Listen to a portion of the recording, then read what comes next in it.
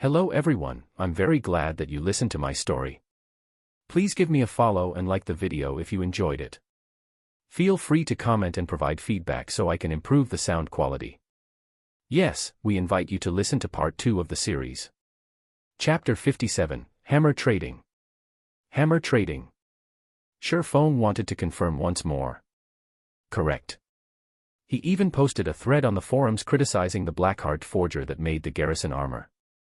Currently, the thread has already received more than 7 million clicks. With it, that guy has quickly become a famous person in White River City. I heard many large guilds have already sent out an olive branch to him, trying to recruit him with a high price. The logistics player had a face filled with envy while he spoke. He couldn't help but wish he could turn into hammer trading. That way, he would be able to live a life filled with beauties and riches.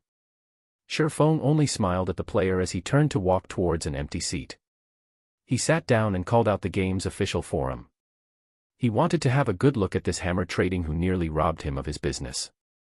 In Sherfeng's previous life, hammer trading did not reveal himself as quickly as this.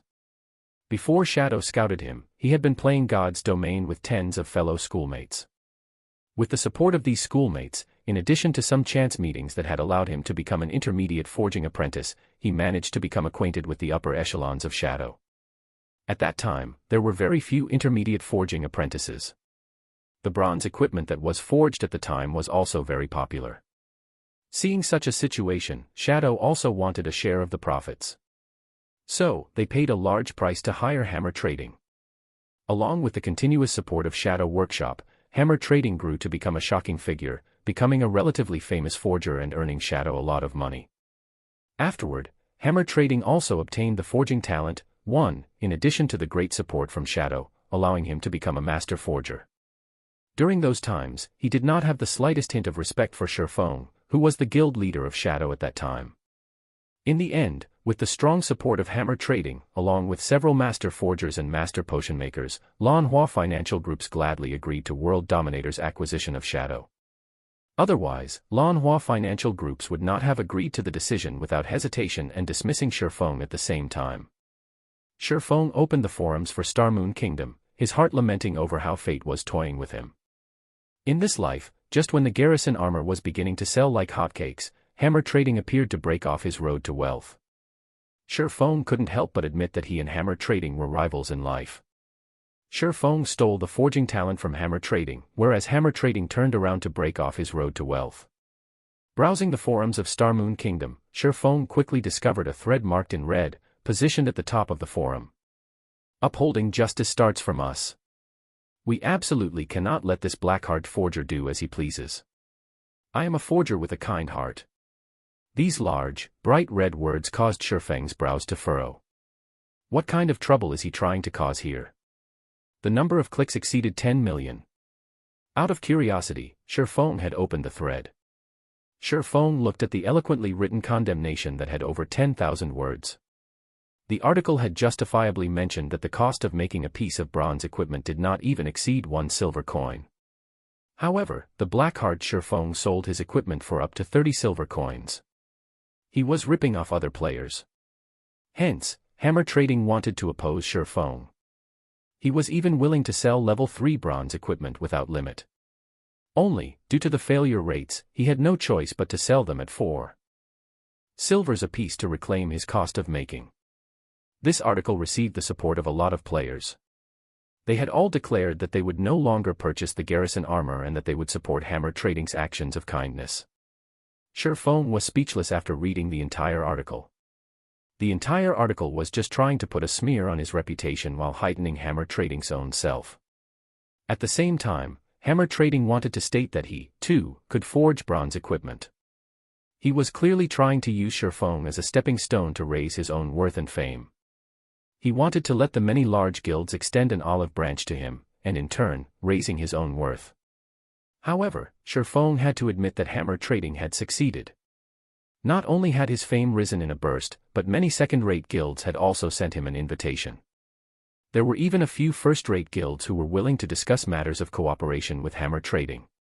Crap, not only has he broken off my path to wealth, he still wants to use me as a stepping stone. Shifeng could no longer hold back his 2 lifetimes worth of rage. He wanted to properly teach hammer trading a lesson. Did he think he was awesome for selling level 3 bronze equipment without limit? Shifeng did not wish to have any relation with hammer trading if he did not try to use Shifeng as a stepping stone. However, now that he had provoked Shifeng, he must be ready to pay the appropriate price. Shifeng felt it was just hilarious when he looked at the statements and numbers provided by hammer trading. Basic forging apprentices only had a 5% success rate when forging a piece of level 3 bronze equipment. However, looking at the numbers provided by hammer trading, it could be seen that he did not possess just a forging design for a piece of bronze equipment. He must have also obtained an item that increased the success rate for forging. In addition to using the intermediate forging room, his success rate should be around 20%. That was why he dared to spout nonsense and brought out several pieces of equipment for auction to prove his words. However, according to Shifeng's estimates, to raise his reputation, hammer trading was taking a loss of 1 silver coin for every piece of bronze equipment he sold. Although Shifeng did not know how much funding hammer trading had, he was still 10 years too early from competing with Shifeng. Selling at 4 silver coins, is it? Shifeng would sell his equipment at 4 silver coins as well.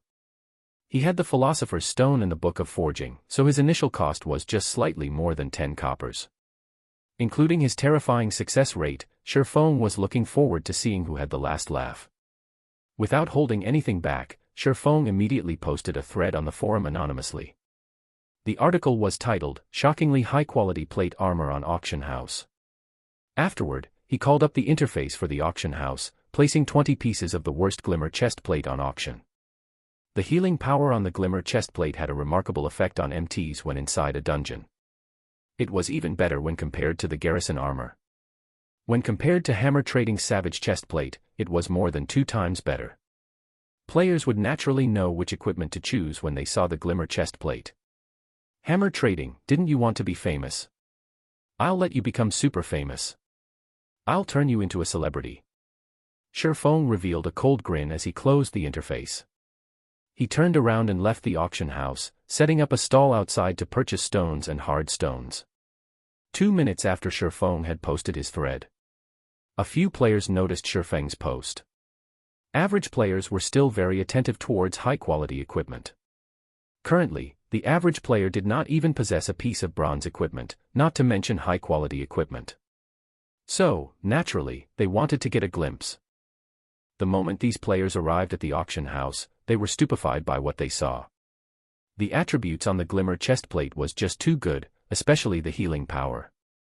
It was definitely the most beloved ability for an MT when inside a dungeon. After they finished looking at the attributes, the players chose to try wearing it. They looked at their own appearance when wearing the glimmer chest plate. Streamline mold, dashing figure, and even a faint radiance coming off their bodies. There was also a flickering black flame on their left breast. They looked absolutely awesome. It was as if they had become the heroes from Legends while wearing the glimmer chest plate, valiant and powerful. Then, they looked at the selling price. It actually only required 4 silver coins. These players did not dare believe their eyes. Such high-end equipment was only selling for 4 silver coins. If they did not buy it, they would be doing a disservice to their own lives. Even if they did not have much money on their persons, they were willing to sacrifice everything they had to buy the glimmer chest plate. Within a short 15 minutes, Shifeng's post had become the topic of the forum. There were even players who posted the information and appearance of the glimmer chest plate, the equipment instantly arousing everyone's exclamation. Shield warriors and guardian knights could not help but wish they could obtain this high-end equipment right that instant. However, when they wanted to go to the auction house and buy it, there were only 4 pieces of the equipment remaining. Moreover, every one of those pieces had their prices bait up to more than 6 silver coins. One MT from an elite party had reluctantly chosen to borrow money from all over the place. In the end, he successfully won a piece for 7 silver coins. When the glimmer chestplate arrived in his hands, he no longer minded the money he owed for it. With such attributes and dashing appearance, he would not have any troubles earning money in the future. Thinking up to this point, the smile on the shield warrior spread widely. 1. Forging talent. This is referring to the forging genius mentioned in Chapter 19. Chapter 58, Equipment Competition. Just a short 20 minutes after Sherfong placed the Glimmer chestplates on auction, all 20 pieces of them had been sold off. The Glimmer chestplates' popularity was far better than the garrison armor. There were even quite a few players showing off their purchases on the official forum. Previously, these players had to beg, using various methods, to join a party. Now, however, with their majestic-looking equipment, a simple shout would garner them tens of invites from elite parties for their own choosing. Following the Glimmer chestplate's rise in popularity, the players that failed to buy one were all beating their own chest in anguish. They hated themselves for not borrowing money to buy the piece of equipment since, right now, it was no longer being sold. Meanwhile, the Forging Association in Golden Sand Town was packed with people. The spacious hall was entirely occupied by players. The players present were the spokespeople for various guilds. They were here for only one purpose, and that was to invite hammer trading to their guild. Amongst the guilds present, there were quite a few that were very famous. There was no lack of spokespeople for third-rate guilds. If it were during ordinary times, these spokespeople would act proud and arrogant. They would use a condescending attitude when dealing with lifestyle players. Even so, these lifestyle players would still treat them with great respect. They would even shed tears of emotion, pledging their loyalty to the guild as they quickly signed the contract, becoming a part of a large guild. However, the current trend of the game had changed. The higher-ups of the guild strongly emphasized that they, the spokespeople, must definitely invite hammer trading. Otherwise, they could start packing up their bags. Hence why these guild spokespeople were like obedient grandchildren, standing and waiting in the hall for hammer trading summons. Inside an intermediate forging room on the second floor. Brother Hammer. You're so awesome. I admire you so much. Before, those third-rate guilds would not recruit you no matter what. Now, they're just like grandchildren waiting upon you. They would not leave even if you chased them away. A sexy female cleric in her mid-20s hugged around Hammer Trading's robust arm, giggling and speaking with admiration. Her bulging chest was rubbing against his arm. Hammer Trading had a very brutish appearance. He had a thick beard and beady eyes, and his skin color was similar to yellowish wax. Judging from his appearance, he looked to be over 30 years of age. Nobody was able to tell, however, that Hammer Trading was just a university student in reality. His age was just slightly over 20. Ha ha ha, this is just a small matter. However, I truly have to thank the fool who opened the road for me and has even hidden his name. He made all the large guilds know of my importance. Hammer Trading heartily laughed. He silently praised his own intelligence and wisdom for being able to think up of a plan to utilize that anonymous forger's fame. It allowed him his current good fortune, becoming every player's idol. Wait till I've entered a first-rate guild and rise into their upper echelons. It will be truly awesome. Right now, I'm just showing a small part of my prowess. Let those third-rate guilds continue waiting outside. I can use them to raise my own value and fame. Boss, what are we going to do about all the orders we've received? An assassin asked. Hammer Trading rolled his eyes at the assassin, saying in disdain, who cares about them? I'm taking a loss of 2 silver coins per piece of equipment. Do they think I'm running a charity? My goal has already been met. I'm only waiting for the first-rate guilds to come. Don't bother with the other players, just tell them that we're too busy and don't have time. To use Sherfong as a stepping stone, Hammer Trading used up all the silver coins belonging to his classmates.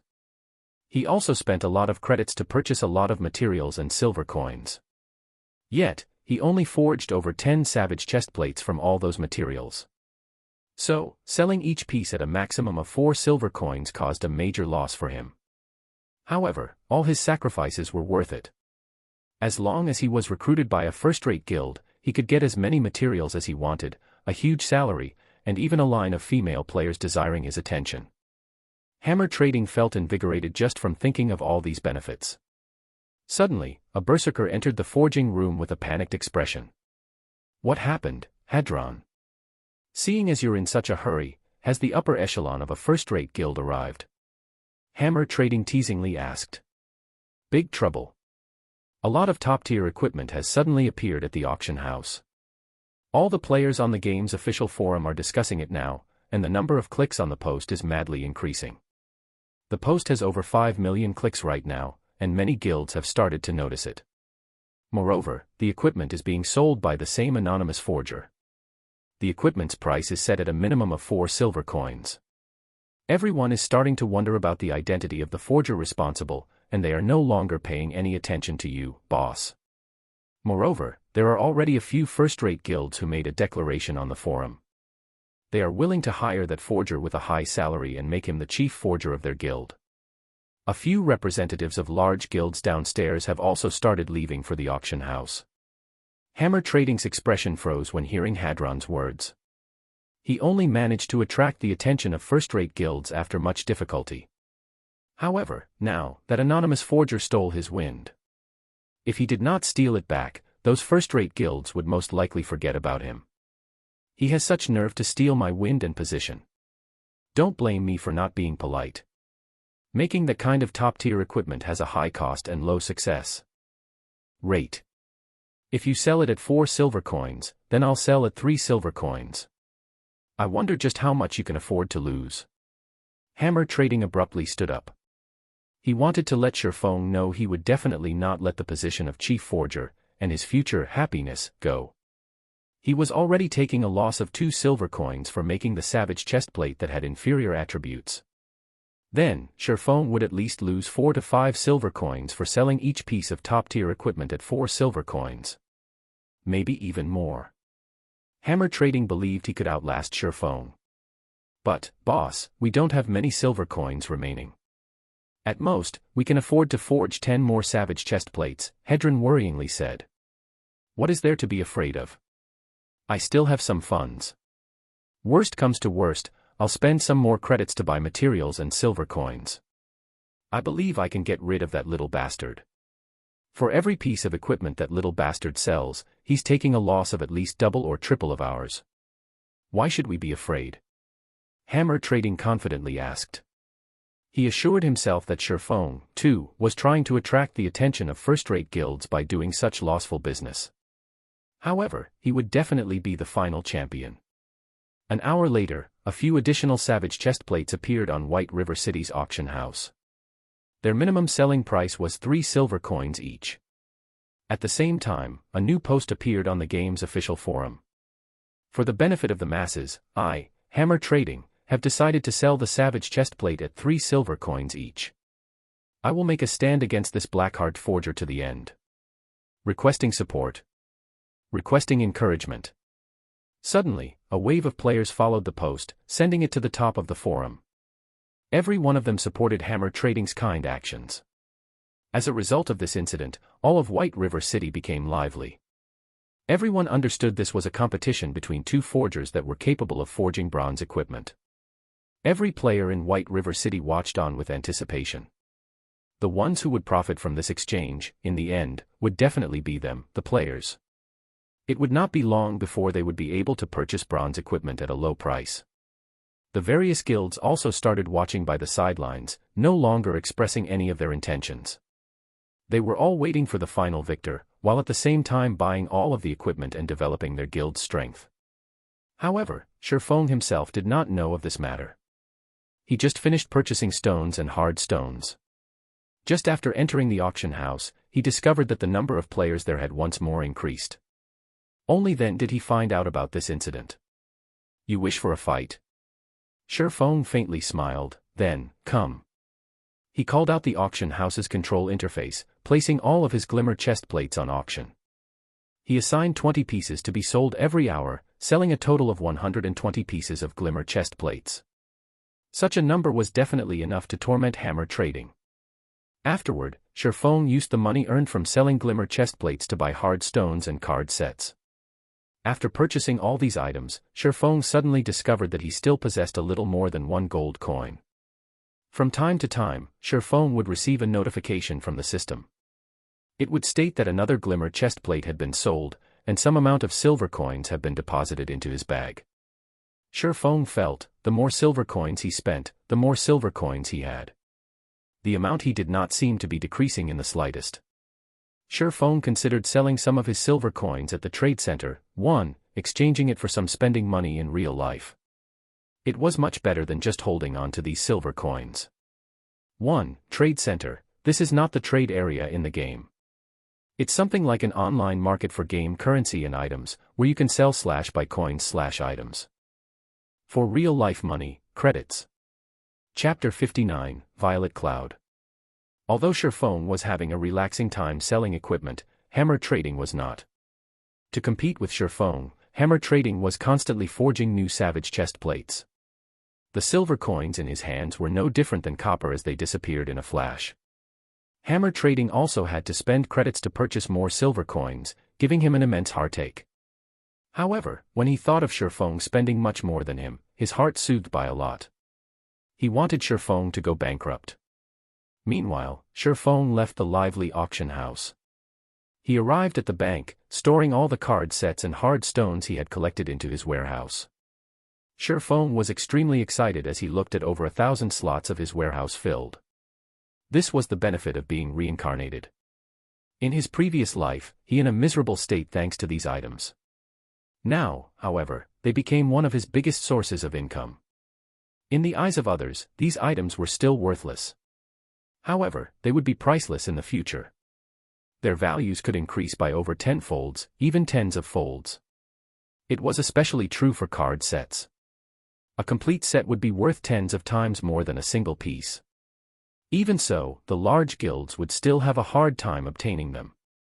After he was finished storing the items, Sherfone made a trip to the grocery store. He bought 5 stacks of white paper and 1 stack of pen and ink. These 2 items could be bought at extremely low prices at the grocery store. A stack of 200 white papers only sold for 10 copper coins, whereas a stack of 20 bottles of black ink sold for 15 copper coins. The best feathered pen also only sold for 20 copper. Even so, Sherfeng's casual purchase far exceeded the daily income of an average player. An average player would definitely be unable to spend in such a way.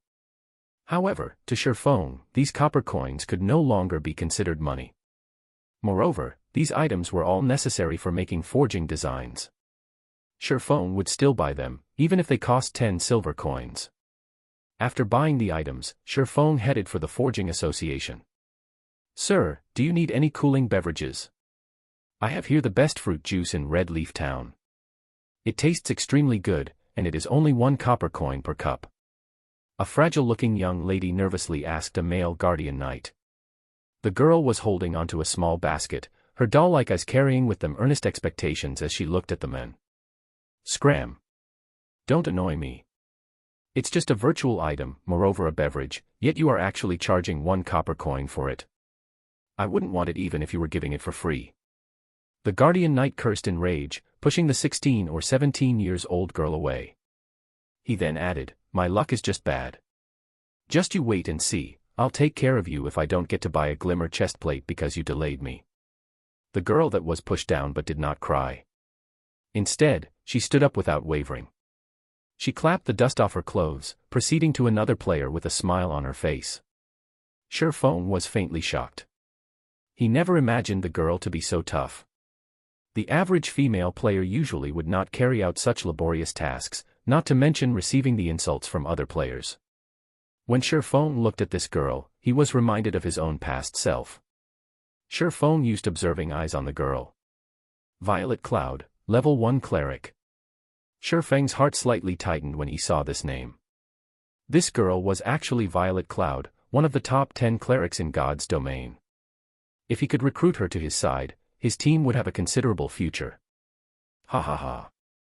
This is a virtual game, yet you're actually trying to earn money by selling cold beverages. Do you think your milk tea sister won? Only idiots would buy them. Seeing that you're good looking, why don't you come over to my place tonight? I can even give you 1 silver coin. A lecherous man in his 30s walked up to Violet Cloud, drooling as he harassed her. "Sir, I am only selling cold beverages. Please have some self-respect." Violet Cloud retreated a step, resolutely saying, "I've given you praise, yet you're still headstrong. You're but a lowly lifestyle player. If you don't agree with me today, then you can forget about doing business here in the future." The lecherous man threatened in rage. He blocked Violet Cloud's path, staring at her snow-white neck and licking his lips. "How could you act in such a way? You are simply shameless." Violet Cloud's eyes were filled with anger. However, she could not win against him in a fight. If she were to continue wasting time here, even her final hope would be gone. Hee, I am shameless. What are you going to do about it? Bite me. The man felt even better when he looked at Violet Cloud's panicked expression. Watching Violet Cloud trying to hold back from crying and the tears that were rolling about in her eyes, she became even more lovable. Uncle, please give way. I want 1,000 cups of fruit juice. Sure Feng used observing eyes on the lecherous man. His name was displayed as Drifting Blood, and he was currently level 3. At this stage of the game, his level was considered relatively good. Drifting Blood turned towards Sure Feng, sending him a glare, saying, "Brat, this girl is mine. If you don't wish for something to happen to you, then scram. You want 1,000 cups? Then I want 10,000 cups. Do you think you're a tycoon capable of simply taking out 10 silver coins? If you continue competing with me like a fool, I'll send you back to level 0. If fighting were not prohibited within the town, he would have long since gotten rid of Sure Feng. Ha ha ha. An amusing show this early in the day. Go for it. Don't hold back. Don't argue if you can fight. What a tycoon, spending 10 silver coins just like that. Unfortunately for him, he's angered Fatty Bear of Martial Union. There's going to be an amusing show to watch. Dogs fart tycoon, I bet he's just boasting to impress the girl. If he can really bring out 10 silver coins, I'll live stream myself eating shit. Quite a few busybodies stopped to watch the occurring scene. They all started a discussion about Sure Feng's actions. Sure Feng did not pay any attention to Drifting Blood at all. He grabbed Drifting Blood's shoulder, applying a slight force. Before Drifting Blood could react, he was already kneeling on the ground. No matter how much strength he used, even to the point where his face had turned beet red, he still could not stand back up. The surrounding onlookers were immediately dumbfounded. Sure Feng was just too courageous, directly taking action within the premises of Red Leaf Town. Was he not afraid of being caught and jailed by the guards? Also, how did Sure Feng possess such immense strength? He had actually suppressed a level 3 Guardian Knight with a single hand. Brat, you're dead for sure. Just you wait till the guards arrive. Drifting Blood looked towards Sure Feng, smiling in disdain. However, after waiting for some time, the guards had still not shown up. Sure Feng paid no attention to Drifting Blood as he firmly pressed him onto the ground, preventing him from even moving. Sure Feng looked towards Violet Cloud, his other hand holding out 10 silver coins, saying, 1,000 fruit juices, thank you. The players on the street, who were previously discussing amongst themselves, suddenly turned silent, their eyes nearly popping out of their sockets. This was 10 silver coins, not 10 copper coins. Currently, they had felt extremely wealthy to even have a single silver coin on their person. On the other hand, Sure Feng had just simply taken out 10 silver coins. How rich was Sure Feng? Was he really a brother tycoon? Violet Cloud rubbed her eyes. She looked at the 10 coins in Sure Feng's hand that gave off a silvery glow, her expression filled with incomparable shock. Originally, she thought Sure Feng was just trying to help her by saying so. Never would she have imagined that he would truly take out 10 silver coins to buy 1,000 cups of cold beverages that nobody wanted. Drifting Blood was similarly shocked. However, that shock quickly turned into greed. He thought about snatching the 10 silver coins and using them to buy a glimmer chest plate. There would even be leftovers remaining. Brat, I'm a member of Martial Union. If you don't want to be killed back to level 0, then immediately give me 20 silvers. If you do so, I can consider letting you off this time.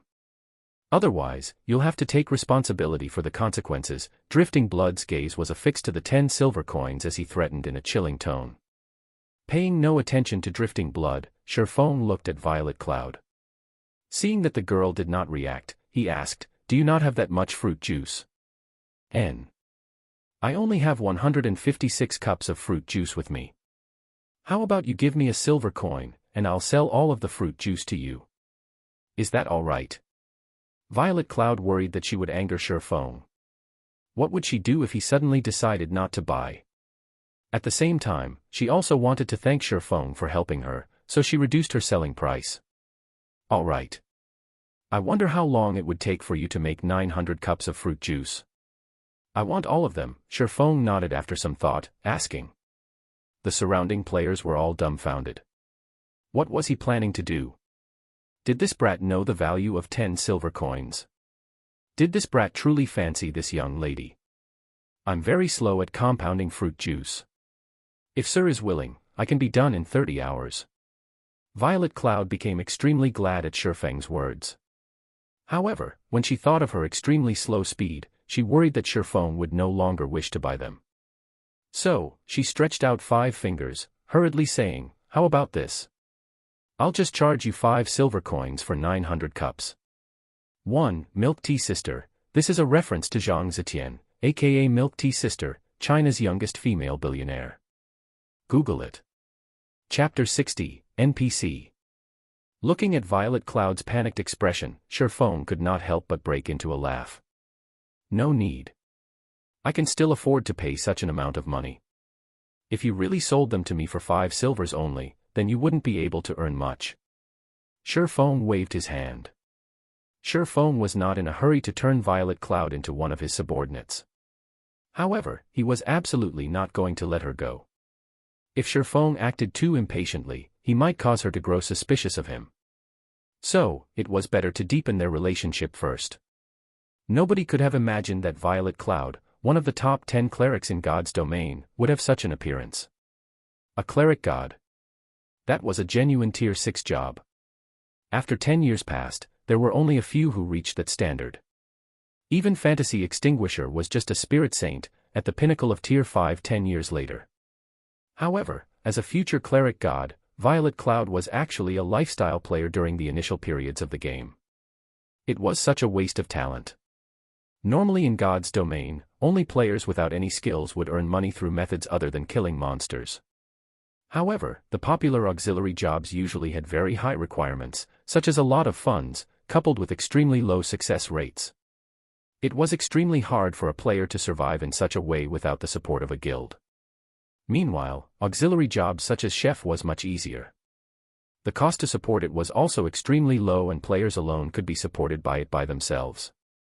If their talents were high, and they were capable of creating delicious cuisines, they could still earn quite a lot of money in God's domain. However, delicious cuisines usually required advanced cooking recipes and materials. These items were hard to obtain, so trying to earn a lot of money would not be easy. It was truly hard to imagine that a future cleric god would be such a clumsy young lady. He recalled that Violet Cloud was one of the members of Ouroboros during her first 3 years in God's domain. When the snow goddess left Ouroboros, Violet Cloud similarly left the guild. From then on, she was just a solo player. When she had become a tier 4 great cleric, countless first-rate guilds tried recruiting her with shockingly high prices. Ouroboros also tried countless times to invite her back. Unfortunately, Violet Cloud did not pay attention to any of them. Her actions greatly angered those first-rate guilds. Since they could not obtain her, they would destroy her.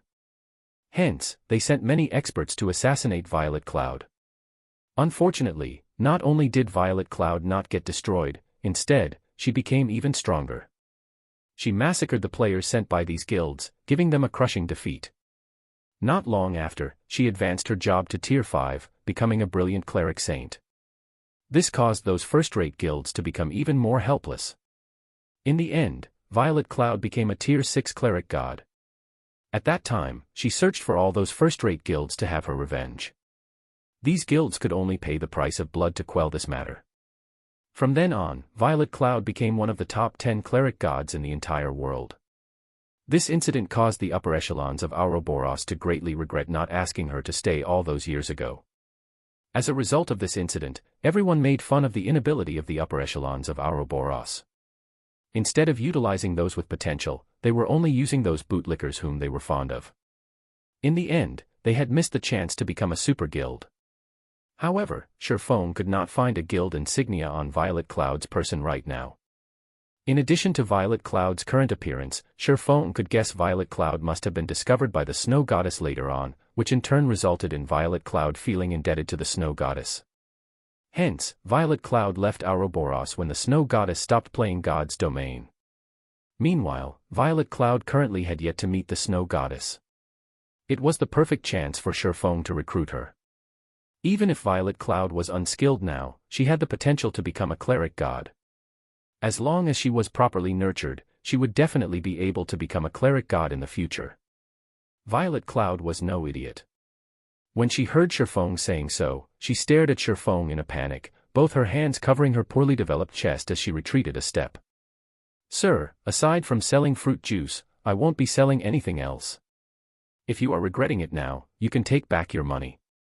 Violet Cloud handed over the silver coins she had just received. However, her eyes still carried with them a hint of unwillingness as she did. At her time of despair, a person suddenly emerged, saying that he wanted to purchase 1,000 cups of fruit juice. Moreover, he was even willing to wait for 30 hours without reducing her pay. She would not believe Shifeng had no ulterior motives, even if she were beaten to death. Forget Violet Cloud, even the surrounding players would not believe it. If Shifeng did not have any ulterior motives, why would he save her? He even spent 10 silver coins to buy those unwanted beverages. Shifeng looked at Violet Cloud's vigilant expression and actions.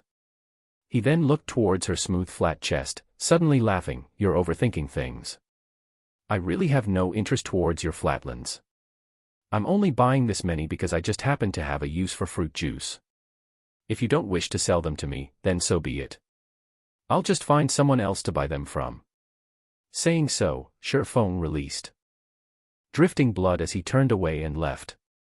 However, Drifting Blood was not willing to let Shifeng go. Shifeng publicly humiliated him by forcing him to kneel with just a single hand.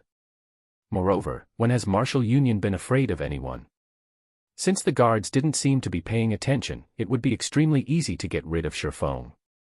Thinking so, Drifting Blood pulled out a weapon and used charge at Shifeng. With his sensitive 5 senses, Shifeng naturally knew of Drifting Blood's actions. Shifeng spun around to face him, pulling out the abyssal blade and using parry. Dang! Drifting Blood's greatsword hacked at Shifeng's sword. Instead of hurting Shifeng, however, Drifting Blood was knocked back by 3 yards. The durability of the greatsword in his hands instantly reduced by 2 points, and he looked at Shifeng in shock. He did not understand how a person like Shifeng would have such great strength. Shifeng was like a beast in human skin. The surrounding players were similarly shocked. Drifting Blood was a berserker, so he must have definitely added a lot of strength points. He was also at level 3, similar to Shifeng, so how could the gap between them be so great? These players did not know, however, that this was still only half of Shifeng's real strength. After all, Shifeng could obtain 6 free attribute points for every increase to his level. It was 1.5 times that of an average player. Not to mention Shifeng's body was protected by bronze and mysterious iron equipment. There was even the powerful magic weapon. Even with just half of these aspects, Shifeng's strength far exceeded the average player. If Shifeng's strength had not been reduced by half, just by activating the strength-hidden basic skill and the strength provided by the magic weapon, Shifeng could destroy that basic greatsword without a problem. "Brat, you're courting death. See how I'll take care of you." Drifting Blood naturally would not believe that Shifeng was his match. He immediately stood back up, lifting his greatsword as he looked at Shifeng. Idiot. Shifeng sheathed the abyssal blade, having completely lost interest in Drifting Blood. Watching Shifeng store his weapon, Drifting Blood thought Shifeng had become afraid and wanted to beg for mercy. However, he would not forgive Shifeng. Drifting Blood further increased the power in his hands. Just as Drifting Blood was about to slash at Shifeng, he was immediately sent into a fainted state. Before Drifting Blood could turn around and curse the bastard that attacked him, he suddenly discovered 6 silvery white armored guards standing before him. Without saying anything further, the guards placed Drifting Blood in shackles. "You've violated a town law, take a trip with us. Any resistance and you'll be killed without consideration." The 2 guards grabbed Drifting Blood from both sides, turning around and dragging him away. "Crap, you've got the wrong person. I'm just an ordinary citizen. It's that bastard who attacked me first. You guys should be arresting him." Drifting Blood continuously pointed at Shifeng, yelling injustice and rage. However, the guards paid no attention to his bellowing, taking him away immediately. Everyone was also in shock. Why did the guards only appear now? Moreover, they even apprehended the wrong person. What sort of situation was this, exactly? Could Shifeng actually be an NPC, a part of the nobility? Only nobles would have such authority. To the side, Violet Cloud had a blank expression on her face, unable to make sense of the situation. Why didn't the guards arrest Shifeng?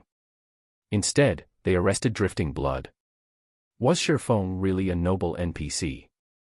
Violet Cloud's eyes were filled with reluctance as she watched Shifeng leaving. She bit her rosy lips, her delicate hands tightly gripping the hem of her shirt. Of course, she was not reacting so because of how handsome Shifeng was, but instead, she was truly in need of money. Those 10 silver counts were too important to her. Chapter 61, Poaching. Just as everyone was guessing whether or not Shifeng was a noble NPC. As Drifting Blood was being dragged away, he glared at Shifeng with eyes of a poisonous snake, bellowing, "Brat, just you wait. I'll remember you now. Our martial union will not let you off. I'll still be a good guy when I come out 12 hours later. When that time comes, there would be no place in Red Leaf Town for you." Everyone felt chills down their backs as they heard Drifting Blood's malicious threat. Was he planning to fight to the death? However, no one dared to belittle Shifeng any longer. Just by judging from his single action just now, they knew Shifeng was not as simple as he looked. Martial Union was a relatively famous guild in Red Leaf Town. They were very well known in other wuxia virtual reality games. They were not a guild managed by a workshop, but instead, they were a guild that was managed by casual gamers. Including investments from a few wealthy personages, Martial Union also started establishing a foothold in God's domain. Although they did not reach the standards of a third-rate guild, they were not a guild to be taken lightly. Currently, God's domain monopolized the entire virtual gaming industry. Under the support of the recently developed main God system, God's domain did not require humans for operation. The main God system assured fairness in the game, and it would also constantly evolve the game, continuously pumping out various quests, dungeons, hidden locations, and so on. God's domain was a living game, and it was something that no other virtual reality game could compare to. The maps in God's domain were also immensely vast, sufficient for the entire population of Earth. Moreover, a majority of the things available in real life could also be experienced within the game, in addition to things that could not be found in real life. God's domain was slowly trending towards becoming a second world, and other virtual reality games had no chance of competing with it. After Drifting Blood was dragged away by the guards, everyone's gaze turned towards Shifeng. They all held curiosity on their faces, and their eyes tried to see through Shifeng. They wanted to know whether or not Shifeng was an NPC. Unfortunately, no matter what kind of observation skills they used, the results told them that Shifeng was 100% a player and not an NPC. This only further increased everyone's confusion. Yet, nobody dared to go over and ask Shifeng, as Shifeng might not even answer them. If by chance they were to cause Shifeng displeasure, who knew, they might be the next Drifting Blood. Shifeng looked at the puzzled faces of the people around him. He merely revealed a faint smile at the sight as he turned to leave. After living in God's domain for 10 years, he long since clearly understood the rules of God's domain. A player would be captured and jailed if he were to attack another player inside a safe zone. However, as long as an action did not cause any damage, even if it were an intense bodily contact, the guards would not pay heed to it. Pressing onto Drifting Blood and clapping his shoulders were both actions that did not cause damage. It was just that the strength behind it was different than what one would normally use for such actions. Naturally, the guards would not care about such actions. However, Drifting Blood used Charge, a skill that would cause the target to enter into a fainted state in addition to damage. Moreover, there were also his aggressive actions. The guards naturally would not let him off freely. Meanwhile, female players only had to activate the anti-harassment system to prevent harassing players from doing anything to them. However, Violet Cloud just recently entered God's domain, so it was natural for her not to know about it. Regarding Drifting Blood's threat, Shifeng paid no heed to it. Martial Union was a guild that did not even reach the standard of third rate. Shifeng previously used to lead the weak shadow to stand off against many first-rate guilds, and these first-rate guilds were helpless dealing with them. Martial Union, a leisure guild that only had several thousand players, was not worth even mentioning. If they wished to find trouble with him, he would just deal with them. As a reincarnated person with a magic weapon in hand, what was he afraid of? As for deepening his relationship with Violet Cloud, Sherfong could only leave it aside for now as he searched for another way. The girl's vigilance was just too heavy for him to get through. However, Sherfong understood her reasons. If it were the snow goddess standing in his place, Violet Cloud might have a different reaction. Sherfong bitterly laughed, shaking his head as he left. "Sir, please hold on a moment," Violet Cloud finally said, no longer able to endure it. The enticement of 10 silver coins was just too great. This was her biggest chance. If she were to miss it, what would happen to her sick mother? "Oh. Did you change your mind?" Sherfong turned around to look at Violet Cloud's troubled expression, smiling as he spoke. Violet Cloud stayed on guard as she looked at Sherfeng's eyes, trying to discern any bad intentions within them. However, no matter how she looked at them, she could not discover any special emotions within them. Instead, she could feel a vast ocean hidden within the depths of Sherfeng's eyes. However, she still asked in caution, "You truly want only the fruit juice and absolutely won't have other requests?" Sherfong was sweating profusely in his heart. For her to seek confirmation over and over just how unreliable was he. He would have left long ago, were it not for her potential to become a cleric god, as even he was unable to endure being thought of as a lecherous bastard by others. "In any case, I'm in need of a chef to make some things for me. How about this? We'll set up a contract, and I'll hire you to be my chef. I'll give you the same treatment as a lifestyle player in a third-rate guild. You should be able to relax with the main god system's guarantee. If you don't have any problems, then follow me. If you still can't feel reassured, then just stay here." Sherfong let out a sigh, speaking unhurriedly. Violet Cloud was dumbfounded. The man before her was actually hiring her, and he was even giving her an ordinary job. It should be known that chef was a lifestyle job that nobody thought highly of. No one ever hired chef players. She had heard before, from her best friend, the treatment of a lifestyle player in a third-rate guild. At that time, her friend even showed off that her boyfriend was a lifestyle player in a third-rate guild and how great the monthly treatment he received was. If he performed well, there would even be various kinds of benefits. The treatment was much better than many jobs that were available in real life, and this caused Violet Cloud to be extremely envious. "I'll follow you. However, I work very slowly. Is there really no problem?" Violet Cloud ground her teeth, deciding to agree with Sherfong. If she were to let go of this chance, what sort of future awaited her? Judging from his various performances, Sherfong did not seem like a bad person. Moreover, she was just a very ordinary female player. There was absolutely no need for him to conspire and trick her. This was a virtual world. If she did not reveal her address in real life, Sherfong would not be able to track her at all. Moreover, Sherfong would have to bear a great risk in doing so. "Follow me then. I still have some things I need to buy." Sherfong nodded his head, appearing to be very calm. However, inwardly, he was in ecstasy. He had swindled a cleric god into his hands, just like that. As for the snow goddess, Sherfong could only apologize and say, "First come, first served." Subsequently, Violet Cloud left with Sherfong. Sherfong brought along Violet Cloud, returning to the grocery shop once more. He bought an assortment of equipment used by chefs such as pots, spatulas, knives, and so on, spending less than 2 silver coins in total.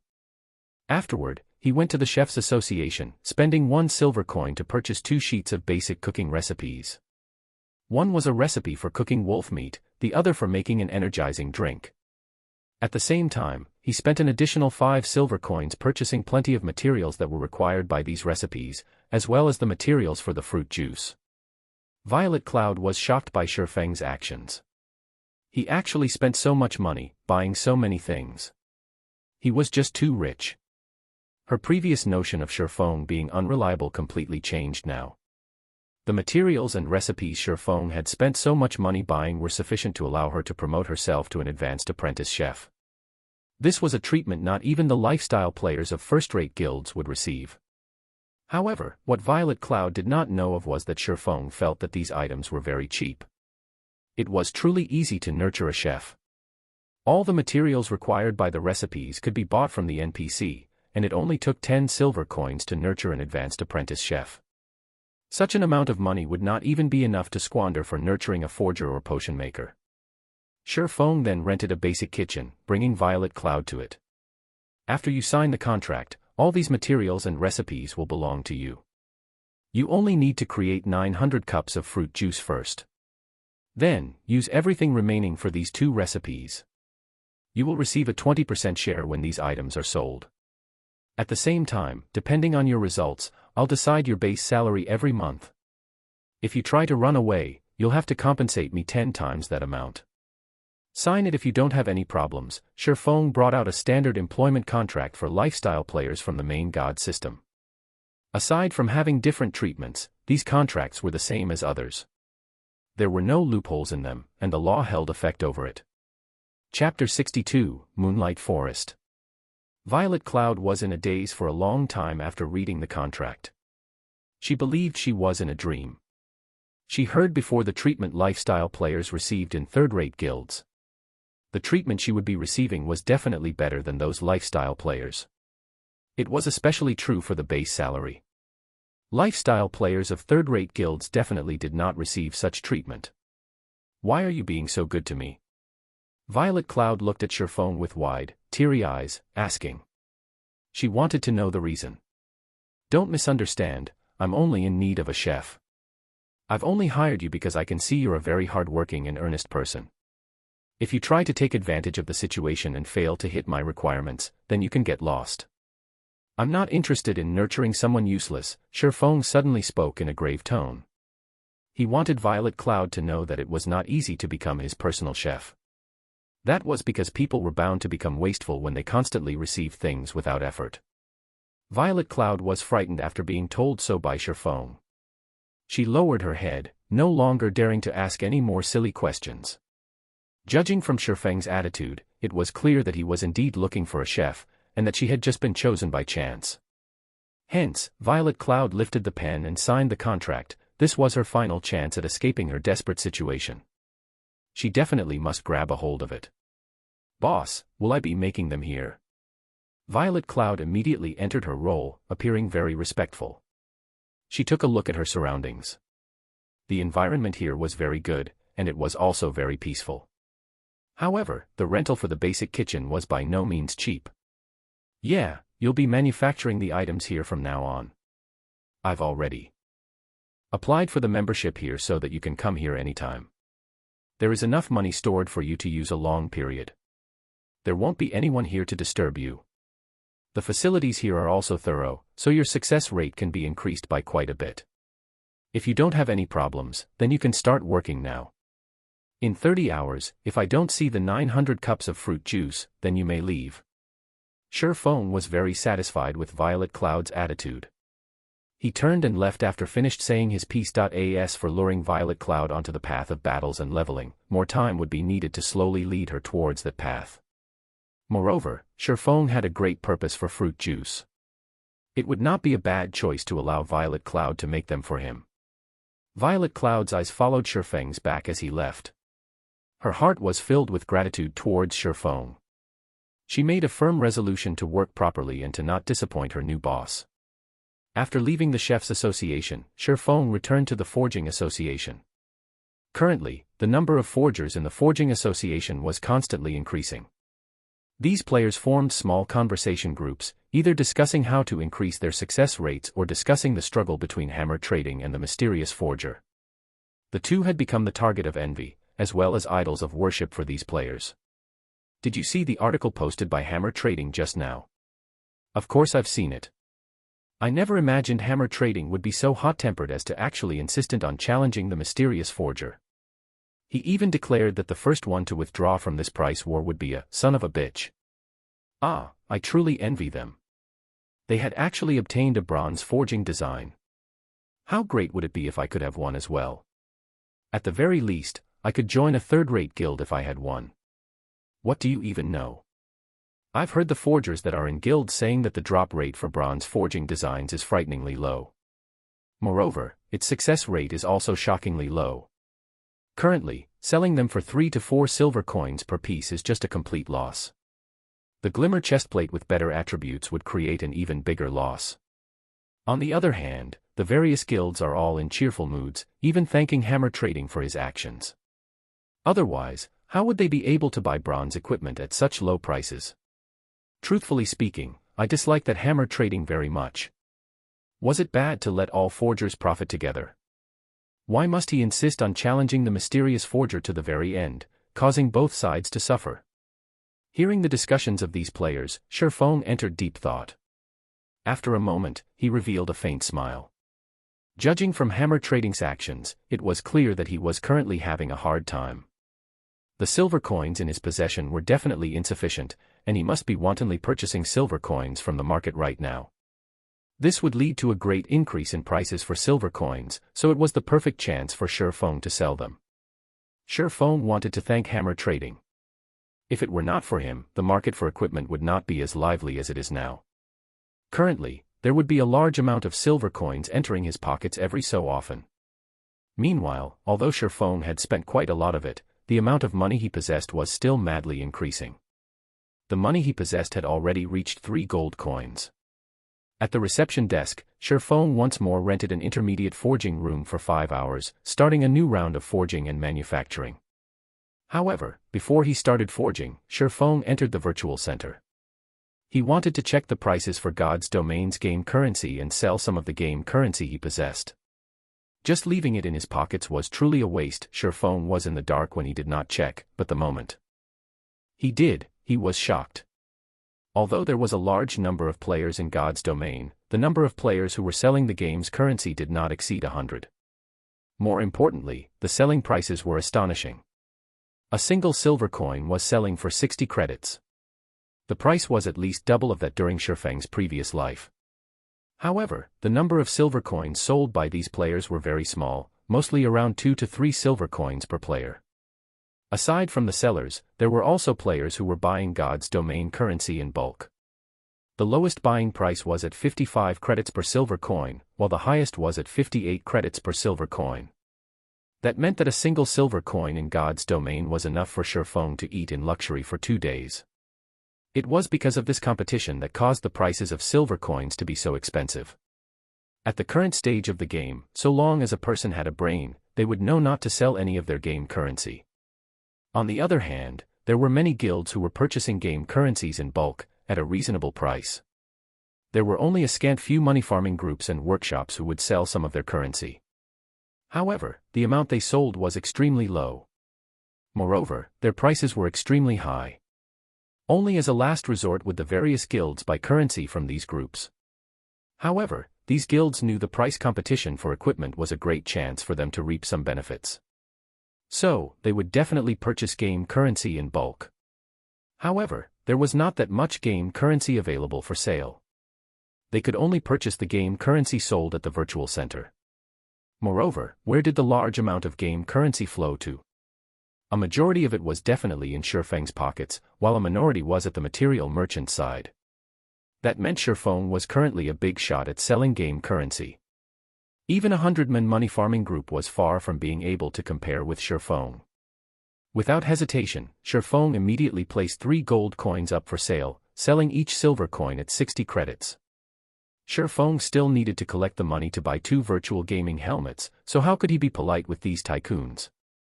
Although the price was slightly high, to obtain equipment, the many guilds in White River City will definitely buy them.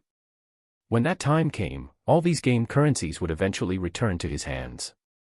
After settling this matter, Shifeng started focusing on forging equipment and manufacturing forging designs. 5 hours went by quickly. Shifeng once more forged more than 80 glimmer chestplates and 50 forging designs for the glimmer chestplate. The 200,000 EXP required by the teleportation orb had been filled, and his own experience had also increased by quite a lot. He was just 22% away from level 4 now, and he was just short of slightly more than 200 proficiency points before becoming an intermediate forging apprentice. In this forging session, the forging designs made were the most valuable when compared to the equipment made. Looking at the current popularity of the glimmer chestplate, the various guilds were definitely in a rush to obtain their own bronze equipment forging design. They wanted to nurture their own forgers and create their own bronze equipment. After all, the drop rate of bronze equipment was extremely low. There were also not that many elite monsters available to hunt. In regards to the millions of players in White River City, the amount of equipment sold by Shurfeng and Hammer Trading was insignificant. There were still swarms of players requiring the equipment. After leaving the forging room, the amount of money in Shurfeng's pockets once more increased by a lot. Hence, Shurfeng made a trip to the trade area, once more purchasing stones and hard stones. He then cleared out the card sets and hard stones that were sold at the auction house, and in turn, placing the over 80 glimmer chest plates on auction. However, the selling price for the equipment this time was slightly different. The minimum price was no longer at 4 silver coins but 3 silver coins. Hammer Trading was quickly nearing insanity from the competition. When Hammer Trading saw Shurfeng had once again lowered his selling price, Hammer Trading even spat out blood. Now that Shurfeng reduced his selling price, naturally, Hammer Trading had to reduce his as well. Did Shurfeng want him to sell a kidney? Must he be so merciless? The person himself, however, did not put much consideration into such matters. Shurfeng only wanted to advertise the glimmer chest plate. After leaving the auction house, Shurfeng stored the philosopher's stone and materials in the bank. Afterward, Shurfeng went to the pharmacy to purchase 2 stacks of basic regeneration potions. He then went to the magic shop, purchasing over 10 types of magic scrolls. He bought 5 pieces of each kind, and each piece cost around 20 to 40 coppers. Now that the experience required by the teleportation magic orb has been fully collected, Shurfeng could go to the Moonlight Forest. However, the Moonlight Forest was not an easy and relaxing place to stay. On the contrary, crises came one after another there, making the place extremely dangerous. Players dubbed the map as the Land of Eternal Rest. Without proper preparations, players would definitely die 10 out of 10 times there. The scrolls Shurfeng bought were all necessary tools for him to survive in the wilderness. Before, he did not have that much money, so he did not bother with purchasing the magic scrolls. Now that he did, he naturally would not be courteous. At the very least, these scrolls could improve his survival chances there, rather dying 9 out of 10 times. Following which, Shurfeng searched for a deserted location and activated the teleportation magic orb. Shurfeng then transformed into a streak of white light, vanishing from Red Leaf Town. Chapter 63, Mountain Beast Fighter. The sky was a dull gray. A full moon shone, scattering faint silvery rays throughout the tranquil forest. From the crystal-clear lake, one could hear the croaking of frogs. Fireflies were dancing throughout the forest. The scene was like a fantasy from a children's fairy tale. This place was the Moonlight Forest, also known as the Land of Eternal Rest by players. The moment Shurfeng arrived at this place, the first thing he did was take out an isolation scroll. Immediately, he activated the magic contained within the scroll. The dazzling magical runes written on the scroll came rushing out, and Shurfeng's body suddenly became blurry. If looking from a far distance, it was very hard to notice Shurfeng's existence. Each isolation scroll cost 40 copper coins. It was practically the entire fortune of an average player.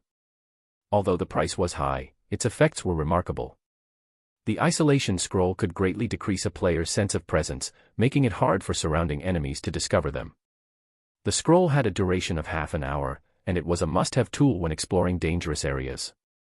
Although it was not as effective as an assassin's stealth, it was better than nothing for jobs that did not possess stealth. When the isolation scroll was used, within a 30-yard radius, players would not be easily discovered by common monsters below level 15. Unless, of course, said player was courting death and attacked the monster.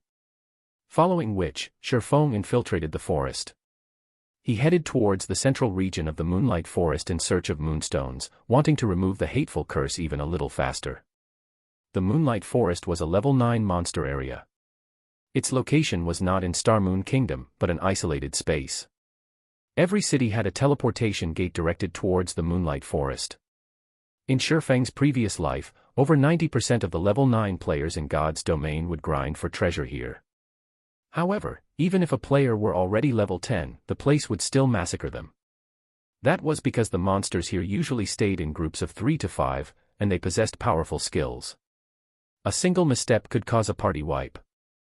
Even so, players would still persevere, rushing to their deaths over and over as if they were possessed. As a result of the constant deaths, the Moonlight Forest was referred to by others as the Land of Eternal Rest. Meanwhile, the reason these players would persevere to such a degree was mainly that the monsters here dropped gemstones. Moreover, the drop rate was relatively high. The number of treasure chests here was also high. As long as one found a treasure chest, there was an 80% chance to obtain gemstones. Gemstones were very valuable in God's domain. The reason being, they were able to increase the attributes of a piece of equipment. Depending on the color of the gemstones, the attributes they increased were also different. Red increased strength, yellow increased agility, blue increased endurance, purple increased intelligence, and green increased vitality. A Tier 1 gemstone could increase an attribute by 2 points. However, such an amount must not be belittled. A piece of bronze equipment could have 1 gemstone embedded into it, whereas a piece of mysterious iron equipment could have 2 gemstones into it. If every piece of equipment worn by a player were outfitted with gemstones, a number of accumulated attributes would be very terrifying. That was why the demand for gemstones was extremely great. The prices of gemstones would always remain high, causing many players to take the great risk of farming gemstones at the Moonlight Forest. Moreover, there were various resources such as ore, herbs, rare food materials, and so on in the Moonlight Forest. However, the most well-known part about the Moonlight Forest was still the 50-man dungeon, the sleeping fortress, that resided there. The dungeon was also the location to exchange card sets. However, only after the dungeon had been cleared by a team would players of the same area be allowed to enter the dungeon to exchange their card sets. However, Shifeng's current goal was not the card sets but the moonstones. The moonstones could only be found in the core area of the Moonlight Forest. Only, Shifeng could not help but be careful when taking action. Not mentioning the extreme dangers found in the Moonlight Forest, Shifeng was just level 3 right now, and he was entering a level 9 monster area. If he were to die an accidental death, then the 200,000 EXP he collected would be for naught, and he would have to start collecting it all over again. He had yet to reach level 10, so he could not activate the teleportation gate found in cities. If he were to die, his only choice was to return to Red Leaf Town. If he wished to return to this place, his only choice was to collect the required experience. Currently, Shifeng was far behind the leading experts regarding level. It would be an absolute nightmare if Shifeng were to die once and have to collect another 200,000 EXP. Just after entering the forest, Shifeng could see level 9 shadow leopards hiding either up in the trees or in the bushes, each of them prepared to ambush their foe. If it were not for the isolation scroll, Shifeng would have long since been discovered. Shifeng naturally wasn't an opponent for a level 9 monster, so he could only avoid them. Besides, his goal here was not to kill monsters, and even more so, there was no need for him to pick a fight with the shadow leopards. Shifeng carefully circled the shadow leopards, one after another. After spending more than an hour doing so, he arrived at a wide and towering forest made of stone. In this stone forest existed a group of battle maniacs called mountain beast fighters. They were a group of tenacious warriors that did not fear suffering. The thing they loved most was battling, and the fiercer, the better. At the same time, they were also guarding a large pile of treasure, and amongst the treasure was the rarely seen moonstone. However, the entire stone forest was filled with these armored, gigantic creatures. Wielding a spiked club the height of 2 people, these creatures patrolled the stone forest, preventing anyone from entering. If Shifeng were to set foot in the stone forest, there was a 100% chance for him to be discovered. At that time, a group of those mountain beast fighters would come rushing over, and a swing from each of those spiked clubs would easily turn Shifeng into meat paste. Mountain beast fighter, common rank. Level 9. HP 1100/1100. Looks like I can only clear the way slowly. After searching for half a day, Shifeng still could not find any safe way to penetrate the heart of the forest. His only choice was to kill his way there. Shifeng could not help but admit that the difficulty of an epic quest was indeed very hard. This was just the beginning, yet he was already required to face off against the level 9 mountain beast fighters. He did not know what kinds of challenges he would meet further down the line. Fortunately, he was very familiar with the terrain of the Moonlight Forest. He knew many methods to deal with the beast warriors before him. The mountain beast fighters were abnormally powerful, and their attacks were out of the ordinary. Even shield warriors and guardian knights of an equal level were unable to take more than a few hits from them. However, their bodies were enormous, resulting in their movement speed being relatively slow. In Shifeng's previous life, there were many elementalists who used frost arrow to reduce their speed. They then utilized the unique terrain of the stone forest to avoid the attacks from the spiked clubs, kiting, and killing the mountain beast fighters. Following which, this stone forest became a holy ground for ranged players.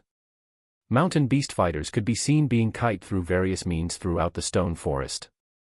Although Shifeng did not possess any speed reduction skills, he could use other methods to supplement it. As for kiting the mountain beast fighters, he had the rare skill, Defensive Blade, 1, which could increase his attack range by quite a lot. Shifeng did not believe that a Sword King expert, such as himself, could not beat a level 10 elementalist regarding utilizing the terrain to dodge attacks. After properly observing the terrain, Shifeng ran practice simulations in his mind a total of 5 times. Carrying out mental simulations would have a tremendous effect during actual operation. Hence, every expert would often carry out mental simulations of the operation before actually taking action. The reason why experts were experts was because of the preparations they made were much greater than others. There would often be many average players who would admire the experts in God's domain. They would lament over their own skills being poor, determining that they would never be able to reach the level of these experts. In reality, however, they did not know how great of an effort these experts were putting into each day. The suffering these experts went through each day far exceeded the average player. It was the reason why they could shine brilliantly. After running through the simulations, Shifeng took out a black steel beer and a speed scroll. The black steel beer could reduce a monster's level by 2. In addition to the attributes of the Abyssal Blade, Shifeng would not be suppressed due to the level difference, even when facing a level 9 monster. He would be able to deal damage normally. As for the speed scroll, each one of them cost 25 copper coins. It increased the user's movement speed by 25% for a duration of 10 minutes. This scroll was a life-saving item when out in the wilderness. Shifeng bought a total of 20 of them just for such occasions. If the average player were to learn about this, they would definitely curse Shifeng as a spendthrift. Such an item would only be used when one was in a life or death crisis. Meanwhile, Shifeng used it for killing common monsters. It was just too extravagant. If Shifeng were not cursed, he could easily kite these monsters, just based on his attributes. However, his attributes were now reduced by 50%. The suppression was just too great, so it was safer to use a speed scroll. If Shifeng were to mess things up, it would not just be a matter of losing a level. He would have also wasted 200,000 EXP. Shifeng took a deep breath, relaxing his body as he looked towards the closest mountain beast fighter. Following which, his 2 feet exploded with strength, rushing towards the mountain beast fighter. 1. Defensive Blade, mentioned in Chapter 52. Chapter 64, Silvermoon Set Equipment. When the distance between Shifeng and the mountain beast fighter was less than 30 yards, the monster discovered Shifeng speeding towards it. It widened its mouth and let out an ear-piercing battle cry. It raised its gigantic spiked club, using a charge and rushing towards Shifeng. Shifeng immediately pulled out the Abyssal Blade. The blade slashed horizontally as Shifeng used parry, pang. Shifeng was knocked back by 5 yards, pulling some distance away from the mountain beast fighter without taking any damage. After he landed, he immediately spun around and ran towards the stone forest.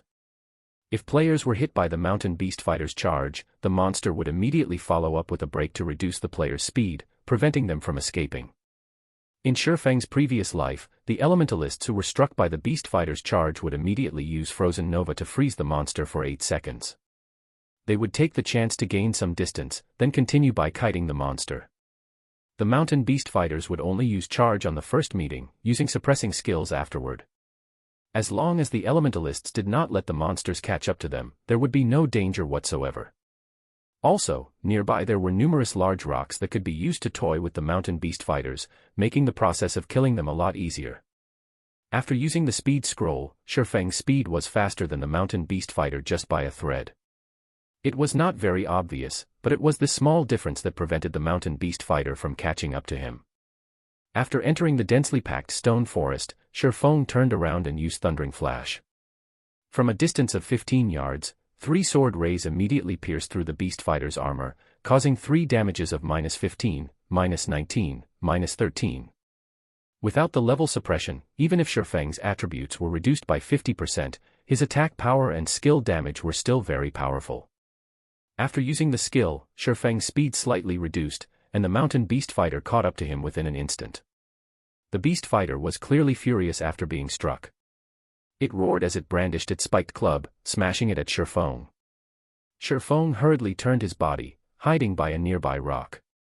The spiked club did not land on Shifeng, it only hit the stone and created a splash of broken rocks. During this attack, Shifeng, once again, pulled a distance of over 8 yards away from the monster. After using Thundering Flash, Shifeng activated Defensive Blade. His attack range suddenly increased to 15 yards. As long as he maintained a 5-yard distance between the mountain beast fighter, the monster would not be able to land a hit on him. Shifeng brandished his sword as he paid attention to the distance between him and the monster, pulling back to avoid the club whenever he was too close. In such a way, streak after streak of sword light landed on the mountain beast fighter's body. The beast fighter could only bellow in helplessness as its HP continuously fell. It never imagined that a human could actually be so agile and cunning. Every time its attack was about to land, the human would dodge towards a nearby rock. Its bulky spiked club could not land a hit at all. Instead, it only served to create a gap between itself and the human. Just when the mountain beast fighter's HP went below 7%, another mountain beast fighter suddenly appeared from behind a rock. It blocked Shifeng's path, using charge at him. Scram! Faced with the sudden appearance of another monster, Shifeng immediately used Abyssal Bind on it, preventing the monster from moving. At the same time, the Abyssal Bind also cancelled the life-threatening charge. Since the mountain beast fighter had been locked up, Shifeng naturally would not let the skill go to waste. He immediately used Wind Blade, instantly shaking off the low HP mountain beast fighter, and his blade landed on the bound mountain beast fighter's neck. Shifeng continued by using Double Chop, causing a bleeding effect on the monster. He then used another chop on the monster. Just within 3 seconds, Shifeng had taken away 16% of this mountain beast fighter's HP. Seeing as the low HP mountain beast fighter was about to catch up, Shifeng dodged and arrived at behind the restricted beast fighter. He raised the pitch-black abyssal blade high, abruptly slashing down Thundering Flash above the heads of both mountain beast fighters. 3 consecutive damages of -16, -19, -23 appeared. The low HP beast warrior fell to the ground with a bang. System: Mountain beast fighter killed. Level difference of 6. EXP obtained increased by 600%. Obtained 36 EXP. Such an amount of experience could be considered negligible to Shifeng, who was currently level 3. On the other hand, the proficiency points for using skills were gained much faster. Every use would definitely increase the skill's proficiency by 3 points. This allowed Chop to quickly rise to level 3. In addition to the Abyssal Blade's attributes, Shifeng's Chop was now level 5, its might greatly increasing. Double Chop had also risen to level 2, and if the skill were used through the Abyssal Blade, it would be a level 4 Double Chop. The damage caused by the bleeding effect also increased significantly. The restricted mountain beast fighter bellowed. It finally broke free from the chains, and it wanted to annihilate Shifeng. However, Shifeng gave it no chance. He immediately distanced himself 5 yards away from the monster and continued kiting it. Although the defensive blade had a long cooldown and a short duration, by using Thundering Flash, Double Chop, and Parry in concert, Shifeng could still slowly grind the mountain beast fighter down. Not a minute later, another mountain beast fighter fell. However, the mountain beast fighters did not reward Shifeng with anything special. There were only 3 pieces of hard stone and 2 copper coins. On the other hand, killing these mountain beast fighters was a good way to grind skill proficiency points. Subsequently, Shifeng advanced forward while killing mountain beast fighters. These monsters had a short respawn time, so from time to time, Shifeng would attract 2 to 3 of these mountain beast fighters. Fortunately, the stone forest had narrow spaces. This resulted in the beast fighters blocking each other's path, their numbers causing their speed to reduce instead. Seeing this, Shifeng had sudden inspiration. He started luring more and more mountain beast fighters, and within a short moment, he had lured over 20 of these monsters. The monsters chased after Shifeng as a group, but the narrow pathways of the stone forest prevented them from even stretching their bodies. Just a slight movement and they would run into the other mountain beast fighters. Such a situation allowed Shifeng to become much more relaxed. Shifeng constantly used Thundering Flash and various other skills to burn off the HP of the mountain beast fighters behind him. Shifeng kept luring new mountain beast fighters as he attacked the ones behind him. In such a way, Shifeng's skill proficiency points increased without stop. After 3 hours, Thundering Flash had risen to level 3, Chop had risen to level 5, Double Chop to level 4, Wind Blade to level 3, Defensive Blade to level 2, and Wind Walk to level 2. This increase allowed Shifeng to kill monsters with greater ease. With the increase from the Abyssal Blade, the damage from a single Thundering Flash could take away over 90 HP from each mountain beast fighter. A chop could also cause more than 60 points of damage. The bleeding damage caused by Double Chop was also very powerful. However, Shifeng's level remained at 3. He was still quite a distance away from level 4. If it were not for the curse, he would have long since risen in level. Looking at the ground littered with mountain beast fighter corpses, Shifeng decided to take a rest and pick up the loot. Otherwise, all these corpses would become too much of a hindrance. In God's domain, if a player did not pick up the loot, the monster's corpse would require 24 hours before it was removed by the system. The loot from hundreds of mountain beast fighters was extremely shocking. Just from the money dropped, there was already more than 4 silver coins. There was also a lot of materials. As for the moonstones, 7 pieces were dropped. It was still quite a distance away from 30 pieces. Moreover, a few pieces of level 7 to level 10 common equipment also dropped. Isn't this a piece of the Silvermoon set equipment? Shifeng picked up a silvery white helmet from the ground, slightly shocked. Silvermoon helmet, bronze plate armor. Equipment requirement, strength 35. Defense plus 43. Strength plus 5, agility plus 4, endurance plus 4. Battle recovery plus 1. Limited to berserkers and swordsmen. This helmet was 1 out of 5 pieces of equipment belonging to the Silvermoon set equipment. As long as 2 pieces of the set were collected, the first set effect could be activated. 4 pieces of equipment were required for the second set effect, while all 5 pieces were needed for the third set effect. Each set effect was better than the previous. The Silvermoon set equipment was regarded as one of the best set equipment for berserkers and swordsmen below level 10. However, its drop rate was extremely low, and it was extremely hard to gather a complete set. Unlike other equipment, the Silvermoon set equipment did not possess a level limit. It was only limited by attributes. So long as a player fulfilled the required attributes, they would be able to wear it. Suddenly, Shifeng grew a great interest towards the Silvermoon set equipment. Maybe it was because the map had yet to be populated, so the drop rate right now was so high. If Shifeng were to miss out on this chance, he would definitely regret it in the future.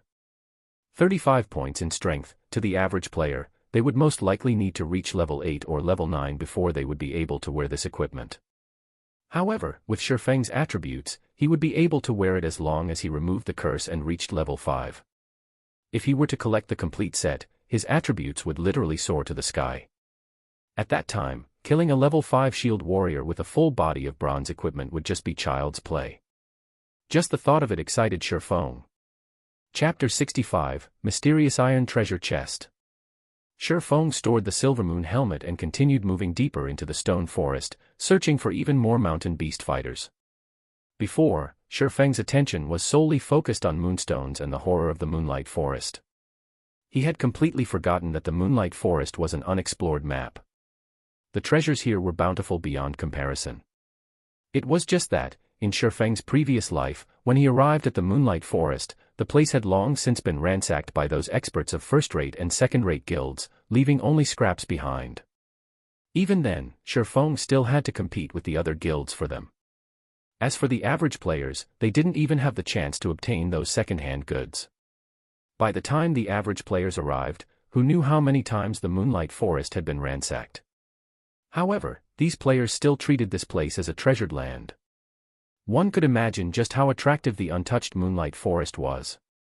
Now that he was here, a step ahead, those first-rate and second-rate guilds would not have their turn. He would personally explore every corner of the Moonlight Forest and plunder everything, letting those guilds have a taste of getting second-hand goods. 2 hours later, Shifeng finally arrived at the core of the stone forest. On his way here, Shifeng continuously killed mountain beast fighters, obtaining 3 more pieces of moonstone and a lot of money and materials. By chance, Shifeng had discovered a camp made by the mountain beast fighters. The camp was guarded by mountain beast fighters on all sides, and just a rough calculation told Shifeng that there were over 40 of these monsters. Moreover, there were several squads of mountain beast fighters patrolling near the camp. All in all, their numbers totaled past 100. The mountain beast fighters' camp was where they stored their treasures. Many guilds would often send teams consisting of 20 elite players to do a sweep on the various monster camps in the Moonlight Forest. Their harvests, every time they did so, were relatively good. Meanwhile, the mountain beast fighter camp in front of Shifeng had never been raided before. There was definitely a great treasure in there. Shifeng might even be able to finish collecting the required moonstone and obtain many tier 1 gemstones and equipment. However, every monster camp was not easy to deal with. If there were not a lot of rocks here, Shifeng would not have paid any attention to the camp and would have most likely turned around and left already. But, the rocks here were much more concentrated. The pathways surrounding the camp could, at most, fit 2 beast fighters, while the narrower places could only fit 1. It was definitely a good location to grind mountain beast fighters. It would be a great pity if Shifeng were to give up here. Hence, Shifeng picked a few small pieces of stone from the ground and stealthily closed in on the monster camp. To prevent unexpected elements, Shifeng decided to lure all the mountain beast fighters in one go. Otherwise, if he were to meet up with another group of mountain beast fighters during his kiting, he would definitely drop dead. The important factor when luring these mountain beast fighters was finding a way to deal with their charge. If that were not properly handled, Shifeng would end up dead from the unlimited charges. He had personally been met with such a scenario before. His strength at that time had clearly exceeded the monsters by a large leap, yet, the monsters charged at him one after another, placing him in a fainted state until he died. Although each mountain beast fighter only used charge once, hundreds of those monsters still meant hundreds of charges. Trying to get them to charge all at the same time was extremely difficult. With his current HP, Shifeng would not last 2 hits under the mountain beast fighter's assault. Hence, he absolutely cannot make a mistake. He needed to let all the mountain beast fighters simultaneously use charge at him, then avoid the follow-up damage. Only then would he have a chance to get rid of all these mountain beast fighters. He needed to get a good grasp on the timing when all the mountain beast fighters rushed over. Otherwise, instead of grinding monsters, he would be the one beaten to a pulp. However, Shifeng still held confidence in himself. After all, he was once a sword king and a first-rate expert. The mountain beast fighter on guard used its furry hand to caress its beloved Nuedo. It stood up high on the wall, its blood-red eyes were constantly surveying its surroundings. As long as it discovered an intruder, it would immediately charge over and let its blade enjoy a delicious meal.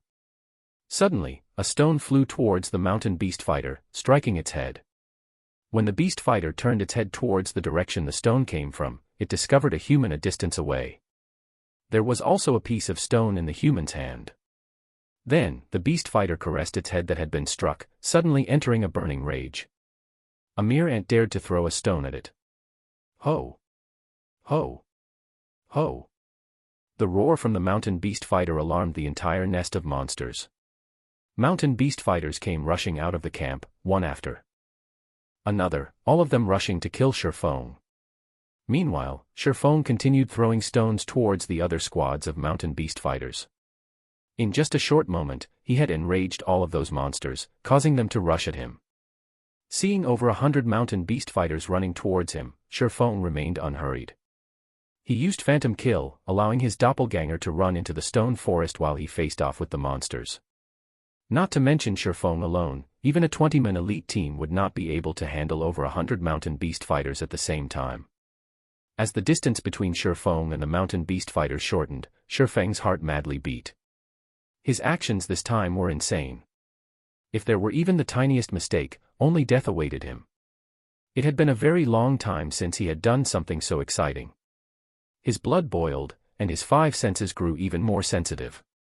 When the mountain beast fighters were no more than 30 yards from Shifeng, a majority of the beasts were within the range to use charge. After a wrathful roar, a large majority of the mountain beast fighters simultaneously activated charge, with a few using it a moment later. Shifeng immediately activated Defensive Blade. the skill could block 3 melee attacks.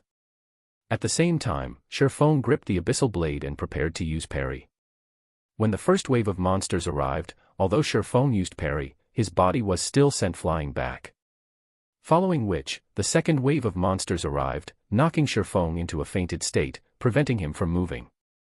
Seeing many mountain beast fighters raise their Nuedo, ready to strike, Shifeng persevered and did not use any skills. Even when the blade slashed at him, Shifeng still did not use the position-swapping function of Phantom Kill. The defensive blade's damage immunity to 3 melee attacks instantly vanished. Afterward, Shifeng was struck by the large blade, his HP instantly fell by half. Another strike was all it would take to finish him off now. At this time, the third wave of monsters had finally arrived. Shifeng once more entered a fainted state, the blade of the second Nuedo just before his eyes. Substitute! Shifeng shouted in his mind. Within an instant, Shifeng and the doppelganger in the stone forest swapped places. After the blade slashed the doppelganger, the charge of the fourth and final wave of monsters arrived. The doppelganger was simply beaten to death. Meanwhile, Shifeng, who was hiding in the stone forest, immediately took out a bottle of basic regeneration potion. He gulped it down in one go, a sweet and sour taste permeating throughout his mouth. Shifeng's HP immediately recovered by 180 points, allowing him to barely be able to receive another attack. After the doppelganger died, the hatred of the mountain beast fighters was directed towards Shifeng, who was currently in the stone forest. Immediately, they swarmed into the forest. Inside the forest was naturally Shifeng's realm. He activated a speed scroll, facing off against the crazed mountain beast fighters who were crowding through the narrow path. Shifeng used Thundering Flash. 3 streaks of lightning passed through the monsters, instantly taking over 100 HP from each of them. Within 10 minutes, all the lured mountain beast fighters were dead. At the same time, the remaining thread of experience Shifeng needed to reach level 4 had been filled up. He finally reached level 4, catching up to the second-tier players. Shifeng placed all 6 attribute points into strength. Currently, damage was his priority. After cleaning up the loot, Shifeng actually obtained another piece of the Silvermoon set equipment, a Silvermoon leg guard. He had also obtained 7 pieces of moonstone, 2 tier 1 gemstones, and all sorts of materials and common equipment. His harvest was relatively good. However, the most bountiful treasure was not these items. The main focus remained within the camp storehouse. After all, mountain beast fighters love to place their collected treasures in the camp storehouse. After cleaning up the drops, Shifeng quickly ran into the camp. He wanted to see just what sort of treasure was awaiting him inside the storehouse. As expected for the first time, there really is a lot of treasure. From afar, Shifeng could already see a few large treasure chests placed inside the storehouse. Amongst them, there was even a pitch-black mysterious iron treasure chest. Filled with excitement, Shifeng was just about to enter the storehouse and take a look at the items within the treasure chests when he heard a loud roar. A mountain beast fighter, who was 3 sizes larger than its peers, rushed out from within the storehouse. The monster was covered in silver armor, and both its hands wielded a gigantic axe. Both its blood-red eyes stared tenaciously at Shifeng. Chapter 66, Phantom Kill. After this silver-armored mountain beast fighter rushed out, before Shifeng could observe it, it had already thrown its incomparably heavy mountain-splitting axe. The axe flew like a rocket, reaching Shifeng in an instant. Everything happened too quickly, too suddenly. If it were an average player in this situation, their head would have parted with their body before they could even react. However, Shifeng was not an average player. He pulled out the abyssal blade with great speed, and the moment before the axe could hack at his neck, he parried this flying death axe. The collision between the giant axe and the longsword did not produce any sparks, only the sound of an explosion. Shifeng's entire person was sent flying back over 10 yards. Following which, the giant axe landed on the ground, deeply penetrating the earth. Its landing caused the earth to start shaking. It could be seen just how heavy this giant axe was. Moreover, the silver-armored mountain beast fighter who could simply throw this giant axe was even more terrifying. Such strength did not exceed the normal mountain beast fighters by just a level. After landing, Shifeng immediately used observing eyes on the new monster. Mountain Beast Warrior, Special Elite. HP 3500/3500. Shurfeng immediately understood the mountain beast warrior's strength after taking a look at these numbers. Without saying anything further, he turned tail and ran. What a joke! Directly battling against a level 10 special elite was literally suicide. When meeting a special elite in the Moonlight Forest, players didn't have to consider whether or not they could kill it, rather whether or not they could run away. The Mountain Beast Warrior was stronger than the Mountain Beast Fighter by more than a notch. Not only regarding strength, but its speed and flexibility were also greatly increased. It would not be easily toyed with like the Mountain Beast Fighters. If Shurfeng did not use parry to defend against the axe, then, even if he had blocked the attack with the Abyssal Blade, he would still end up dead. The gap between their strength was just too huge. Although Shurfeng wished to escape, the Mountain Beast Warrior had no plans let this intruder go. It used charge to rush at Shurfeng, picking up its giant axe along the way. The way it picked up the weapon was as if it were picking up a leaf, effortless. Seeing that the Mountain Beast Warrior had used charge, Shurfeng knew he could not shake it off. He turned his body around in midair, pointing his sword at the Mountain Beast Warrior. Abyssal Bind. Within an instant, the Mountain Beast Warrior who was swiftly rushing at Shurfeng was restricted by pitch-black chains. It could not move even a muscle, only helplessly stare at Shurfeng. Shurfeng did not dare stay any longer. He activated Windwalk, leaving the campsite at high speed and fleeing into the stone forest. With the added speed from Windwalk, the Mountain Beast Warrior had no chance of catching up to him. About 20 seconds later, finally broke away from it. Shurfeng turned his head around to take a look, discovering the Mountain Beast Warrior already turning around and heading back to its camp. Thereupon, Shurfeng let out a breath of relief. If it had continued chasing, Shurfeng's Windwalk would have timed out. His luck was truly rotten. There was actually a special elite inside the campsite.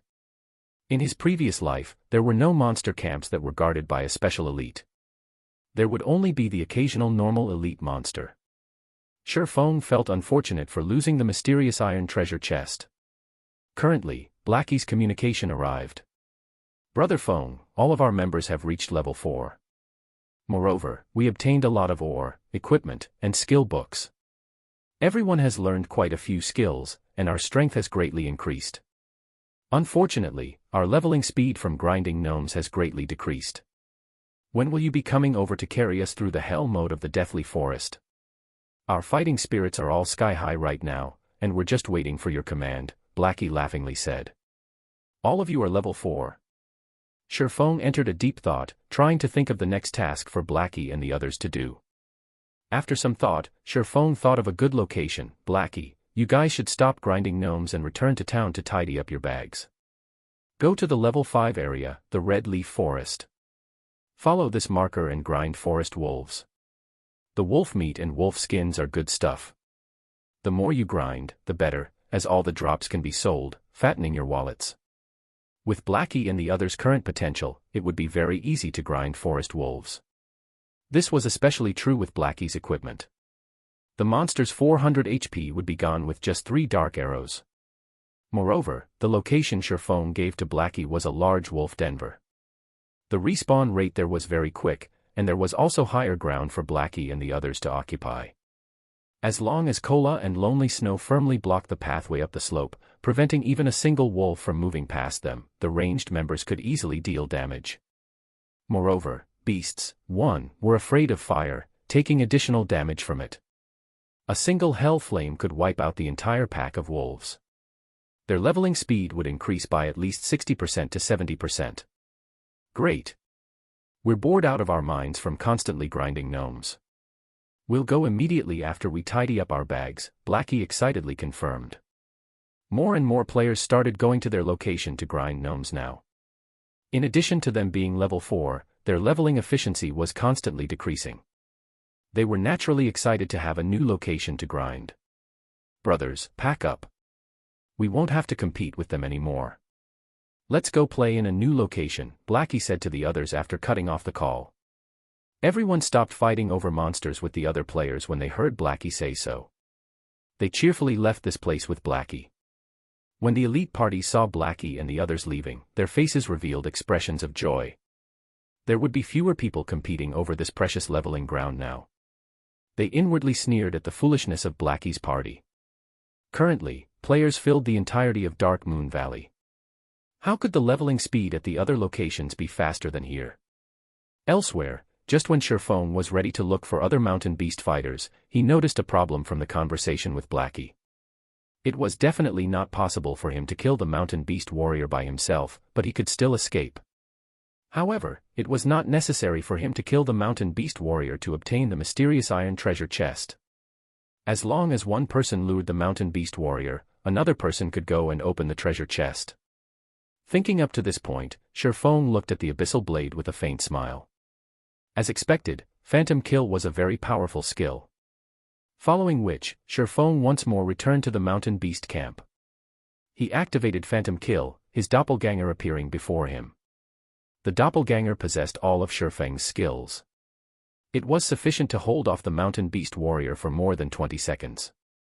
With these 20 seconds, Sherfone could activate the treasure chest and take away all the items. Sherfone took out a speed scroll and polymorph scroll, giving them to the doppelganger. The polymorph scroll could polymorph monsters below level 15 into a sheep for 4 seconds. However, the effective duration on a special elite would be greatly decreased. Although, it was enough as long as it could disrupt the mountain beast warrior's charge. After activating the speed scroll, the doppelganger immediately went to the storehouse to lure the mountain beast warrior. As expected, the scene from before replayed itself, and the doppelganger used parry to block the flying death axe. It subsequently used charge at the doppelganger. The doppelganger immediately used the polymorph scroll, instantly turning the mountain beast warrior into a little white sheep.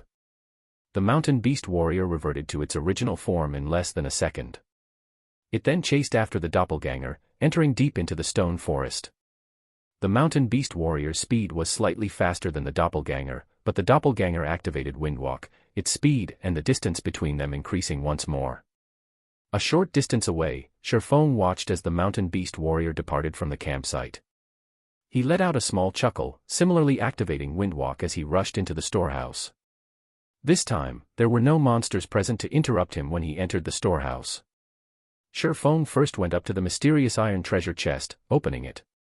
The treasure chest needed time to be opened. 1 second, 2 seconds. The loading bar for the treasure chest was still going, causing Sherfone to become slightly nervous. The time his doppelganger could delay was limited. Aside from the mysterious iron treasure chest, there was still one more bronze treasure chest and 3 common treasure chests. Time was of the essence. As long as he opened a treasure chest now, it would not be possible to lure the tiger out of the mountain the next time around. After all, special elites possess their own intelligence. Hurry, hurry, Sherfone impatiently looked at the loading bar. 10 seconds later, the mysterious iron treasure chest opened. At the same time, a wrathful roar came from the stone forest. It would seem that Sherfang's actions had been discovered. Looking through the doppelganger's vision, Sherfone could see that the mountain beast warrior no longer paid the doppelganger any attention. Instead, it ran back towards the camp storehouse. Without pause, Sherfone immediately stored all the items in the treasure chest into his bag. He then continued to open the bronze chest. The bronze treasure chest's loading bar started to move slowly. To Sherfone, every second right now was crawling by. Meanwhile, the sound of the mountain beast warrior's bellow was getting closer and closer. 1. Beasts, a general category for monsters. Chapter 67, Ring of Nothingness. The loading bar for the treasure chest was currently only halfway done. Hearing the roar getting closer and closer, Sherfone became extremely anxious. Hurry, hurry. The mountain beast warrior had already entered the camp, yet the loading bar was still a hair's breadth away from full. When the mountain beast warrior saw Sherfone opening the treasure chest, its large pair of eyes turned crimson red. It aimed its giant axe at Sherfone, throwing it at him. It could not help but wish for Sherfone to go to hell immediately. At this moment, the bronze treasure chest opened. Without giving the flying axe even a single glance, Sherfone immediately activated Defensive Blade, blocking the attack from the flying death axe. Following which, his 2 hands swiftly stretched into the treasure chest, taking the items within and cramping them into his bag with lightning speed.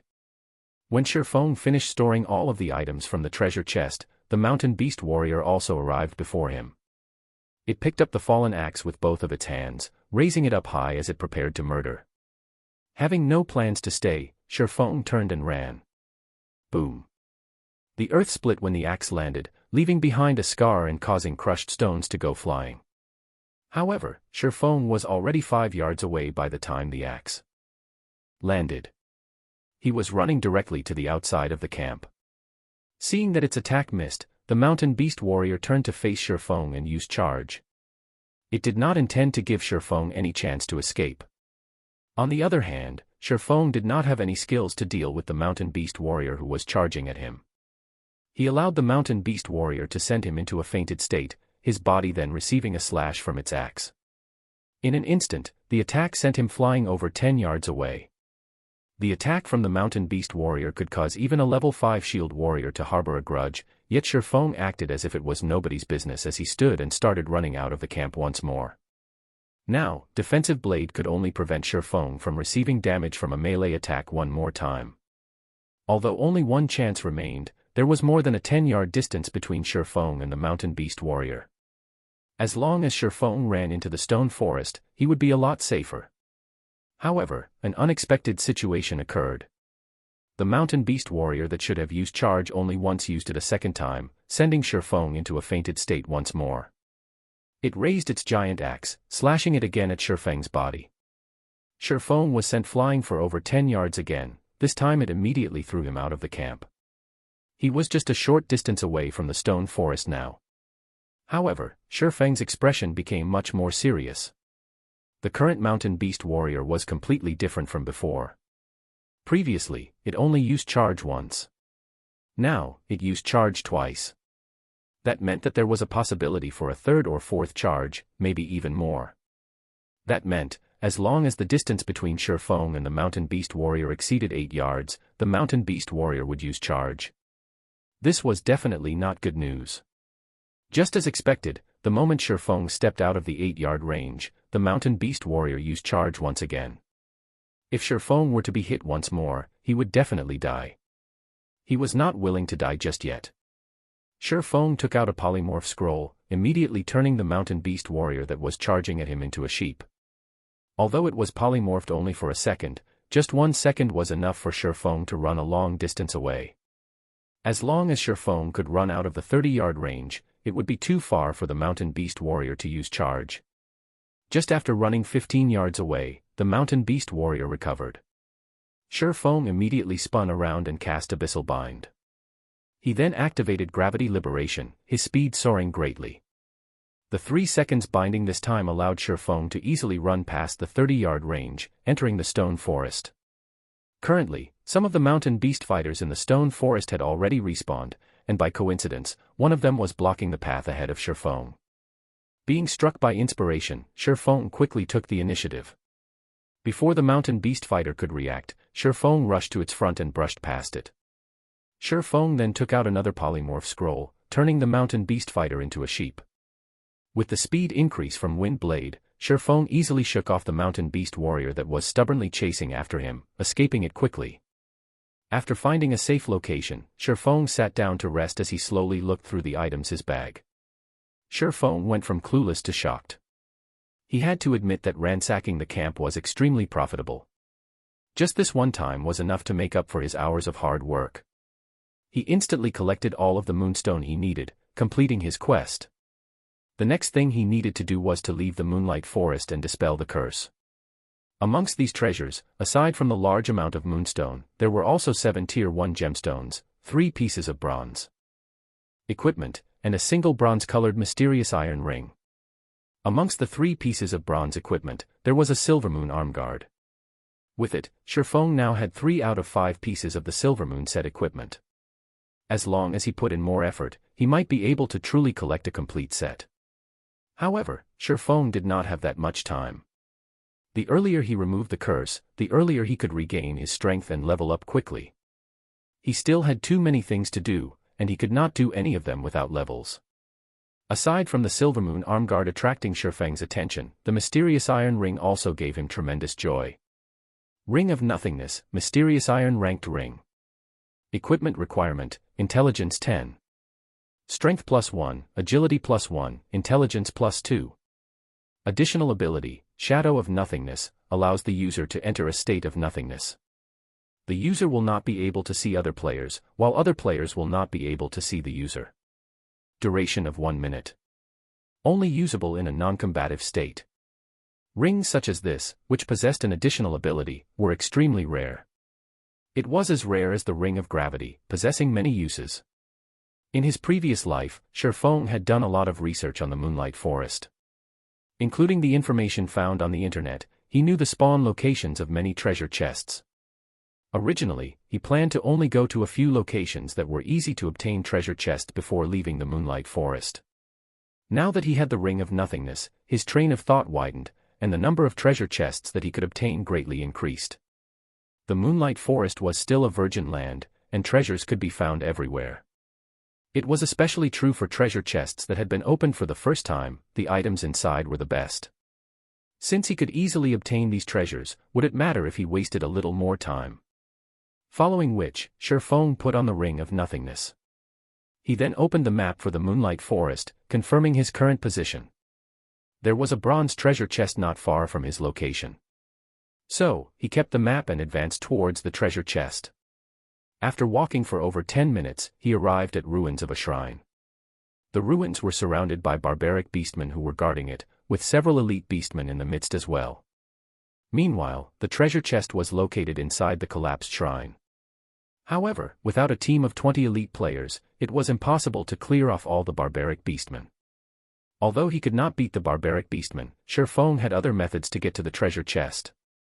Shifeng immediately called out his doppelganger, allowing it to move to a distance away and find a safe location. Meanwhile, Shifeng himself moved closer to the temple. While staying outside the detection range of the barbaric beastmen, Shifeng activated Shadow of Nothingness and entered a state of nothingness. He then ran towards the inside of the shrine with high speed. After entering a state of nothingness, Shifeng could no longer see those barbaric beastmen, and the same went for the barbaric beastmen who could no longer see Shifeng. In such a way, Shifeng soundlessly entered the heavily guarded shrine. There were still several barbaric beastmen guarding inside the shrine. They were less than 20 yards away from the bronze treasure chest. Meanwhile, Shifeng unhurriedly opened the treasure chest. When opening the treasure chest, Shifeng's state of nothingness did not fade, so the channeling process finished without a hitch. However, the moment the treasure chest was opened, just after Shifeng's hand stretched into it, his state of nothingness vanished. Within an instant, the 5 barbaric beastmen inside the temple noticed Shifeng. Suddenly entering a rage, they waved their stone hammers as they rushed towards him. Shifeng activated Defensive Blade without hurry, storing the items in the treasure chest in his bag. Before the barbaric beastmen could break off the 3 layers of protection, Shifeng had taken all the items from the treasure chest. He then swapped places with his doppelganger, his original body arriving at a very safe location. Shifeng leisurely departed from the ruins, heading towards the location of the next treasure chest. Moonlight Forest was very large. With unyielding perseverance, Shifeng spent more than 10 hours before finally clearing the entirety of the Moonlight Forest. He harvested a total of 3 mysterious iron treasure chests, 22 bronze treasure chests, and 56 common treasure chests. His harvest was extremely invigorating. His entire bag was clogged full, and he was even forced to throw away several pieces of common equipment that had poor attributes. When he was arranging all these items, a beeping noise came from the system. Shifeng looked at the notification, seeing that it was the alarm that he previously set. It notified him that morning had arrived, and he needed to log off and rest. In consideration of his body, Shifeng looked for a safe location before logging off. Chapter 68, Big Harvest. Early morning, a layer of fog still covered the outer layer of the window. Dark clouds densely covered the sky outside, and there were signs of rain falling soon. The air quality here is getting worse by the day. After I earn enough money, I definitely have to move out of this broken district and move to a better house in the city. After sitting up, Shifeng took a look out his window. Following which, he flexed his body and got down from his bed. He then went through 20 sets of workout motions before going to his cramped bathroom to wash up. Shifeng grabbed his phone from the table once he finished tidying himself up. He started by checking the remaining money in his bank account. Constantly eating instant noodles was bad for his body. Moreover, the nutrients provided were definitely not enough to supplement his method of training. He had obtained the membership card and coupons for Big Dipper after much difficulty, yet, he discovered that he still needed to wait for 5 days before he could use them. This caused him to be slightly depressed. Now, his only hope was on the sales of the God's Domain game currency. Previously, Sherfong had registered 3 gold coins at the virtual trade center. If there were someone who bought them, then the credits earned would automatically be sent to his bank account. However, the trade center had a 3-hour transaction delay. Moreover, Sherfong did not turn on the notifications for his trade account. So, even if the transaction had already been done, he did not know how much had been transferred to his account. He could only use his old modeled phone to check his bank account. Sherfong currently did not possess the money to purchase the latest quantum watch, 1. Otherwise, a lot of matters could be easily resolved using the quantum watch. Even credit card payments could be done through the quantum watch. Moreover, all shops that sold items supported payment using the quantum watch, as it was both safe and fast. In a short moment, Sherfong logged into his bank account using his handphone, checking the amount of money he had remaining. If there were enough credits, he would go and have a good meal. The last time he remembered having meat was when he was still in his 3rd year of university. Now, he was in his 4th year and would be graduating soon. Previously, he had retrieved all of his money from his bank account to buy instant noodles. His current balance should not be more than 1 credit. After selling for an entire night, there should be some people who would purchase some of his game currency. It was especially true for the guilds in White River City. Sherfong did not believe those guilds could amass funds that quickly. Even if they were to sign a contract with money farming teams or have their money farming teams, it was absolutely impossible for them to purchase that much equipment in such a short period. More or less, they should have purchased some game currency. They actually bought quite a lot. I guess I won't have to fuss over food for a few days. Sherfong smiled slightly when he saw that there were over 1,700 credits in his bank account. However, the trade tax was truly high. He sold a total of 30 silver coins which were worth 1,800 credits, but 100 of those credits went to taxes. The amount was truly sinister. In any case, Sherfong now had some money, and it was double the amount of living expenses he would have each month. It was enough for him to eat properly for quite some time. If all 3 gold coins sold, then that would amount to 18,000 credits. Sherfong would then have the money to buy 2 virtual gaming helmets. The only worry he had right now was whether or not all 3 gold coins would sell. After some consideration, Sherfong decided that he definitely must make these guilds and players spend more money during this period. Otherwise, if they were to make business deals in the game, they would easily be able to solve their problem with money. At that time, they would not have to purchase game currency from the virtual trade center. Subsequently, Sherfong left his rented apartment. He made a trip to the bank, withdrawing all of his money. Now that he had some money, Sherfong went to the nutrition center and bought 3 bottles of C-rank nutrient fluids. They were enough to last him for up to 9 days. When the beautiful saleswoman saw that Sherfong had bought 3 bottles without even blinking, she could not help but have delightful thoughts. Taking the initiative, she asked, "Are you free this afternoon, handsome? How about we go to Yulon Square to have a drink? My treat." Yulon Square was a nearby well-known romantic location, and many youths, both males and females, loved going there. Looking at the beautiful saleswoman's graceful body and lust-filled eyes, she was much better than the gorgeously dressed girls in his class. However, Sherfong only gave her a calm smile. How could he not know what her thoughts were? He tactfully rejected her and turned around to leave. Sherfeng's reaction caused the beautiful saleswoman to feel slightly unfortunate. A large catch had run away just like that. Was she not beautiful? Was her body lacking? Nutrient fluids were the pinnacle products of the new age. Not only could they slow down aging, but they could also discreetly mend the injuries that could not be detected, regenerate body cells, develop the brain cells, and many more astonishing impacts. These items have already become must-haves for athletes and martial artists. However, they were very expensive, so the common folk could only occasionally buy a bottle to drink. After all, a month's salary was only so much. It was impossible for them to afford a bottle every 3 days. Only the wealthy were able to treat these nutrient fluids as drinks, constantly transforming their bodies. Hundreds of years ago, very rarely would the children of wealthy families be ugly. Females would normally be beauties, while males would normally be handsome men. However, with the nutrient fluids in this current age, beautiful women and handsome men could be commonly seen throughout the streets. A bottle of C-rank nutrient fluid cost 400 credits. A bottle of B-rank nutrient fluid cost 1,000 credits. A bottle of A-rank nutrient fluid cost 10,000 credits. As for the best S-rank nutrient fluids, those were items that could not be bought by common folk even if they wanted to. These nutrient fluids were only sold to the inner circles of society. In his previous life, Sherfone was fortunate enough to buy one because of his status as a core member of Shadow. The S-rank nutrient fluid was extremely expensive, costing 1,000,000 credits per bottle. However, its effects were similarly astonishing. A-rank nutrient fluids were far from being comparable to it.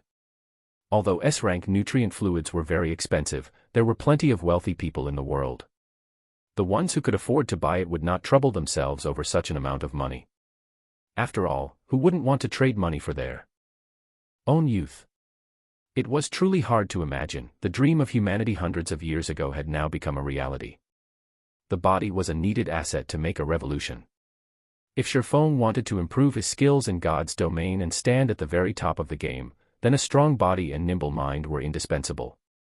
Hence, Sherfone would not make the same mistake in this aspect as he did in his previous life. Following which, Sherfone went to a gourmet restaurant. He spent 100 credits purchasing 2 sets of nutrient set meals. One was for him to eat right now and another as takeaway for his lunch. After eating, Sherfone made a trip to a normal workout center. After spending 60 credits, he trained for 4 hours before returning home. In the evening, around 7 p.m., Sherfone drank a bottle of nutrient fluid and laid on the bed. He activated the gaming helmet and connected to God's domain. After logging in, Sherfone started arranging the items he obtained. When he was done arranging the items, Sherfone started feeling emotional. It was no wonder the Moonlight Forest was a land of treasures. Just the various Tier 1 gemstones he obtained alone amounted to over 300 pieces. There were also tens of skill books, dozens of pieces of bronze equipment, 5 pieces of mysterious iron equipment, over 50 card sets, more than 20 recipes for lifestyle jobs, over 30 Tier 1 magic scrolls, and 4 Tier 2 magic scrolls. The magic scrolls from treasure chests were much better than those sold in the magic shop. This was because the various scrolls in the magic shop did not even reach the standard of Tier 1. Meanwhile, Tier 2 magic scrolls were much more precious. Every piece would have a great purpose, and there would be nobody willing to sell it. As for the thing that brought Sherfone the most joy, he finished collecting the Silvermoon set equipment. In addition, he also collected a complete set of Black Blood set equipment meant for Shield Warriors and Guardian Knights. The Black Blood set equipment's value far exceeded that of the Silvermoon set equipment. It was one of the best set equipment for Shield Warriors and Guardian Knights that were below level 10. If Kola were to equip this set at level 6 or level 7, then Hell Mode dungeons below level 10 would no longer be a problem. With so many good items, Sherfone already had a solid base for forming a 20-man team. The only concerns remaining would be recruiting members and their skills. After finished arranging his bag and confirming that there were no more profits to be gained from the Moonlight Forest, Sherfone activated the teleportation magic orb, leaving the Moonlight Forest. 1. Quantum Watch, something like a wristwatch version of a quantum computer. Chapter 69, Lunatic. In the real world, the sky slowly darkened as the sun went under the mountain. On the other hand, players in God's domain were welcoming the rise of the morning sun. Red Leaf Town was currently brightly lit as if it were daytime. In the trade area, players could be found everywhere as they pushed their way through the streets. Compared to yesterday, there were a lot more players currently in Red Leaf Town, and a lot of them were new players who were level 0. After being officially active for 2 days, many people started to notice the difference between God's domain and other virtual reality games. The battling alone was extremely attractive, not to mention other sources of entertainment. The monsters in God's domain improved with the increase in levels, making the battles seem increasingly real. It was no longer the usual simple bouts where players and monsters would take turns fighting each other. The battles in God's domain were more similar to the fighting competitions in real life. This was the age where the world's entire population would exercise. In the real world, people had already reached a level of obsession in regards to fighting competitions, making such competitions extremely popular. Everyone wished for a battle in which they could fight to their heart's content, and even more so when exchanging blows with an expert. They wanted to chase after the intense feeling of excitement that made one's blood boil. It was an addicting feeling that was impossible to give up. Meanwhile, God's domain had all of this, and there were no dangers to a person's life. Moreover, God's domain contained great adventures that were both fascinating and thrilling. There were also countless unknowns waiting to be discovered and explored. Time in the game was also double that of real life. Many players wished they could stay inside God's domain for the rest of their lives, living their second life within the game. It was also because of this reason that many players were attracted to God's domain. Many virtual gaming companies, after seeing this irreversible situation, declared bankruptcy, one after another, as they prepared to invest in God's domain. Such a situation also caused some unwilling veteran gamers to enter God's domain, greatly increasing the number of players.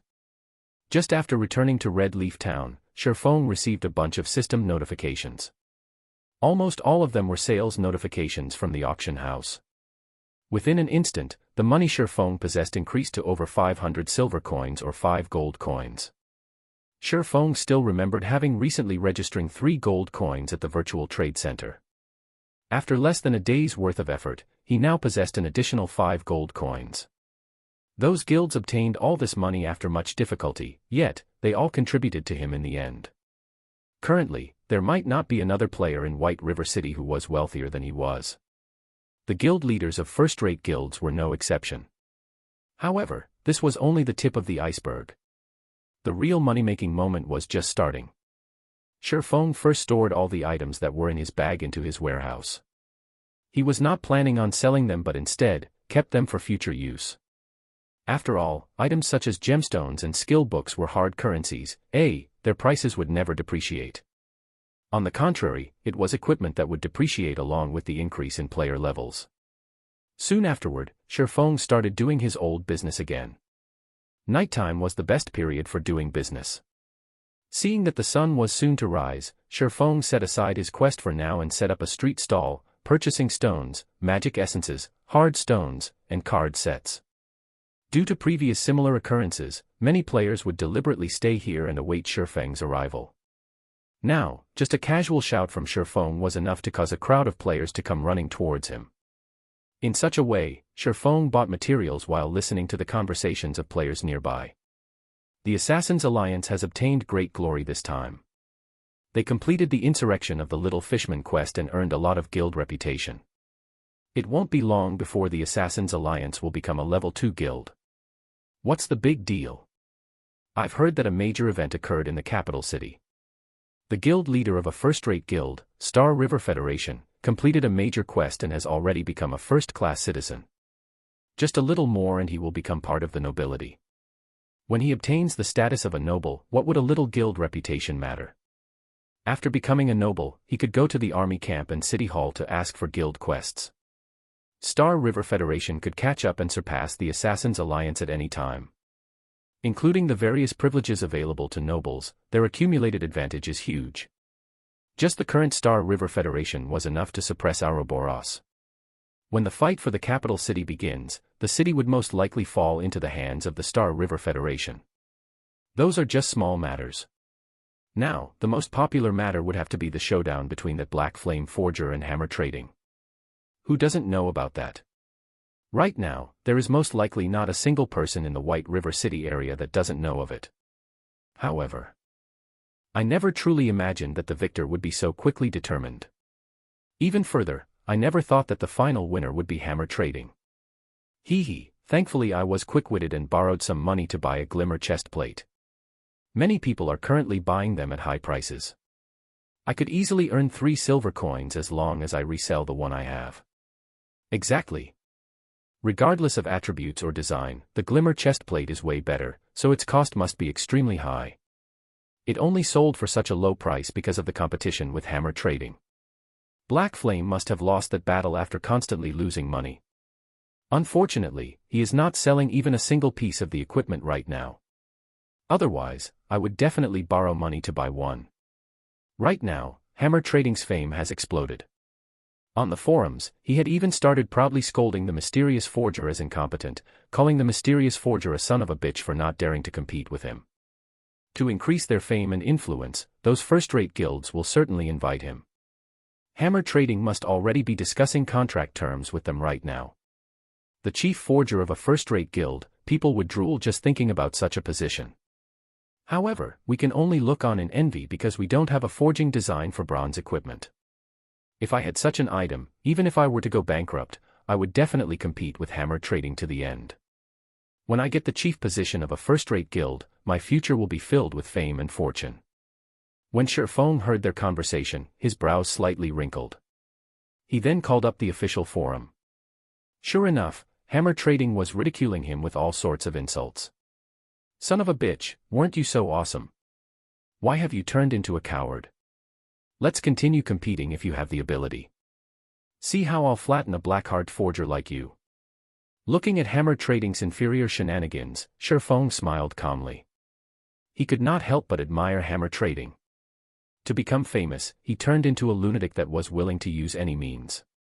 Just like in Shifeng's previous life, to join world dominators and become their chief forger, Hammer Trading was willing to sell out their entire guild. After he finished purchasing the materials, Shifeng headed towards the auction house. After all the clamor Hammer Trading made, the Glimmer chestplate had thoroughly become famous. Shifeng could now start his next money-making operation. In the current stage of the game, a majority of the average players were already level 3, while many veterans were level 4 and experts were level 5.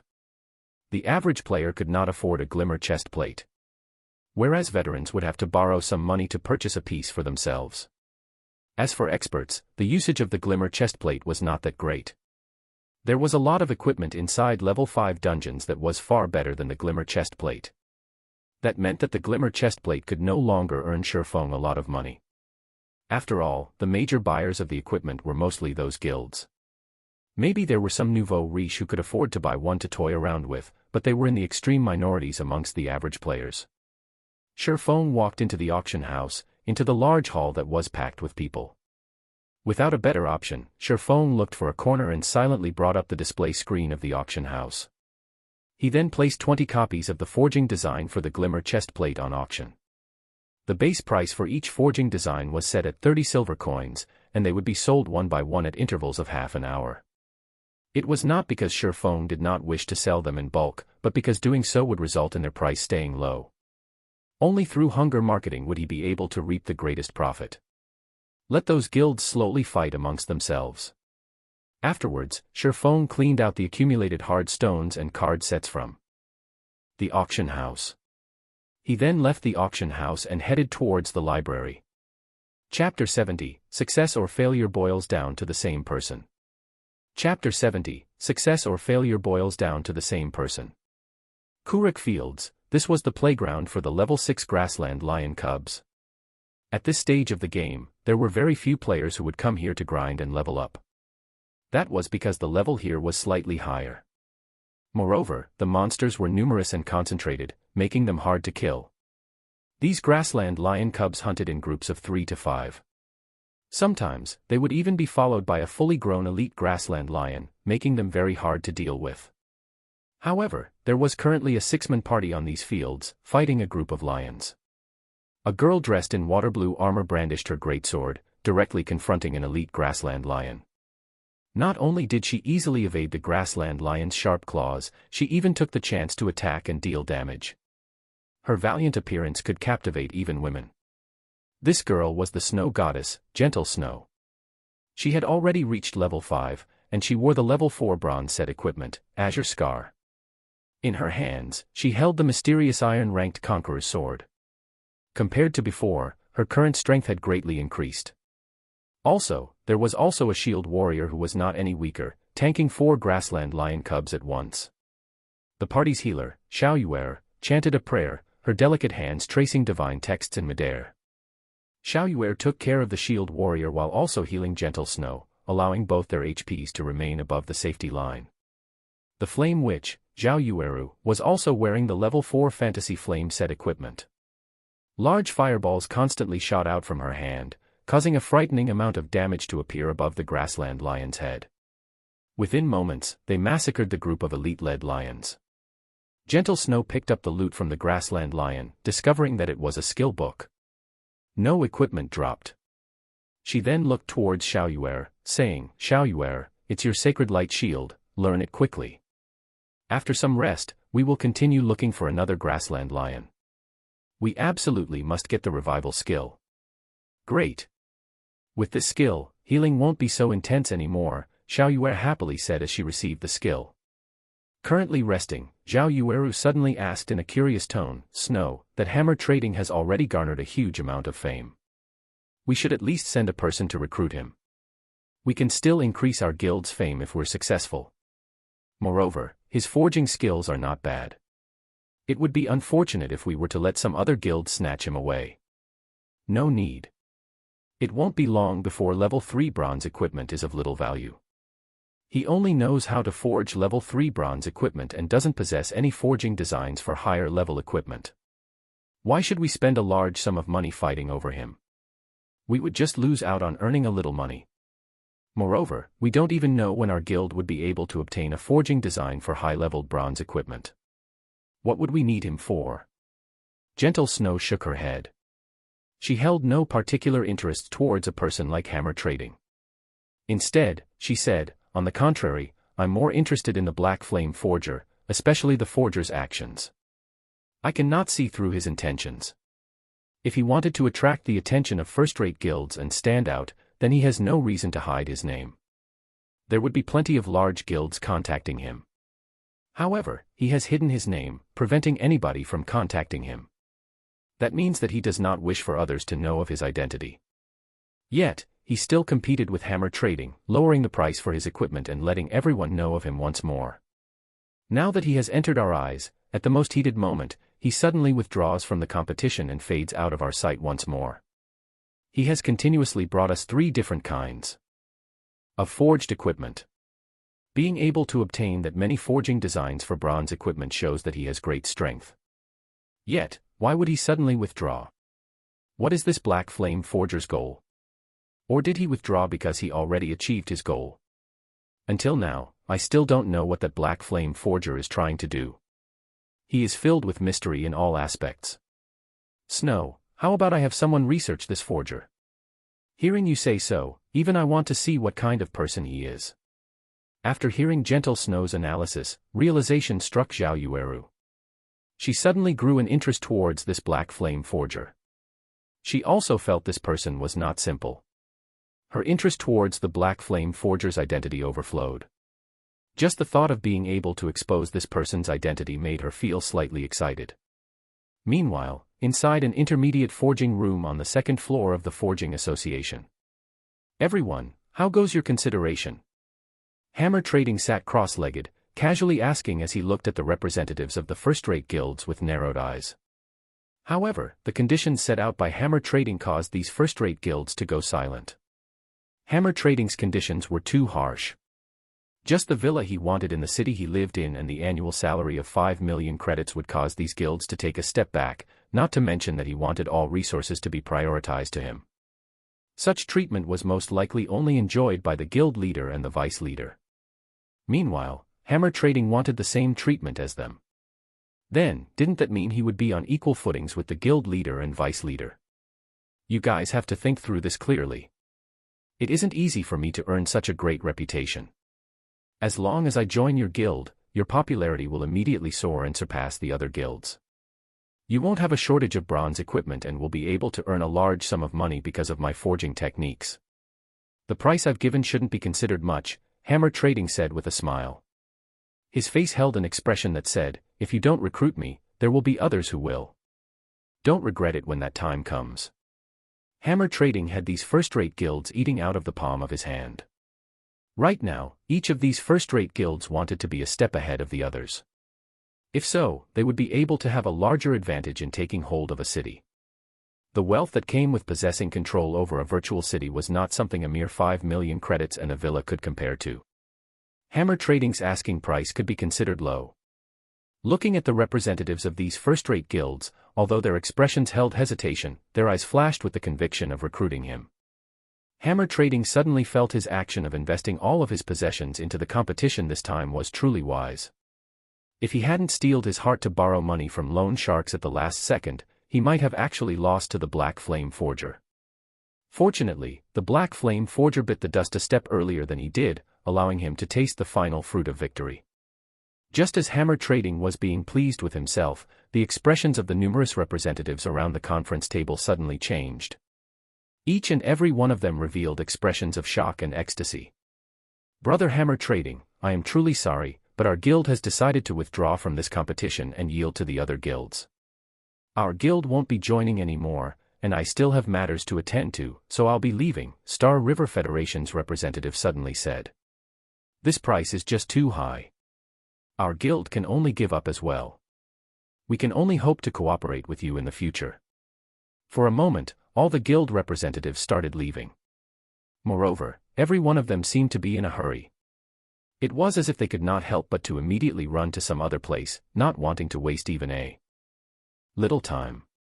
"What do you all mean? Not negotiating anymore? You guys better not regret it. I'm a forger that can craft bronze equipment.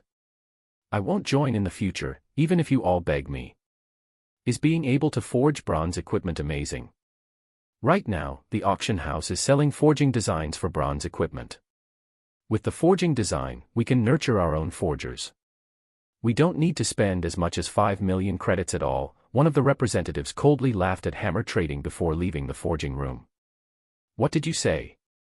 Speak clearly before you leave." Hammer Trading abruptly stood up after hearing this. He thought he had heard wrong. Chapter 71, Focus of the Auction House. Seeing as everyone had left, Hammer Trading sat in his chair, paralyzed. Both his eyes had a lifeless look in them. There was actually someone who was selling forging design for bronze equipment at the auction house. How was this possible? Hammer Trading had no way of understanding such behavior. It was as foolish as literally handing the keys to a treasury filled with gold to someone else. Only a brain-dead person would do such an idiotic action. No, they must be trying to trick me. Hammer Trading abruptly stood up, calling out the official forum. He wanted to make these people regret. He wanted to rip them off for daring to look down on him. However, when Hammer Trading looked at a few pinned discussion threads, he became instantly dumbfounded. There really was an idiot who was selling a forging design. Bronze equipment forging design appearing in the auction house. Pictures as evidence available. Clicking on the thread to take a look, Hammer Trading's mind went thoroughly blank. The forging design was actually for the Glimmer chest plate. It was the equipment previously sold by the Black Flame Forger. Everyone was very aware of how good the attributes on this item were. It was an absolutely top-tier item. If a first-rate guild were to get a hold of this forging design, they would not need him. This was because fame served little purpose to a first-rate guild. Previously, he dared to act presumptuously because he learned the forging design for the Savage chest plate. Now that others had a better forging design, who would pay him any heed? In the discussion, many first-rate guilds declared the forging design to be theirs, and they would fight whoever dared competed with them over it. Hence, everyone had started paying attention to the problem of the ownership of this forging design. There was no longer anybody who paid attention to Hammer Trading. Instead, each and every one of them was joyful over his misfortune, making fun of his end. This incident led everyone to admire the mysterious player who was selling the forging design. This mysterious player's means were extremely great, and people could not help but praise him. There was practically no blood seen when he killed. He only used a piece of paper to cause Hammer Trading, the rising star that received the envy and admiration of tens of thousands, to fall from his heavenly altar, tumbling down into the bottomless abyss and never being able to climb back up. Hammer Trading already bore a bitter hatred towards this player who sold the forging design. Just when his life of luxury was within his reach, it was all destroyed. Moreover, it was destroyed by a person who was brain dead. Fear not a godlike rival, but fear a pig-like ally. Now, that saying needed an additional verse, and fear more a foolish passerby. Hammer Trading's eyes had currently turned crimson, his face extremely ashen. His expression alone was enough to devour a person. Not good. I definitely must buy it no matter the price. As long as I buy it, I can get back all the advantages. At that time, not only will I have the Savage chestplate, but I will also have the Glimmer chestplate. When that time comes, those first-rate guilds will have to prostrate and beg before me. Hammer Trading's current expression was just like a gambler who lost badly. He placed all of his hopes on buying out the Glimmer chestplate forging design. Thinking up to this point, Hammer Trading was no longer able to hold himself back as he swiftly rushed towards the auction house. However, it was not just Hammer Trading who was rushing towards the auction house. There were also the upper echelons of various guilds of various towns under the influence of White River City. All of them wanted to purchase the forging design. After all, everyone knew how powerful the Glimmer chestplate was. Owning the forging design was the equivalent of owning a mountain of gold. This incident caused an uproar at the auction houses of the various towns in White River City. The auction houses became unusually lively as players pushed against one another inside the building. The auction houses were filled to the entrances, making it hard for players even to enter. Meanwhile, the competition for the Glimmer chestplate forging design entered into full swing. Every one of the guilds had bid high prices. Within 10 short minutes, the price for the item had reached 1 gold coin. That's right, it was 1 gold coin. That was practically a large guild's entire fluid funds. In such a way, the price of the forging design constantly rose without any signs of stopping. Guild leader, I don't have enough money anymore. What do we do now? Crap, how can that be? I gave you 1 gold and 20 silvers, how can that not be enough? But it's selling at 1 gold 56 silvers now. Crap, these people are insane. It's just a forging design. Hold on a bit, I'll immediately ask for some money from the money farming team. I don't believe we can't get it. As the price of the Glimmer chestplate forging design rose, bit by bit, each of the various guilds was constantly raising funds. They contacted money farming teams, their guild members, and in the end, even purchased from the virtual trade center. Meanwhile, Sherfong, the cause of all this madness in White River City, had just comfortably arrived at the library.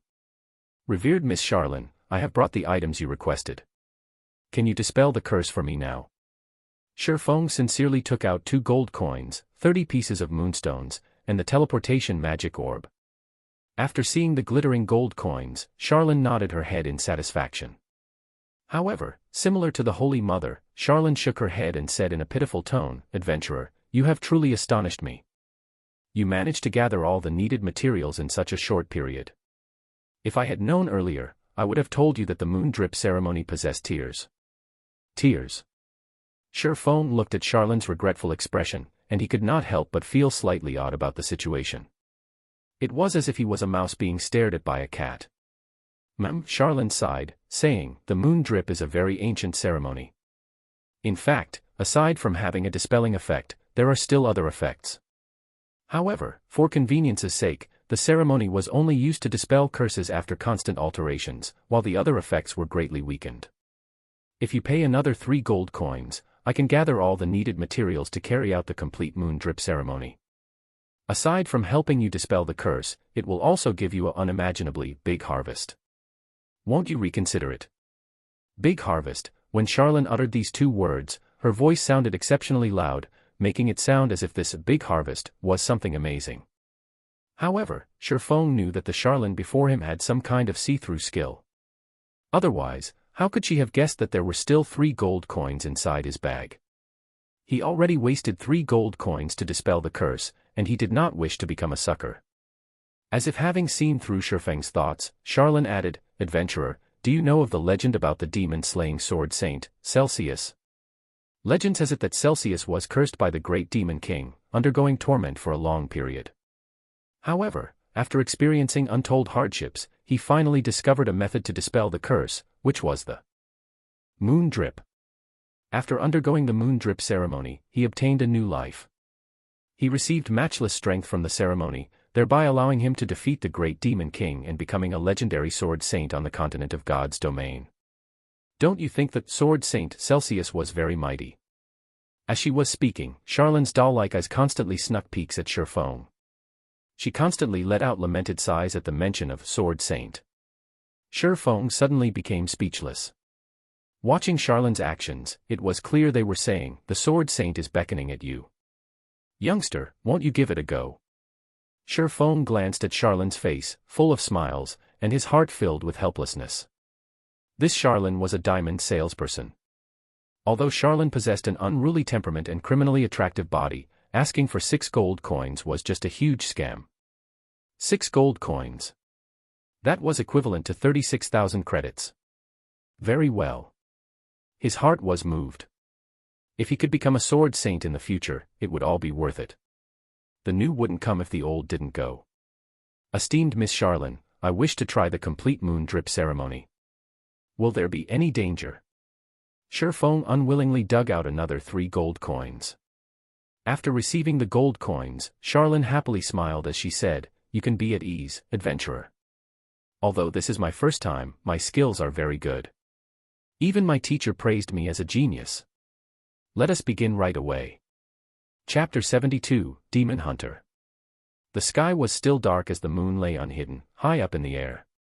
Inside the library located in the slums of Red Leaf Town.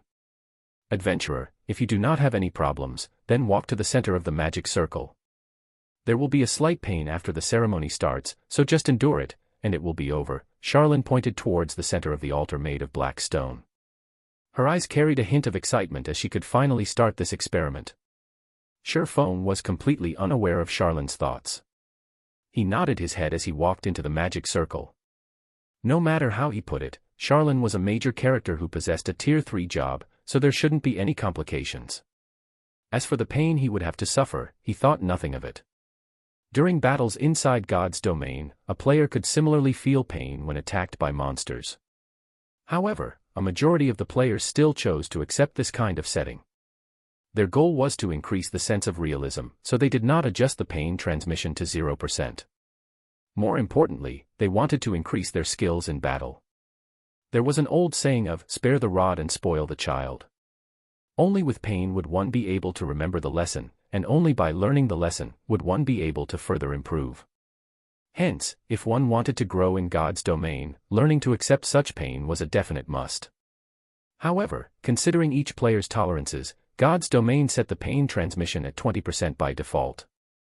However, some experts would adjust the transmission to 60%, allowing them to be more alert. Meanwhile, Sure Feng himself had adjusted it to 50%. This was the degree of pain he was accustomed to, and it was the amount at which he could best exhibit his strength. After standing in position, Sure Feng sent a nod towards Charlin, indicating that she could start the ceremony. Descent of the Moon Goddess. Charlin started her prayer. Divine incantations left her mouth as her fingers traced out divine texts. Line after line of divine texts floated in midair and towards the horizon. Compared to the Tier 3 magic from before, the divine texts written in this ceremony were extremely numerous. Even after writing hundreds of lines, Charlin showed no signs of stopping. Sweat had already started dripping down Charlin's face, clearly indicating that she was somewhat exhausted. Meanwhile, the magic circle on the ground started to radiate a dazzling silver glow, the magic circle itself gradually rising into the air. After over 10 minutes had passed, a streak of shining moonlight shot towards Sure Feng's body. Suddenly, dark smoke emerged from Sure Feng's body.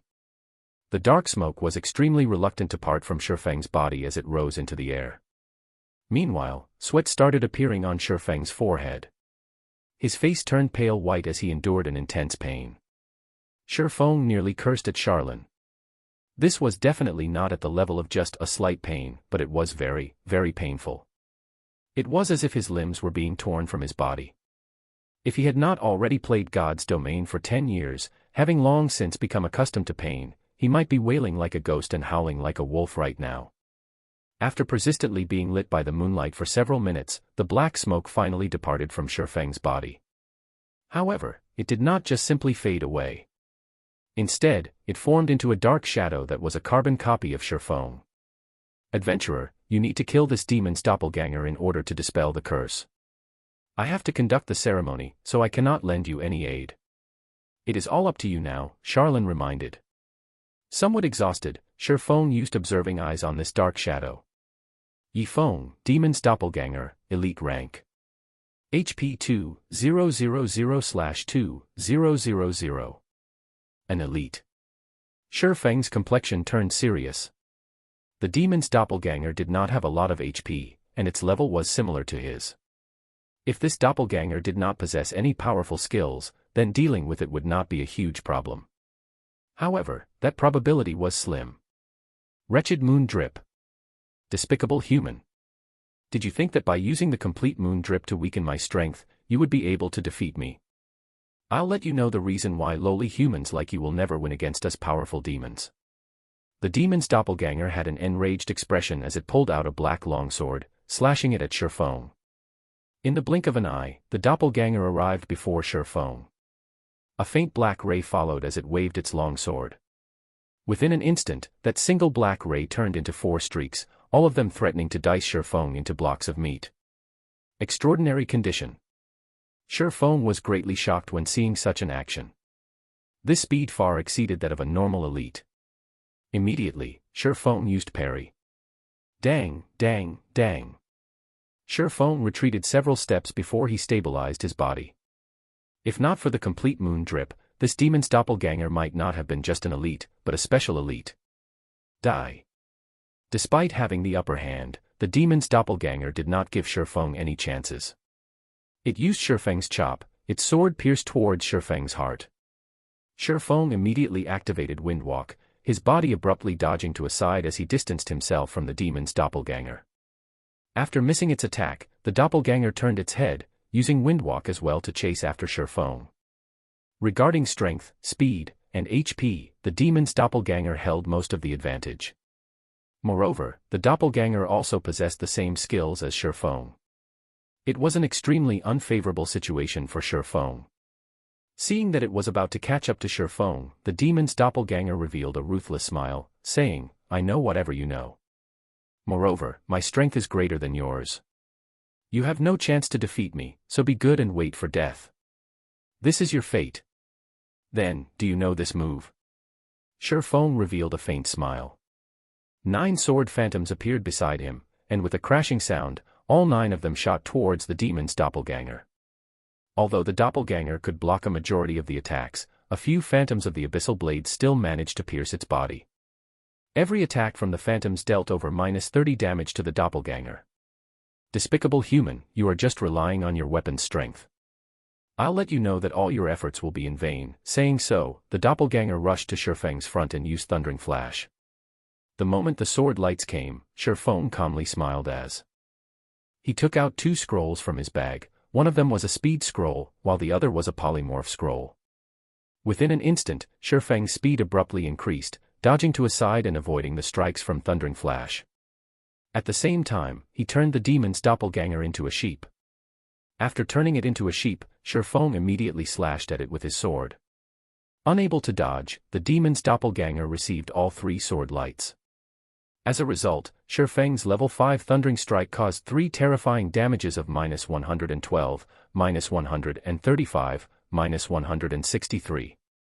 The demon's doppelganger was greatly enraged as it activated Defensive Blade. With its attack range greatly increased, it immediately slashed its sword down at Feng. This human was just too despicable. He actually used an unsightly method such as turning it into a sheep. Hee, and here I wondered how strong a demon would be. You clearly have a body that's stronger than mine, yet, you are still using the same skills as I do. I guess your standards are just at this level, Feng mocked as he dodged the incoming attack. You are courting death. A single sentence from Feng nearly caused the demon's doppelganger to faint from anger. It sent a double chop at Feng's neck. Feng pointed the abyssal blade at the demon's doppelganger, and within an instant, 9 pitch-black chains appeared and bound it, restricting it for 3 seconds. Simultaneously, both the original and doppelganger activated Defensive Blade, and both started an onslaught on the demon's doppelganger. Thundering Flash, Chop, Earth Splitter, Double Chop, and many more skills struck the demon's doppelganger. In addition to the continuous attacks from the 9 dragons slash, the demon's doppelganger's HP madly decreased, dropping down to 10% within a moment. So what if you have a strong physique? So what if you know all of my skills? So what if you are a demon? Feng demanded. He pierced the chest of the demon's doppelganger. Meanwhile, the demon's doppelganger could only grit its teeth, grimacing in pain, its fury burned within it. the moment the bindings restricting it were released, it would be able to properly deal with Shifeng. Just as it was about to bring out its special ability, however, the demon's doppelganger saw the scroll within Shifeng's hand. Suddenly, the demon's doppelganger thoroughly despaired. Bye-bye. Shifeng waved his hand at the demon's doppelganger. He knew that the demon's doppelganger was about to show its hand, so he had activated the Tier 1 magic scroll within his hand. Thunder Bombardment. This Tier 1 magic scroll was capable of dealing -500 damage to a single enemy that was below level 20. It was more than enough to deal with the demon's doppelganger that currently had less than 200 HP. Suddenly, a green thunder struck down from the sky above. It caused -500 damage to the demon's doppelganger, instantly transforming it into dark smoke, and it vanished. It also left behind a piece of dark gray-colored equipment. System, Quest Moon Drip completed. Rewarding 10,000 EXP, and Demon Hunter title. Reputation in Star Moon Kingdom +5, Reputation in White River City +20, Reputation in Red Leaf Town +100. System, Reputation in Red Leaf Town has reached 50 points. Upgrading to Red Leaf Town First Class Citizen. System, Reputation in Red Leaf Town has reached 100 points. Upgrading to Red Leaf Town Third Class Noble. Chapter 73, Demon Mask. Shifeng was slightly shocked at seeing the series of notifications. 10,000 EXP was not considered much to a level 4 player like himself. It only raised him to 27% of level 4, and there was still quite a distance away before he became level 5. On the contrary, it was the other rewards that caused his eyes to shine. Just by killing an extremely foolish elite demon, he was able to obtain an ample amount of reputation as payback. Shifeng truly did not dare imagine it was real. Reputation was extremely precious within God's domain. There were very few quests that could raise a player's reputation, and even those quests would only increase a minuscule amount. As long as a player's reputation was sufficiently high, they would be able to receive high-level quests that were normally unavailable. Players would also be able to purchase items that were not normally for sale, such as bronze equipment, special potions, and so on. At the same time, there would be discounts when purchasing items, and NPCs would have a favorable impression of you. All in all, there were many benefits brought about by reputation. After a player's reputation reached a certain degree, they could also become a noble. In God's domain, nobles were considered amongst the privileged class, and they enjoyed plenty of benefits. Being a noble was also a symbol of status. If a commoner were to anger a noble, the consequences would be severe. A light offense would result in imprisonment, while a heavy offense would result in execution. Hence, players did not dare offend nobles. So much so, that even if a noble were to beat up a commoner inside a safe zone, the guards would pay no heed to the commotion. This was the gap between statuses. This was also the reason Shifeng was so shocked. Now that he possessed the title of noble in Red Leaf Town, he would be able to do things with much more convenience in the future. Shifeng then thought of several high-level quests that only nobles could accept. What function does this Demon Hunter title have? Shifeng called out the system interface, taking a look at the information about the Demon Hunter title. Demon Hunter. A brave warrior and an exorcist of demons who is revered by others. Wherever you go, you will possess a status equal to a noble. You are the Grim Reaper who is feared by all beings affiliated with darkness. In a 100-yard radius, monsters affiliated with darkness will have their attributes reduced by 10%. At the same time, attacks you deal towards monsters affiliated with darkness will have a 10% increase in damage. Crap, this title is just too awesome. Shifeng became slightly excited after reading the introduction to the Demon Hunter title. If a person did not have a considerable understanding of God's domain, they would have no understanding of the significance of this title.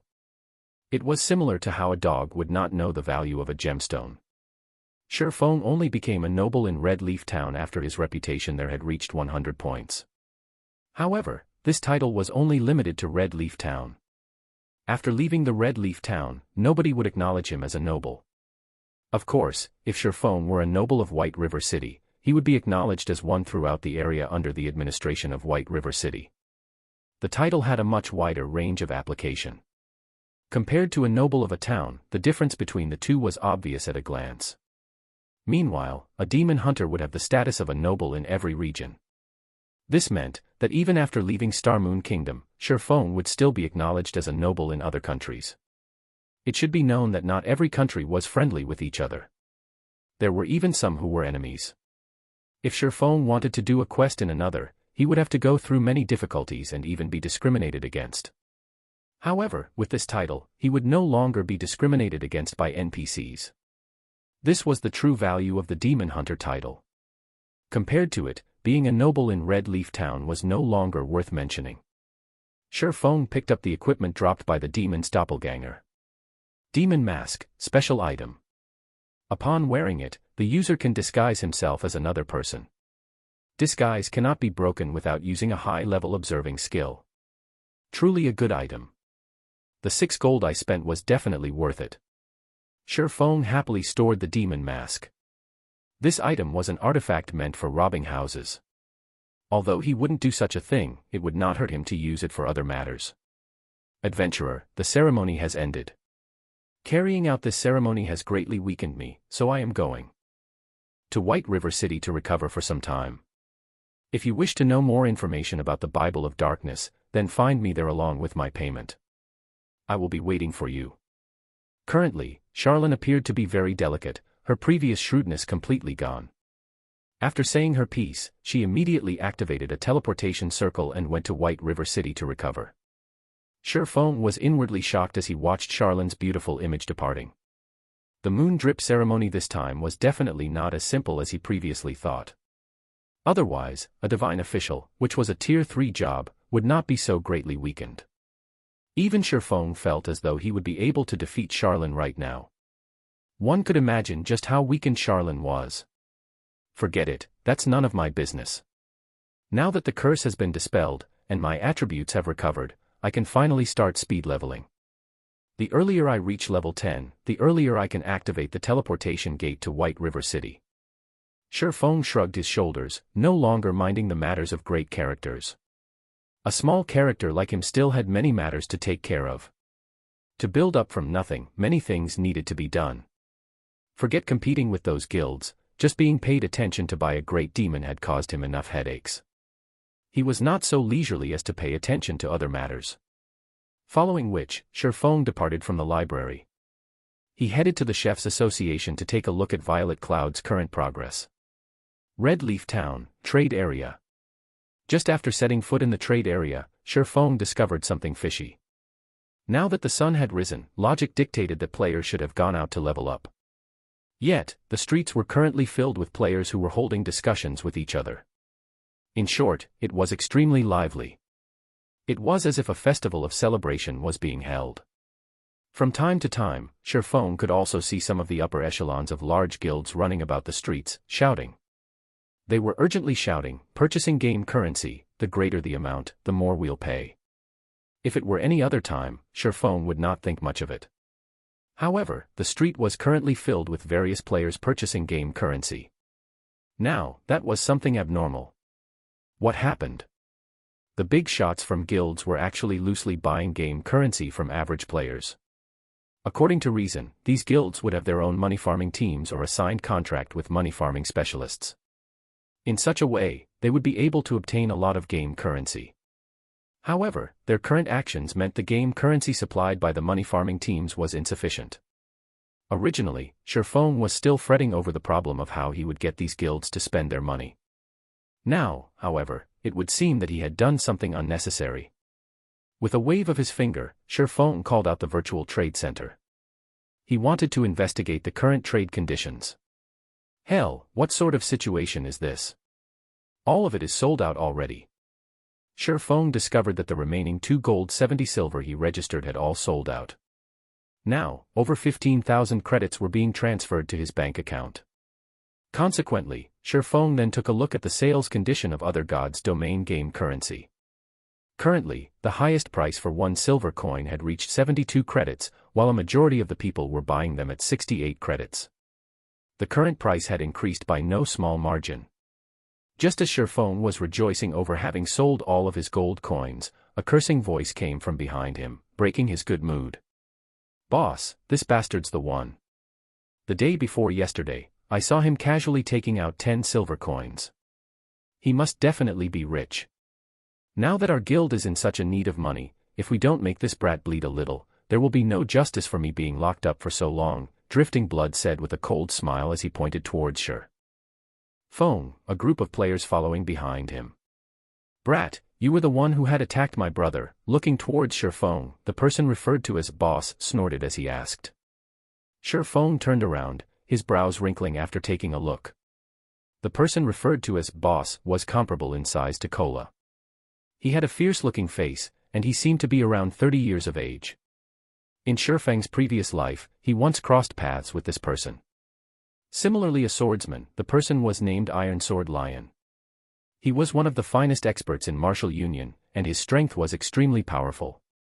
During those days, their two guilds had fought over monsters on several occasions, and Iron Sword Lion killed Flaming Tiger twice throughout those confrontations. Iron Sword Lion caused Sherfeng's party major losses, and they had no choice but to flee in dejection. Even stabbing Heart of Assassins Alliance suffered defeat at the hands of Iron Sword Lion. From then on, Iron Sword Lion's name was widely spread, allowing martial union to rise to a third-rate guild. Sher Feng intended to say something, but he was interrupted by Iron Sword Lion. Iron Sword Lion looked at Sherfeng's scrawny body. Although the equipment on Sher Feng was of good quality, Sher Feng himself did not possess the air of an expert, and furthermore, he did not possess a guild emblem. Iron Sword Lion determined that Sher Feng was just a leisure player and that he must have bought some equipment just to show off. Immediately, Iron Sword Lion proudly said, "Little brother, since you beat my underling, pay up 20 silver coins, and this matter will be over. Otherwise, don't blame my sword for being merciless." Chapter 74, Iron Sword Lion. It would be a miracle not to attract attention, getting involved in a robbery in the middle of the bustling trade area. As expected, just after Iron Sword Lion finished speaking, a crowd of players surrounded them to get in on the fun. "Huh, isn't that Iron Sword Lion from Martial Union? Is he awesome or something? You don't say. Why don't you look at his level and equipment? He's one of the rare few level 5 experts, and he is wearing at least 6 pieces of bronze equipment. I've also seen the weapon in his hand before. It's called Knight's Longsword, a very awesome weapon amongst level 4 bronze weapons. Moreover, he previously killed a lot of players outside the town, earning him a lot of glory. Che, they're just relying on numbers to bully others. How can that even be considered being skillful? If they're that good, they should fight those large guilds. At most, they can only bully newbies. They're even asking that guy for 20 silver coins, isn't that just going overboard? Gaming experts would only have 3 or 4 silver coins on them, not to mention carrying 20. They are clearly forcing him into a corner. Shoo. Speak softer. That Iron Sword Lion isn't bullying people with numbers. His strength is the real deal. Previously, he was a top-tier expert in a wuxia virtual reality game, but he was compelled to transition to God's domain. Yesterday, he kill-stealed, won, outside of town with other players and single-handedly defeated all 4 of them. Those 4 players were not noobs but gaming veterans. They are stronger than us by at least a few leagues. If Iron Sword Lion were to hear you, then tough luck, buddy. At that time, your only way out would be to delete your account and start all over again. Listening up to this point, the surrounding players all sucked in a breath of cold air. They no longer dared spout baseless gossip, their eyes sending pitiful gazes towards Sher Feng. Of all the people Sher Feng could provoke, he had chosen to provoke an expert. Moreover, an expert that covered up the shortcomings of his subordinates. Unless Sher Feng deleted and recreated his account, he would definitely have to pay the 20 silver coins. However, leveling up to level 4 was a difficult task. If Sher Feng chose to delete his account, then 2 days of his effort would be wasted. The average person would rather pay up than delete their accounts. This guy is just meeting one misfortune after the other. If it were normal times, he would just have to spend a few credits to collect the 20 silver coins. Now, however, not only are the prices for God's domain game currency ridiculously high, but it is also extremely hard to buy any. Right. Seeing such a high buying price, even I am thinking of selling my game currency. However, going with this trend, the prices will still increase in the future. I want to stock up a little more, putting them up for sale later on. Just as the surrounding players were lamenting over Sherfeng's bad luck, at a stall by the street, several players were quietly watching Shifeng. These players all wore luxurious equipment on their bodies, and each of them carried a faint smile on their faces. "Brother Stabbing Heart, should I go lend a hand? That way, Yifeng will have to owe us a favor," a male cleric that resembled a skinny monkey asked as he looked at Stabbing Heart. Stabbing Heart fell into deep thought. He felt that the cleric's words were logical. Indeed, Shifeng had very powerful techniques, and he was also acquainted with a great character like the Snow Goddess. However, Iron Sword Lion was a brutish expert. He also had the support of his guild. Overall, Shifeng was definitely in a disadvantageous situation. If Stabbing Heart were to lend Shifeng a helping hand, Shifeng would definitely be grateful to him. The favor of a great expert was extremely valuable. Often, a great expert such as Shifeng was necessary for clearing a large dungeon. However, without good relations, such experts would usually pay zero heed to invitations, and some would go so far as to look down on them in contempt. Who did you think you are? Have you not received any education? Go, we definitely must go. However, let us wait for a while. Our value will only stand out in a crucial moment. It is also a good chance to let those plebeian guilds know of our might, Stabbing Heart softly said, a cold glint flashing in his eyes. After spending so many years within the virtual gaming world, Stabbing Heart understood a single principle. Every additional expert he befriended was an additional path he could take in the future. What's more, Shifeng was a great, hidden expert that was acquainted with the Snow Goddess.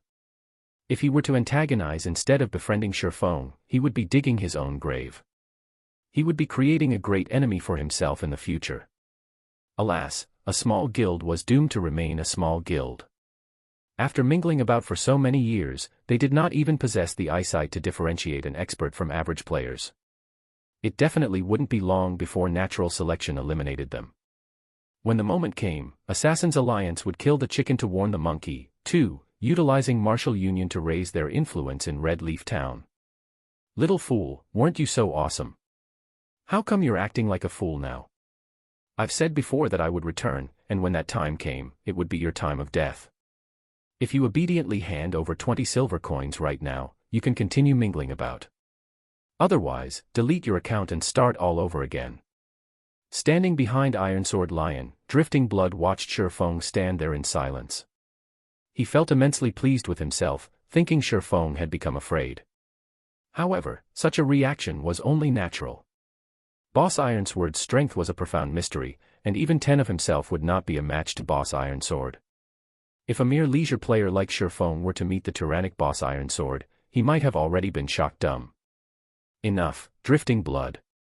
I'm not an evil tyrant, nor do I wish for more trouble. These 20 silver coins can be considered as a lesson to him. I want him to know who he should and should not provoke. Iron Sword Lion looked Drifting Blood in the eye, then turned towards Shifeng and proudly said, "You don't have to worry, either.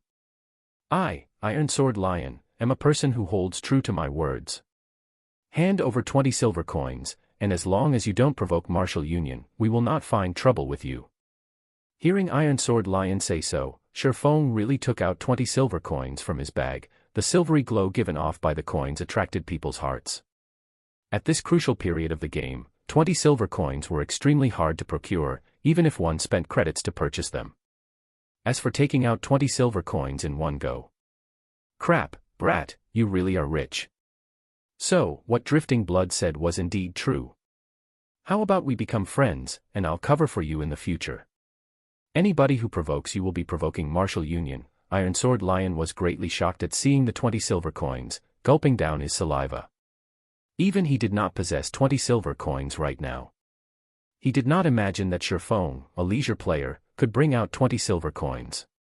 With that much money, Iron Sword Lion would have much more confidence in competing for the Glimmer chestplate forging design. When the surrounding players saw all these silver coins, their mouths all gaped wide in shock. Shifeng was truly rich. He was definitely a tycoon.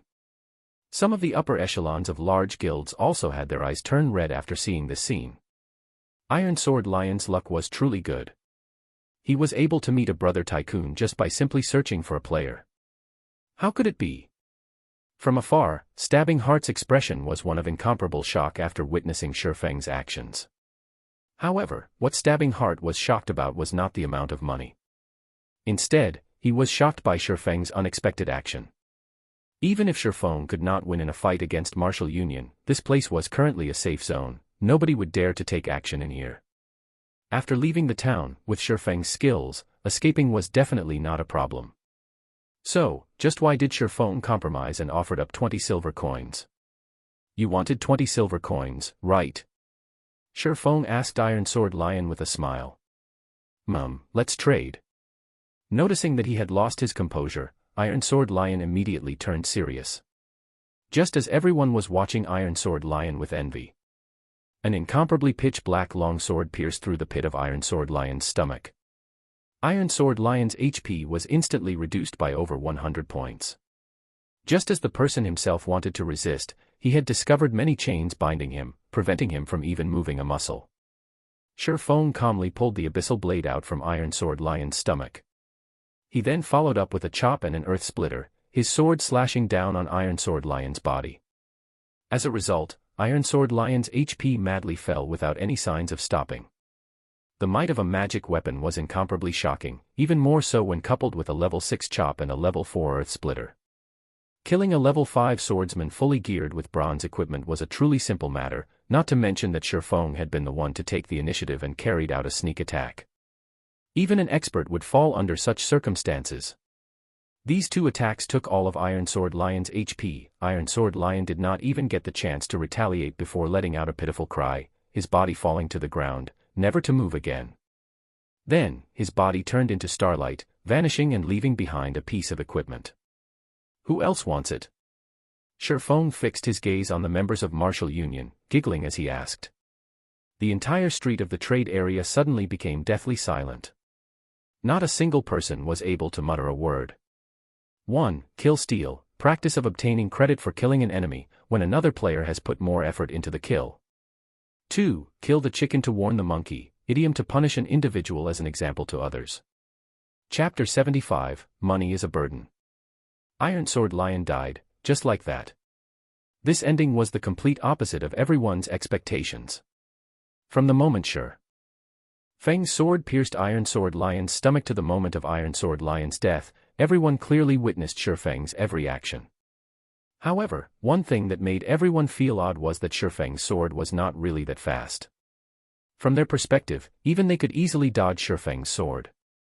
So, why couldn't an expert like Iron Sword Lion? Iron Sword Lion died without even being able to retaliate. Could it be, did Iron Sword Lion just look impressive, but was actually a weakling? Was he just a paper tiger? However, everyone immediately denied such a silly notion in their hearts. Iron Sword Lion's equipment was not fake. Him being level 5 was not fake, either. He was a genuine expert. However, how could an expert fully geared in bronze equipment, whose defense and HP far outstripped the average player, be killed so easily?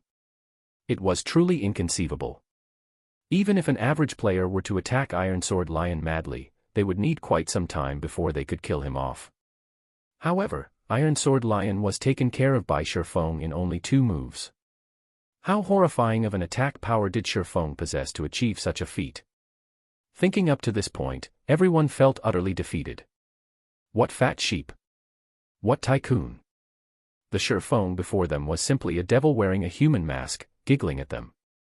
Meanwhile, they had been completely oblivious to the truth. A cold chill suddenly flowed through their bodies, causing them to shiver. They no longer dared to look at Shifeng's smiling face. You're despicable. Drifting Blood retreated a few steps, his trembling finger pointing at Shifeng. Currently, Drifting Blood was facing incomparable shock in his heart. Compared to other people, he had a much greater understanding of Iron Sword Lion's strength. Regarding Shifeng's strength, he had a deep experience and fear of it. He became even more frightened now that he was targeted by Shifeng once more. However, after having a better understanding of the situation, the place they were currently was a safe zone. What should he be afraid of? Suddenly, he laughingly said, "You're finished. Since you dared kill inside a safe zone, nobody will be able to protect you now. Just wait for the guards to come give you your sentence and lock you up." Everyone came to a sudden realization after hearing Drifting Blood say so. Previously, Shifeng sent all of them into shock. They had actually forgotten that this place was a safe zone and there were powerful guards protecting this place. Even if Shifeng was powerful, was he able to overpower the guards? In a moment, Shifeng would definitely be captured by the guards, falling to a miserable end. Truly a pity. However, he is truly courageous for killing someone inside a safe zone. It would still be worthwhile, even if he were killed by the guards and sent to closed confinement. Whatever the case, he was able to shine for a moment. He will still be a hero when he gets released tomorrow. So cool. Big brother expert, little sister knows how to warm beds. Please add me as a friend. Please help me level. I swear I'll be obedient. Amongst the players present, plenty started admiring Shifeng's courage.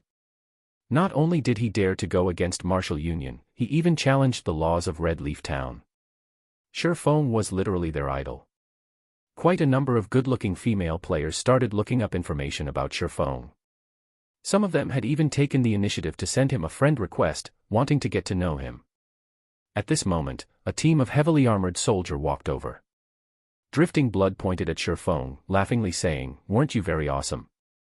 I want to see what you're going to do this time. Not only are you going to lose a level, but you will also be confined for 24 hours. Even if you are an expert, you will be reduced to a second-rate player after being confined for a day. At that time, I'll be looking forward to how our martial union will take care of you. Whether you go up to heaven or fall to hell, nobody will be able to save you."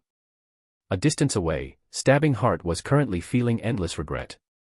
Although Shifeng's series of actions just now looked to be slow, the feeling it gave off was extremely natural. His actions were as natural as breathing, not a hint of awkwardness about them. Stabbing Heart's admiration for Shifeng was even greater now. Shifeng's actions were the assassination techniques that Stabbing Heart pursued after. Average people would not understand what this represented.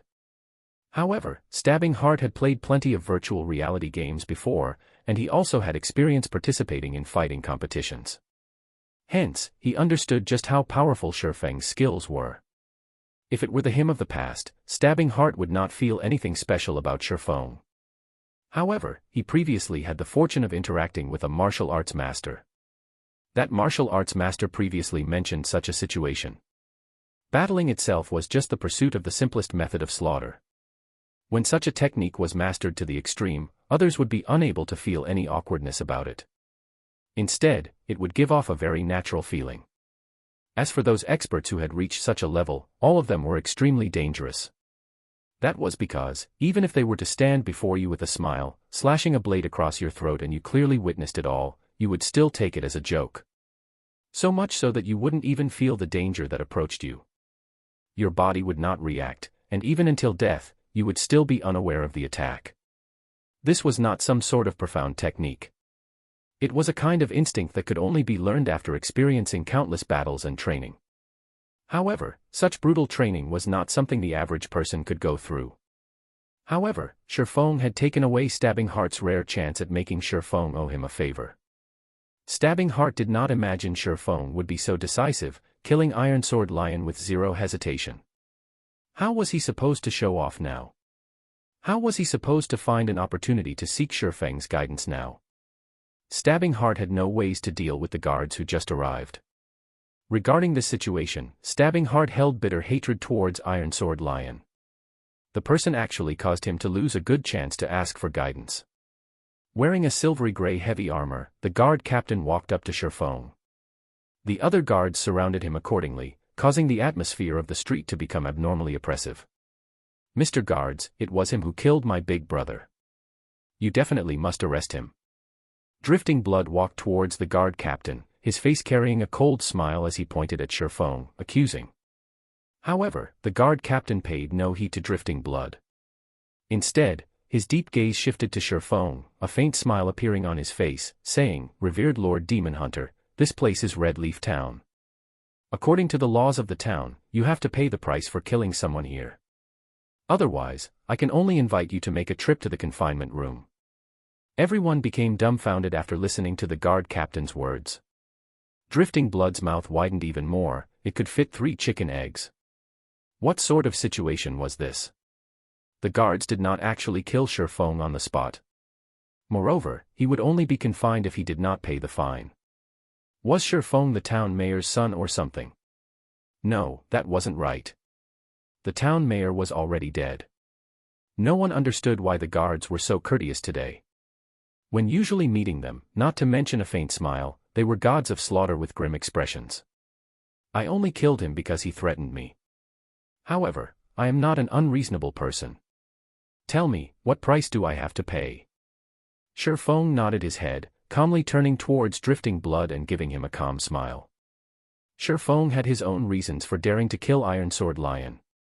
Everyone else just recently entered God's domain, so they were still unfamiliar with the rules of the game. However, Shifeng had lived within God's domain for 10 years. He had long since memorized what actions he could and could not take and to what extent he could take them. Shifeng was currently a noble. His status far outstripped that of commoners. If he was not a noble, he might have just turned around and left without paying any attention to Iron Sword Lion. At worst, he would just start an exciting battle if they were to meet outside the town. Who would win at that time was still an unknown. However, Shifeng was now a noble. Even if he killed a normal player, the guards would not speak much of it, only requiring Shifeng to pay a fine. As for how much he would have to pay, that depended on his identity and status. However, according to his own wealth, Shifeng was still able to accept the fine. 2 silver coins. The guard captain straightforwardly said. Okay, got it. Here are 20 silver coins, keep them. Shifeng did not imagine that it would be so cheap. Hence, he took out 20 silver coins and passed it to the guard captain. Lord Demon Hunter, what are you trying to do here? Looking at the 20 silver coins in his hand, the guard captain oddly asked. Nothing much.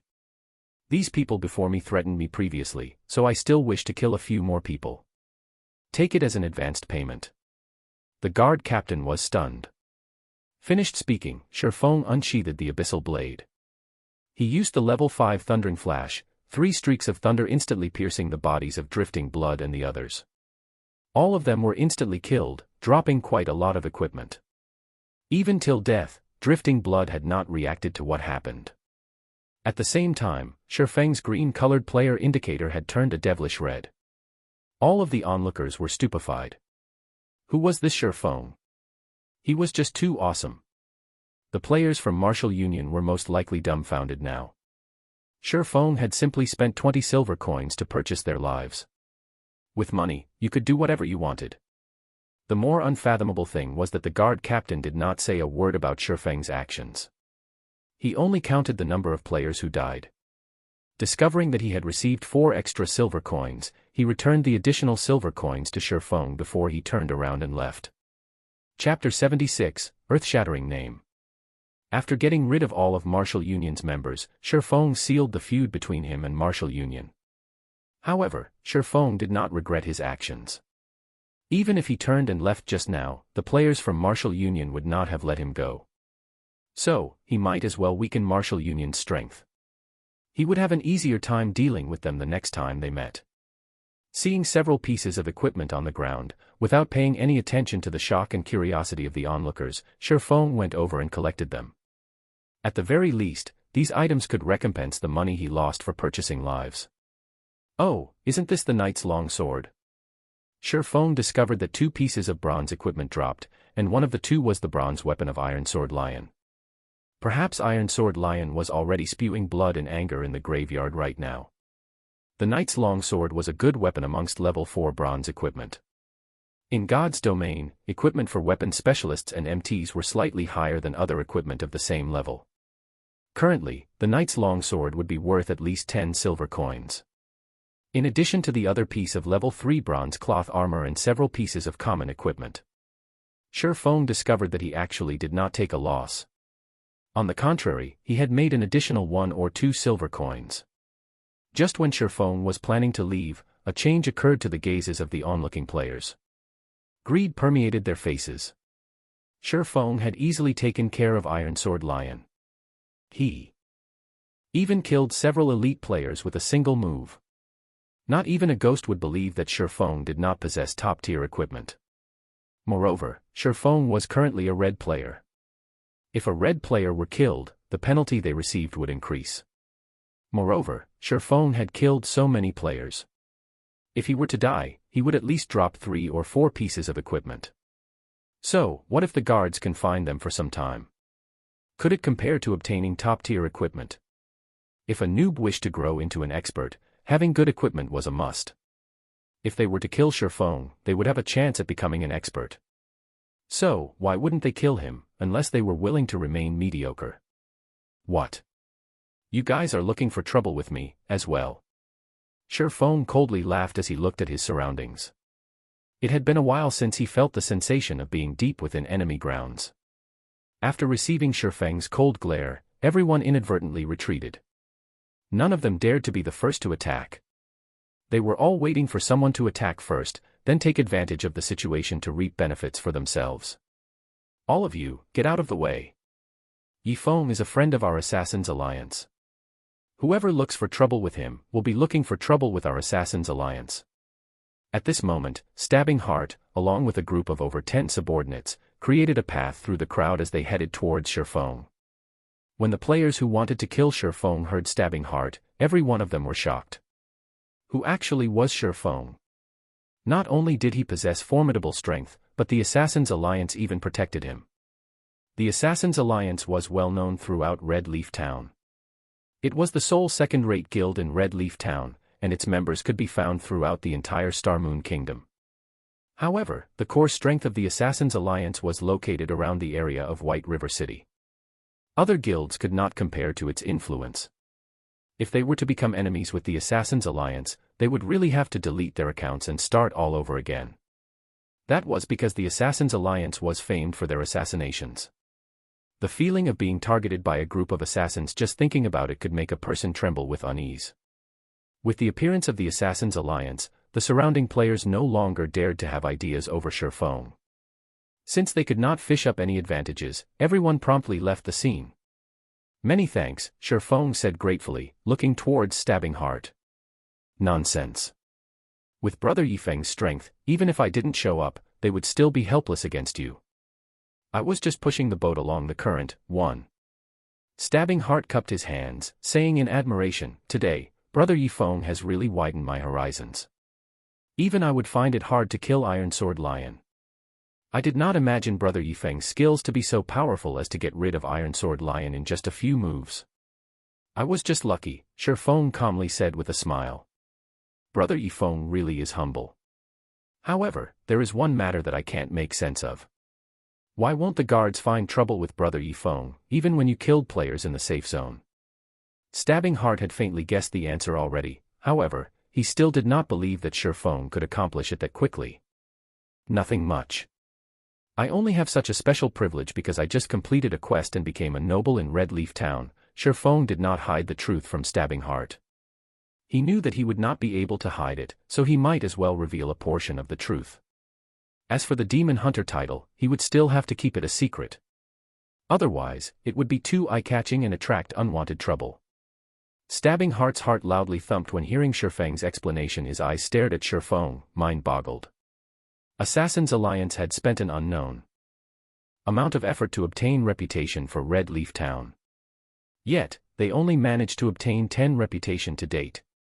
Even Broken Wind, guild leader of the first-rate guild, Star River Federation, was only a first-class citizen, and there was still a long way to go before he became a noble. However, the Surfong before him was actually a noble already. The difference between them was just too huge. Originally, Stabbing Heart already had a high estimation of Surfeng's strength. He truly did not imagine that he was still underestimating Surfong. However, according to his memory, he was acquainted with most of the top-tier experts that used swords. Even the ones he weren't acquainted with, he had at least met before. However, Surfong did not resemble any of the figures in Stabbing Heart's memory. However, the world was a wide place. There was bound to be some top-tier experts who hid from the world. Now that God's domain's influence was growing larger by the day, it wasn't particularly strange for these experts to enter God's domain as well. It was no wonder that the Snow Goddess acted extremely friendly when dealing with Surfong. Stabbing Heart guessed that Surfong was an extremely famous but hidden expert and that he was merely unaware of him. The earlier he tightened the connection with such hidden experts, the greater the aid it would be towards the guild's future development. Thinking of up to this point, Stabbing Heart smiled slightly. He felt his luck was good for discovering a top-tier expert like Shifeng. Shifeng, on the other hand, did not know why Stabbing Heart suddenly smiled. He took a glance at the street filled with guilds purchasing game currency, abruptly asking, "Brother Stabbing Heart, I wonder what has happened here. Why are there so many guilds trying to collect game currency?" "Oh, you don't know." Stabbing Heart was slightly shocked, looking at Shifeng with astonished eyes. This matter had already become well known amongst the players in White River City, so how could Shifeng not know about it? Shifeng shook his head, saying, "I've been doing my quest all this time, only returning now. So, that's why. This matter has also only recently started." Stabbing Heart came to a realization. He then explained, "Not long ago, a glimmer chestplate forging design appeared on the auction house. You should know how good the attributes on the glimmer chestplate are. The usefulness of its forging design goes without saying. After all the guilds discovered its existence, all of them started competing over it. Our guild is no exception. Unfortunately, our guild's background is still slightly lacking, and Star River Federation won the forging design for 2 gold and 33 silver coins. Originally, our guild had already given up. However, it wasn't long before another glimmer chestplate forging design appeared on the auction house. That was the start of all the commotion. Every guild has started to madly collect funds, all of them wanting to bid on it. The bidding this time ended with the glimmer chestplate forging design being sold for 2 gold 51 silver coins. Nobody could have imagined that a third piece would have appeared right when many guilds were feeling disappointment. Right now, everyone is still bidding over the third piece. However, according to my estimates, the third piece will be sold at an even higher price. Only, nobody knows if there will be more of the forging designs up for auction, so I came here to collect game currency. Currently, everyone is guessing that Black Flame Forger is selling the glimmer chestplate forging designs. After all, bronze equipment forging designs aren't just cabbage, not to mention similar forging designs. Moreover, the Black Flame Forger was the one who previously sold glimmer chestplates. So, everyone inwardly understands that these forging designs are being sold anonymously by this Black Flame Forger. I have to admit that this Black Flame Forger's strategy is truly clever. Previously, he competed with hammer trading to reduce the price of glimmer chestplate. However, it turns out that his eyes were not set on the equipment, but on the current forging designs. Hammer trading, who had competed with the Black Flame Forger, had thoroughly become insane as well. Although he declared that he would compete with the Black Flame Forger until one of them went broke, unfortunately for him, the Black Flame Forger no longer paid any attention to him. Currently, a lot of people wish to get in touch with the Black Flame Forger. Unfortunately, there is no way to contact that person. The snow goddess of Ouroboros even posted a thread on the forums, asking the Black Flame Forger to contact her. She wants to discuss the matters of cooperation and wants him to state his price without hesitation. With this, the Black Flame Forger had thoroughly become famous.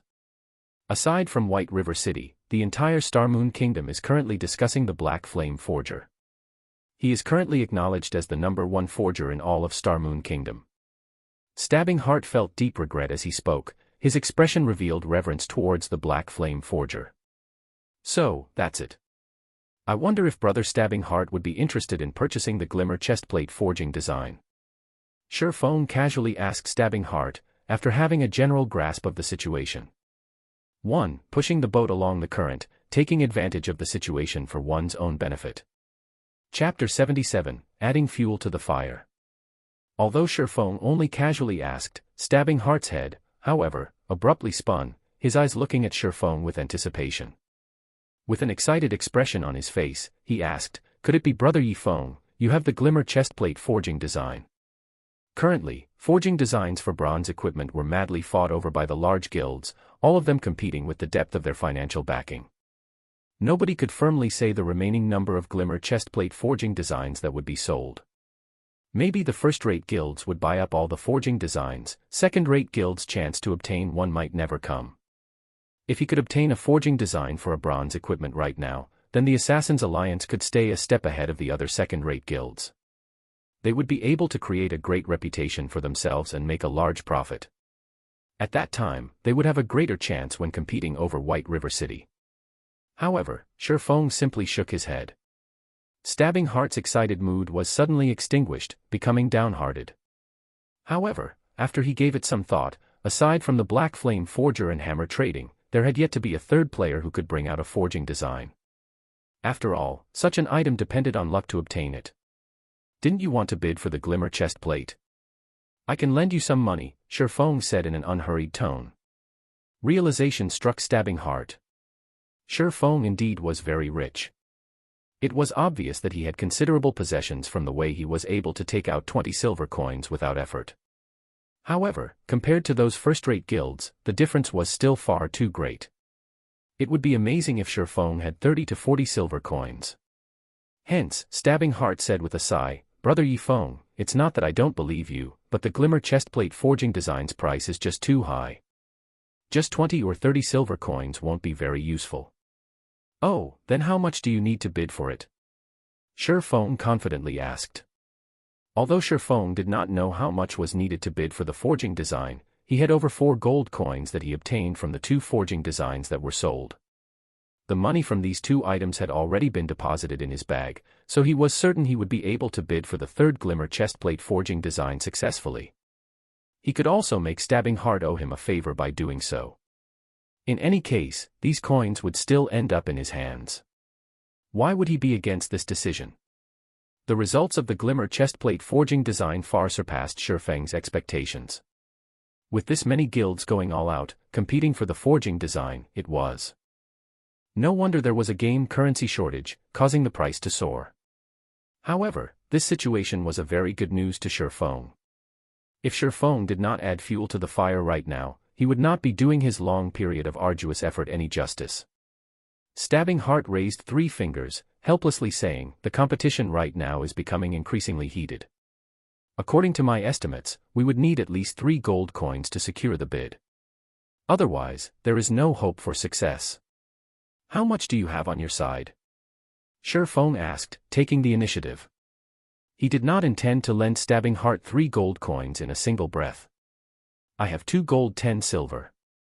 It is extremely hard to collect game currency right now, as the other guilds have purchased almost all of it. I have already planned to give up the competition, and instead, go and level up, Stabbing Heart said with a sigh. Then I'll lend you 90 silvers.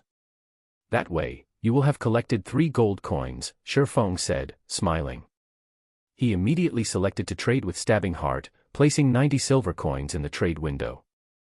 Stabbing Heart was suddenly shocked when he saw the 90 silver coins inside the trade window. He did not imagine Shifeng would possess that much money. Also, Shifeng had also spent over 10 silver coins just now. Didn't that mean that Shifeng had at least 1 gold coin on his person? If the Assassins' Alliance did not put all their efforts into collecting funds, then the guild's fluid funds would be similar to the amount Shifeng possessed. However, they were a second-rate guild, and their guild members numbered over 20,000. They also had a specialized 500-man money-farming team. Meanwhile, the money Shifeng had earned, alone, was actually more or less the same as their guild. Brother Yifeng, thank you, truly. I will repay this favor in the future. Stabbing Heart excitedly exclaimed, however, I can't just let brother take a loss. Tomorrow, I will definitely return 1 gold coin to you. Currently, the game currency of God's domain was extremely precious, especially in this period where forging designs were being competed over. Originally, Stabbing Heart wanted to purchase it using credits. However, when he thought about the preciousness of the game currency, it was hard to buy, even if he had the money. Moreover, Shifeng did not lack credits. Hence, he did not have the nerve to let those words leave his mouth and instead chose to compensate Shifeng with an interest of 10 silver coins. However, Shifeng had become slightly speechless as he only wished for credits. He was shouldering a large debt right now. In addition to the workshop and the rent he needed in the future, he was desperately in need of money. What would he do with that much game currency? How could it be as dependable as credits? The earlier he started his workshop, the earlier he could recruit stable party members. When he could enter large-scale dungeons, he would be able better earn money, level up, and increase the workshop's reputation, building a better foundation for establishing his guild. If he started too late, it would be hard even to set foot in White River City. Every moment counted right now. Brother Stabbing Heart, don't say it such. If you didn't show up today, I would not be able to avoid a bloody battle. I owe you a favor, so for these 90 silvers, I'll just sell you each silver coin at 60 credits. Every guild would be in need of coins in the initial stages of the game, so you don't have to be polite with me, Shifeng said in a sincere tone. Stabbing Heart was immediately moved by Shifeng's words. He thought that Shifeng was a friend who was worth knowing. If he returned Shifeng 1 gold coin tomorrow, it would cause quite a lot of trouble to the guild's operation. Moreover, nurturing forgers and purchasing materials required large sums of coins. It couldn't be any better if he purchased them using credits. I can't thank Brother Yifeng enough. However, 60 credits is a little too low. I don't have the nerve to buy them at that price, and just saying it would cause others to make fun of me. I'll buy each silver coin for 80 credits for a total of 7,200 credits. I'll transfer them to your account immediately. Stabbing Heart was very joyful. Even if Shifeng were to have complaints about the matter, Stabbing Heart would still stubbornly transfer all 7,200 credits to Shifeng. Brother Yifeng, I'll be leaving to bid for the forging design first. If you have any problems in the future, please don't hesitate to contact me. I'll definitely go all out to help you.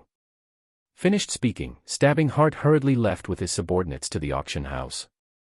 Seeing the additional 7,200 credits in his bank account, Shifeng helplessly smiled. His opinion of Stabbing Heart grew even more favorable in his heart. Currently, his bank account had more than 20,000 credits, the money for 2 virtual gaming helmets was now secured. At the very least, he would not lose the virtual gaming helmet after the 7-day duration was up and lose the ability to play God's Domain. The remaining task he had was to earn even more money and collect some funds before the start of the school's fellowship party. Who knew, he might obtain a great chance at the fellowship party, building an unshakable foundation for his workshop. In Shifeng's previous life, Shadow had obtained a big chance at the fellowship party.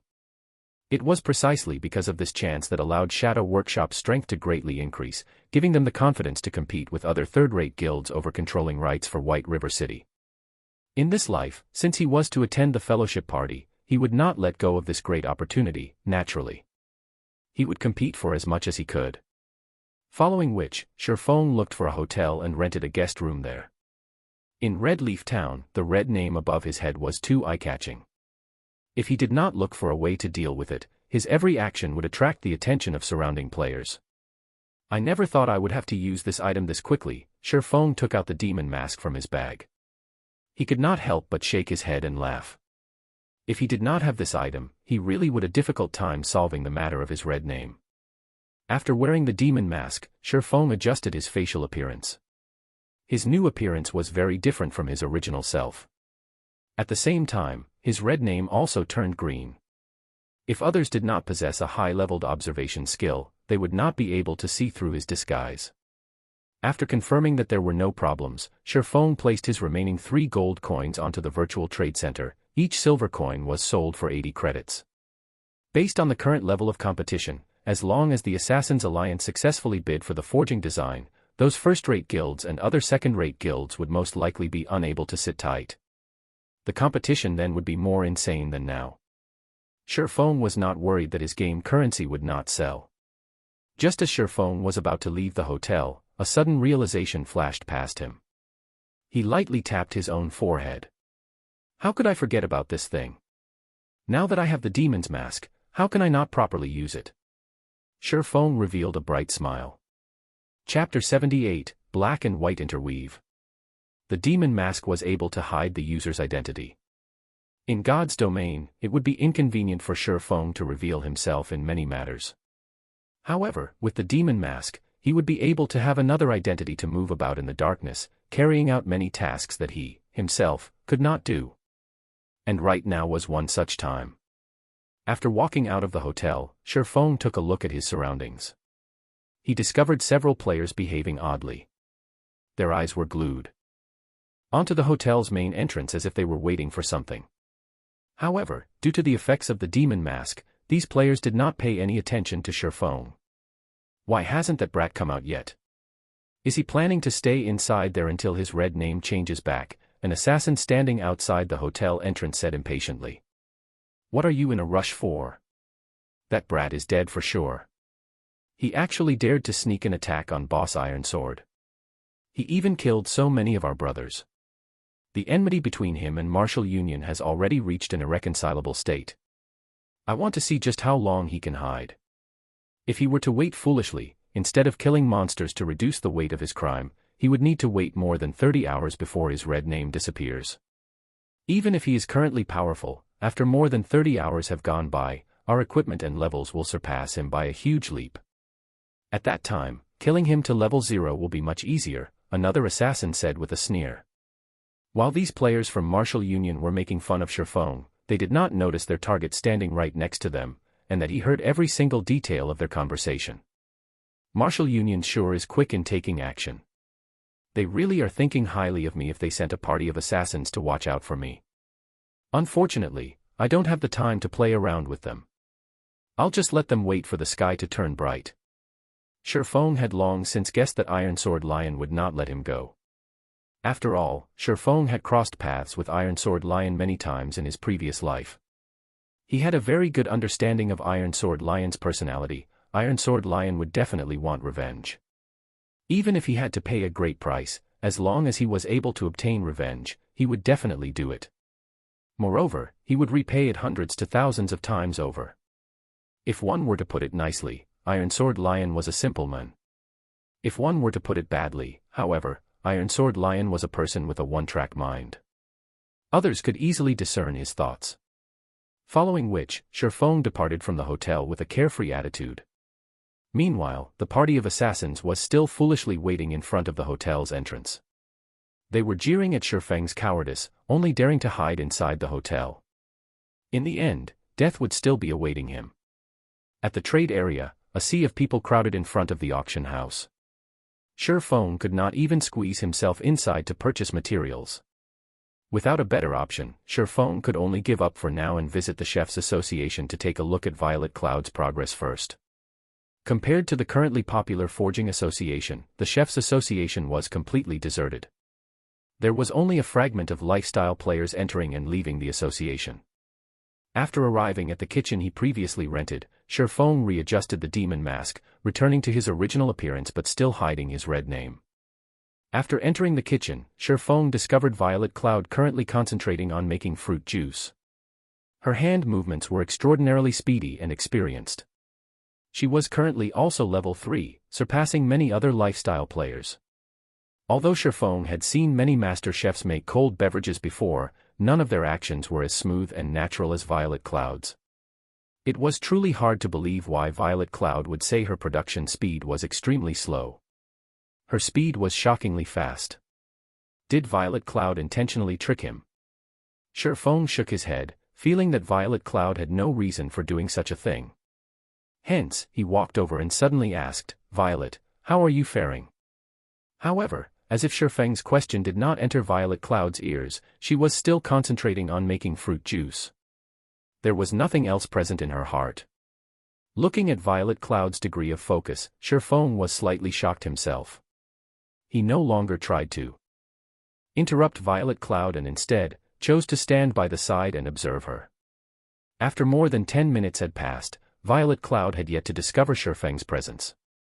Meanwhile, she had already crafted more than 10 cups of fruit juice. These fruit juices looked extremely refreshing, and they gave off a faint, captivating fragrance. After she used up the materials in her hands, just when Violet Cloud was about to retrieve more. Violet Cloud was shocked into a jump as she discovered that her boss, Shifeng, was standing behind her. From the looks of it, he had been waiting for quite some time now. Violet Cloud's heart became frantic as she thought about how she let her employer wait for so long. Lowering her head, she said in a nervous tone, "Sir, have you completed the 900 cups of fruit juice?" Shifeng asked with a smile. Shifeng's evaluation of Violet Cloud had greatly risen as of this moment. The more focused someone was when doing something, the greater the efficiency. It was also easier for them to overcome difficulties. However, not everyone was able to constantly maintain a high degree of focus, just like how a student's thoughts would wander after studying for a long period of time, or become absent-minded after listening to the teacher's lecture for some time. However, Violet Cloud possessed extraordinary focus. Day's effort. Following which, Sherfong stored all the fruit juices in his bag. There were more than 1,700 cups of them, and if each cup were sold at 1 copper coin, then that would sum up to 17 silver coins. To an average player, it was definitely a huge sum of money. To Sherfong, however, it was just spare change. However, Sherfong did not intend to sell any of them as he had another use for them. System: the glimmer chestplate forging design you have placed on auction has been sold. After deducting the processing fees, a total of 2 gold 76 silver has been added to your bag space. Has Assassin's Alliance won the bid already? Sherfong called out the official forums. Just as expected, the Assassin's Alliance posted a thread, widely advertising the forging design they successfully bid on and taking the chance to increase their fame and influence. After all, being able to purchase a forging design indicated the guild's background. This would cause many leisure players to reconsider their estimates of the Assassin's Alliance's strength.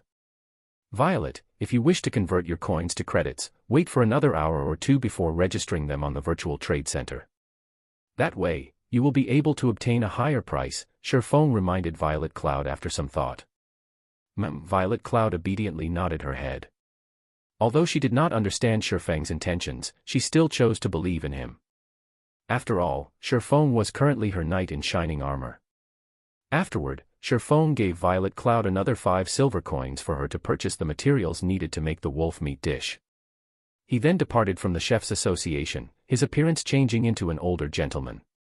It's about time I contacted her. Sherfong had done all the necessary preparations. Moreover, the Assassin's Alliance had caused the other guilds to start to panic. So, now was about the right time to contact that person. Sherfong called out his friend Window and looked for the snow goddess, a cunning smile appearing on his face. Chapter 79, Mysterious Black Flame. In the core area of Kuruk Fields, one could see groups of grassland lion cubs every 100 meters or so. If a party's positioning were slightly off, they would attract tens of grassland lion cubs towards them. Moreover, at the large tree located in central region of the fields, there lived a level 6 elite grassland lion. That place could be said to be a forbidden area for level 6 players. However, inside this forbidden area, Gentle Snow's party was constantly clearing the surrounding level 6 grassland lion cubs. They were clearing out an empty land for the purpose of hunting the elite grassland lion. If ordinary players were to see their daring actions, they would definitely exclaim in astonishment. A party waged battle against more than 10 grassland lion cubs. Wearing a suit of azure armor, Gentle Snow valiantly battled. She was like a war goddess, fighting 1 against 10,000. A simple slash from her had sent 3 grassland lion cubs flying. Simultaneously, she was dodging the claws of the remaining 2 lion cubs. If an expert were to see Gentle Snow battle, their eyes might have popped out of their sockets by now. Although her single slash seemed simple, she struck the vital points of all 3 grassland lion cubs. Her dodges were even more accurate. It was like she possessed eyes at the back of her head. Without even turning her head, she was able to avoid the claw strikes that came from behind her. On another side, the flame witch, Zhao Yueru, was like an artillery cannon. A single frost flame blast from her had taken away a third of the grassland lion cub's HP. Just when the grassland lion cub switched hatred and was about to rush at Zhao Yueru, the woman, herself, revealed a smile of disdain. As her mouth chanted the final verse of an incantation, her lily-white hands finished writing the incantation. Following which, a flame dragon appeared. The dragon spewed scorching hot flames, immediately decimating the grassland lion cub rushing towards Zhao Yueru. Zhao Yueru's control over magic was extremely subtle, reaching its pinnacle. Her chanting and tracing were even more extraordinary. Normally, players would need 3 seconds to complete both actions, but Zhao Yueru only spent 1.6 seconds. Her completion rate was even at 86%, increasing the damage of Fire Dragon's roar by 120%. This single move instantly took away 2/3 of the grassland lion cub's HP. A few moments later, more than 10 grassland lion cubs lay dead on the ground. Rest for a while and prepare to lure those 2 elite grassland lions over. Shield Warrior, you'll tank one, while I handle the other. After tidying up the loot, Gentle Snow commanded as she looked towards the 2 patrolling elite grassland lions in the distance. Just as everyone was resting, Gentle Snow received a single message signed with the name of Black Flame. Looking at this signature, Gentle Snow's brows slightly wrinkled. Previously, she put out word that she wished to discuss matters of cooperation with the Black Flame Forger. It did not take long before she received a reply. Originally, she had felt rather joyous at the fact. However, a few moments later, she received another pile of similar messages. All of them claiming themselves to be the Black Flame Forger. However, after undergoing a simple questioning and identification, she discovered that all of these players were fakes. Every one of them wanted to swindle some money from her. Snow, is it another harassing message? Why not you just set it so you can only receive messages from your friends? That way, these messages won't bother you anymore. Zhao Yueru suggested after noticing Gentle Snow's unnatural behavior. Gentle Snow shook her head, saying in a serious tone, I'm not acquainted with the Black Flame Forger. If the real Black Flame Forger were to contact us, and we weren't able to receive his message, wouldn't we have posted that thread for nothing? I'll still take a look at it. In any case, it is very easy to determine the authenticity of the Black Flame Forger. However, Gentle Snow suddenly froze when she read the message. That was because this message had very clearly proven the authenticity of this Black Flame. He wanted her to go to the virtual trade center, and using the password he had given, enter a designated trade room to trade for the Glimmer chestplate forging design. It seems that I finally have some gains after waiting for so long. Gentle Snow revealed a faint smile. From the contents of the message, she could clearly feel that this Black Flame was the real deal. Otherwise, he would not suggest trading the forging design at the virtual trade center. After all, Black Flame imposters would not have a forging design. What is it? Did the real Black Flame contact you? Looking at Gentle Snow nodding to her question, Zhao Yueru became immediately excited. Wishing to meet this mysterious forger, she asked, when do we meet him? Currently, the Black Flame Forger was known by everybody. He was even in possession of a forging design that could increase a guild's influence. After carrying out one questionable action after another, only now did they find out his true motive. Zhao Yueru couldn't help but admit the brilliance of the Black Flame Forger's methods. He paid such a huge price all to control the initiative in the game played by the various guilds. Now, every guild within the area of White River City could not help but get caught up in this spiral, otherwise, they would be eliminated by the other guilds. His unpredictable actions even caused her to feel admiration. He was unlike a certain someone who was clearly just a lucky bastard, yet, still pretended to be an expert. Just thinking about that person made Zhao Yueru's blood boil in anger. Compared to the Black Flame Forger, the difference between them was thousands of miles apart. I just contacted him. However, he does not want to add us as friends. He only said he wants to meet at the level 8 map, Fissus Canyon, in 4 hours. Fissus Canyon isn't that far away from our current location. I'll buy the forging design first, then we'll quickly clear up these elite grassland lions. If we hurry over, we should be able to make it. Even Gentle Snow was clearly excited right now. There were so many first-rate guilds in Star Moon Kingdom, yet, she didn't imagine that the Black Flame Forger would actually be willing to cooperate with them. She couldn't help but admit that they were extremely lucky, or maybe that Black Flame had some other plans. In any case, she wouldn't be able to see through the thoughts of this Black Flame. Great. Then let's hurry. If we make him wait too long, it would be terrible if he didn't want to meet us anymore. Zhao Yueru abruptly stood up, excitedly saying so. Look at you in such a hurry, we still have time. Gentle Snow rolled her eyes at Zhao Yueru. She did not imagine that Zhao Yueru would be so interested in Black Flame. Normally, she would not be as enthusiastic towards other people she met. Meanwhile, Shifeng, the target of Gentle Snow and Zhao Yueru's conversation, had already departed from Red Leaf Town. He was running towards the White Sand Ruins. The White Sand Ruins was a level 10 monster area. It was also one of the must-come leveling areas for players of Red Leaf Town and several other nearby towns. That was because the quests available here were very numerous. Amongst them, there was no lack of guild quests and reputation quests. There were even 2 unique quests here. The rewards for these 2 unique quests were extremely bountiful, and they would bring plenty of benefits to Shifeng when he officially entered White River City in the future. Hence why Shifeng was running to the White Sand Ruins. Just as Sherfong arrived at a sea of white sand, a message from Gentle Snow arrived. The message stated that they had to delay the meeting time by an hour suddenly, and as a compensation, aside from buying the forging design at price of 24,000 credits, they would give him an additional 20,000 credits. Their wealth was practically overbearing. Sherfong did not really mind the delay in time. In any case, he also needed quite some time to complete the quests here. Meanwhile, 20,000 credits was 2 months' worth of salary of a gold-collar worker. 1. Gentle Snow used it as compensation for being late. Moreover, this was only the start of the business between them, yet, he had already earned more than 40,000 credits. He could not help but admit that there were many benefits for working with a person like Gentle Snow, especially when the person herself was not lacking money. Even the rich from other virtual reality games could not compete with her. Following which, based on his memories, Sherfong searched for a secret path in the white sand ruins. After walking this path for nearly half an hour, he caught sight of a bunker buried in the white sand. 2 level 10 elite black steel dwarves guarded the bunker's entrance. One of the 2 unique quests, Steel Fortress Borussia, could be found inside this bunker. 1. Gold-collar worker, highly skilled professionals who may be in high demand, such as chartered accountants, surgeons, anesthesiologists, engineers, and lawyers. Chapter 80, Steel Fortress Borussia. Black Steel Dwarves, they were a group fanatics addicted to forging.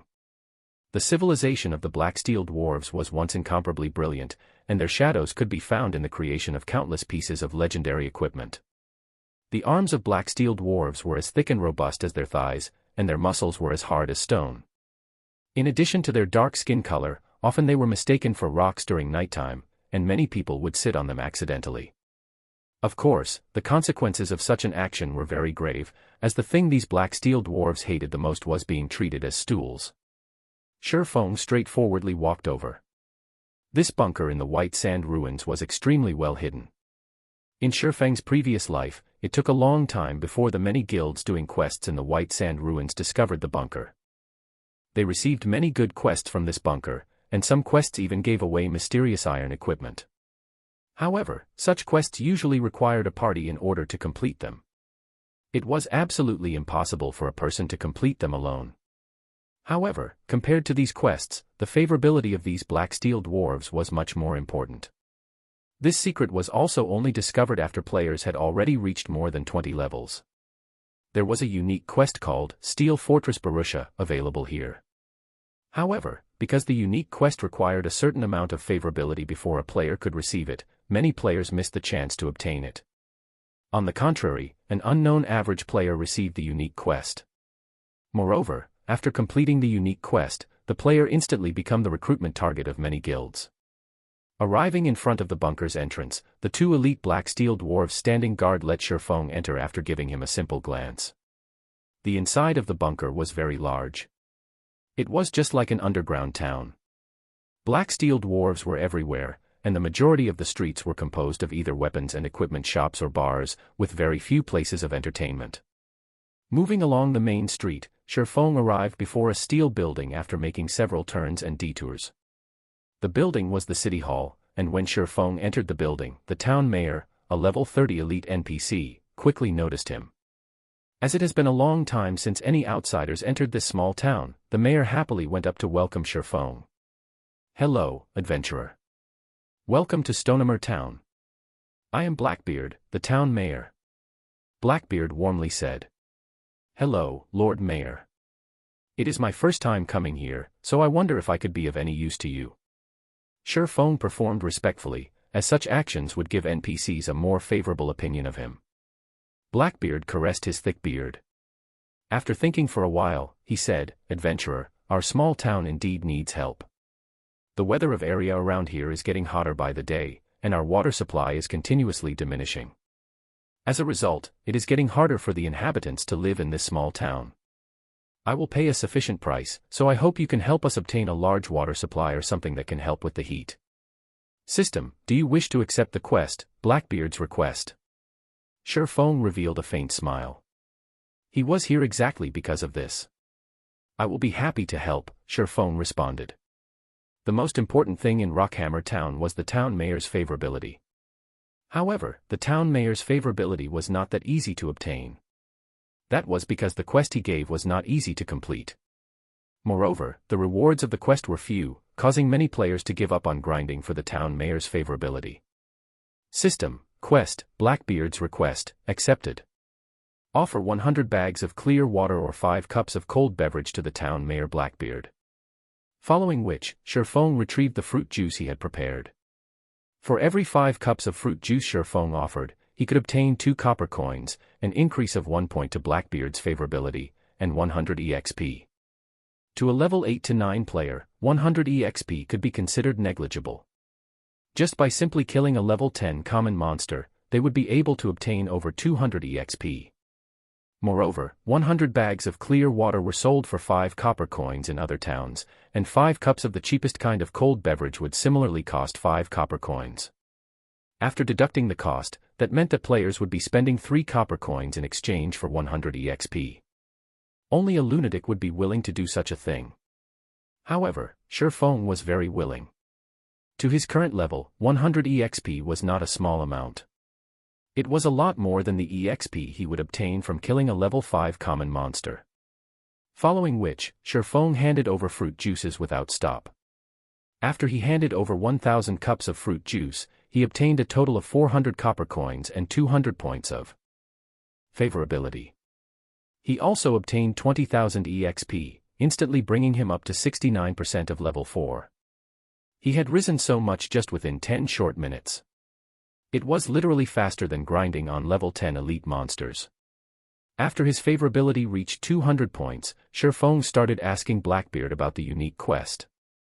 However, Blackbeard remained silent, his eyes darting about, pretending to know nothing about the quest. As expected, my favorability is still not high enough. Sherfong had more or less expected such a result. Hence, he brought out Violet Cloud's new type of fruit juice. Lord Mayor, what do you think about this kind of fruit juice? After seeing this new fruit juice, Blackbeard took it in his hands and gave it a whiff. Suddenly, both his eyes shone as he excitedly said, "This cup completely surpasses the previous 5 cups. Adventurer, I wonder how many of these do you have? I am willing to pay an extra 1 copper coin to purchase it." Sherfong couldn't help but be stunned when he saw Blackbeard's extremely satisfied expression. He did not imagine that Violet Cloud's craftsmanship would be so good as to tempt even an NPC into willingly to concede. Such a situation was very rarely seen in God's domain. Since Blackbeard liked the new fruit juice, Sherfong naturally continued the transaction without stop. He had a total of 750 cups of the new type of fruit juice. Every cup earned him 3 copper coins, 1 point of favorability, and 100 EXP. It could be seen just how much Blackbeard loved this item. In such a way, Sherfong easily received 2,250 coppers and 750 points of favorability. He also received 75,000 EXP, instantly bringing him to 46% of level 5. His leveling speed was like a rocket. Unfortunately, making the new type of fruit juice required a lot of time. Moreover, Violet Cloud still had other matters to tend to. Otherwise, Sherfong really wanted Violet Cloud to make up to 10,000 cups for him, instantly rushing to level 10 and over. With 950 points of favorability, the town mayor Blackbeard finally opened his mouth. Moreover, he did not hide any secrets this time. He was treating Sherfong like his close friend. Sherfong had even received the Stonehammer key, which had not been mentioned by the player in his previous life. System: Unique quest, Steel Fortress Borussia, accepted. Player is required to go to Phissis Canyon to look for the fallen Steel Fortress Borussia and obtain the Titan's heart from within it. Town Mayor Blackbeard will provide an extremely bountiful reward for it. With such a high amount of favorability, Sherfong could also purchase forging designs from Blackbeard. Sherfong was shocked after taking a rough look at the available items. There were a total of 10 forging designs for sale. 5 of them were common equipment forging designs, 3 of them were bronze equipment forging designs, 1 of them was a mysterious iron weapon forging design, and the last was a mysterious iron equipment forging design. Blackbeard must have even taken out his inheritance with this. These forging designs were all for level 8 to level 10 equipment. However, the bronze equipment forging designs were sold for 60 silver coins each, while the mysterious iron ranked forging designs were sold for up to 1 gold and 50 silver coins. Even if an average player were to discover them, they would definitely be unable to purchase them. Fortunately, this time around, Shifeng had sold another 3 pieces of the Glimmer chestplate forging design. The money he possessed increased by more than 9 gold coins once more. Otherwise, even he could only look at the items with envy. Lord Mayor, these 3 bronze-ranked forging designs and 2 mysterious iron-ranked forging designs, I want all of them. Shifeng simply handed over 4 gold 80 silver. Unfortunately, these forging designs were bound upon purchase. Otherwise, he would be able to earn at least double or triple the amount just from reselling them. The weakest amongst these forging designs was a level 8 bronze equipment. However, even that would bring about an unimaginable improvement to the current guilds. After all, the current highest leveled players were just nearing level 6, while a large majority of the players were still using level 1 or level 2 common equipment. Just imagining when everyone rose to level 8 and every member of a party possessed a piece of level 8 bronze equipment was frightening. After completing the transaction, Shifeng suddenly received a system notification. Chapter 81, Equipment Improvement. Shifeng was shocked after reading the system notification. Blackbeard's favorability of him rose to 1,000 points, reaching the level of revered. System, congratulations. You are the first player to achieve revered favorability with an NPC. Rewarding 1 mysterious iron treasure chest. Luck really can't be stopped once it comes. I wonder what items will come out. Shifeng impatiently opened the refined mysterious iron treasure chest. Inside the treasure chest, there was a piece of equipment and an ornament. Dark Pursuer's Cape, Secret Silver rank. Equipment requirement, Agility 70. Defense plus 20. Strength plus 4, Agility plus 8, Endurance plus 4. Movement speed plus 2. Evasion plus 6. Additional ability, Silent Steps, allows the user to arrive at the target's back silently. Maximum range of 40 yards. Interpreter's Pendant, Mysterious Iron rank. Level 7. Equipment requirement, Intelligence 30. Intelligence plus 6, Endurance plus 2. Magic damage increased by 5%. In the current times, these 2 pieces of equipment could be considered extremely rare. It was especially true for the Dark Pursuer's Cape. The cape was well suited for weapons specialists, and it would definitely increase their strength when equipped. Meanwhile, Silent Steps was an ability similar to the instantaneous movement of mages and shadow steps of assassins. It was equipment meant for PK 1. The Interpreter's Pendant was even more of a top-tier ornament. Just based on the 5% increase in magic damage alone, mages could continue wearing the pendant until level 20 without falling behind in the slightest. Let's give this ornament to Blackie. After some thought, Shifeng deemed that Blackie was most reliable person right now, and he was also a mage. As for the cape, he was currently unable to equip it. Its requirement of 70 agility was just too high. At the very least, Shifeng needed to be level 10 before he could equip it. Looking at the equipment, Shifeng suddenly recalled that he was already level 5. Just by relying on the Abyssal Blade's attributes, in addition to adding his 6 free attribute points into strength, he was now able to equip the Silvermoon set equipment. Just at level 5, Shifeng was able to equip the best set equipment for swordsman under level 10. His overall attributes were literally without rival, and the quests he would do later on would become much easier. Hence, Shifeng added all his free attribute points into strength and equipped the 5 Silvermoon set pieces. Also, now that Shifeng was level 5, the swordsman's dual-wielding talent had activated. Shifeng was now able to wield 2 one-handed swords. Shifeng then took out the secret silver-ranked Crimson Blade, equipping it on his subarm. After completely equipping himself, Shifeng was shocked when he took a look at his own attributes. There were very, very few players with attributes like his in all of God's domain. Not to mention the set effects on the Silvermoon set equipment. Effect 1, Attack Power plus 15, Defense plus 30. Effect 2, HP increased by 10%, Life Shield, Tier 2 after activating, creates a life shield that absorbs 60% of the damage received, with 500 maximum damage absorbed.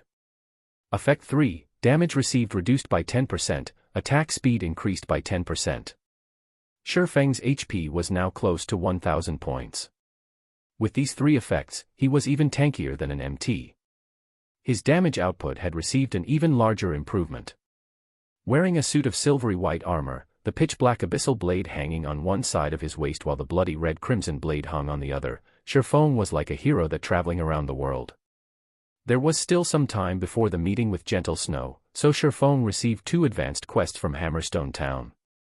They were all quests requiring him to kill level 10 twin-headed snakes. The quests required 20 snake galls and 30 venomous fangs. After completing the quests, Shifeng would be able to obtain rare ore and forging materials.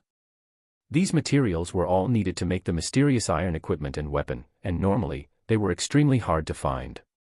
After jogging for over 20 minutes, Shifeng finally arrived at an oasis in the white sand desert. There was a group of twin-headed snakes circling nearby. Twin-headed snake, common rank. HP 950/950. Although the twin-headed snakes had low HP, an average level 10 player would not be capable of going solo against them. Normally, they would need help to take these monsters on. Monsters in God's domain would have a qualitative change once they reach level 10. Their attack patterns were extremely flexible, and they knew how to defend against attacks. These were traits you would not find in common monsters below level 10. Without plenty of battle experience, average players would find it very hard to block or evade their attacks. Apart from this, their attacks would carry an additional special skill, and a slight slip in attention would cost players their lives. As for the twin-headed snake's attack pattern, it would usually attack with one of its heads, while defending with the other. Because of this, a solo player would find it hard to deal damage. In addition to the fatal Fang skill it possessed, as long as it bit a player, they would be poisoned and lose 50 HP every second for 15 seconds. If they did not dispel the poison, an average player would practically lose their lives to it. Shifeng slowly closed in on the twin-headed snakes. Before he even reached the 20-yard range, a twin-headed snake the height of an adult spat out its tongue, rushing towards Shifeng. Since he had been discovered, Shifeng took the initiative to rush over as well. The abyssal blade transformed into a black streak of light, piercing towards the vital point of the twin-headed snake. The snake reacted extremely quickly. One of its heads immediately bit down on the abyssal blade, preventing the abyssal blade from moving a single inch. Meanwhile, its other head opened its mouth widely, its sharp venomous fangs leaking a bluish-green poison as it bit at Shifeng. Shifeng's other hand waved the crimson blade, the weapon transforming into a red streak as it slashed at the twin-headed snake. He stuck as the twin-headed snake was retreating, and a damage of over 60 points appeared above its head. On the other hand, Shifeng only lost slightly more than 10 HP, and he did not retreat even a single step backward. Following which, the abyssal blade slashed towards the undefended belly of the twin-headed snake, immediately causing -96 damage. Incidentally, the abyssal blade's ability, Doom Curse, was triggered, greatly reducing the twin-headed snake's attributes. However, Shifeng was not finished. He continued slashing the crimson blade, piercing the twin-headed snake's vital points and causing another -112 damage. By the time the twin-headed snake started reacting, its HP had already been reduced by half. When one of the snake heads bit at Shifeng, he dodged to a side, and his foot stomped on the ground, pushing him forward. His actions caught the other snake head by surprise, rendering it unable to attack or defend. The abyssal blade and crimson blade pierced deeply into the twin-headed snake's abdomen. Shifeng then abruptly pulled on them, slashing apart the twin-headed snake's body and leaving 2 long gashes. 2 damages appeared above the twin-headed snake's head, -156 and -132. In addition, the snake also received a bleeding debuff. The twin-headed snake still wished to retaliate. However, before it could reach Shifeng, it bled itself to death. System: Level 10 twin-headed snake killed. Level difference of 5. EXP obtained increased by 500%. Obtained 1000 EXP. The twin-headed snake contributed a snake gall to Shifeng. Shifeng did not use many skills throughout the entire killing process, mainly only using normal attacks. He easily took care of a level 10 monster. However, Shifeng was still not satisfied. It was especially true for his first piercing attack. The twin-headed snake actually blocked the attack. Otherwise, he would have been able to kill the twin-headed snake with a series of continuous strikes. Shifeng then started searching for his next target. After an hour, Shifeng had killed over 40 twin-headed snakes. His experience rose to 81% of level 5.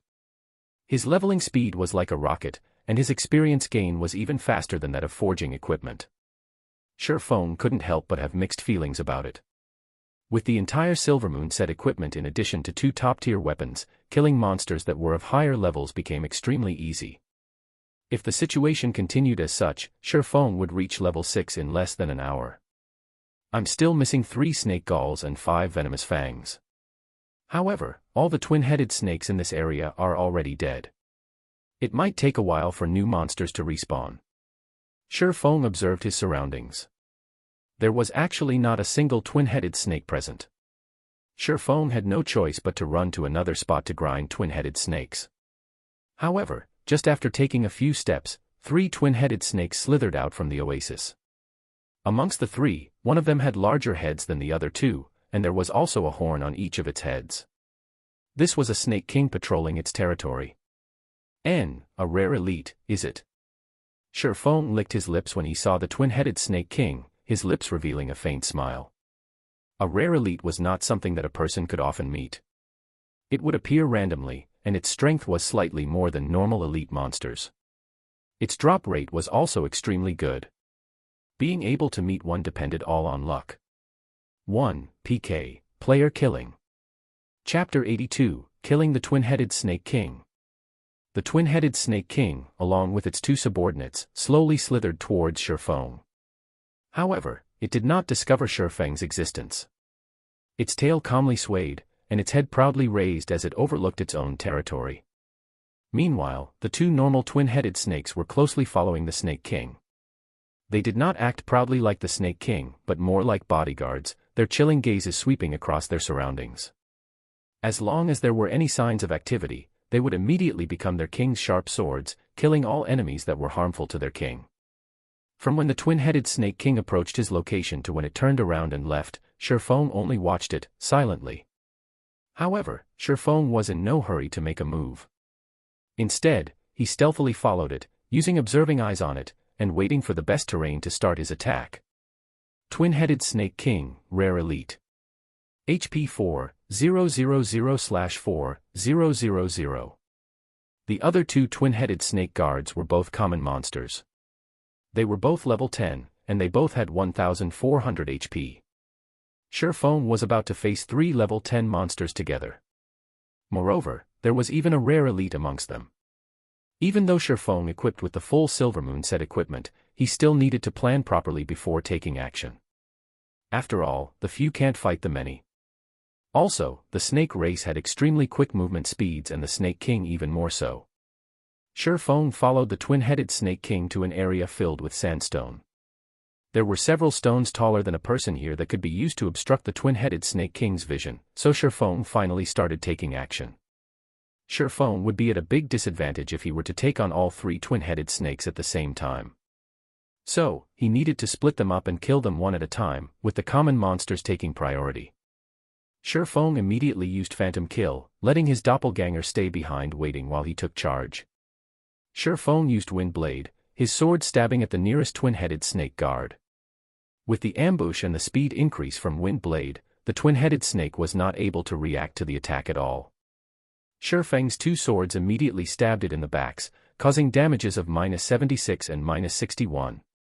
Following which, Shurfeng used Double Chop, causing -103 and -89 damage, and leaving the twin-headed snake guard with a bleeding effect. Shurfeng was fully equipped with top-tier equipment and high-leveled skills. Even if the twin-headed snake guard had a high defense, the damage Shurfeng could cause was extremely high. If it were a level 5 average player attacking the twin-headed snake guard, with the level suppression and the monster's high defense, they would at most cause -3 or -4 damage to it. The twin-headed snake guard wailed in pain. It immediately spun its heads around, attacking Shurfeng. The other twin-headed snake guard also came over, biting at Shurfeng. Shurfeng now received attacks from 2 sides at the same time. Shurfeng slightly smiled at this. He used Thundering Flash, sending 3 streaks of thunder at one of the twin-headed snake guards. However, the twin-headed snake guard reacted extremely quickly, one of its heads blocked, while the other bit at Shurfeng. The 3 streaks of thunder were blocked, causing an insignificant amount of damage. Just as the snake's venomous fangs were about to bite down, Shifeng used parry and activated windwalk. After blocking an attack, Shifeng immediately turned around and ran. The twin-headed snake guards would naturally not let go of an enemy who angered them. Slithering at high speeds, they chased after Shifeng. As for the unharmed twin-headed Snake King, one could see boiling rage in its chilling eyes. It, too, slithered and chased after Shifeng.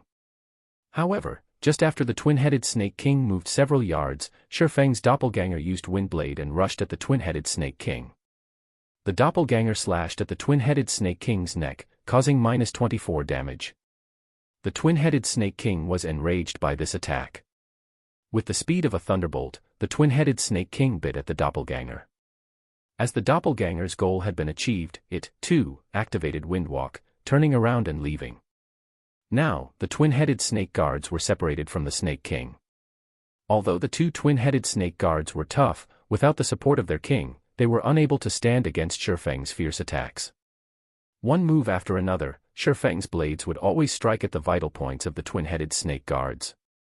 After all, the Silvermoon set equipment was not just for show. Right now, Shifeng's agility exceeded 60 points.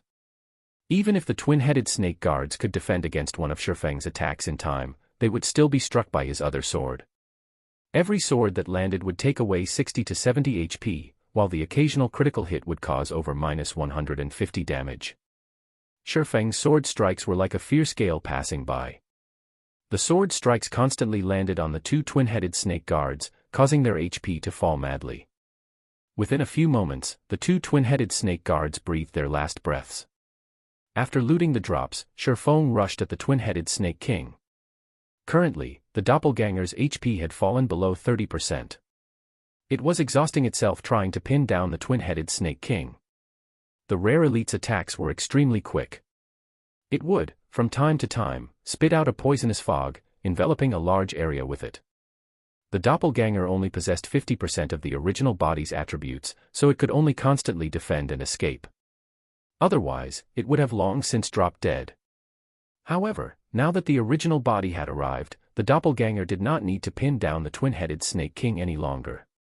Shifeng immediately used 9 Dragon Slash, shooting out 9 phantoms of the Abyssal Blade. Shifeng then used Defensive Blade, his attack range greatly increasing. He could only attack from afar when facing the twin-headed Snake King, who was capable of spewing out poisonous fog. If he were to enter a melee with the twin-headed Snake King, he would not last 20 seconds. Even if he were to activate all of his life-saving skills, he still would not survive.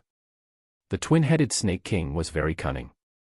When facing Shifeng, one of its heads defended against Shifeng's attacks while its other head constantly attacked his doppelganger, paying no attention to Shifeng himself. After 3 to 4 hits, the doppelganger could no longer take it, vanishing. Meanwhile, the twin-headed Snake King's HP was still over 70%. Its other head now turned to stare at Shifeng. It opened its mouth, spitting out a mouthful of poison. The poison was like an arrow as it shot towards Shifeng. Shifeng's expression suddenly sank. His body dodged sideways, avoiding the poison. When the poisonous fluid struck a sandstone, the fluid immediately passed through, leaving behind a large hole. This was the twin-headed Snake King's corroding acid. If one were to block it, though a secret silver weapon might still be fine, a common weapon would immediately melt. As for a bronze weapon, its durability would, at least, be reduced by half, and taking 2 hits from the corroding acid would turn it into scrap. In such a way, one man and one snake started maintaining their distance between each other, attacking and dodging. Shifeng madly slashed his swords, streak after streak of sword light filling up the area. Meanwhile, the twin-headed Snake King's 2 heads spat out poison without halt, leaving behind countless holes. From time to time, it would also fill a large area with a poisonous fog, leaving not even a blade of grass alive. From time to time, Shifeng would be poisoned during battle. After over 10 minutes of constant battle, even though Shifeng was constantly drinking basic regeneration potions as soon as the cooldown was finished, his remaining HP was only at 8%. Meanwhile, the twin-headed Snake King still had 14% of its HP remaining. Seeing as both their HPs were low, the twin-headed Snake King revealed a sinister look. Its size faintly increased by a fold, then, suddenly, it leaped into the air. One of its heads widely opened its mouth, revealing its snow-white poisonous fangs, while its other head spewed out poisonous fog. The twin-headed Snake King used an attack pattern that contained both attack and defense, and as long as Shurfeng closed in on it, he would be trapped in the harmful fog. Going all out now. Currently, Shurfeng could withstand the poisonous fog for 3 seconds at best or take one strike from the Snake King itself. Hence, Shurfeng took out a bottle of basic regeneration potion from his bag, gulping it down and recovering 180 HP. In his other hand, Shurfeng took out a polymorph scroll. Just as the twin-headed Snake King was about to land, it was immediately turned into a sheep. Earth Splitter. After a series of attacks, the twin-headed Snake King only had 5% of its HP remaining. However, it had transformed back into its original form, while its surroundings were filled with poisonous fog. The twin-headed Snake King's recovery speed increased by a fold while inside the fog, while its enemies would madly lose their HP. Shurfeng immediately retreated, using Abyssal Bind on the twin-headed Snake King. Shurfeng then took out the Tier 1 magic scroll, Continuous Flame Bombs, and started chanting. 5 large fireballs smashed onto the twin-headed Snake King's body, taking away the last of its HP. The twin-headed Snake King dropped 4 items as it died. System: Twin-headed Snake King killed. Level difference of 5. EXP obtained increased by 500%. Obtained 5000 EXP. Shurfeng finally loosened his breath. As expected, a level 10 rare elite was extremely hard to deal with. If he did not possess the Silvermoon set equipment and the Tier 1 magic scroll, he would have been the one to die in this battle. Fortunately, Shurfeng killed it.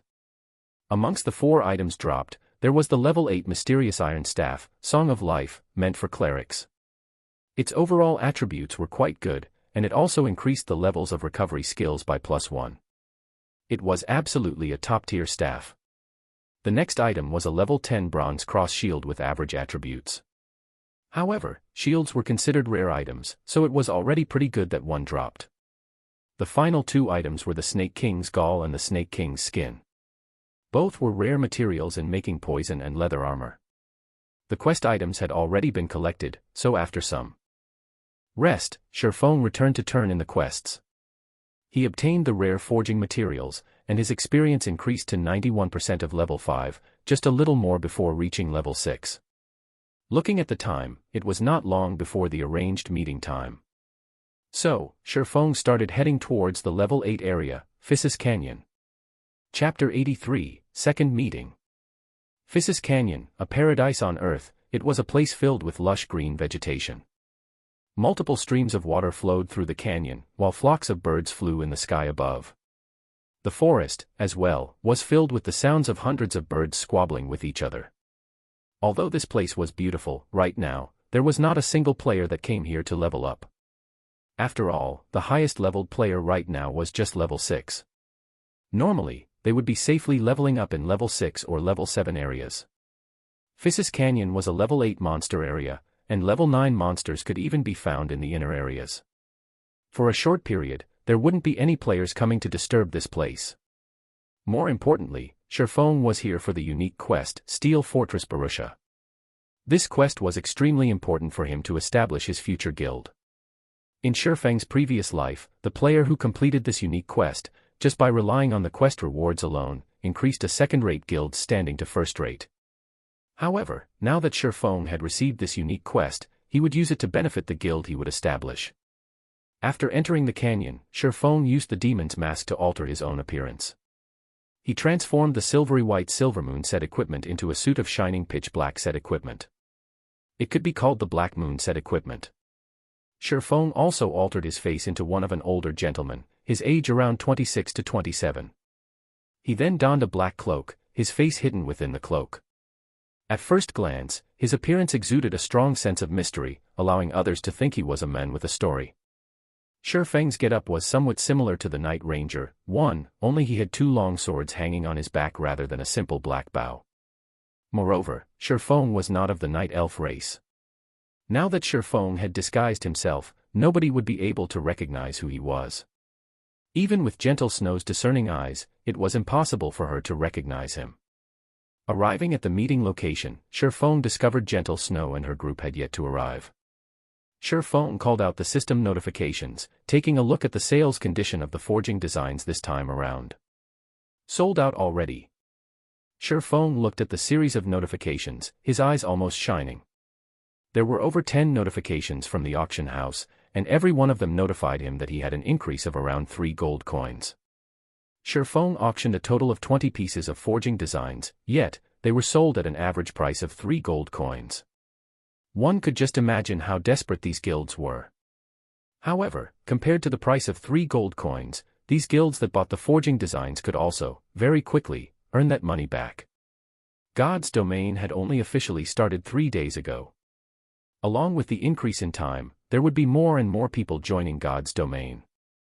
The number of new players might even exceed that of the old players. These new players were the main consumers, and the supply level 3 glimmer chestplates would be unable to meet the demand. In a short period, the value of the glimmer chestplate would not depreciate, and instead, its value might even increase.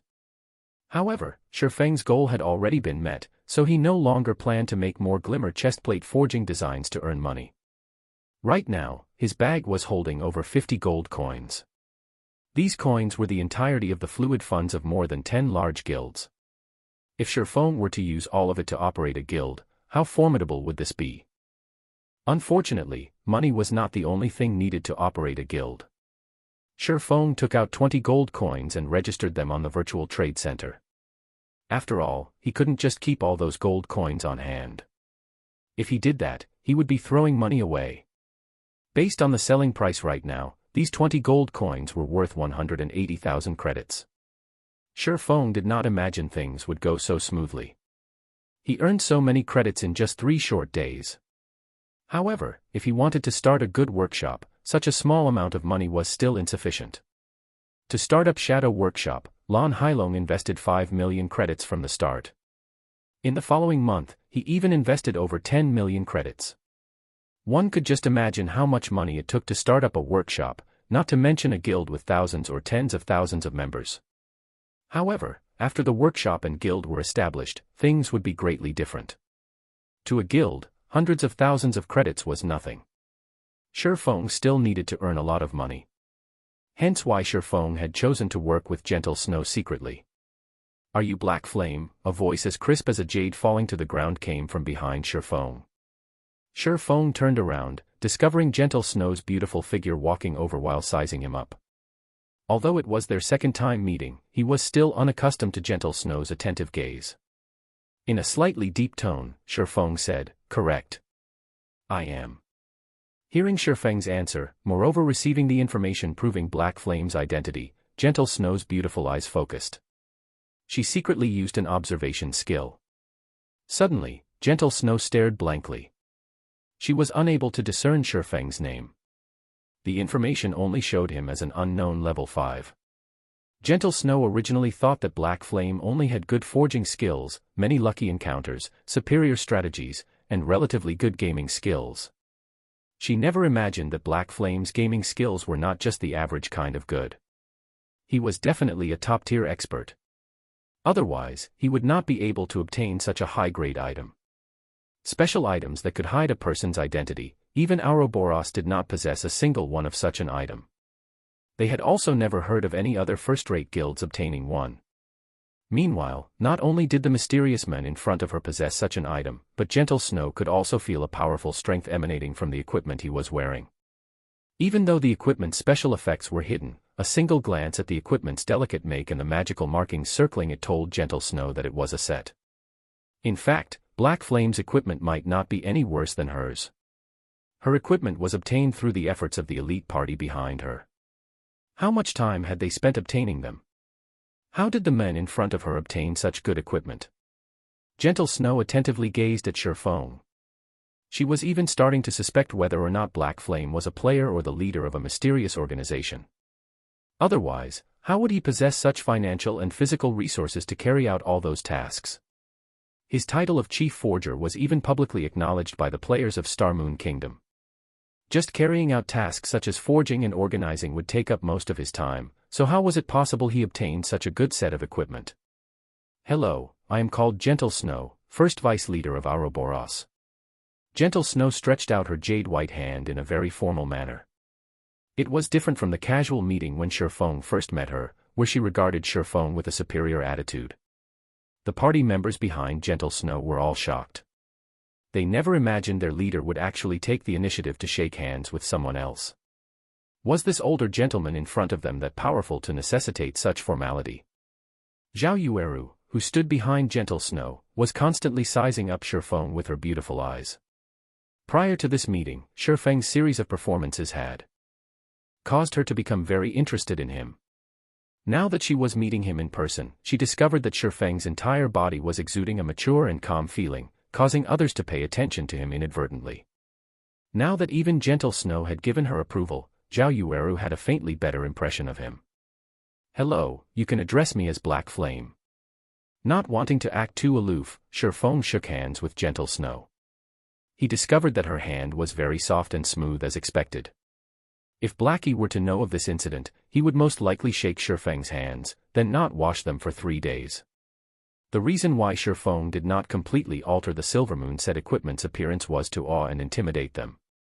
Seeing the satisfying results, Shifeng got right to the point and said, "I have contacted you this time to cooperate with your Ouroboros. I wonder what your opinion of this is. Of course, we welcome it very much.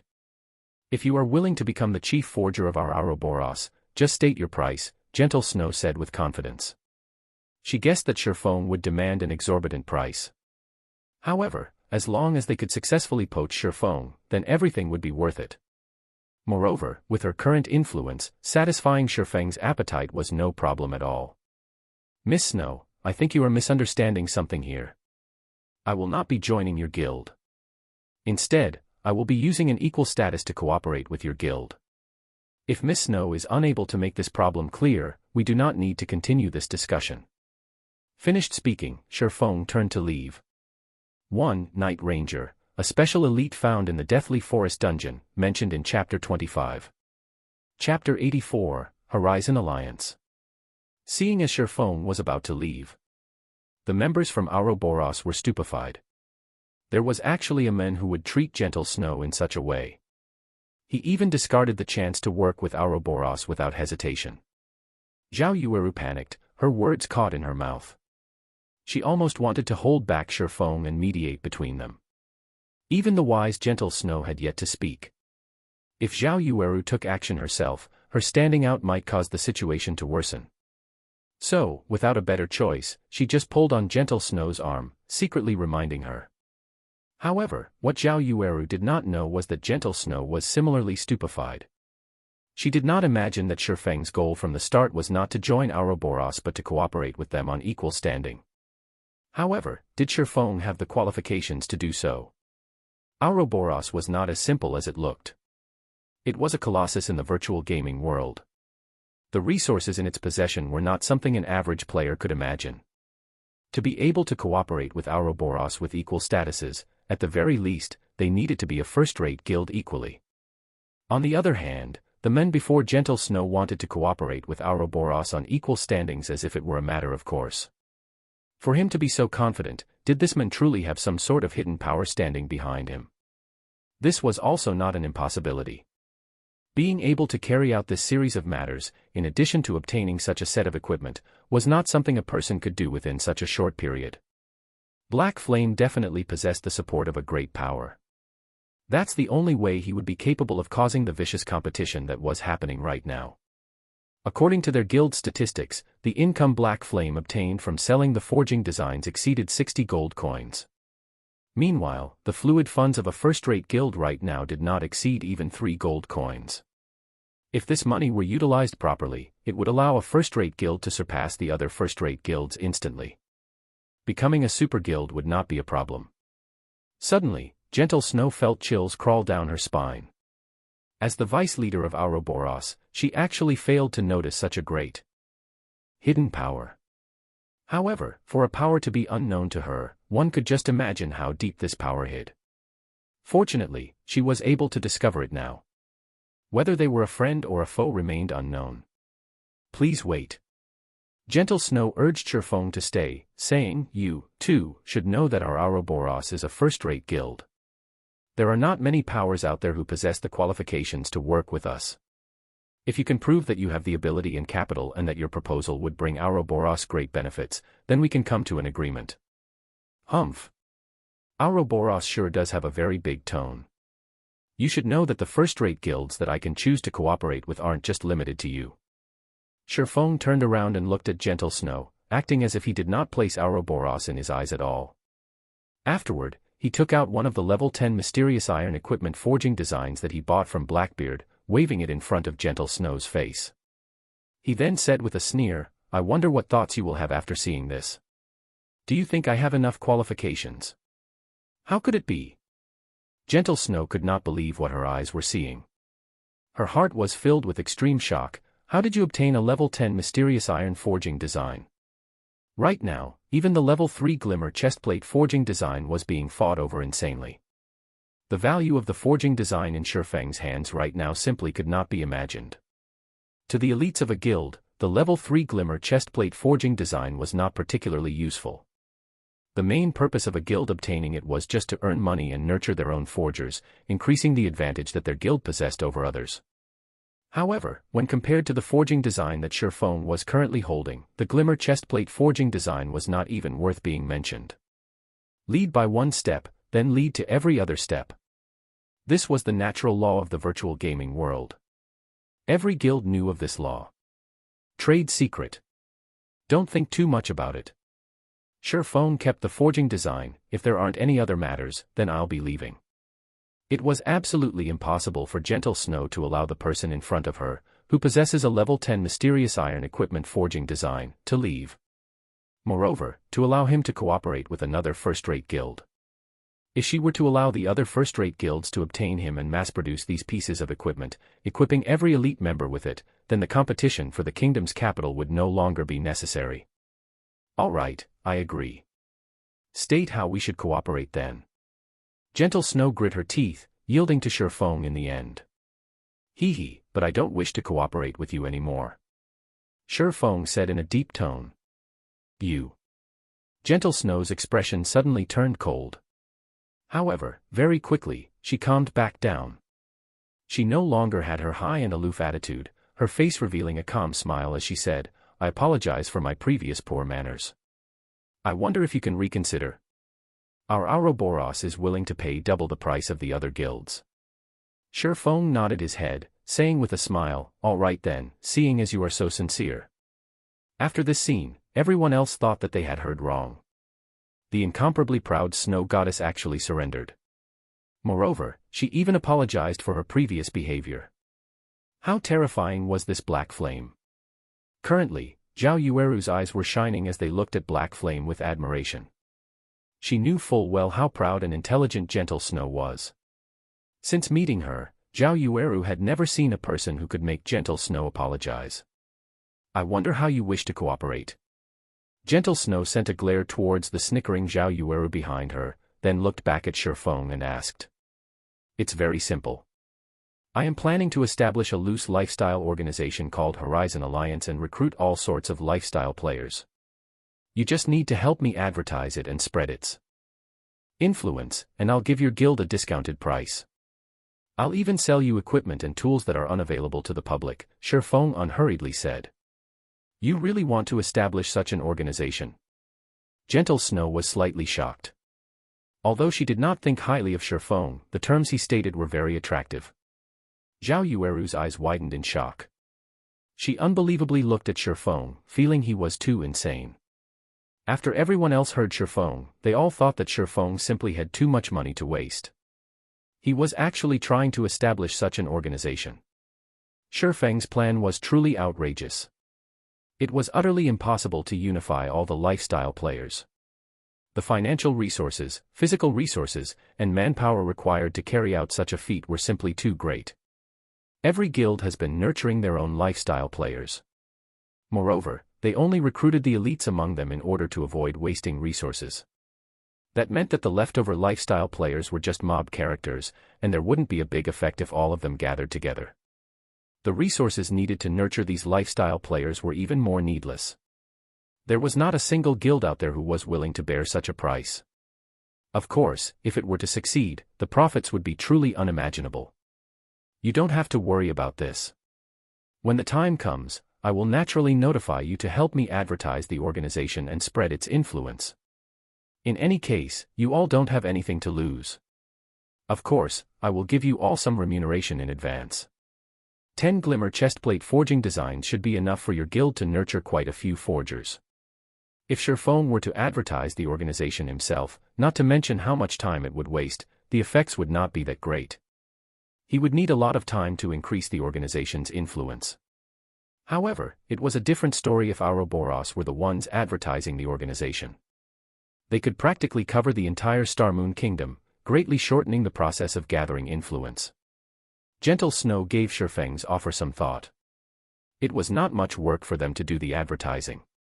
They could also obtain 10 glimmer chestplate forging designs now, allowing them to widen the gap between Ouroboros and the other guilds. They would also be able to nurture a large batch of lifestyle players, earning even more coins. As for the matter of establishing such a lifestyle alliance, nurturing lifestyle players in large batches meant it was a process of constantly spending money. It wouldn't be long before such a plan would collapse. Nurturing lifestyle players was an extremely tough task. If Sherfong did not possess the resource and financial support from a large guild, it would be very hard for him to obtain any achievements.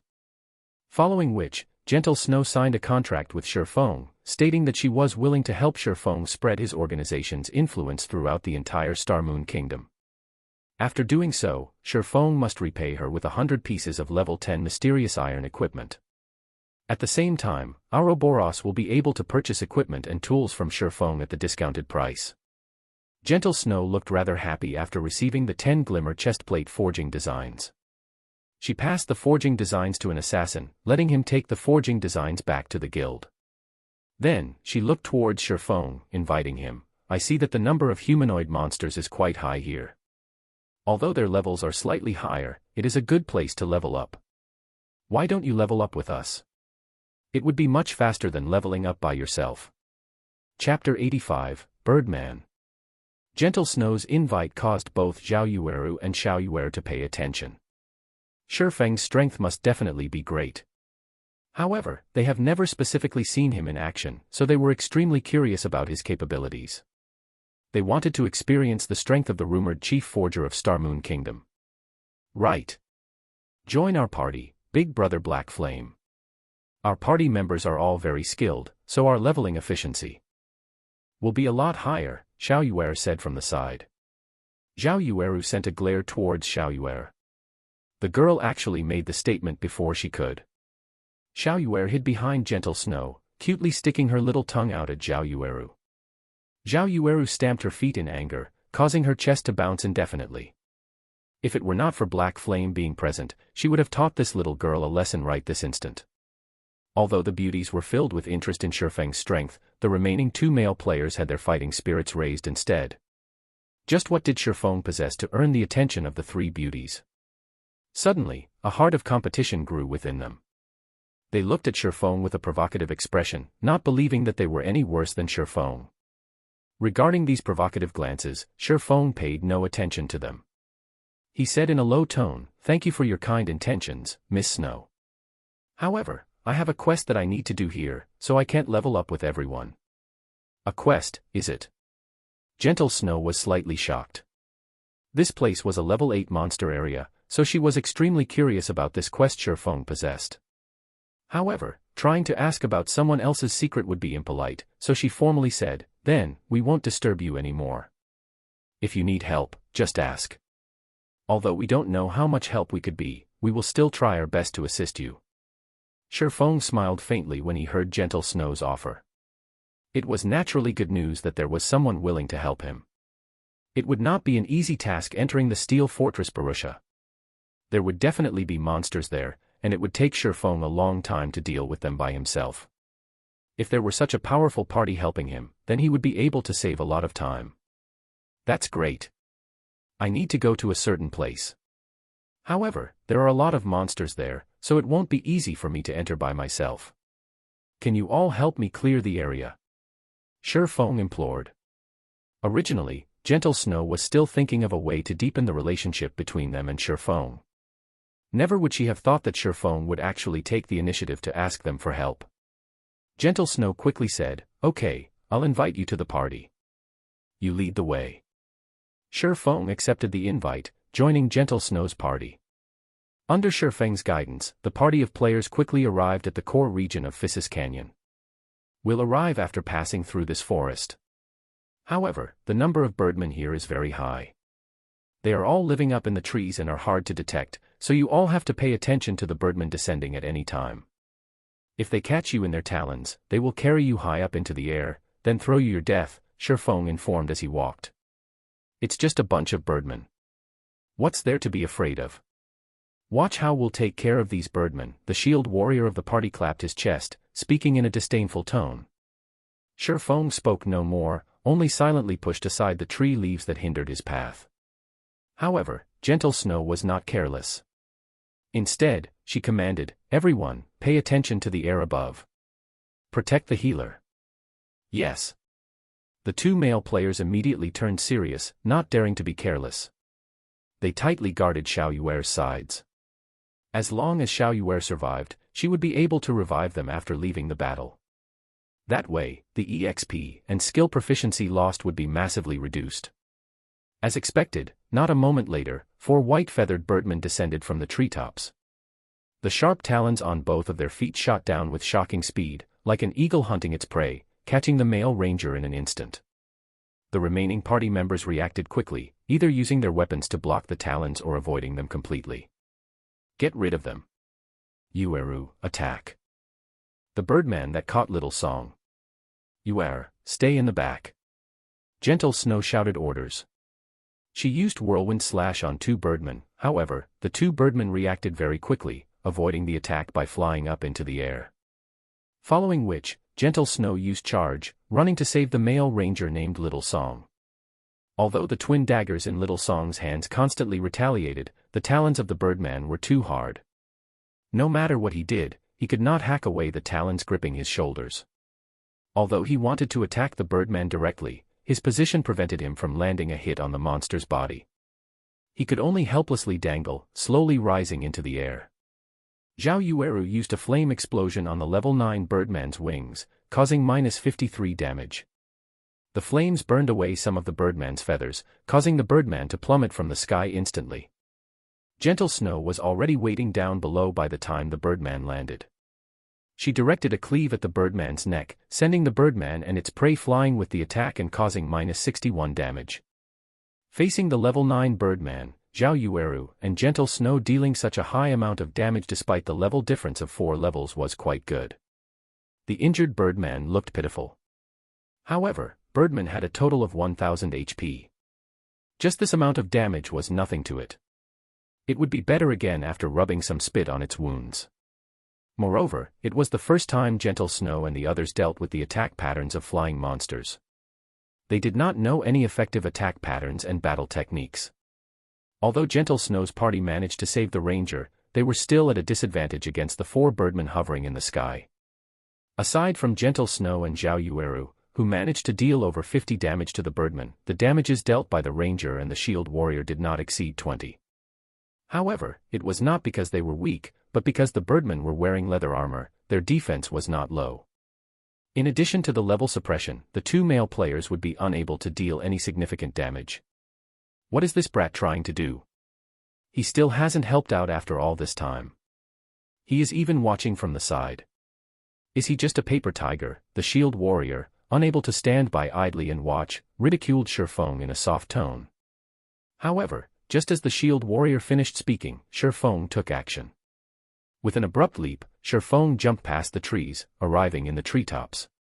Now that Shifeng's agility had reached 40 points, in addition to activating the hidden skill, Flying Steps, he was able to leap around the treetops effortlessly like a martial arts expert. His swords then landed on the birdmen flying in midair, one after another. Every slash from Shifeng's swords caused -160 damage, at least triple the amount of what Gentle Snow and the others dealt. This caused the shield warrior and ranger to shut their mouths immediately. Xiao Yuer watched Shifeng leaping around the forest with a face filled with admiration, both her eyes glistening radiantly. Zhao Yueru, as well, was slightly captivated. Black Flame was definitely not like some person who had dogshit luck. Only Gentle Snow remained very calm. However, Shifeng's way of battle had truly given her some enlightenment. She felt that her previous ways of battling were inflexible, unable to accommodate different situations. However, she was not to blame for this. The previous virtual reality games that were available did not contain such a flexible battle styles. It would not be easy for her to change in such a short period. A short moment later, 4 of the hovering birdmen fell dead. Their bodies fell heavily to the ground, dropping several copper coins and some light feathers. "Let's go." Shifeng sheathed his pair of swords after landing on the ground. He then walked in the direction of his destination.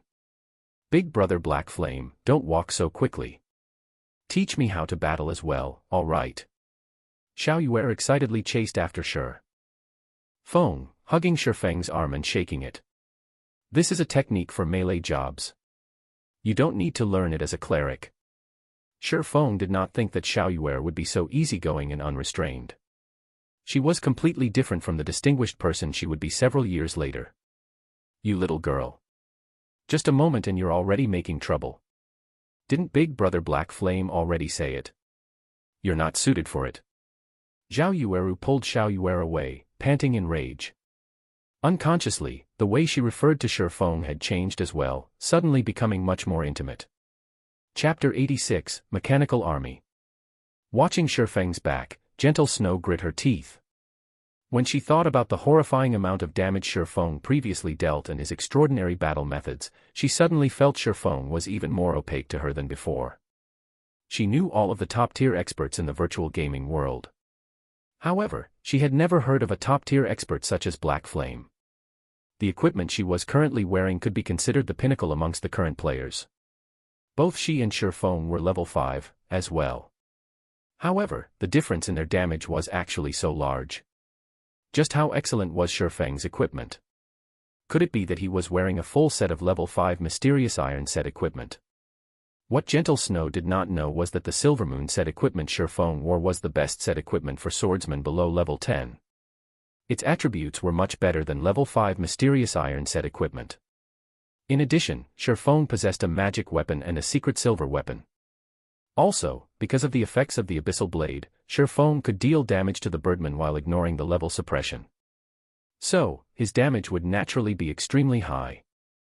On their way through the forest, the number of birdmen they met constantly grew. However, even if they were to face more than 10 birdmen at a time, these birdmen would still be killed off very quickly. Such a result was because of Shifeng's horrifying damage in addition to the shield warrior holding off the monsters and Gentle Snow and the others becoming more familiar with the battles. The leveling efficiency of Gentle Snow's party right now was much higher than before Shifeng joined them. Half an hour later, Shifeng and the others finally arrived at the Ruined Lands. Although it was called the Ruined Lands, in reality, it was just a gigantic crater. Cave systems of various depths and sizes could be found inside the crater. If one entered deep into a cave, they would easily become lost within it. "Big Brother Black Flame, is this the place where you have to do your quest?" Zhao Yueru moved closer to Shifeng's side, flipping her fine black hair and asking in a soft tone. After being in such a close range with the witch, Zhao Yueru, and seeing deep cleavage revealed by her red robes, it was impossible for Shifeng not to have thoughts about it. Even if he did not possess any evil intentions, it became much harder for him to pretend to be profound now. We'll reach it once we go down this path. However, there are too many birdmen circling in the sky, so won't be easy to get over there. Shifeng deliberately shifted his gaze to a side, watching the sky above the canyon that led towards the large crater. The shield warrior and ranger no longer belittled Shifeng's reminder this time.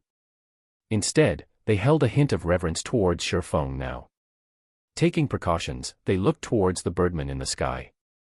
On the way to this place, it was only thanks to Shifeng that the two of them did not end up dead.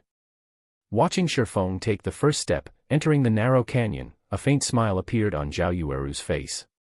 She kept on having a familiar feeling when she looked at Shifeng. This was the first time she felt this sort of sensation. Soon after, Zhao Yueru followed Shifeng tightly into the canyon. Gentle Snow only smiled sweetly at this scene. How could she not know Zhao Yueru's thoughts? There were extremely few situations where Zhao Yueru was interested in a man in such a way. Of course, if Zhao Yueru could enchant Shifeng, pulling him into Ouroboros, that, too, would be advantageous. Although there were a lot of birdmen in the canyon, Gentle Snow's party had become increasingly familiar with dealing with these monsters. It was especially true for Gentle Snow. She was a genius. She had already learned Shifeng's battle methods after only seeing them a few times. She used the cliff walls to jump back and forth, and every time she brandished her blade, she would strike a birdman from the air, sending it to the ground. Moreover, she was able to dodge and avoid the talons and fierce attacks of the birdmen in midair. Even without Shifeng's help, Gentle Snow's party could get rid of all Theseus birdmen. After continuously killing several hundred birdmen, a flash of golden light appeared around Shifeng's body. He had finally reached level 6, catching up to those leveling madmen.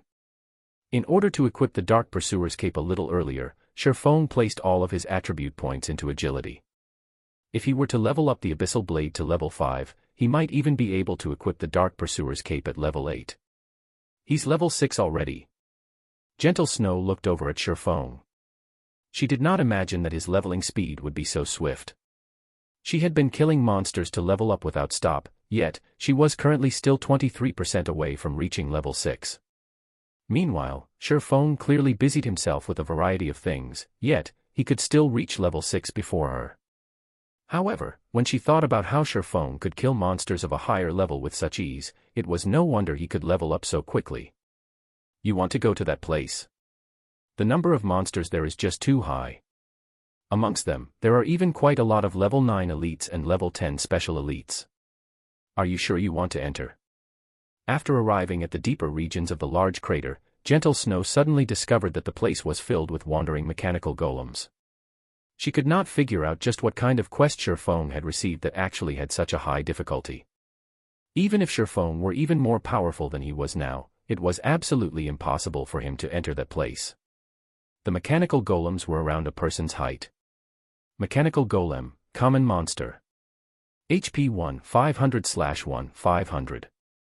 The mechanical warriors were double the size of the mechanical golems, and their hands were holding a blade and shield. Mechanical Warrior, Elite Monster. HP 3000/3000. The mechanical knights were the most terrifying of them all. They rode mechanical horses, and they held long pikes.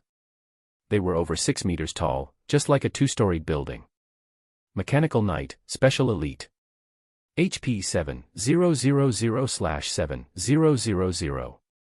In the deepest parts of this horde of mechanical monsters, there was a pair of tightly shut steel gates. However, the number of mechanical puppets and mechanical warriors was just too ridiculous. Just from a simple glance, Gentle Snow estimated over 800 of them. Moreover, in the deepest parts, there were over 100 mechanical knights tightly guarding the front of the steel gates. Clearing all of those mechanical knights without a 1,000-man elite army was only a pipe dream. The amount of these mechanical monsters simply caused one despair. Even being more than 100 yards away from these mechanical monsters frightened Zhao Yueru and the others. The mechanical army would be unparalleled if they were to rush over altogether. The army would be able to annihilate Zhao Yueru and the others instantly. Big Brother Black Flame, are you really going to go? You will definitely die. Even though Zhao Yueru was confident in her party's strength, just based on the standards of their level 5 party, clearing the surrounding mechanical golems and mechanical warriors was already a huge problem, not to mention the mechanical knights. A single mechanical knight might be enough to get rid of them all, let alone facing 100 of them. I must go there. However, we need to clear these golems and warriors, which are just hindrances. First, Shifeng nodded his head. Then, let's slowly lure them over and kill them, clearing the way bit by bit. Gentle Snow had already promised Shifeng that they would spare no effort in helping him. Naturally, she would not shrink back now. Moreover, this place was quite good for leveling up. After killing so many birdmen on the way here, they gained quite a lot of common equipment and materials. If they were to clear all these mechanical warriors, their gains should be even greater. It was just that the strength of the mechanical warriors was still an unknown to them. Then, I'll lure them over one by one, Zhao Yueru volunteered. It was easiest for a ranged player to lure monsters. Moreover, based on her skills, even if the monsters were tightly packed together, she would still be able to lure only 2 to 3 of them over. Their party would also be able to dispose of the monsters easily. Hold on, Shifeng suddenly pulled Zhao Yueru back. Is there something wrong? Zhao Yueru asked. The others looked towards Shifeng, puzzled. Could it be that Shifeng did not believe in Zhao Yueru's skills?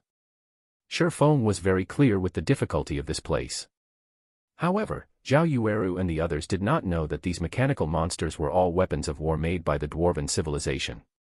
If Zhao Yueru were to go and lure the monsters without knowing this, it would only lead to a party wipe. The mechanical monsters are extremely troublesome to deal with. Their aggro range is extremely wide. There is no need to mention their defense and attack power. If you were to try and lure one, at least 10 more would follow. With the level suppression, we will definitely be unable to take on that many of them at once. I have another idea. Which one of you here has a movement speed of over 14 points? My movement speed is 17. Little Song has also reached 14 points, Gentle Snow answered even though she did not understand why Shifeng asked such a question. You and Little Song both use a speed scroll. In a moment, lure all of the surrounding mechanical monsters and gather them in a single location. Then, leave the rest to me. Shifeng took out 2 speed scrolls. With these items, based on the mechanical monster's speed, the mechanical monsters would definitely be unable to catch up to the 2 of them. After associating with Shifeng for some time, Gentle Snow knew that Shifeng was not one to spout nonsense. He definitely must have his own reasonings. Hence, she and Little Song both used the speed scrolls, the 2 of them starting to lure the monsters from both sides. Chapter 87, Flame Blade Dance. Gentle Snow and Little Song started luring monsters from 2 sides. Before they even came close to the 30-yard range, the monsters discovered the 2 of them. The monsters' eyes flashed a red glow, all of them turning their heads and staring at the intruders. Alert! Alert! Intruders detected. After the alarm rang out, all of the mechanical golems and mechanical warriors within a 40-yard radius were alerted. The surrounding mechanical monsters locked onto the 2 players, and within a moment, the 2 were being chased by hundreds of mechanical golems and mechanical warriors. Zhao Yueru was secretly shocked at seeing this. Fortunately, she did not rashly act and lure the monsters. Otherwise, they would definitely party wipe. Big Brother Black Flame, there won't be a problem luring the monsters in such a way, right? Zhao Yueru saw that Gentle Snow and Little Song were both being chased closely after by the mechanical army. If they had not run away in time, they might have already been dead by now. Relax. With the speed scroll in effect, these mechanical monsters won't be able to catch up to them, Shifeng said confidently. After some time, as expected, not a single one of the mechanical monsters caught up to the 2. Everything happened just as Shifeng predicted. After luring all the surrounding mechanical monsters, the 2 of them circled the large, empty crater, while the mechanical golems and mechanical warriors chased them without stop. The 2 of them were very adept at luring monsters. Within a short moment, they had merged the 2 waves of mechanical monsters into a single wave. Inwardly, Zhao Yueru was speechless. She, too, had a speed scroll. However, this item was just too expensive. Even if it was her party members, each of them only possessed 1 speed scroll for the purpose of saving their own lives. She never imagined that Shifeng could easily take out 2 of them. Moreover, he was only using it to lure monsters. It was truly an extravagant use. However, it was true that, with this added speed scroll, the 2 of them were able to lure all of the monsters safely. Now, though, the real problem had arrived. After luring so many monsters, how were they going to deal with them? They did not possess any AoE magic, and even if they did, they would not dare to use it. Doing so would cause disorder to the control of hatred, as their MT did not learn an advanced skill such as Crowd Mock. At that time, everyone would just die. Shifeng naturally knew the question everyone was thinking. However, he only revealed a mysterious smile as he walked forward. In 10 seconds, both of you lure all the monsters to the center, Shifeng said in the party chat. Understood, Gentle Snow answered. Finished speaking, Shifeng took out a delicate, dark red scroll, then spreading it open in one go. Incantations were written throughout the inside of the scroll. Just the light coming from the incantations was enough to cause the fire mana in the surroundings to surge. After seeing this, even an amateur would know that the item Shifeng took out was not simple. As an elementalist, Zhao Yueru's face was filled with shock. Just what kind of magic scroll was this? The magic scrolls sold by the magic shops were definitely unable to create such a feat. Just the incantations alone were enough to cause the fire mana of the surrounding area to gather quickly, becoming incomparably violent. Such a gathering of fire mana was even stronger than the fire dragon's roar she used by several times. If Shifeng were to release it, who knew how strong it would be? At this moment, Shifeng activated the magic scroll and pulled out the abyssal blade. Suddenly, the fire mana collected above the magic scroll poured down like mercury, and streak after streak of flames over 10 meters in length penetrated the abyssal blade. Magnificent flames then burst out of the abyssal blade's form, suddenly transforming into a sword of flame. It faintly released the cry of a phoenix, resounding throughout the surroundings. Naturally, everyone noticed such a vast and mighty power. Nobody thought Shifeng would actually still have such a hidden ace in the hole. In fact, Shifeng did not wish to use this Tier 2 magic scroll. He would have one less after every use. Moreover, Shifeng had only harvested 4 such items from all of Moonlight Forest. Now that he had used one, he only had 3 remaining. At this time, Gentle Snow and Little Song had already lured all of the mechanical monsters to the central region of the crater. They then ran towards Shifeng. The mechanical monsters were coming in closer and closer, 40 yards, 30 yards, 20 yards, 10 yards. However, Shifeng had still not taken any action. He was only standing there, silently, with his hand holding the dazzling and burning hot sword. Just as Gentle Snow and Little Song ran past Shifeng, Shifeng abruptly took action, slashing out his burning blade, Tier 2 magic, Flame Blade Dance. In the blink of an eye, Shifeng's slash released countless crimson flames. The scorching flames were like an ocean, instantly swallowing the entire mechanical army. The cone-shaped flames burned everything in a 60-yard distance to ash. Even if the mechanical warriors had 3,000 HP, they were still unable to withstand the damage from this move as they all turned into a pile of scrap metal. Meanwhile, Shifeng's experience abruptly increased by a large chunk, rising to 37% of level 6. The other party members had also broken through from level 5, one after another, all of them reaching level 6. Their leveling speed was just too awesome. Everyone's gazes then went towards the loot littering the ground, joy immediately rushing up to their heads. Shifeng was just too awesome. He used a single move to kill level 9 elite monsters instantly. Although he depended on an external item to do so, being able to obtain such an item was still proof of his ability. If they were to go through this process again several more times, they would be able to reach level 10 at any minute. At this moment, Gentle Snow, as well, was rejoicing at her choice to aid Shifeng in his quest. Just the EXP they obtained alone profited them big time. Big Brother Black Flame, what kind of scroll did you use? It was actually so powerful. Zhao Yueru blinked her eyes at Shifeng, asking curiously. A Tier 2 magic scroll, Shifeng casually said. Big Brother Black Flame, where can I buy it? Zhao Yueru was captivated by this magic scroll after seeing its destructive capabilities. It would be worth it even if she had to spend 10 silver coins to buy one. Shifeng shook his head, saying with a smile, this item can't be bought. It will only appear by chance when opening a high-grade treasure chest. Oh, Zhao Yueru was slightly disappointed. Shifeng might have spat out blood if he knew Zhao Yueru thought of buying the Tier 2 magic scroll for only 10 silver coins. Nobody would sell a Tier 2 magic scroll. That was because this item was just too valuable. If used at a crucial point, it was possible to create a comeback situation. In Shifeng's previous life, there were many large guilds who offered 2 to 3 gold coins for Tier 2 magic scrolls but still failed to purchase any. If it were not due to the importance of this quest, Shifeng would not have been willing to use this scroll. Gentle Snow originally wished to find out more about the magic scroll, as this item was truly too useful. However, after hearing Shifeng's tone, it was clear that he was feeling heartache over having used the item. Even the rich and overbearing chief forger was feeling heartache. One could just imagine how rare this item was. However, when Gentle Snow heard that she could obtain such an item from a high-grade treasure chest, she thought to herself that she would let the players from her guild make a note of it. Following which, everyone else started cleaning up the loot. There were plenty of elite monsters amongst the over 800 mechanical monsters, so there were many items dropped. Amongst them, there was no lack of level 7 to level 8 common equipment. There were even over 30 pieces of bronze equipment and several skill books. You killed all these monsters, and we were not of much help. So, we won't be taking any of the equipment or skill books. Gentle Snow traded all the items to Sure Feng after she finished arranging the loot.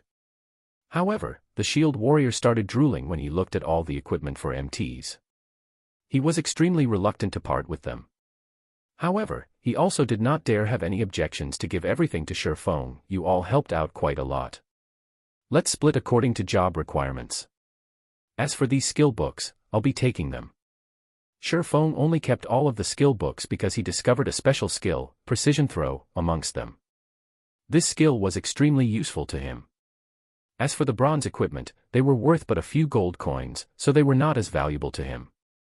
The equipment he was currently wearing was the Silver Moon set. Equipment.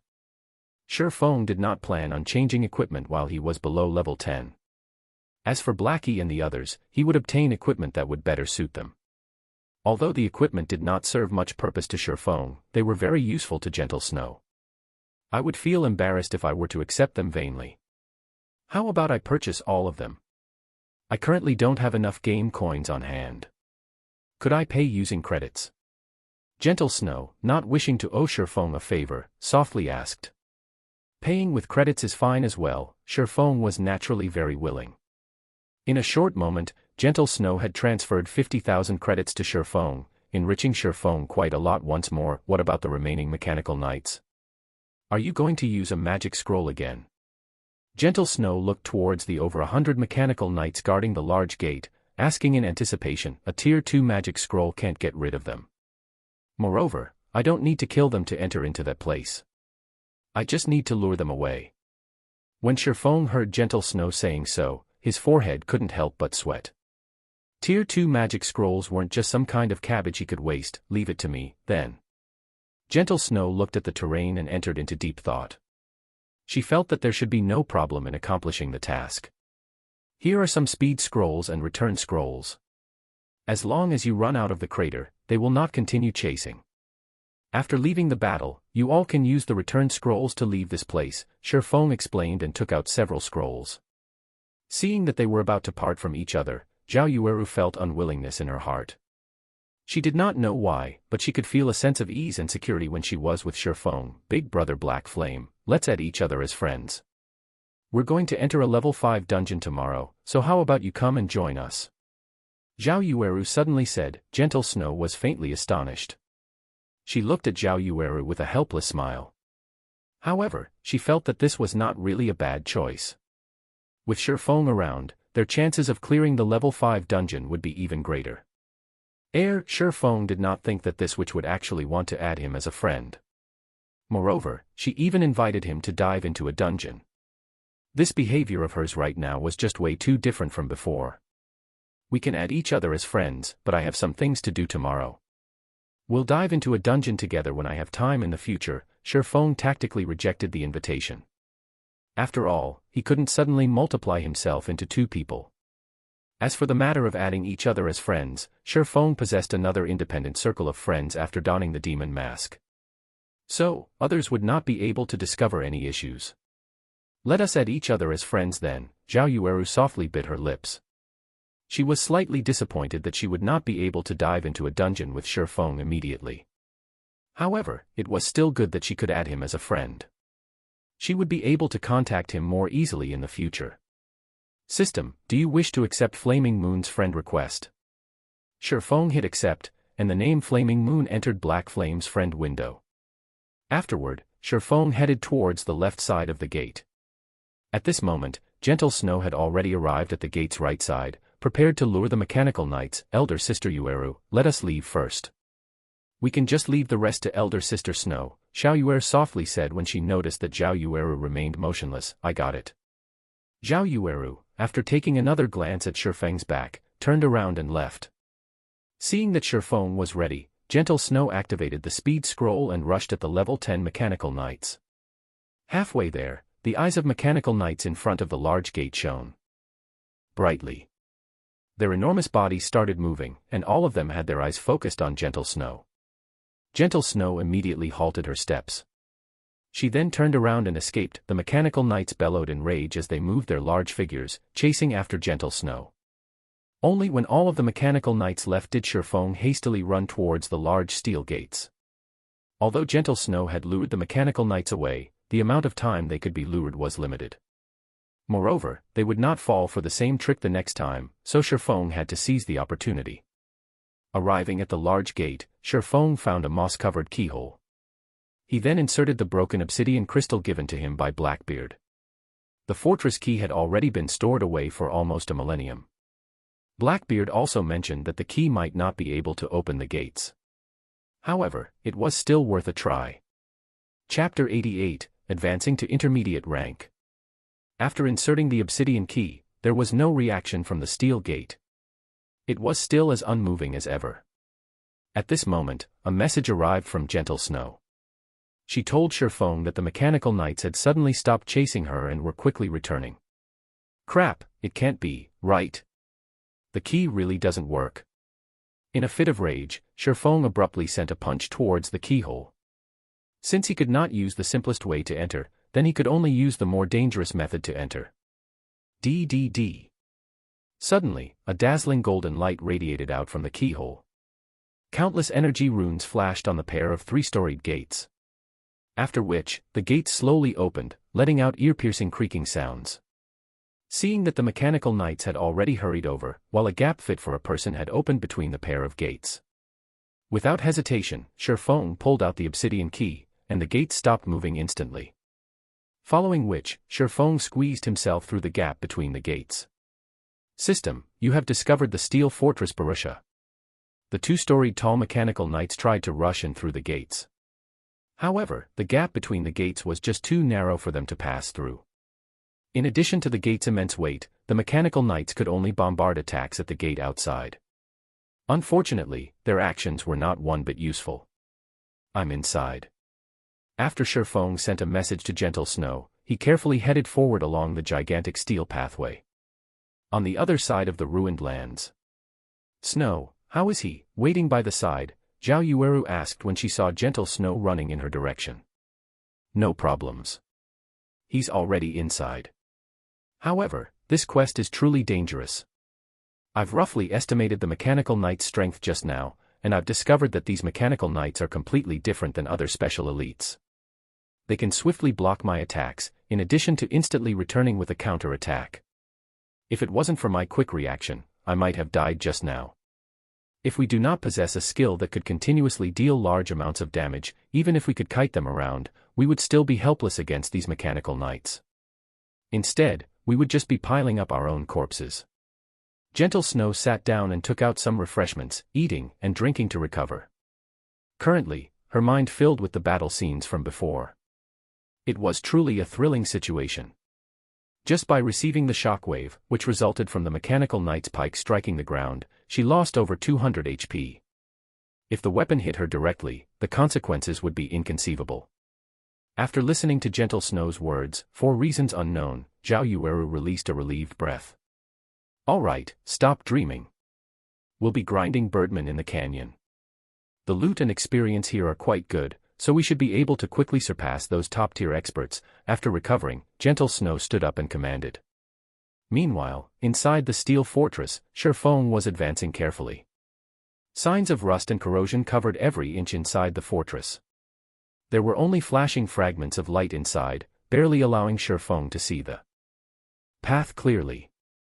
After walking for quite some distance, Shifeng did not discover any danger. There was only the occasional sound of dripping water and the rumbling sounds of machines operating. Even though more than a millennium had passed, a majority of the machinery here still functioned normally. One could clearly see just how advanced the techniques the dwarven civilization possessed were. After passing through the large hallway, Shifeng arrived at an area with a humongous smelting furnace. The surrounding steel walls around the furnace were linked together with steel stairs, and at the bottom of the furnace was an endlessly deep pool of water. However, Shifeng did not head along the stairs towards the next exit. Instead, he leaped and jumped towards the pool. Halfway down, Shifeng activated gravity liberation. His falling speed sharply reduced, his body slowly descending like a feather. During his descent, Shifeng suddenly noticed a passage on the walls. The passage could barely allow a person to enter. However, the information Shifeng had collected in his previous life did not mention such a passage. Hence, Shifeng slowly floated over, accurately landing in the hidden passageway. There is actually a treasure chest here. Did none of those people notice it last time? Shifeng discovered that, in the deepest part of the passageway, there was a large pitch-black steel chest. Many runes were carved onto the chest, and a glance was enough to tell it was not just a simple chest. After observing it in detail, Shifeng determined that the chest was a mysterious iron treasure chest. However, Shifeng did not rush to open the treasure chest. Instead, he used Phantom Kill, allowing his doppelganger to go over and take a look.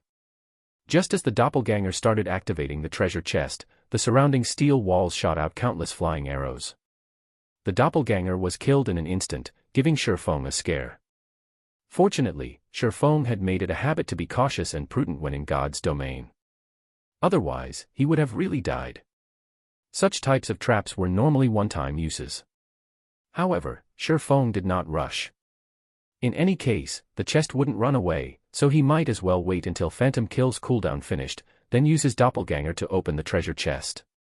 This time, the doppelganger had managed to open the treasure chest safely. With no more dangers present, Shifeng walked over to the chest and took out its contents.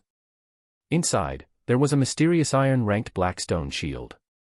It was absolutely a top-tier level 10 shield. Blackstone shield, mysterious iron rank.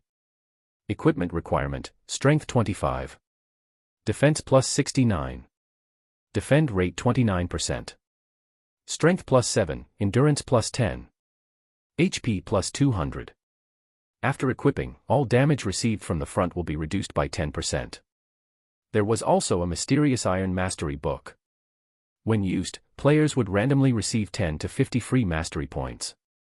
This item was several times rarer than the Blackstone shield. That was because mastery points could last a player forever, while the Blackstone shield could not. Hopefully my luck won't be too bad, Shifeng slightly prayed before selecting to use the mastery book. Following which, the system started displaying a pile of random numbers ranging from 10 to 50. As long as Shifeng yelled, "Stop," the final number to appear would be the number of mastery points he would obtain. It was something similar to Russian roulette. In Shifeng's previous life, many experts collected various kinds of mastery books to increase their weapon mastery. However, mastery books were just too rare, and even with money, one may not necessarily be able to buy it. Most players that obtained a mastery book would use it instead of selling it. After all, it was extremely hard to obtain a single free mastery point. Shifeng had once seen a person who was fortunate enough to obtain a fine gold mastery book.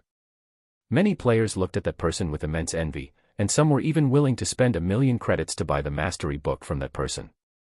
However, that person refused to sell and instead, used the mastery book for himself. The range of free mastery points provided by the fine gold mastery book was between 30 to 200. Originally, everyone thought this fellow had very good luck. However, that person only obtained 31 free mastery points, in the end, becoming a laughingstock to everyone. The points he obtained was no better than a mysterious iron mastery book. Looking at the numbers constantly spinning, Shifeng's heart madly thumped, not knowing what number would come out. "Stop!" Shifeng shouted. The wheel of numbers abruptly halted, and Shifeng peered open his eyes and took a look. 32 points. A relatively good number. Shifeng had just effortlessly obtained 32 free mastery points, which was the equivalent of the free mastery points he would obtain by leveling up to level 20. Shifeng opened his one-handed sword mastery window. Currently, his one-handed sword mastery was still at 20 points, placing him at the level of basic swordsman and increasing his base damage by 10%. If including the 8 free mastery points he obtained for leveling up to level 5, and the 5 points he had remaining from before, he now had a total of 45 free mastery points. Shifeng immediately added 30 mastery points to his one-handed sword mastery. Instantly, his one-handed sword mastery rose to the level of an intermediate swordsman, increasing his base damage by 15%. As for becoming an advanced swordsman, he was still 50 points away from doing so. Although it was just a 5% increase in base damage, it should not be taken lightly. This base damage would be magnified many times after factoring in the bonuses from skills. Often, the gap present between a top-tier expert and a normal expert was due to the difference in base damages. At this stage of the game, there might only be a fragment of experts who have reached basic mastery. Shifeng had already reached intermediate mastery, leading them by a lot. Just as Shifeng was about to continue advancing deeper into the steel fortress, the fortress alarm rang out. Chapter 89, Barusha's Core Area. Alert. Alert. There is an intruder in Area F. Activating self-defense system. Before Shifeng could celebrate his gains, a bucket of cold water dumped over his head by this loud voice. He did not think that there would be such a trap after opening the treasure chest. Just after arriving at the passage's exit, Shifeng discovered that the passages leading to the other areas of the steel fortress were all sealed off, preventing him from entering. Meanwhile, the water level of the pool below started rising, and according to its speed, it would not be long before the passage flooded. Without hesitation, Shifeng took out a bottle of underwater breathing potion, drinking it. The potion allowed players to breathe underwater for 20 minutes. Following which, Shifeng immediately leaped into the pool, diving towards the deepest region. After swimming down for over 10 minutes, Shifeng finally saw a dark passage. However, the water currents from there flowed rapidly, and it would not be easy for Shifeng to approach the passage. After spending a long period, and drinking a second bottle of underwater breathing potion, Shifeng managed to crawl his way towards the passage entrance with much difficulty. Following which, he was washed away by the rapidly flowing water, his body unable to move as the current continuously pushed him along the passageway. After flowing along the water currents for several minutes, Shifeng was thrown out of the passage and landed in another large pool. Near a wall of the large pool, some stairs spiraled upward. As long as he went up these stairs, he would arrive at the core of the fortress. Shifeng swam towards the stairway. He then looked at the time. It was almost 8 o'clock in the morning now, and since locating the Titan's heart was not accomplishable in a short amount of time, Shifeng immediately called out the system interface and chose to log out. Upon waking up early in the morning, the first thing Shifeng did was train his body. This action had long since deeply ingrained in his bones. However, he could clearly feel that his body was different from yesterday. His body no longer felt stiff, and instead, it felt extremely refreshed. The positive effects of the C-rank nutrient fluids he drank were evident. The fluid was slowly altering his body's condition. Strike the iron while it's hot. Shifeng then started working out, doing sit-ups, push-ups and other muscle-strengthening actions. After working out for over an hour, Shifeng still did not feel tired. On the contrary, his body felt comfortably warm, as if there were an inexhaustible amount of energy within him. However, he did not continue training his body. Instead, he went downstairs to have a meal. Desperately working out was not necessarily a good thing. It needed to be done in moderation, as overworking his body would only yield opposite effects. After going through a night's struggle, the gold coins he sold and the credits he obtained from gentle snow filled his current bank account with over 200,000 credits. A night of his efforts was worth 2 months of salary of an executive from a big company. This was the power of God's domain that had turned around the virtual economy. After a year, becoming rich overnight in God's domain was not a strange affair whatsoever. Unfortunately, not many enterprises had discovered this fact yet. By the time they did discover it, they would have lagged far behind those companies that invested in God's domain in the beginning. After eating, Shifeng made a trip to the bank. He specifically retrieved 30,000 credits, intending to buy the virtual reality helmets he rented. Otherwise, if he were to leave it and forget about it, he would eventually be forced out of the game. At that time, he would have to wait until the next working day before handling the necessary procedures, and only after could he continue playing. Currently, the game was in a sprinting stage. If Shifeng were to fall behind by a day, it would be extremely difficult for him to catch back up. It was also a good chance for Shifeng to invite Blackie out for a stroll. If Blackie always hid inside his dormitory, his body was bound to have problems. There were very few people on the streets of the university early in the morning. There were only some sports societies doing their morning exercises, warming up for their workout later on. Watching these university students that radiated youth, Shifeng felt an unreal feeling. It was as if the 10 years he spent battling in God's domain were just an illusion that would vanish with just a touch. Walking along the roadside, Shifeng admired the university campus as he headed towards Blackie's dormitory. He was experiencing the sceneries on the campus that he paid no attention to in his previous life. As he was about to enter into Blackie's dormitory, Sherfong heard sounds of laughter coming from within. "Blackie, weren't you extremely confident in getting into Shadow Workshop before? I've been waiting for you for several days now, so why haven't I seen you there yet?" "Wu-ee, haven't I already said it before? I joined another workshop, so I didn't participate in Shadow's test." "Blackie, don't try to trick me.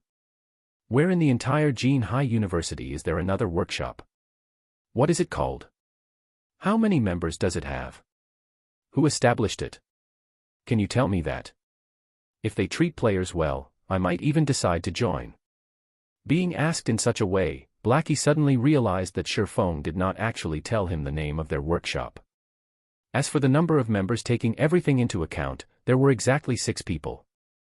Not to mention having a workshop to play God's domain, they possessed absolutely nothing right now and were even riddled with debt. "Blackie, stop being obstinate. I know that you didn't pass Shadow's test. If it really is no good, then let Brother Wu plead for you. In any case, Brother Wu is currently an official member. Who knows, you might be able to become an outer member of Shadow. At the very least, you could continue playing God's domain, and earning 2,000 credits a month should not be a problem. Don't forget, the trial period for the virtual gaming helmet is only 10 days. After this period, you will not be able to continue playing the game," Blackie's fellow dorm mate sneered. "It can't be, right? What kind of workshop can't even afford an official virtual gaming helmet? Isn't that just too pitiful?" Wu-ee pretended to be shocked. He then clapped Blackie's shoulders, saying with a sigh, "Even the outer members of Shadow are given an official helmet. Official members even receive an advanced helmet that's worth 20,000 credits. Your workshop is just ripping you off. Who started the thing? I'll demand justice for you. Why don't you mingle with me from now on? I can guarantee that you'll obtain an official helmet. By the time I become a core member of Shadow, I guarantee that you'll be able to live in luxury. You should know that young Master Lon has already invested 5 million credits in Shadow. I heard that he has invested another 2 million now. If you enter Shadow, your future will be limitless." "Wu-ee, I've already said it. I won't be joining. I'm currently getting by very well," Blackie quickly rejected. "Blackie, you should know that there aren't many such chances. Shadow Workshop is the best workshop in Jean High University. If it weren't for the fact that you're already level 5 and we're classmates, I wouldn't even be looking for you." Wu-ee patiently persuaded, "You keep saying that you've joined some other workshop, but you have to tell me at least the name, right? Must you keep lying to a classmate in such a way? What? Don't tell me that this workshop doesn't even have a name. Even if it doesn't have a name, you must know which person established it, right? Nowadays, even nobodies dare to make workshops, so you must be tricked. Shadow Workshop has an upright business sponsoring it, and there is also a contract to ensure that you won't starve to death at the very least." Wu-ee was all praises about Shadow. It was as if one would become an elite in society just for entering Shadow Workshop, becoming the envy of others. However, Blackie had long since seen through Shadow. He did not have even the slightest favorable opinion towards Shadow. He only blamed himself for having a big mouth, showing off to others that he had already risen to level 5. As a result, the information was found out by Shadow Workshop, and they had sent Wu-ee, his classmate, to recruit him. However, how could he so easily betray Sherfong and join Shadow? He was only able to obtain all of his current achievements by relying on Sherfong. Even if he had to suffer hardships right now, he still believed that Sherfong would lead him towards the path of success. At this stage of the game, all the level 5 players were experts. To Shadow Workshop, which was currently lacking experts, Blackie was an alluring beauty. So, naturally, they were itching to try and recruit him, turning him into one of their belongings. At this moment, Sherfong opened the door, taking a step into the room. "I am the nobody that established the workshop. I wonder what kind of opinion you have." Sherfong looked towards the robust Wu-ee, speaking coldly. Chapter 90, starting from 0. As Sherfong entered and spoke. "Who are you?" Wu-ee was slightly startled, his eyes evaluating Sherfong. Sherfong wore a cheap-looking white-blue sporting wear. Although his imposing manner gave Wu-ee chills down his back, After seeing that Shifeng was not even wearing a quantum watch on his wrist, a hint of disdain entered Wu Yi's eyes. In this day and age, even the slightly wealthier students all possessed quantum watches. Wu Yi determined that Shifeng was not one of the wealthy children and that he was in a similar situation as Blackie. "Brother Feng, why are you here?" Blackie's expression was slightly panicked. He was worried. Shifeng would misunderstand and think he was trying to job hop. "Brother Feng, I really didn't seek out Shadow. I've also rejected them, but Wu Yi won't stop annoying me about it." When Blackie's classmates saw him panicking and explaining, they were all puzzled at the identity of this new arrival. Blackie had already risen to level 5 in God's domain, so he was definitely an expert. Many workshops would fight over for him, treating him as an important guest. Even Shadow sent someone over to recruit Blackie. If the upper echelons of Shadow met Blackie, they might also act very cordially and treat him with respect. However, Blackie had respectfully addressed the stranger in front of them as Brother Feng, confusing them. Could the person in front of them be some famous person in their school? However, no matter how they racked their brains, they could not think of such a person present in their university. "I know," Shifeng sent Blackie an expression that told him to be at ease. Shifeng then looked towards the man named Wu Yi and laughingly said, "I'm called Shifeng, and I am the nobody who established the workshop you just mentioned. Didn't you wish to know the name of my workshop? I can tell it to you. The workshop's name is Zero Wing. It means that everything has to start out from zero and to spread your wings and soar. If you don't have any other matters, please return and tell your boss not to try poaching the members of other workshops. He is better off taking care of his own lands, lest they fall apart without him even knowing what happened." Hearing Shifeng saying so, Wu Yi couldn't help but reveal a sneer as he laughed. As expected, even a nobody knows how to start a workshop. Why don't you take a look at yourself? Do you think you can start a workshop just by announcing it? Wu Yi narrowed his eyes, mocking, "Do you know how large our Shadow Workshop is? Do you know how many members our Shadow Workshop has? Do you know who is backing our Shadow Workshop? Do you know how much our workshop has invested? Do you still think that we need to poach members from worthless workshops like yours? Just based on the fact that you guys are still using the trial helmet to play the game shows how dirt poor you are. Did you think that, just by being full of zeal, you could establish yourselves in God's domain and earn money? All the workshops that have tried to establish themselves in God's domain have at least invested several millions of credits.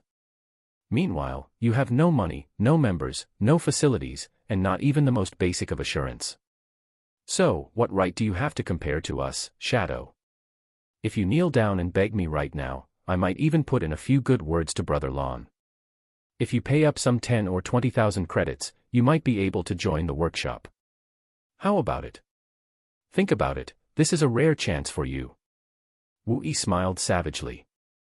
He then shifted his gaze to Blackie, coldly saying, "Shadow is already giving you a lot of respect by sending me here to recruit you. As long as you join, you'll immediately receive the treatment of being a core member, and your monthly salary will be at least 5,000 credits. It is hundreds of times better than staying in a workshop that is barely surviving." When Blackie's several dorm mates heard of this treatment, all of them had expressions of shock on their faces. They did not think that playing God's domain would be so rewarding. Compared to those city white-collar workers, Blackie's salary was much higher. Suddenly, the gazes they used to look at Blackie changed. They no longer looked down on him, rather, their gazes now filled with envy and admiration.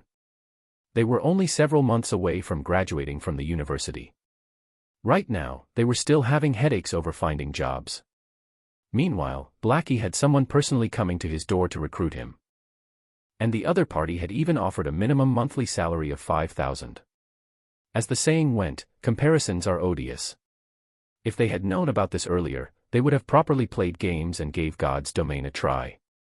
They might have even become experts. They would not have had to chase after girls for their 4 years in universities and been looked down upon by those girls. If they managed to earn money, beauties would be lined up for their choosing. However, after listening to Wu Yi, Blackie, instead, started laughing. Wu Yi actually dared to make fun of the workshop Shifeng had started, calling it worthless, and even wanted to make Shifeng kneel before him in order to join Shadow. He was retarded. The snow goddess is even paying attention to Brother Feng, and she even wanted to recruit Shifeng. Who was the snow goddess? She was the vice-captain of the first-rate guild, Ouroboros. She was the publicly acknowledged goddess of the virtual gaming world. Compared to Ouroboros, Shadow Workshop was not even worth a dime. Seeing Wu Yi's mood sour, Blackie sneered at him and said, "Wu Yi, even if you exaggerate it to no end, my decision will remain unchanged. Although Zero Wing Workshop has just started, I believe that our future achievements will definitely be greater than Shadow's. I advise you to leave Shadow a little earlier and join our Zero Wing Workshop. I'll ask Brother Feng for a favor. If you kneel and apologize to him, who knows, you might even be able to become a member of Zero Wing." Blackie's dorm mates were shocked upon hearing him. His declaration confused them greatly. In the end, which workshop was truly the awesome one? Could it be that, nowadays, choosing the workshop that couldn't even afford an official gaming helmet was the right choice? You are simply unreasonable. Wu Yi was almost speechless with anger. Blackie actually used his own words to make fun of him. If it weren't for Brother Zhang instructing him that he definitely must invite Blackie, he would have long since left. It was against his expectations that Blackie would have a brain defect, throwing away a good future and insisting on mingling in a gutter-like place. "Blackie, I am only reminding you because I value talent. Our Shadow is currently trying to annex the 45th ranked workshop in Jinhai City, Hungry Wolves Workshop. When Shadow succeeds in doing so, we will rank at the top of all of Jinhai City. If you were to miss this chance now, there would be no more chances for you in the future." Wu Yi shot a glance at Shifeng, coldly saying, "Meanwhile, your workshop can't even afford the official gaming helmet.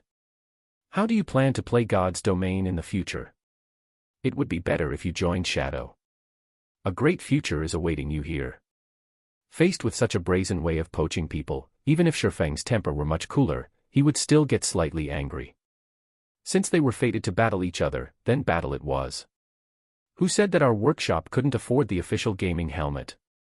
Shifeng took out the 20,000 credits from his pocket, casually throwing it on the table, saying, "I previously decided that starting a workshop would be too sudden, and I was never able to decide which type of official gaming helmet I would buy. So, I was only using the trial helmet as a temporary replacement. However, today, I'm here to give Blackie the money to buy an advanced gaming helmet. But really, it's not that I'm trying to criticize Shadow, but aren't you guys being too cheap in poaching for people? The salary I'm giving Blackie is 20,000 credits minimum. Your Shadow is so rich, and has invested so much, yet, the salary you're offering is only a minimum of 5,000 credits." When Blackie saw the shining white credits on the table, he turned to look at Shifeng astonished eyes. Nobody was more knowledgeable of Shifeng's financial condition than he was, so how was he able to suddenly throw down 20,000 credits? Could it be that Shifeng robbed a bank? The others in the dormitory swallowed their saliva when they saw the credits scattered across the table. Usually, Blackie remained hidden and did not seem like anything special. They did not think that his monthly salary would be 20,000 credits. It was no wonder why he refused to join Shadow Workshop. After all, Shadow was only offering him 5,000 credits, 4 times less than his current earnings. Even an idiot would know which side to choose. What was even more unthinkable was that Shifeng, who was wearing a suit of cheaply-looking sportswear, was actually a brother tycoon. Chapter 91, Going Through Thick and Thin Together. Looking at the credits on the table, Wu Yi's complexion alternated between green and red. His face was gloomy to the degree of being able to squeeze water out. How was this possible? Ignoring the credibility of the monthly salary of 20,000 credits, just being able to toss down 20,000 credits casually was not normal. Wu Yi had seen many wealthy tycoons before, and his eyesight had never failed him before.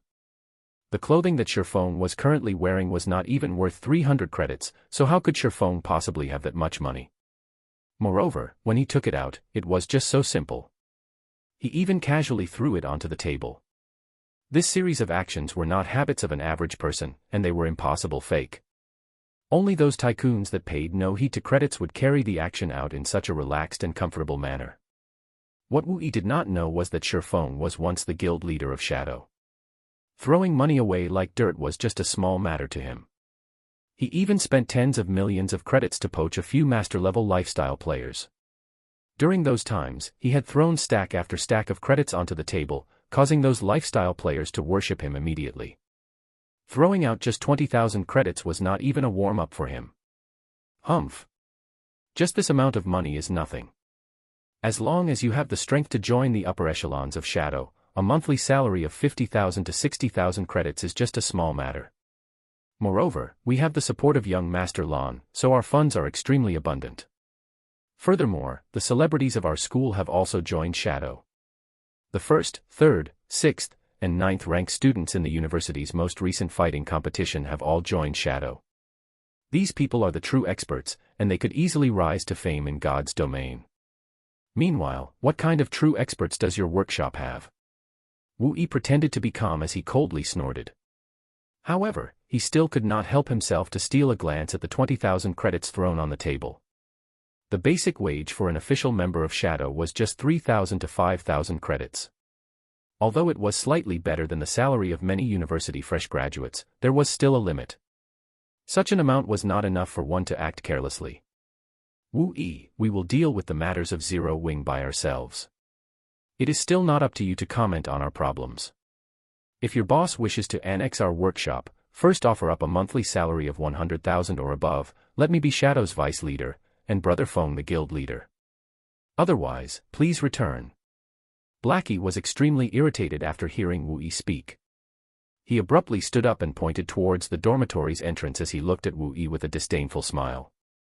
Blackie's performance was extremely arrogant and incomparably rampant. He held no regard for Shadow at all. Was it amazing to have many members? Did being an expert in a fighting competition mean they could play well in God's domain? If one had the ability, then they could hitch up a relationship with those first-rate guilds. See if they pay any attention. Blackie, you better not regret this in the future. Shadow is fated to become a giant in Jinhai City.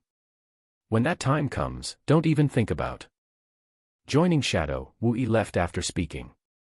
He was determined to tell Brother Zhang and young Master Lon about everything that had happened here, letting them take care of the ignorant Shifeng and Blackie.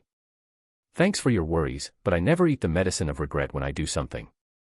Although Shadow is amazing, unfortunately, it isn't enough to enter my eyes. Blackie loudly declared, and almost everyone in the entire building could hear him speak. Blackie's dorm mates were all stunned. When did Blackie become so awesome?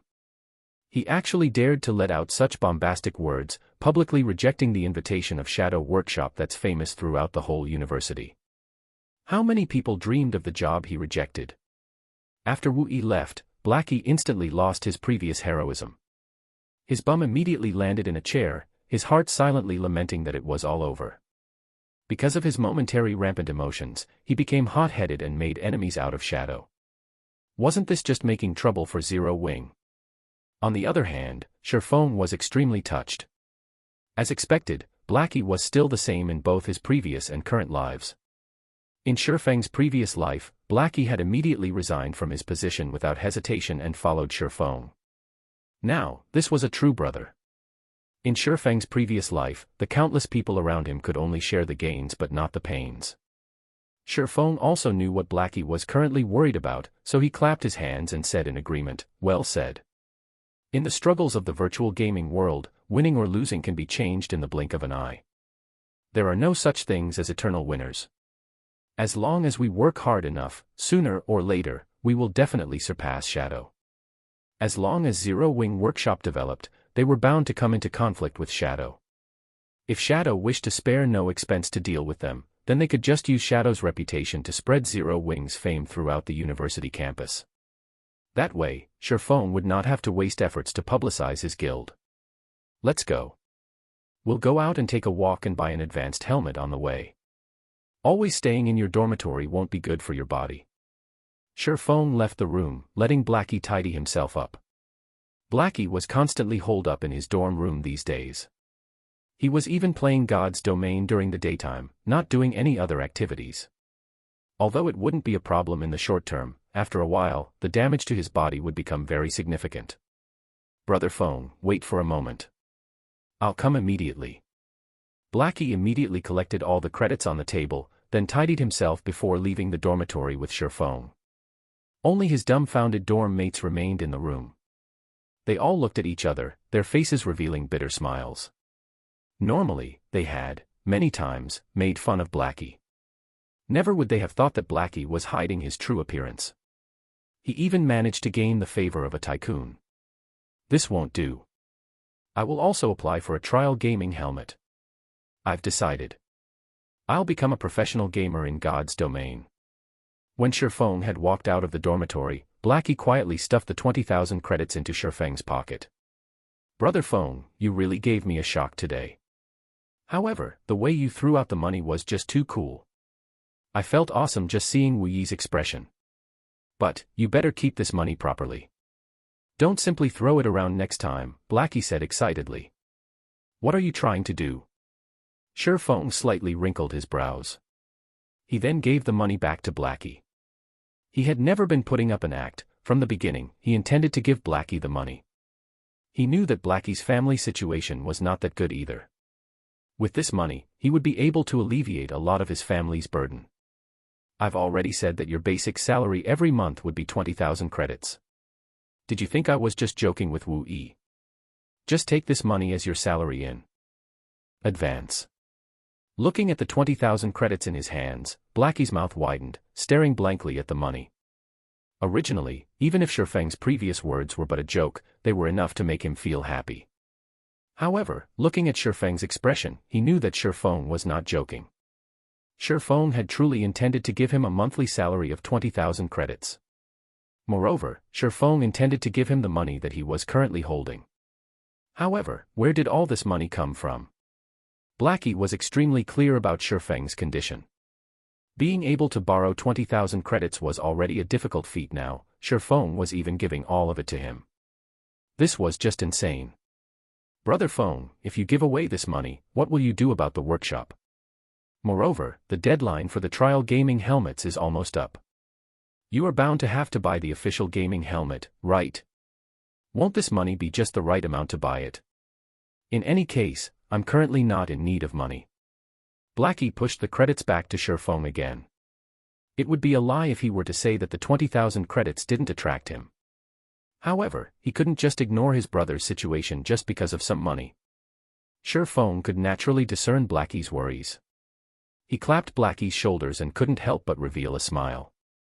His bank account currently held over 100,000 credits, and most likely, during this period, it had risen to over 200,000 credits. In another 10 days or so, he would earn even more money. You don't have to worry about this.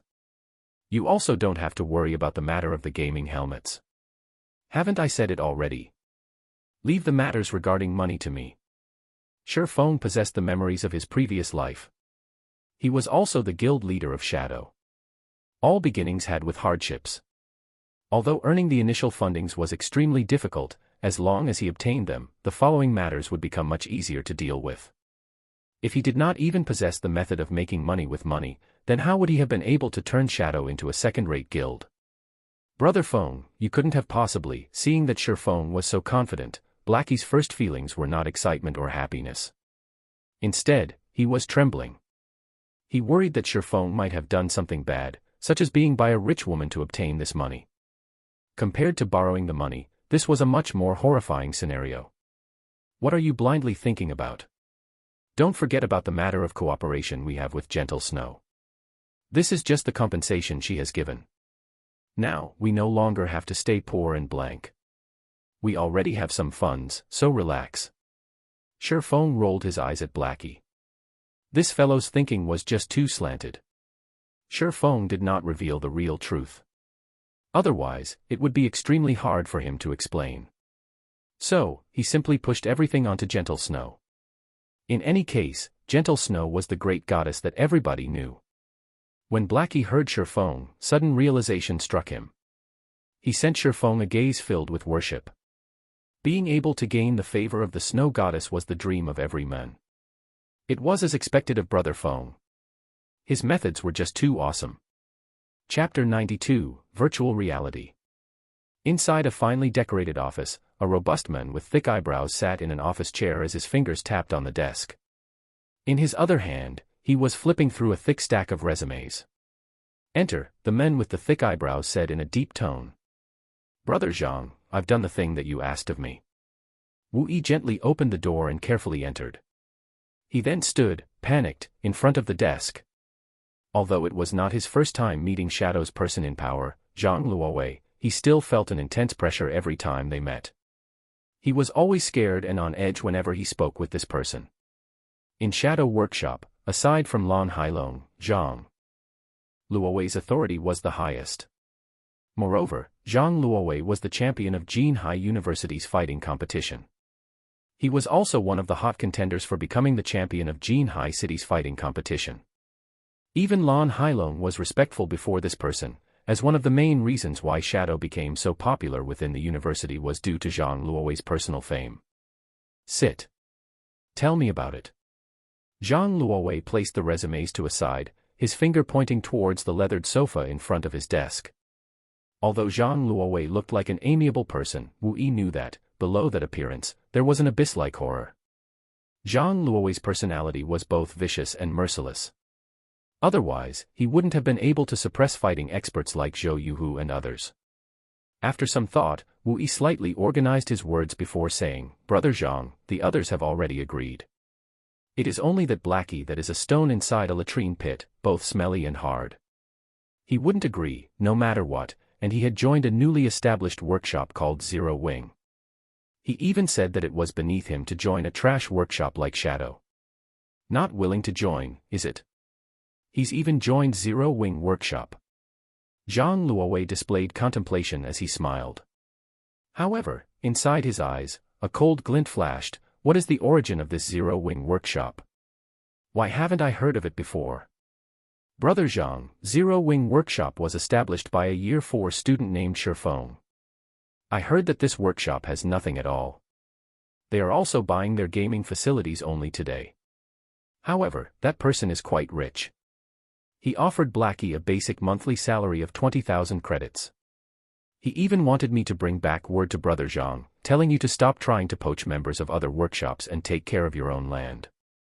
Wu Yi was very angry while he spoke. When I heard this, even I couldn't bear to stomach it. They are just a greenhorn workshop, yet they dare to challenge Shadow. Brother Zhang, how about I take some men to extinguish their overwhelming attitude? Shifeng, is it? I seem to have heard this name before. Zhang Luowei wrinkled his brows slightly, trying to figure out where he heard this name. However, after thinking for some time, he still could not recall. He shook his head, saying, "Don't bother with them. In a few days, the school will be holding the annual fellowship party.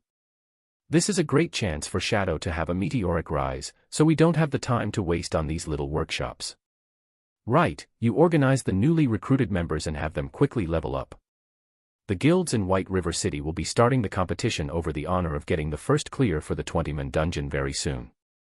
We also have to fight for the fame obtaining the first clear of a level 5 dungeon. Yes. You can rest assured, Brother Zhang. I will help them quickly rise to level 5, Wu Yi clapped his chest, assuring. Elsewhere, Shifeng brought Blackie along to purchase 2 advanced virtual gaming helmets. Although the current virtual reality technology was very advanced, the basic helmet was cheaply made in consideration of the general masses. Its degree of synchronization was just 80%. However, the advanced version of the helmet could reach up to 90% synchronization, and the user's 5 senses would become much more sensitive. Although the difference did not seem too great, during a battle between equal strengths, this small difference would be the determining factor of victory or defeat. The battles in God's domain were always life or death battles. Moreover, the penalty of a single death was a great amount of EXP and skill proficiency. Hence, most large-scale workshops would allocate an advanced virtual gaming helmet to all their official members. Previously, Shifeng did not have the money to purchase even a basic gaming helmet. Now that he had the money, however, he naturally would not fall behind in this aspect. After purchasing the advanced gaming helmets, Shifeng found a good restaurant and ordered some high-class nutrition meals. He ate with Blackie as they talked about the future development of their workshop. Such a situation made Blackie feel like he was in a dream. God's domain had only been running for slightly more than 3 days. Not only had Shifeng solved the problem of the gaming helmets, but Shifeng also brought him to a high-class restaurant for a meal and discussion of the matters of developing their workshop. The more unbelievable thing was that Shifeng unhesitatingly gave him a salary of 20,000 credits. Just how many university students' dream was it to have a monthly salary of 20,000 credits? On the other hand, he hadn't even helped Shifeng out much, yet he was able to obtain such a salary. Although Blackie did not voice it, inwardly, he was extremely moved. He felt extremely apologetic to Shifeng, so he silently swore that he would work hard to be of help to Shifeng. Shifeng and Blackie conversed for a long time. They properly discussed the matters regarding the future development of their workshop. They also prepared to officially recruit Lonely Snow and the others, establishing a real workshop. The remaining matters were to find a location to set up their workshop, purchasing facilities for the workshop, and the workshop's administration. Brother Feng, leave these to me since I'm usually doing nothing during the day. It is already hard on you just to level up and earn money. Anyway, I am an economy and management major, so it is a great chance for me to display my specialty. I guarantee that you will be satisfied, Blackie assured. He couldn't help but want to start his work immediately. Good, then I'll leave it to you, Shifeng smiled. He felt extremely relieved with Blackie managing things. After the two parted, Shifeng sent a message to his parents. He then sent them 3,000 credits, telling them not to send him living expenses any longer. He told them that he had already found a good job, and that he was able to support himself financially. Shifeng was still not ready to tell his parents about everything. If he were to tell them that he had earned over 200,000 credits in just a few days, they would most likely not accept it. So, he might as well take it slow, gradually increasing the money he sent them. That way, his old folks would be able to gradually accept it, thinking it reasonable and fair. At 7 o'clock in the evening, after having his meal, Shifeng drank a bottle of C-rank nutrient fluid. He put on the newly bought advanced virtual gaming helmet, starting his conquest in God's domain. Upon entering God's domain this time, the sensation Shifeng felt when he stood beside the large pool was completely different. The cool breeze blowing. The sounds, water flowing into the pool, the scratches and rust that were clearly visible on the steel walls, the faint smell of machine oil, even the feeling of manipulating his own body had become much more relaxed. Shifeng flexed his body on the stairway. He then pulled out his swords, slashing out streak after streak of beautiful sword images. The sword images kept flickering in and out of existence, giving an unpredictable feeling.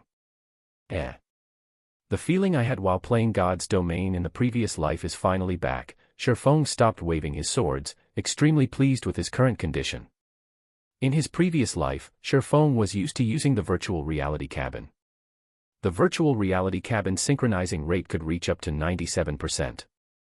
In God's domain, if the system interface, status indicators, and other such things weren't present, players would be practically unable to differentiate between the real world and the virtual world. After getting used to his body, Shifeng felt that he should start searching for the Titan's heart. Chapter 93, Dark Clown. The spiral staircase led directly to the core control area on the highest floor. After climbing an unknown number of steps, Shifeng arrived at a winding corridor that led towards the core area. Ancient magical runes were carved into the walls on both sides of the corridor, and even though almost a millennium had passed, this corridor was still gleaming with light. Only some parts of the corridor had decayed, damaging the magical circuits etched in it and plunging those particular areas into darkness. Fortunately, not many parts of the corridor were badly decayed, so Shifeng was still able to clearly see the entirety of the long, narrow, and maze-like corridor. Just after Shifeng set foot into the corridor, the alarm once again rang out. Alert! Alert! The intruder has already invaded Area A of the fortress, the magic corridor. Activating guardian statues on duty. Shifeng then heard loud booming noises coming from the corridor, as if some gigantic machine had started moving. Shifeng no longer dared advance slowly. He immediately used a speed scroll, dashing through the magic corridor at flying speed. After taking several turns in the magic corridor, Shifeng discovered a machine that had a flashing red light. Although this machine was just the size of a football, it was constantly producing alarms, as if it were a tool meant for guiding the guardian statues. Sentinel Guard, Common Monster.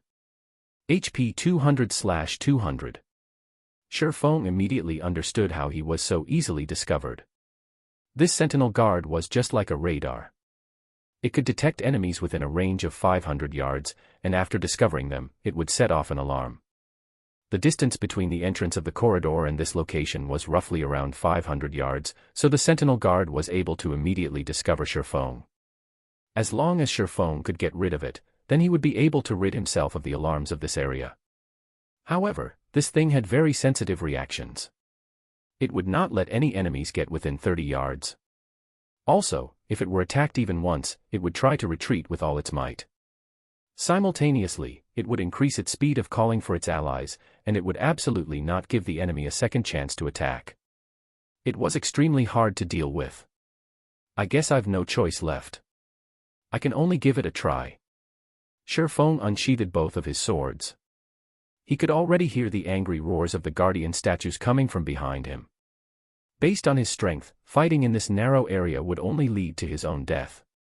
His only chance of throwing off those guardian statues was to get rid of this sentinel guard. When Shifeng was nearing the 30-yard range, just as the sentinel guard was about to break into a run, Shifeng's eyes locked onto the sentinel guard, the muscles in both of his arms bulged, and with the strength of his entire body, he cast out both swords. Shio. Both swords flew towards the sentinel guard. Precision throw.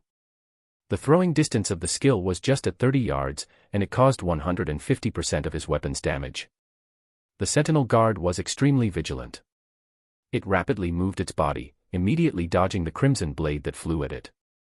However, the sentinel guard's dodge had, in turn, placed it in the flight path of Shifeng's second sword, the abyssal blade.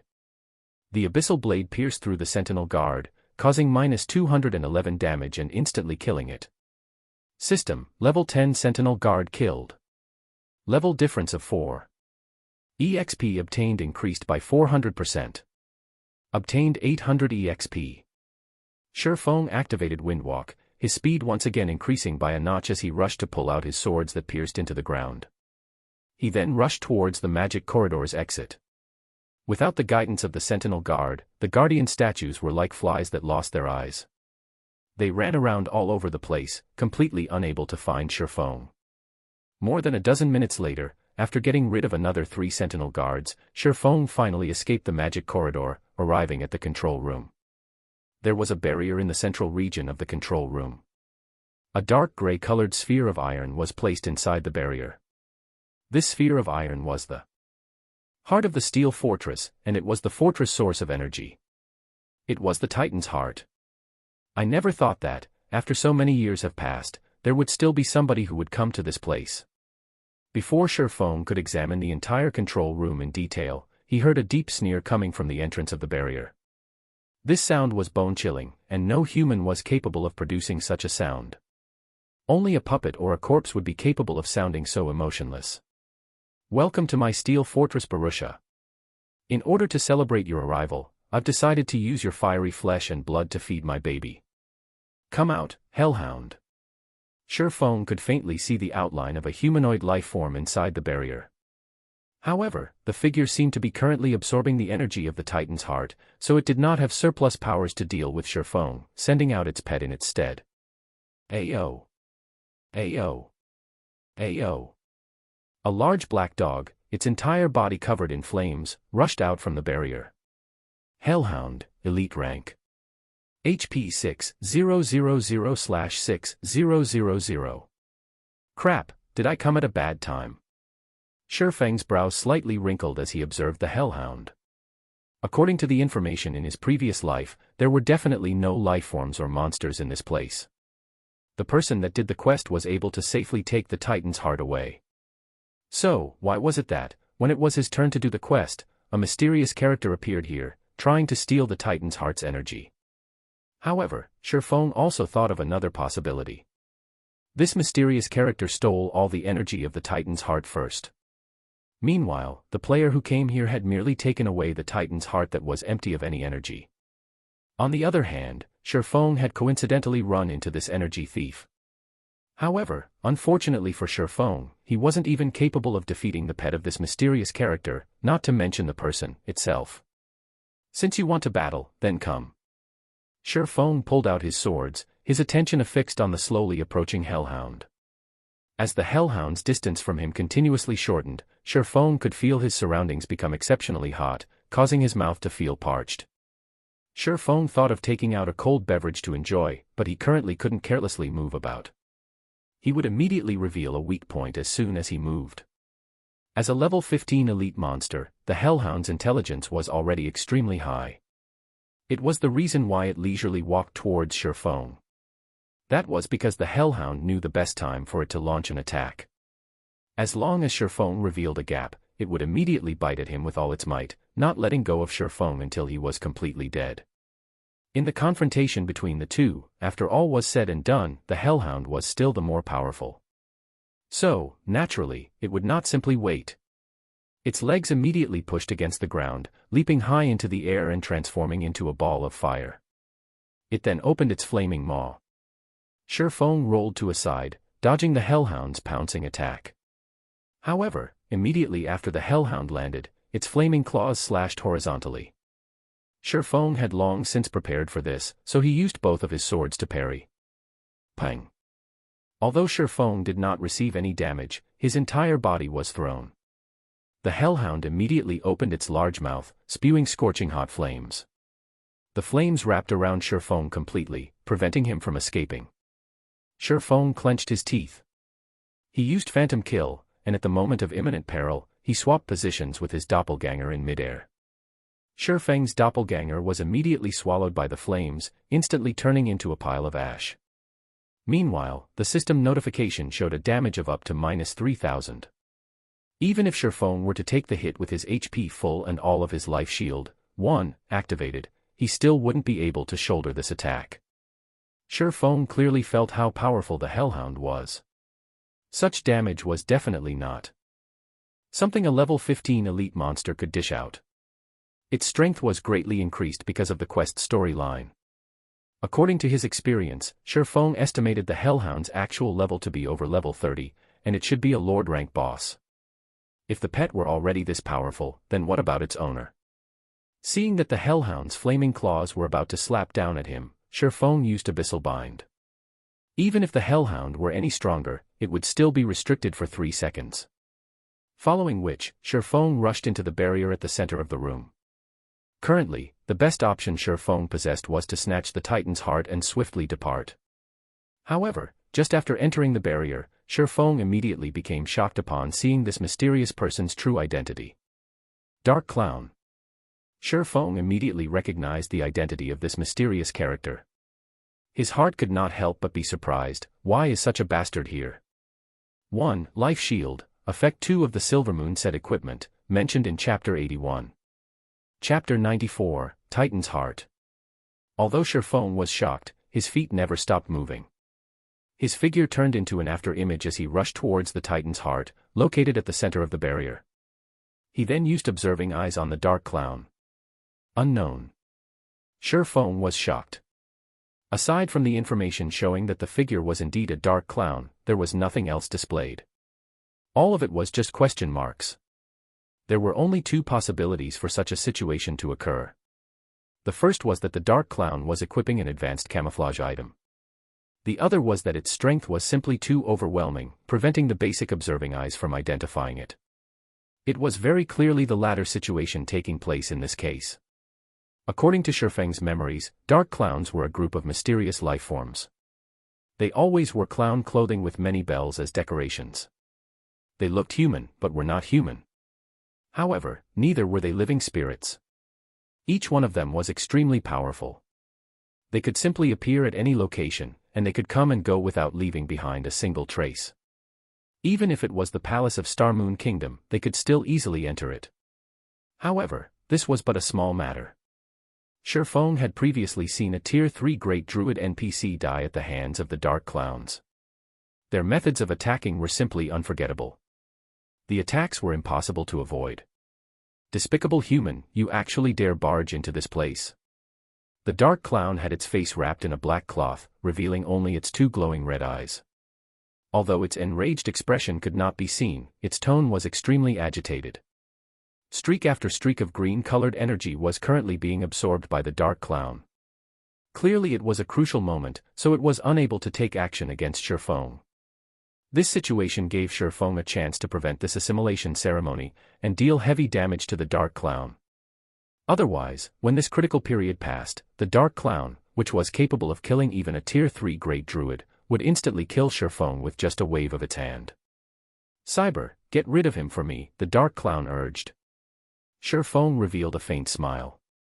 Seeing the dark clown's anxious appearance, Shurfeng tried even harder to deal some damage against it. As for the hellhound behind him, it was still restricted by chains. It was too late, even if it tried to rush over to Shurfeng. Shurfeng used all of his strength. With the flick of his wrist, a large explosion sounded out. The abyssal blade turned into a streak of black light, piercing directly towards the magic circle that was absorbing energy from the Titan's heart.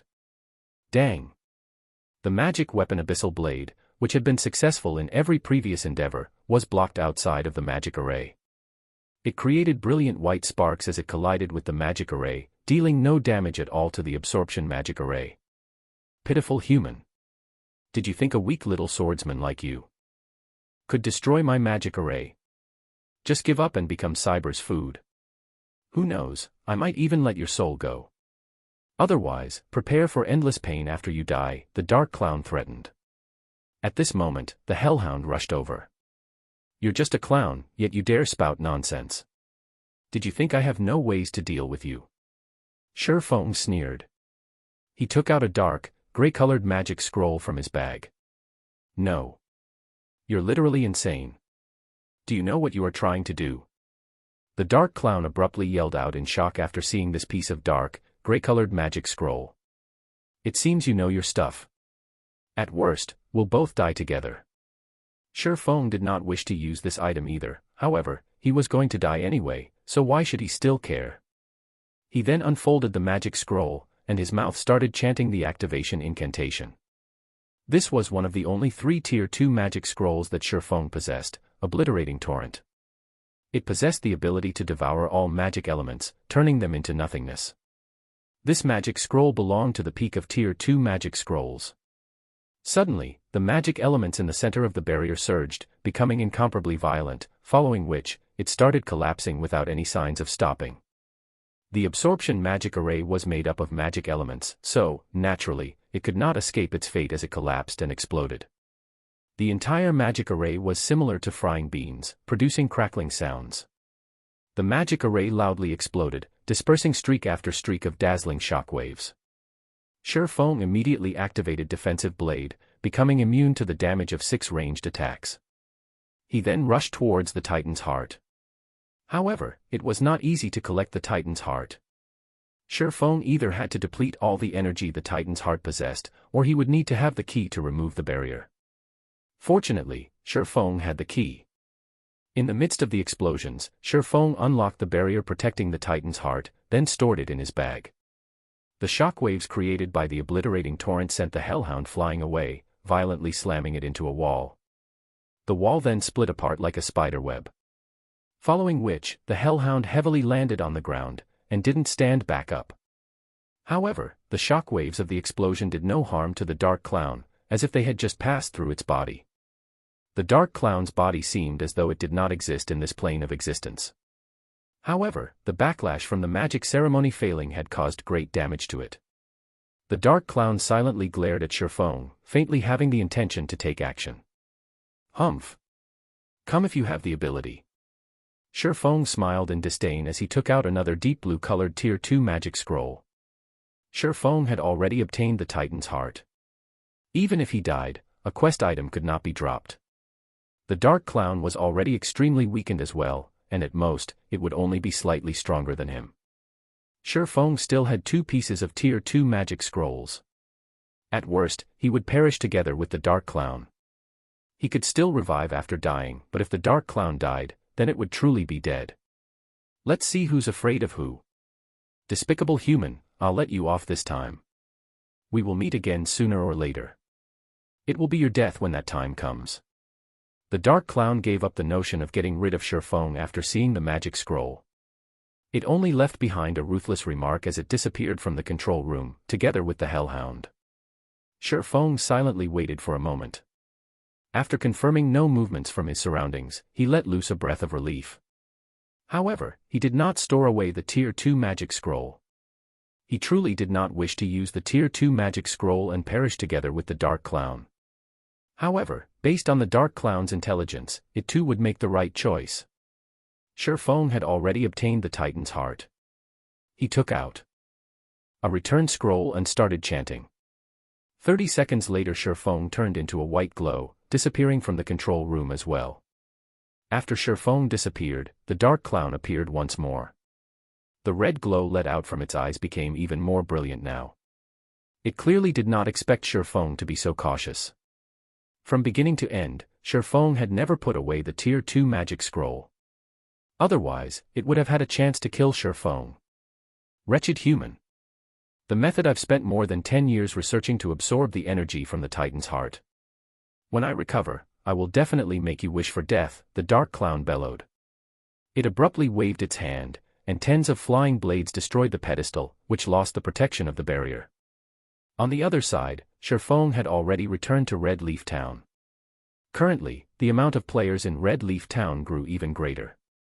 The streets were filled with players selling level 0 to level 2 common equipment and basic skill books. Sherfong took a look at his bag.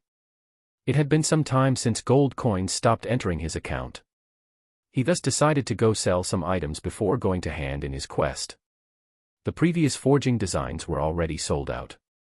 Sherfong took out another 20 pieces of glimmer chestplate forging designs and placed them at the auction house to be sold in batches. At this time, a communication request came from Gentle Snow.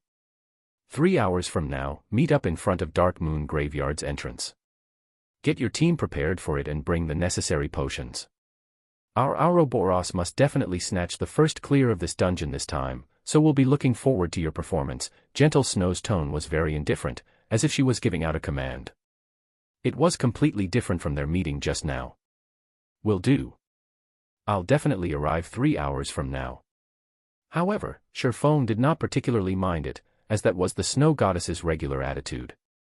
He estimated the time, thinking that he should be able to make it. Neither of them traded unnecessary words, immediately disconnecting the call. After that, Sherfong purchased card sets and hard stones at the auction house. He also bought some materials required to make bronze equipment and mysterious iron equipment. After storing the materials inside the bank, Sherfong went on to buy some magic scrolls and necessary potions. He then ran towards the White Sand Ruins to turn in his quest. Chapter 95, Abyssal Devourer. Blackie, how are things at your place at the moment? What level are you guys at right now? Sherfong asked. Leveling up in this hidden area is just too awesome. There is still no one coming over here to steal monsters, and everyone is at level 5 right now.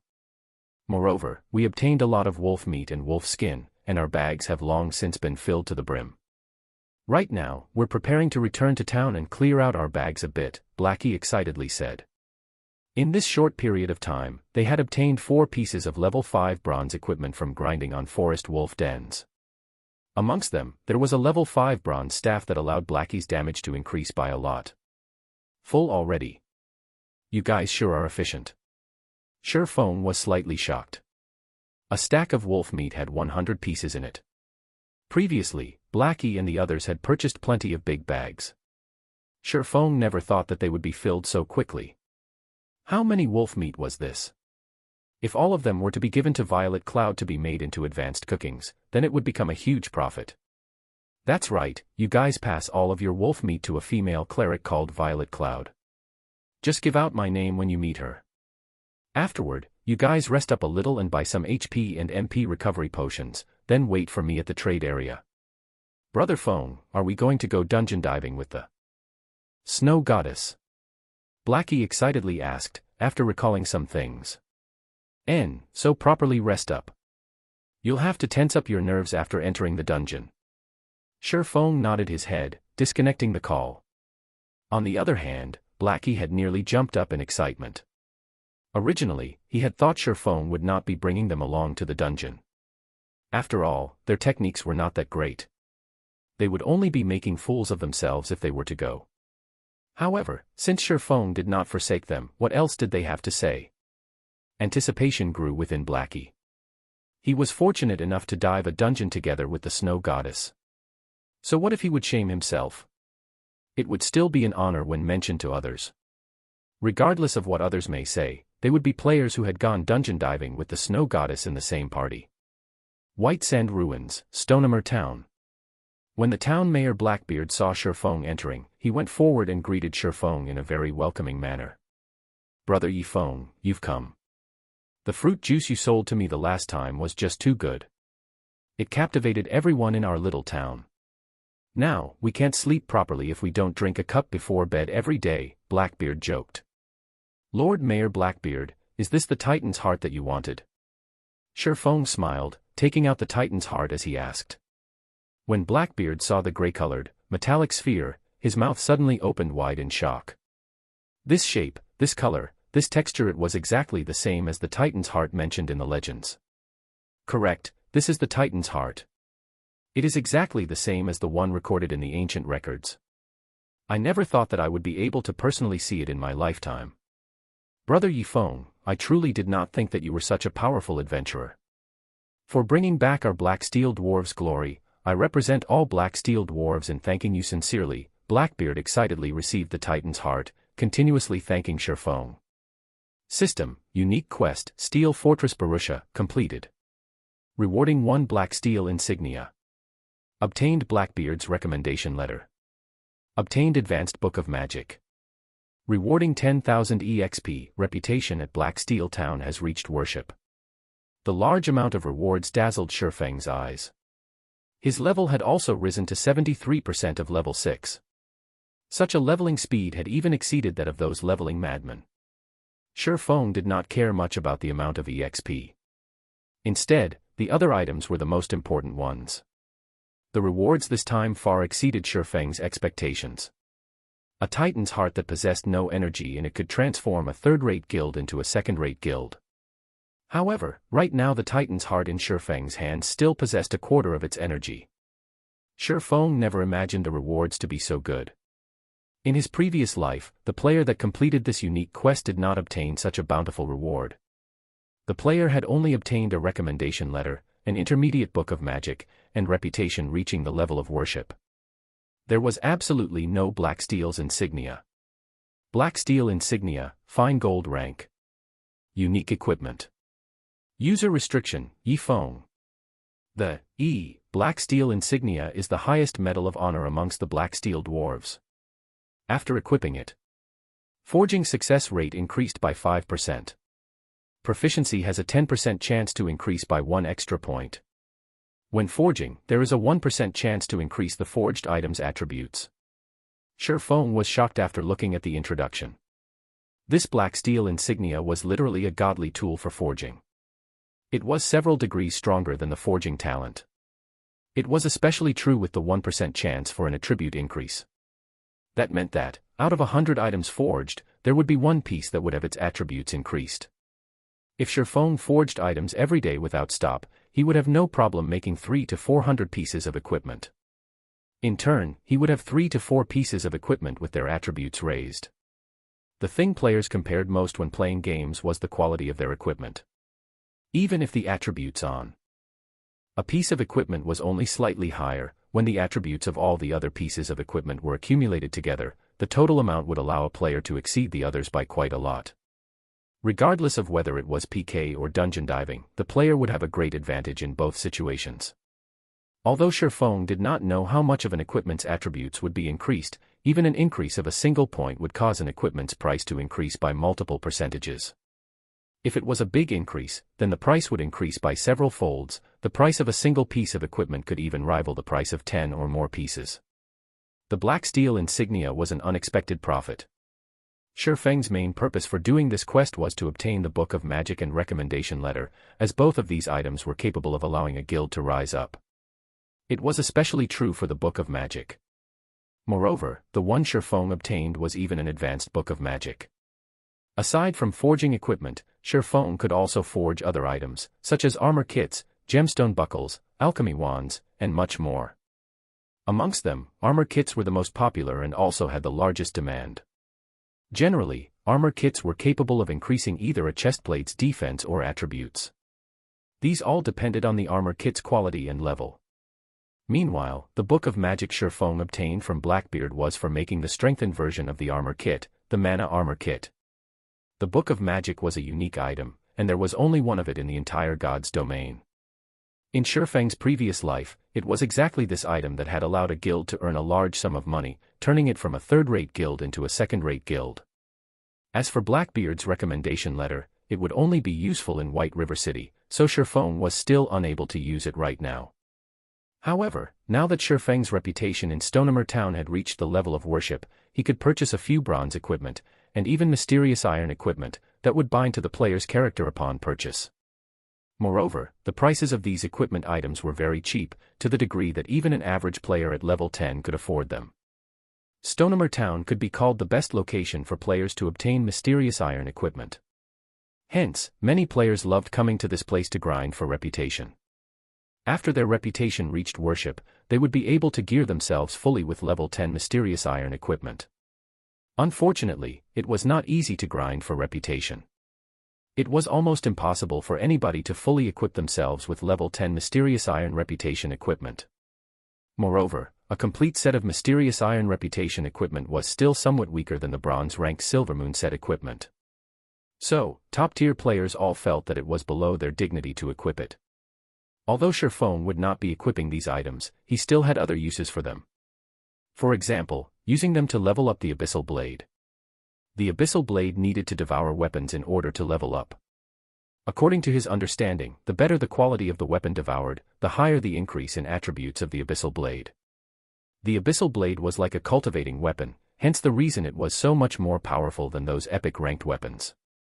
They were even capable of rivaling legendary weapons. If Shifeng nurtured it properly, the Abyssal Blade's attributes could definitely surpass a legendary weapon. Sadly, too many items were required to carry out such a feat. Even if it was the guild leader of a second-rate guild, they would not be able to support such a heavy cost. There was also the risk of facing a huge backlash. It was why many players both loved and hated magic weapons. In consideration for the Abyssal Blade's attributes, instead of feeding it the original 1 piece of level 5 mysterious iron weapon, and 10 pieces of level 5 bronze weapon, Shifeng decided to buy 11 pieces of level 5 mysterious iron weapon from the weapon shop. It was unknown how much of an increase in attributes such an action would yield. Following which, Shifeng called out the leveling interface for the Abyssal Blade. He then fed all these weapons to the Abyssal Blade. Chapter 96, Magic Weapon Transformation. After choosing the weapons to devour and clicking level up for the Abyssal Blade, the Abyssal Blade suddenly let out a dragon's roar. Countless black flames started emerging from the blade of the sword. The black flames then transformed into a dragon's head, immediately biting at the weapons that had been chosen. The dragon devoured the weapons, bite by bite. In the blink of an eye, the black flame devoured all 11 mysterious iron weapons, and all of their essences flowed into the Abyssal Blade. The Abyssal Blade no longer looked like a fire poker, and it now gave off a faint cold feeling of sharpness. The blade's color and luster had also become more rustic, similar to a blade covered in dust for many years. When Shifeng held the Abyssal Blade once again, the weapon felt slightly heavier than before. He felt a refreshing feeling when his hand wrapped around the sword's hilt. Shifeng then waved the sword a few times. Wah! Wah wah! The air was like paper, creating tearing sounds as he sliced it apart. The boss of the weapon shop was also a forging expert. When he saw this, his mouth opened wide in shock. He even nearly pulled out his goatee. The ordinary-looking weapon was actually so sharp that it could easily surpass a fine gold weapon. If it were utilized properly, it might even be able to break apart a bronze weapon with a single slash. Good sword. Shifeng waved the Abyssal Blade a few more times. After leveling up the sword, Shifeng felt that it had become much more suitable for him. He then checked the Abyssal Blade's attributes. Attack power 39. All attributes plus 14. Attack speed plus 5. Ignore monsters level by 5 levels. Attacks have a 15% chance to cause 2 times damage, 10% chance to induce Doom Curse, reducing all stats by 40%, lasting 30 seconds. Equipment level 5. Can be leveled up. Devour 10 level 10 bronze equipment and 1 level 10 mysterious iron equipment to level up to level 10. Can be evolved, unknown. Additional skill 1, Phantom Kill.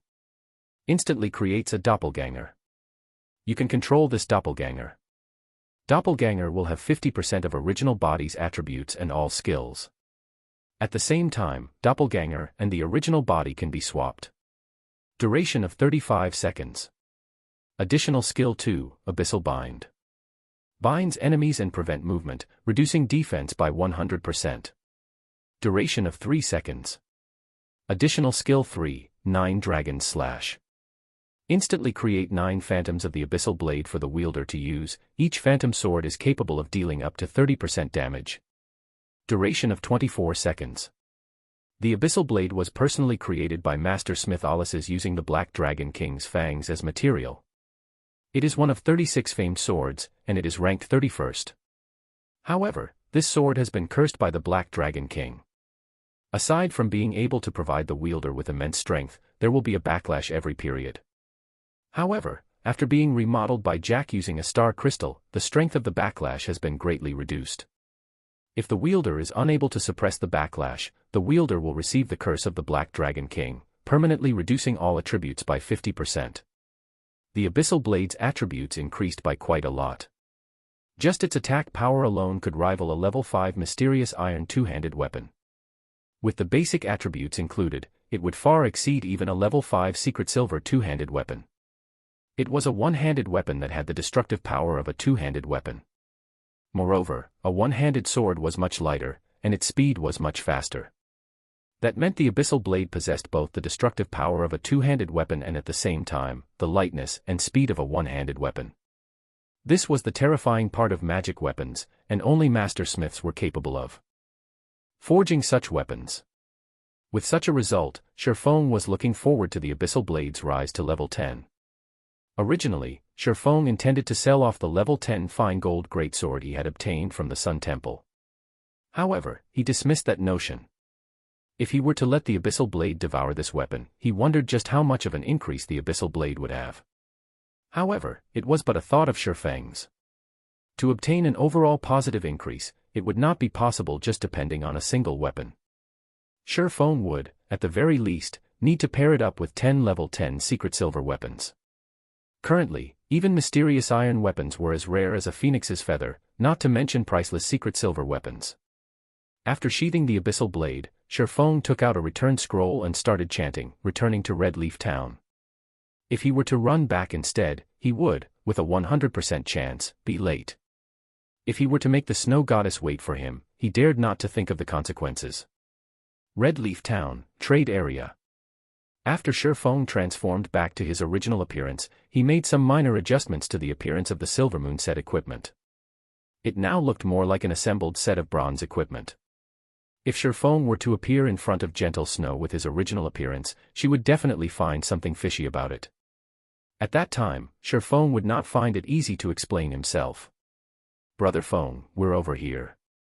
Blackie stood up and shouted as he saw Sherfong walking over. The others, as well, stood up to welcome Sherfong when they saw him approaching, sending gazes of appreciation at him. If Sherfong had not let Blackie carry them, they most likely would not have been able to reach level 5 so quickly, and very likely, they would still be struggling at the bottom of the ranks. Currently, most of the veteran players in God's domain were level 4, and a minority had reached level 5. However, there was nothing great about the equipment they were using. If veteran players were lucky, they might possess 1 or 2 pieces of bronze equipment that had good attributes. Only those expert players would possess 6 or 7 pieces of bronze equipment. On the other hand, every one of them now possessed 7 or 8 pieces of bronze equipment. Originally, this reason alone already caused them to be extremely grateful towards Sherfong. They all decided to continue following Sherfong. They never thought that Blackie would actually be willing to sign a contract with them, allowing them to join Zero Wing Workshop and become one of its official members. They could also enjoy a monthly salary of 4,000 credits. They were not just fools playing a game. They knew the treatment an official member received in other workshops. The treatment for official members of top-ranking workshops in the city only received a monthly salary of 3,000 credits. Even so, many veteran players would still try to worm themselves into these workshops in whichever way they could.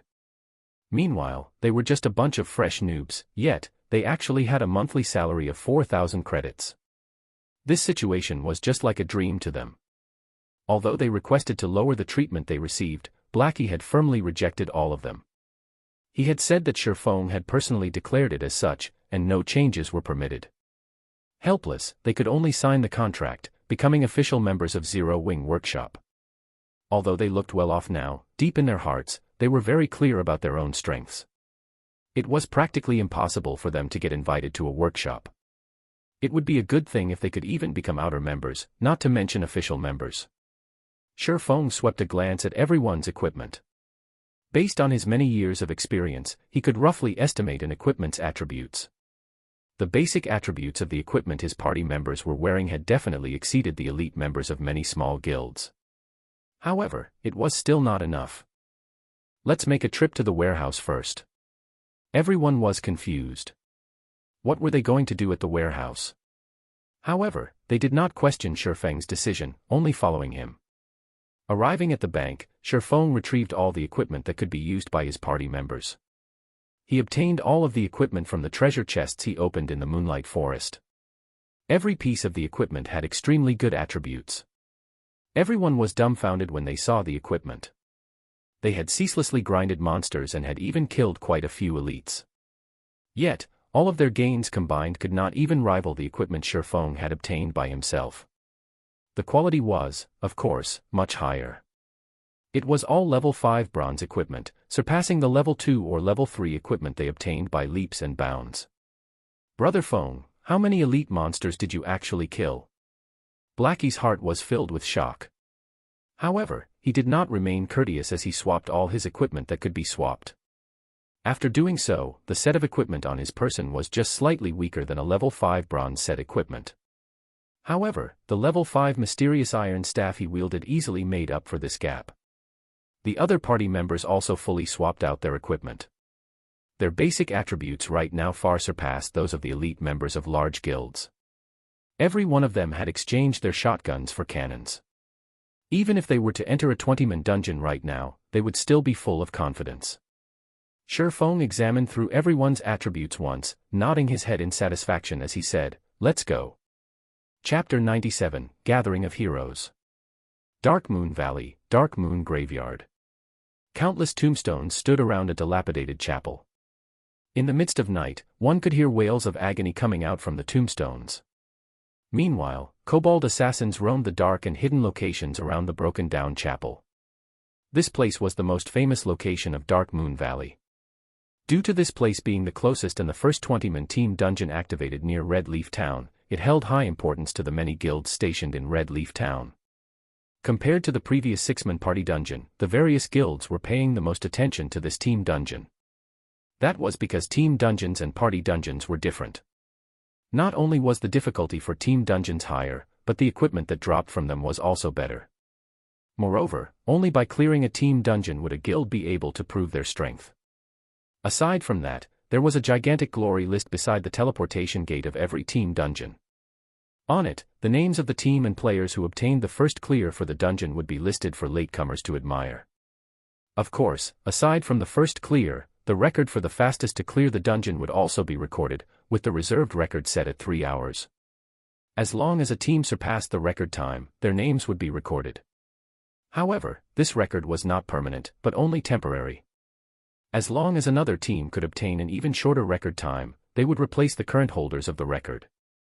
Currently, players filled all of the Dark Moon Graveyard.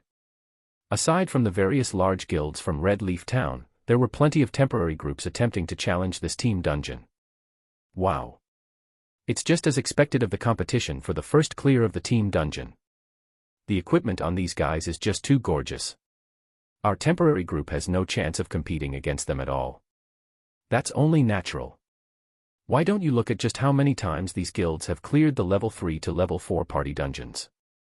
Even the team belonging to the weakest guild here would have 7 to 8 pieces of bronze equipment on each party member.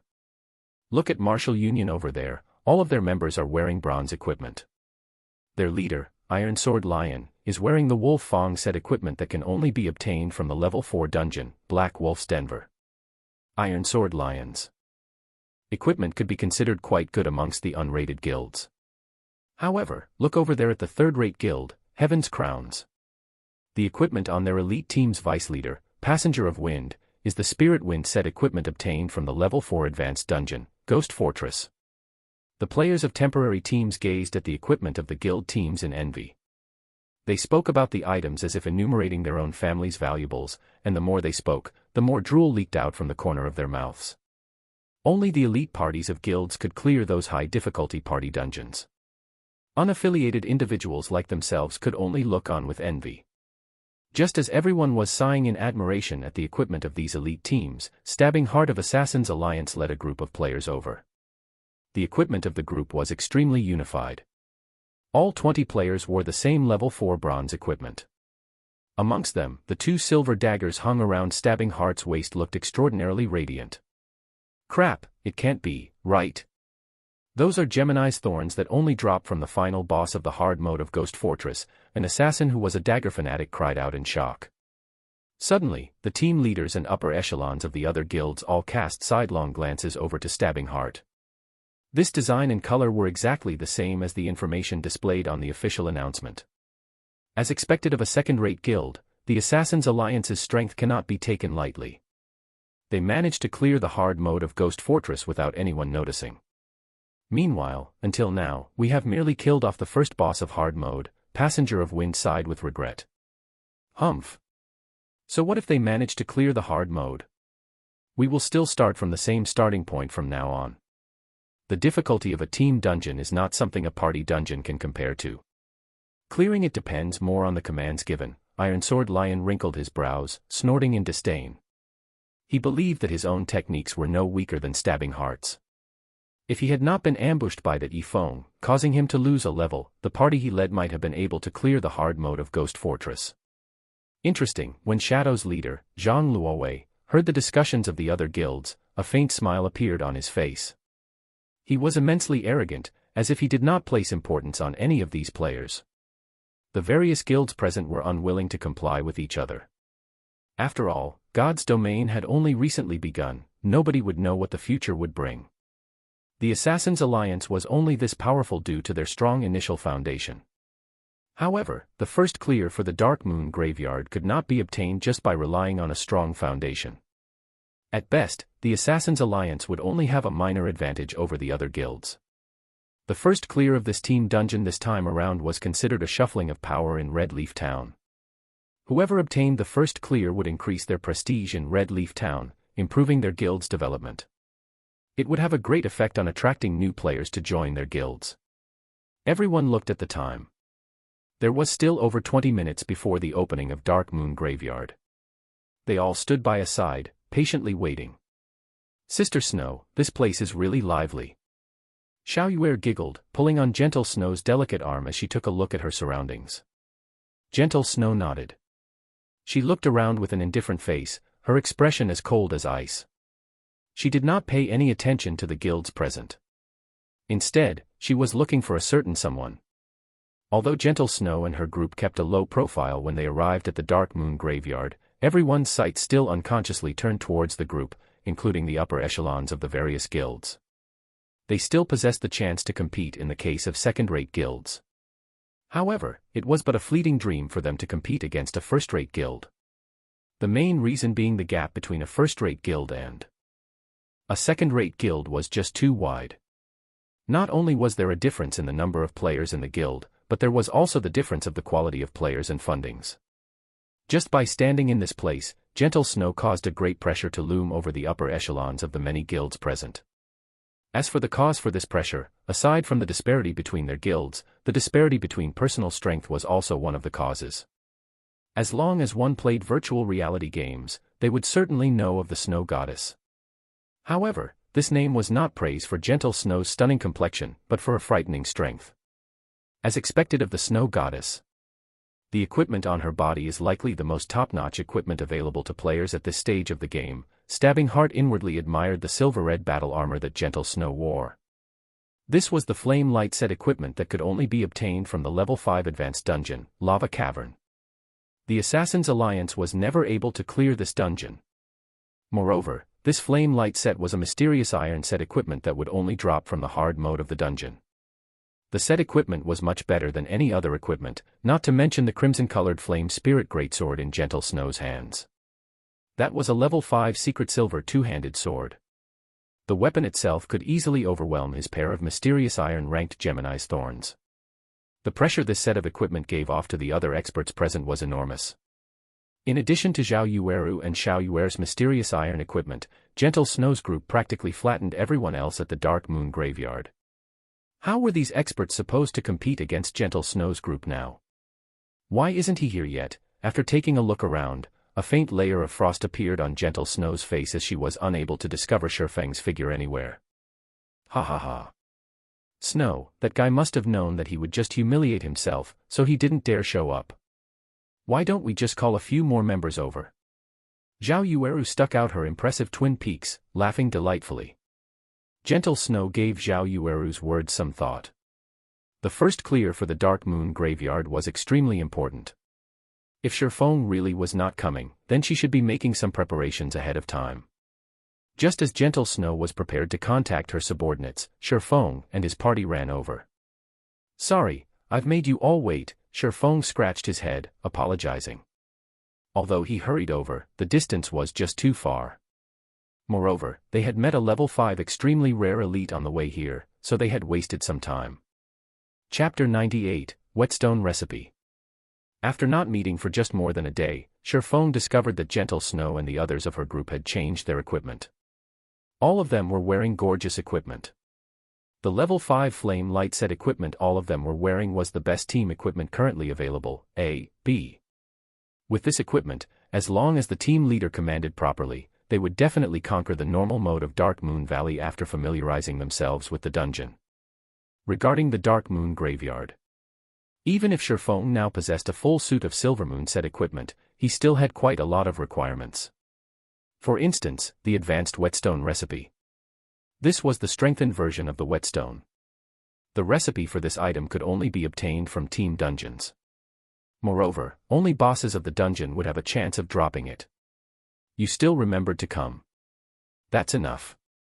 Since you're already here, leave your party, and we'll reform the group. Zhao Yueru originally wanted to taunt Shifeng, but Gentle Snow stopped her a step earlier. Gentle Snow was still slightly angry from before, but after sweeping a glance at Shifeng, she shockingly discovered that Shifeng had reached level 6. Currently, the level 6 players in all of Red Leaf Town were top-tier players. Previously, when she met Shifeng, his level was nothing special. It was just below average. Now that he was able to catch up to such a degree, one could see that Shifeng's leveling speed was extremely fast. As for Blackie and the others standing behind Shifeng, all of them were level 5. They were also fully geared with bronze equipment, and such a standard was relatively good amongst temporary teams. Shifeng's party then disbanded, all of them joining Gentle Snow's team. All of the surrounding guilds and players saw Shifeng join Gentle Snow's team. Judging from the equipment of Shifeng's party, it was obvious that Shifeng and the others were not members of Ouroboros. However, it was extremely odd that they were still able to join Gentle Snow's team and enter the dungeon together. The equipment worn by Shifeng's party did not seem very high-leveled. They wore only scattered pieces of bronze equipment, not that different from the equipment of a temporary team. This was the important struggle for the first clear of a team dungeon. Was Gentle Snow so confident in being able to easily obtain it that she'd invite a group of people like this? Only Stabbing Heart knew of Shifeng's strength. Now that both powerhouses had joined, the competition for the first clear of the Dark Moon Graveyard had just become much harder. Brother Zhang, that's the brat that set up our men, Flaming Tiger hatefully commented when he saw Shifeng. So, it is him. Zhang Luowei raised his brows. He could not help but pay more attention to Shifeng. He then said in a deep tone, since he has some connection with the Snow Goddess, try not to stir up trouble with them in the future. I don't wish for us to go against a first-rate guild right now. Being able to wipe out Flaming Tiger's group, and having a connection with the Snow Goddess, this person was not that simple. He still needed to do some investigations of this person. If this person had just joined the Snow Goddess by chance, he would definitely make this person pay for his actions. Yes, I understand, Brother Zhang. Flaming Tiger glared at Shifeng, only gritting his teeth as he answered. However, it was a different situation on the side of Martial Union. Every member of Martial Union could not help but wish they could get rid of Shifeng right that instant. It was especially true for Iron Sword Lion. Previously, he put out the word that he would kill Shifeng back to level 0. Now that he saw Shifeng had already reached level 6, one level higher than Iron Sword Lion himself, he felt extremely humiliated. What is that group of assassins doing? They actually allowed him to wash away his red name, and even rise to level 6. Just the fact that Shifeng was standing in this place, unscathed, caused the light on Iron Sword Lion's face to fade. His face turned crimson from anger, saying, "Immediately contact the party of assassins." What exactly is going on here? "Boss, what's up?" one of the assassins standing guard in front of the hotel asked. "What's up?" Iron Sword Lion nearly suffocated from anger when he heard those words. He bellowed, "I told you all to pay attention to Yifeng, yet, what have you all been doing?" "Boss, we've constantly been keeping an eye out for him. However, Yifeng has not set foot outside the hotel." "I'm guessing that he must be afraid," the assassin said, puzzled. "You've constantly been keeping an eye out for him. Then you tell me, who is this person that I am looking at?" Iron Sword Lion sent a screenshot, asking coldly. "Impossible. We've really been constantly keeping an eye out for Yifeng, and he never came out." The assassin, immediately dumbfounded, looked at the screenshot. "You're a bunch of rubbish that can't even keep watch over a single person. Get out of Martial Union immediately. I don't wish to see you any longer." Rage completely flooded Iron Sword Lion's mind. Shortly after, he turned to glare at Shifeng, saying to his subordinate, "Call some men over, as many as you can. After they're done with the dungeon, I want him dead immediately." "Boss Iron Sword, this wouldn't be a good move, right? No matter how you put it, he still has some connection with the snow goddess. If we create a bad relationship with Ouroboros, it would be detrimental to the development of our guild," a druid said. "Out in the streets, we live by depending on our reputation.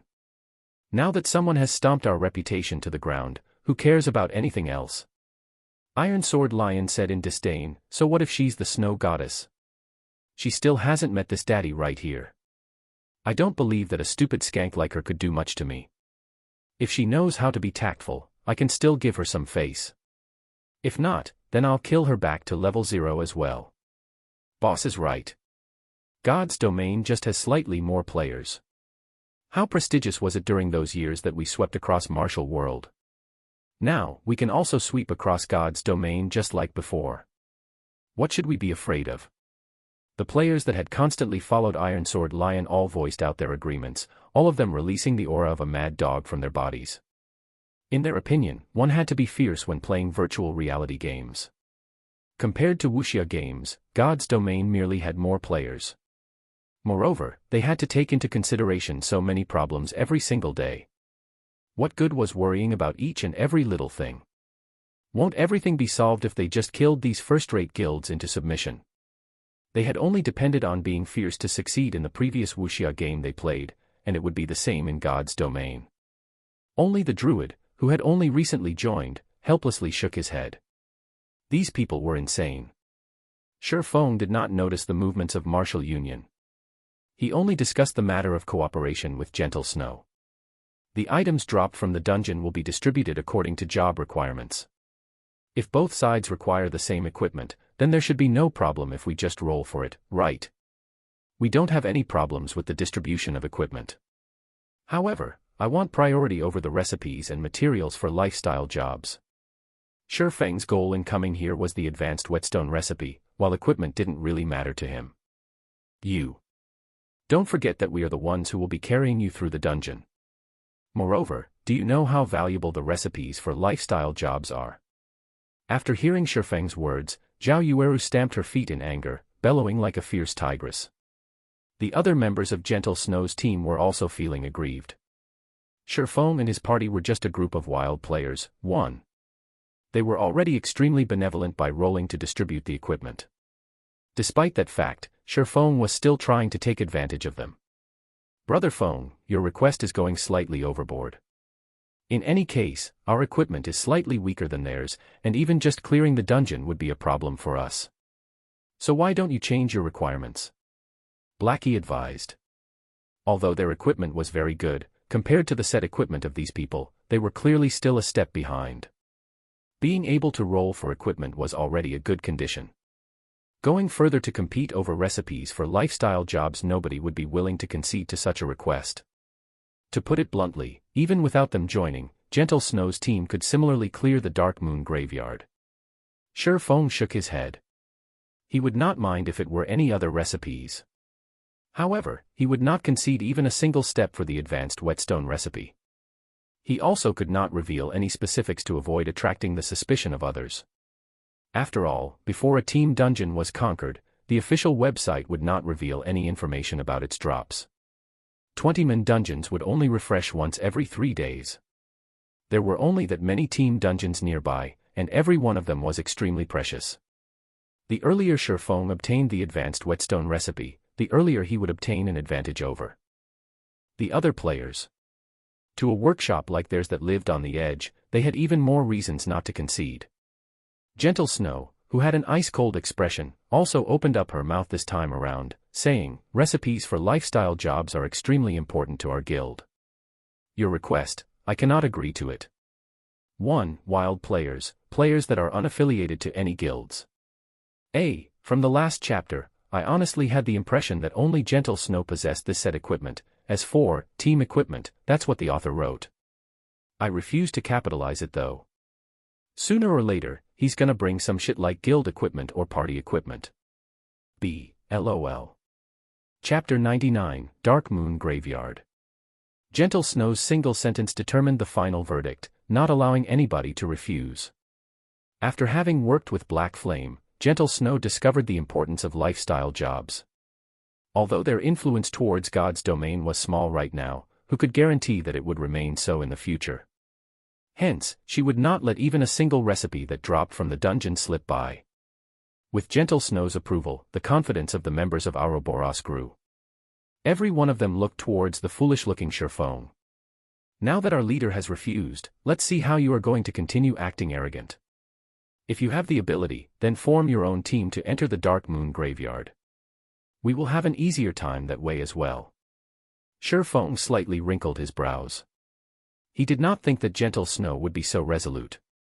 He wondered what had happened to Gentle Snow to trigger a nerve in her. She was completely different from when they first met. At that time, there was still room for discussion. However, Sure Feng did not have a clue that the person who triggered Gentle Snow was exactly himself. How about this, then? We'll hold a party auction for the lifestyle recipes that drop, Sure Feng said.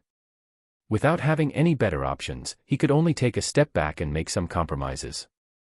Hearing Sure Feng, Zhao Yueru covered her delicate mouth as she revealed a shallow smile. Yi Feng, stop dreaming. Team dungeons only reset once every 3 days. The recipes obtained from inside are extremely important to a guild's development. How could we auction them amongst the party? If you insist on doing so, then we will just call in a few more of our elite members.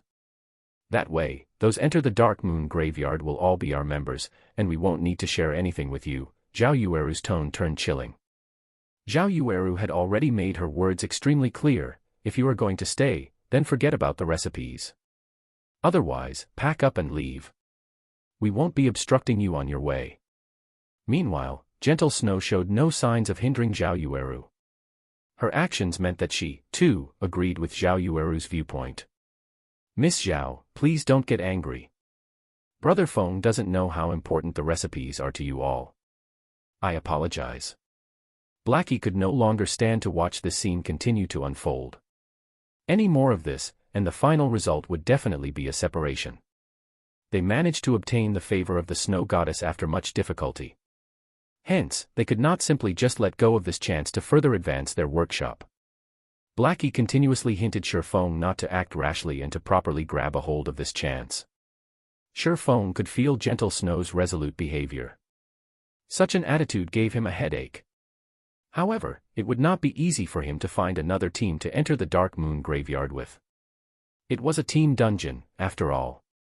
A certain standard of equipment, trust, and cooperation was required to successfully clear it. Moreover, players that were abruptly recruited might not necessarily be reliable. They might even bring adverse effects to the team. All right then, let's go with your arrangements. It was clearly not wise for him to enter a deadlock with Gentle Snow right now. Sure Feng had no choice but to just give up this chance.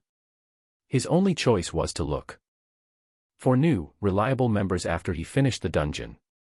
He would then bring them to dive into other team dungeons. Seeing Shifeng agree, Blackie let loose a breath of relief. On the other hand, Zhao Yueru was slightly pouting. She inwardly felt unfortunate that she was not able to chase Shifeng away. Gentle Snow did not pay attention to Zhao Yueru's irritation. The time for the dungeon's opening already arrived. The other guild teams were all entering the dungeon, one after another. Hence, Gentle Snow said in the team chat, "Let's go in then." Before entering the dungeon, Gentle Snow had set the dungeon's difficulty at normal. That way, after entering the teleportation gate, everyone would be sent to the normal mode of the Dark Moon Graveyard. Team dungeons were similar to party dungeons, in which they had 3 different difficulties: normal, hard, and hell. However, guilds that were not familiar with the dungeon would usually start off by obtaining and understanding information from the normal mode of the dungeon.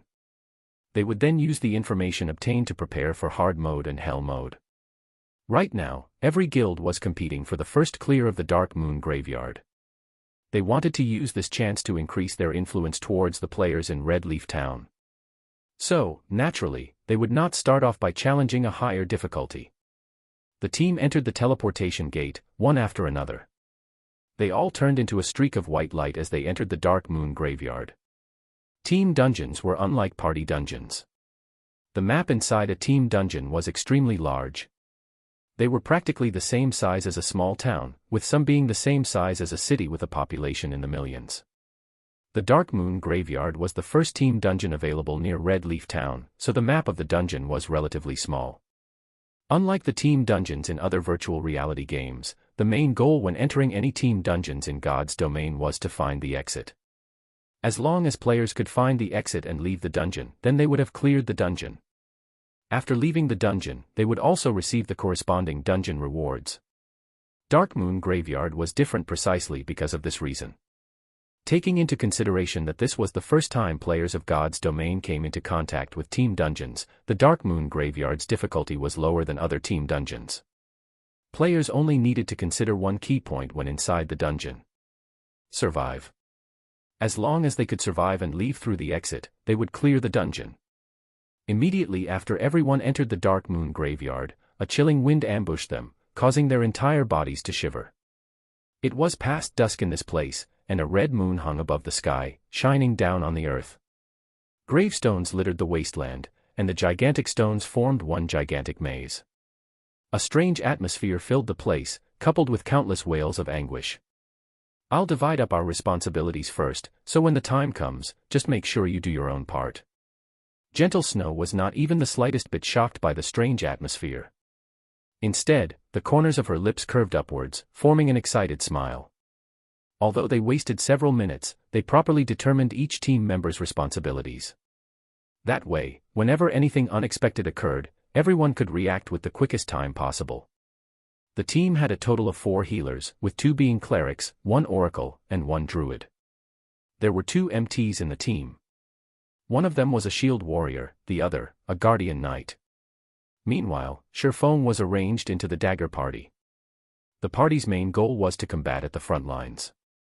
On the other hand, Lonely Snow was arranged into the protection party. Their main goal was to protect the team's lifeline, the healers. "Alright, scout party, search for a path. We will follow behind at a slower pace." Once Gentle Snow was satisfied with the team's formation, she arranged for 2 assassins to scout ahead. After entering the wasteland maze, the 2 assassins immediately reported the situation they discovered. Gentle Snow responded immediately, allowing her team to advance towards the best possible route and easily avoid the traps set up by the Kobold Assassins and Kobold Warriors. Kobold Assassin, Common Rank. HP 1 600/1 600. Kobold Warrior, Elite Rank. HP 3 500/3 500. If they triggered the trap here, they would have to go up against more than 30 Kobold Assassins and 7 or 8 elite Kobold Warriors. Such a situation would definitely cause major losses to the team. Thanks to Gentle Snow's quick decisions, the team inched closer and closer towards the maze's exit. On the way, they only needed to kill a small amount of kobolds. Even Shifeng was slightly shocked by Gentle Snow's leadership. It was as if all matters within the Dark Moon graveyard were within the palms of her hands. Zhao Yueru walked up to Shifeng's side, proudly saying, "What do you think? You should see how far apart your strengths are now, right?" Shifeng remained silent. He did not pay much heed to Zhao Yueru, his hand only tightening its grip on his treasured sword hanging on his waist. "Humph. Speechless now, are you?" Zhao Yueru thought Shifeng was tacitly agreeing, her heart feeling a wave of pleasure. However, not long after Zhao Yueru felt pleased with herself, two blood-curdling screams came through the team's chat. "Scout party, what happened?" Gentle Snow hurriedly asked. "System, player White Cry has died. System, player Wind Shadow has died. What happened?" When Zhao Yueru saw that the two players who died were both from the scout party, her heart filled with questions. However, nobody answered Zhao Yueru. Due to the settings of God's domain, players were unable to initiate communication after death. Everyone immediately tensed up.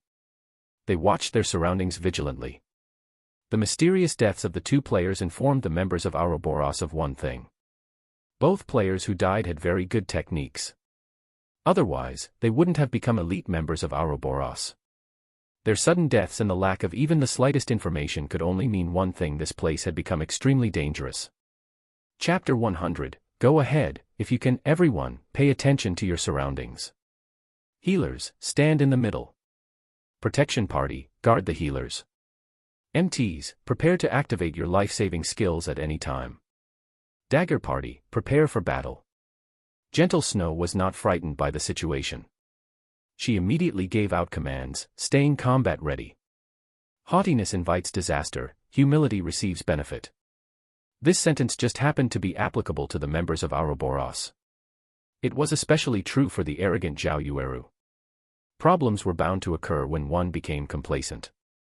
Only, the problems, this time, arrived somewhat too quickly. Zhao Yueru, who was still relaxed, suddenly tightened her grip on her crystal staff. She was no longer acting cheerful or witty, her expression now turned solemn.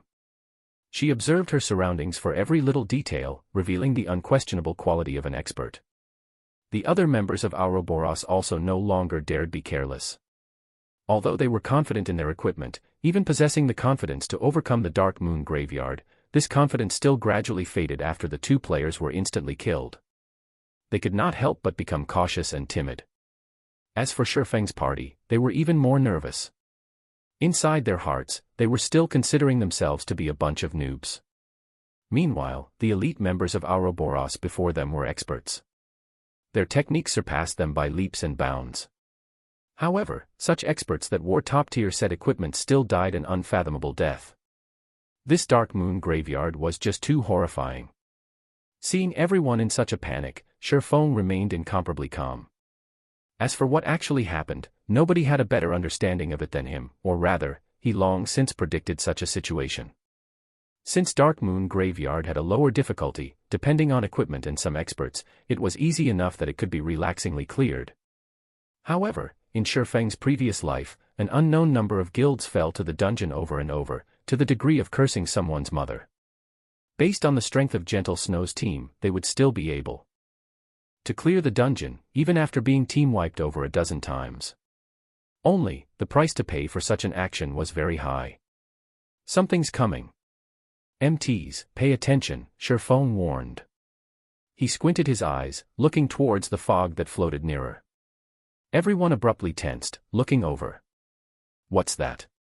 The shield warrior discovered a blurry figure inside the mist. The figure was hidden inside the murky fog, preventing anybody from getting a clear look at it. The team only knew that the thing was gradually wobbling closer, step after step, crawling as slow as a snail. As the distance between the two sides shortened, the wails of anguish became louder, causing all those present to have goosebumps. Just when the figure was about to leave the fog. MTs, activate your life-saving skills. Shifeng yelled. However, the shield warrior paid no attention to Shifeng's words. He had always looked down upon Shifeng in his heart. The last time they met, Shifeng was just a noob who got lucky. Shifeng was only able to attract their leader's attention because he familiarized himself with God's domain ahead of time. Although Shifeng was currently reached level 6, he had definitely depended on his familiarity with the quests and monsters in order to level up so quickly. He did not truly possess strength. Even if Shifeng's skills were good, the number of experts Ouroboros had recruited over the years from other virtual reality games exceeded 5,000. They were not lacking people such as Shifeng at all. In other words, within Ouroboros, there were plenty of players that were much better than Shifeng. Although the shield warrior did not pay attention to Shifeng's words, the guardian knight, Kola, had always trusted in Shifeng. He had, at the first instance, activated protection blessing on himself.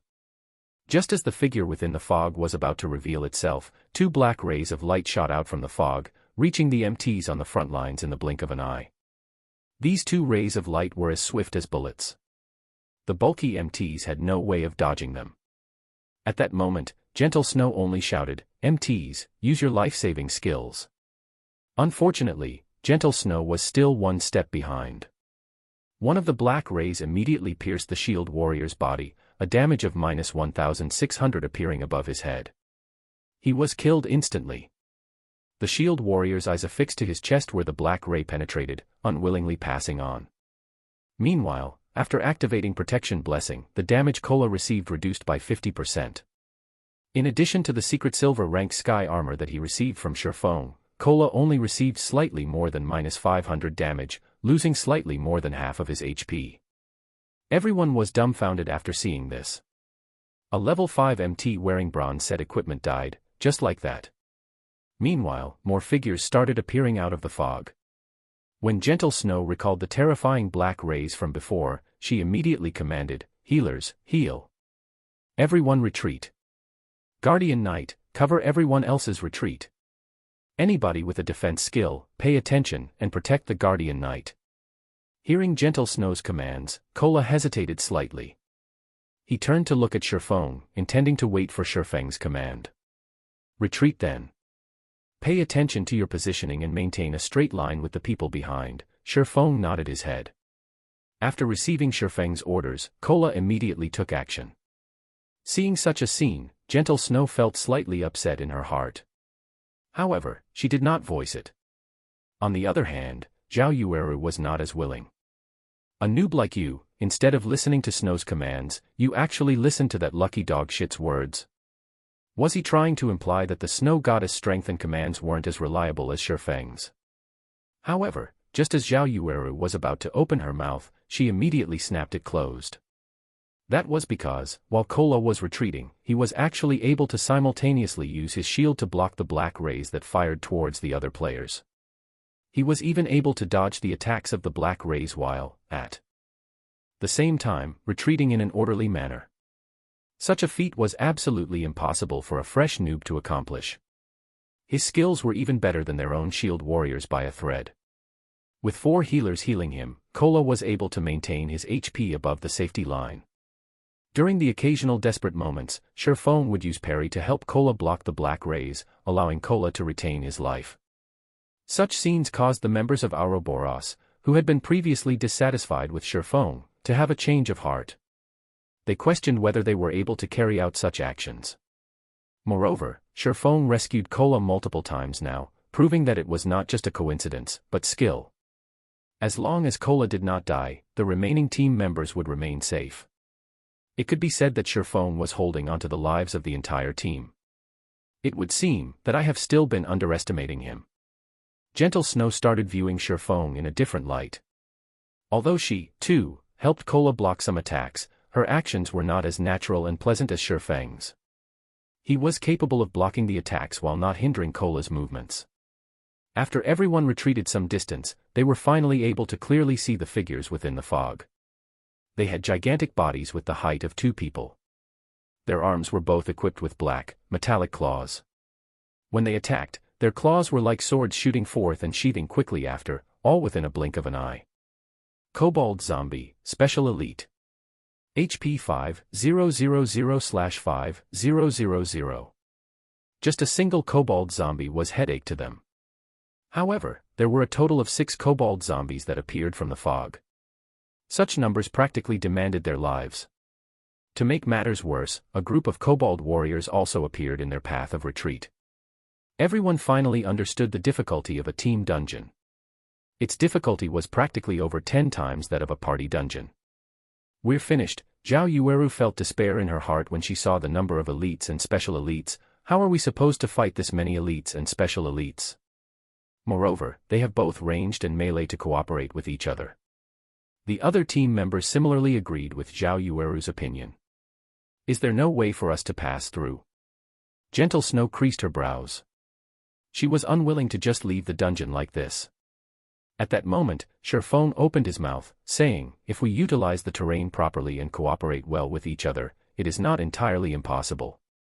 The members of Ouroboros felt displeasure in their hearts when they heard Shifeng. He was wholly mocking the inability of Gentle Snow's commands. Easier said than done. Who would know how to deal with this many elites and special elites? Go ahead, if you can, Zhao Yueru sneered, looking at Shifeng with disdain. Chapter 101, Entering Hell Once More. Ridiculed by Zhao Yueru in such a way, the expressions on Shifeng's party members turned dark. Even if Blackie loved beautiful women, he was still unable to overlook such an action. How could a great beauty like her have such a poisonous mouth? Although Blackie wanted to refute her, his words were unable to leave his mouth. The Dark Moon Graveyard was just too hard. Even if they believed in Shifeng's strengths and techniques, when faced with so many elites and special elites, who could guarantee that they'd be able to pass through? What? Nothing to say. Zhao Yueru asked coldly when Shifeng had remained silent as if he were in deep thought. The members of Ouroboros were also looking at Shifeng with disdain. They were already feeling despair towards the Dark Moon Graveyard, and even Gentle Snow felt helpless. So, what could a beta tester, with only some slightly good techniques, do? You're just a beta tester. Who doesn't know how to talk big? If you have the ability, then you take command and kill all of those monsters. If you don't, stop spouting bullshit. Humph. Just a bunch of independent players foolishly making second guesses after we can't get through. The members of Ouroboros all had their own arrogance. They all supported Zhao Yueru, one after another. They hurled all sorts of ridicule towards Shifeng, venting the despair in their hearts. What did guys you say? If it weren't for Brother Feng, would you still be alive right now? Shifeng's party members could no longer stand by idly and watch. Every one of them revealed expressions of anger, intentions of starting a fight surfacing. If it weren't for Shifeng's warning, both of the team's MTs would have died. Without the MTs to act as meat shields, the players behind would have definitely died, and it would be lucky if even a few survived. Just as both sides were about to start a dispute, a deep muffled voice came from the team, disrupting everyone's argument. Every one of the team members was dumbstruck, thinking they had misheard. After observing the surrounding area and those monsters, I've thought of a way to get through the fog. I wonder if Miss Snow would be willing to let me take command. Shifeng faintly smiled as he looked at Gentle Snow. Regarding the ridicules of Zhao Yueru and the others, Shifeng did not mind them in the slightest. That was because everything was going according to his plan. From the moment Zhao Yueru started mocking him, his goals had already been achieved. If Zhao Yueru and the others did not react the way they did, how would he be able to seize the opportunity to take the initiative? If you can lead everyone across the fog, it won't be a problem to pass leadership to you. Gentle Snow's iceberg-like expression faintly changed. Being able to get through the fog was a good thing. She was also not a petty person. It was just that, for some reason, when she looked at Shifeng's smile, she had a faint feeling of disharmony as if all of this was within Shifeng's grasp. Snow, I was only joking. How could you give this bastard leadership over the team? Zhao Yueru panicked. Ouroboros' first vice leader was actually being commanded by an outsider. Wouldn't that make them the laughingstock of the other first-rate guilds? They would call out Ouroboros for their inability. If you have any other methods to pass through, I won't really mind, Shifeng shrugged, spreading his hands to signify that he did not care. Zhao Yueru wanted to dissuade Gentle Snow. She had only been speaking out of anger before. If Shifeng had really become the team's leader, then wouldn't an upheaval occur within the team? Who would be willing to submit to an independent player? Even if Shifeng's techniques were quite good, there were still heaps of such personnel within the guild. Okay, now is not the time to care about reputation. Clearing this dungeon is our priority. From now on, Yifeng will command the team. His words are my words. If anybody doesn't listen, you'll know the consequences, Gentle Snow said in a chilling tone. Gentle Snow naturally knew Zhao Yueru's concerns. She, too, had considered the problems. However, if they gave up the team dungeons first clear due to this little reputation, that would truly cause their guild to become the laughingstock of other guilds. All right, then. Whatever you say. However, if he doesn't command us adequately, only blindly giving out orders, I won't obey. Zhao Yueru shot a glance at Shifeng in anger. She did not believe that Shifeng could properly command the team, not to mention lead them through the fogged area. After all, Shifeng was just an independent player. It was impossible for him to have any experience in commanding a team. In a moment, she would watch and make fun of Shifeng making a fool of himself. Seeing that Gentle Snow had already nodded her head in agreement, Shifeng unhurriedly said, "Since we're done with the matter of leadership, let's talk about the matter of distribution. All of the equipment will be given out according to job requirements, while the other items will be auctioned within the team. Any problems? Yifeng. Don't go overboard." Zhao Yueru glared at Shifeng like a wrathful tigress. "Miss Zhao, I'm not trying to swindle even a single item. We're just fairly competing inside the dungeon, so is there a need to talk about going overboard?" Shifeng calmly smiled. Previously, Shifeng agreed to Gentle Snow's arrangements because he did not possess the power to back himself up. He knew the strategy to conquer the Dark Moon Graveyard. However, he couldn't reveal that fact earlier. After all, Team Dungeons had not activated during the beta test of God's domain. Hence, if Shifeng were to reveal knowledge that not even beta testers of God's domain had, Gentle Snow and the others would definitely become suspicious. Now, everyone was aware of the Dark Moon Graveyard's information. Moreover, Shifeng, himself, had followed them into the dungeon. As long as Shifeng performed thinking up a strategy, naturally, no one would question him. Even the astute Gentle Snow would not suspect Shifeng had long since known how to conquer the Dark Moon Graveyard. Zhao Yueru became speechless from anger. She felt Shifeng was just a scoundrel intoxicated by success. On the other hand, Gentle Snow did not hesitate as she revealed a faint smile, calmly saying, "All right. As long as we can get through, I'll agree to your conditions." Snow. Zhao Yueru did not dare believe her own ears. Gentle Snow agreed, just like that. Recipes for lifestyle jobs. The ones dropped from Team Dungeons were even more priceless. How could they just let others take advantage of them? Enough. It's all just a waste of breath if we can't get through the dungeon. If we manage to get through and an item drops, we'll just buy it as is. Do you think an independent player like Yifeng is wealthier than us? Gentle Snow softly explained. Hearing this, Zhao Yueru came to a realization. If they were competing regarding capabilities, even 100 Yifengs would not be a match for them. At the end of the day, the item would still be theirs. Humph. Humph. Be pleased with yourself while you can. Zhao Yueru's mood greatly improved. She even looked forward to clearing the dungeon as quickly as possible, obtaining several recipes. She wanted Shifeng to know just how foolish his decision was. Since I will be commanding the team from now on, let's first leave the dungeon and re-enter it once everybody gathers. Shifeng took out a return scroll and started chanting. Using a return scroll inside a dungeon would automatically send players back to the dungeon's entrance, saving players the wasted time running back. The others also promptly took out return scrolls after watching Shifeng do so. Indeed, 3 people had died in the team, so some reorganization was necessary. Outside the Dark Moon Graveyard, many teams belonging to guilds had returned after dying. They were currently reorganizing themselves, preparing to challenge the dungeon once more. When they saw the Snow Goddess and her team leave the dungeon, they all were abruptly shocked. All of them hurriedly looked towards the glory list at the dungeon's entrance. The Snow Goddess' fame was extremely great. In addition to so many of her team members leaving through the dungeon's entrance, there was a high chance that they had already cleared the dungeon.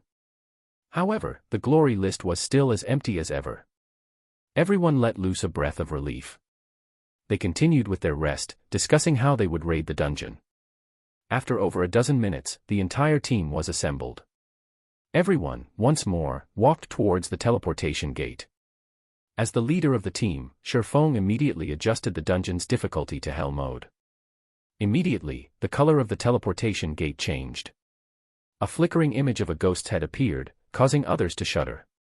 Before anyone within the team could react, they turned into black rays of light as they entered the Dark Moon graveyard. Outside the dungeon's entrance, the members of the various guilds were all dumbfounded. Didn't they just enter normal mode once? After understanding some information about the Dark Moon graveyard, they're already starting to raid hell mode. Was there a need to be so strong-willed? Chapter 102, Kobold King, 1. The sky was dark, and the bright moon illuminated all of the Dark Moon graveyard. Compared to the normal mode of the Dark Moon graveyard, a great expanse of dense fog shrouded the wasteland. Not only did it obstruct one's vision, but it also carried with it an endless air of murder. It was like a battlefield, a heavy and oppressive feeling permeated the wasteland, causing one's body to grow sluggish. This is the hell mode of the Dark Moon graveyard. Gentle Snow surveyed her surroundings, revealing an indifferent smile. She discovered that the fog here was almost alive, and she felt as if she were being watched. Moreover, there were crimson-red spots glowing, floating about the fog, most likely the blood-red eyes of the kobolds. Just the number of monsters here far exceeded that of the normal mode. Moreover, there was also the dense fog hindering one's vision, greatly increasing the difficulty of battle. Yifeng, what are you trying to do here? Why did you bring us to hell? Zhao Yueru looked towards Shifeng, interrogating him. After experiencing the terror of normal mode, even an idiot knew how horrifying hell mode would be. This was not a place for people at all. Right now, they could not even clear normal mode, so coming to hell mode was just plain suicide. Gentle Snow was also curious as to why Shifeng had done such a thing. Judging from Shifeng's behavior, he was definitely not a brainless person. Even Shifeng's own party members were extremely curious. They had clearly agreed on entering the normal mode, yet, why had they entered hell mode? I'm the team leader now, my words are final. Since I've chosen hell mode, I obviously have my own reasons. You may leave if you have any opinions about it, I won't be stopping you, Shifeng said with a smile. What comes around, goes around. Previously, he had only humbly submitted to Zhao Yueru because he could not reveal his hand. Now that they were in his territory, naturally, he would no longer act with modesty. You bully. Zhao Yueru's almond eyes widened into circles as she glared at Shifeng, her twin peaks bouncing indefinitely. She stomped the rock beneath her feet, unable to find any words. She gritted her teeth, immediately turning her head away and no longer looking at Shifeng. This scoundrel actually went so far as to use her previous words to spite her, possessing not even a hint of a gentleman. When all of this was over, she would properly put Shifeng in his place. Originally, Blackie intended to mediate between the two. However, when he saw Zhao Yueru's sudden silence, not speaking even a word, he secretly raised his thumb at Shifeng. As expected of Brother Feng. He even dared meet a great beauty head-on. If he were standing in Shifeng's position, he would not have been able to do such a thing. Yifeng, do you really have the confidence to clear hell mode?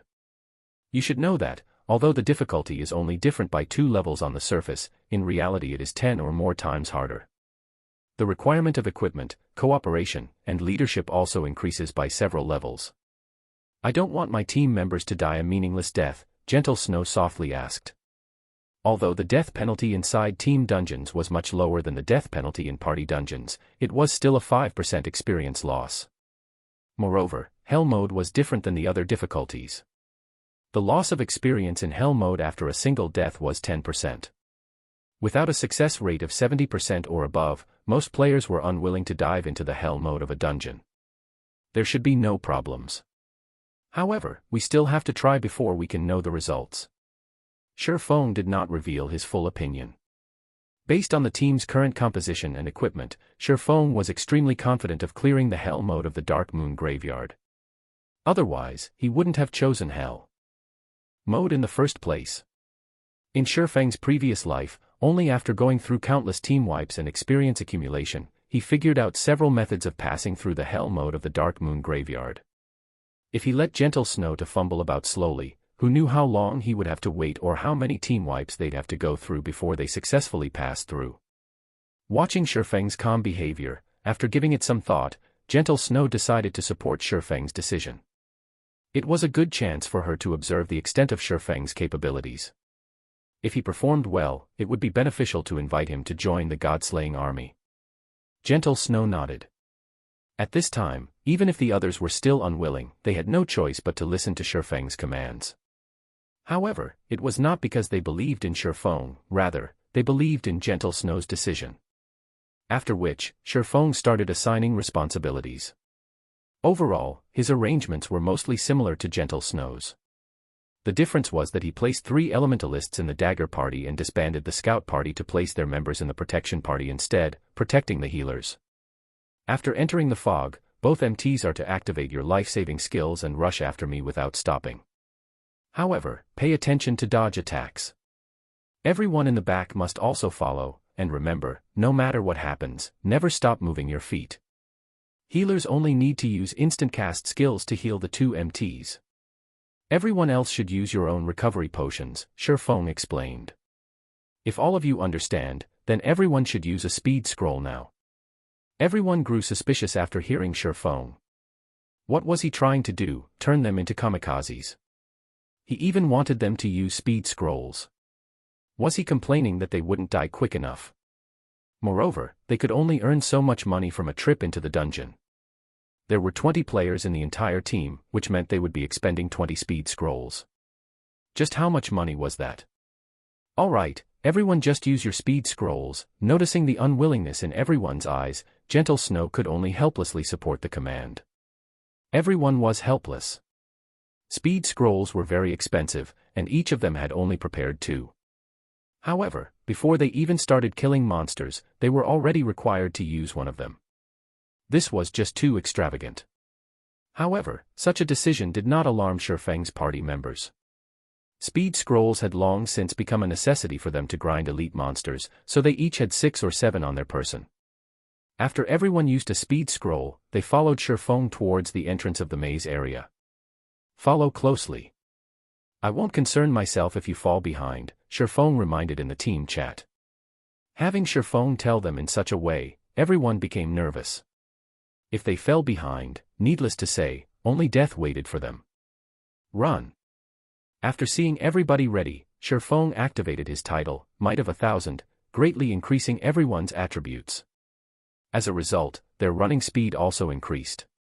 Before shock took hold of anyone over their increased attributes, Shifeng started running.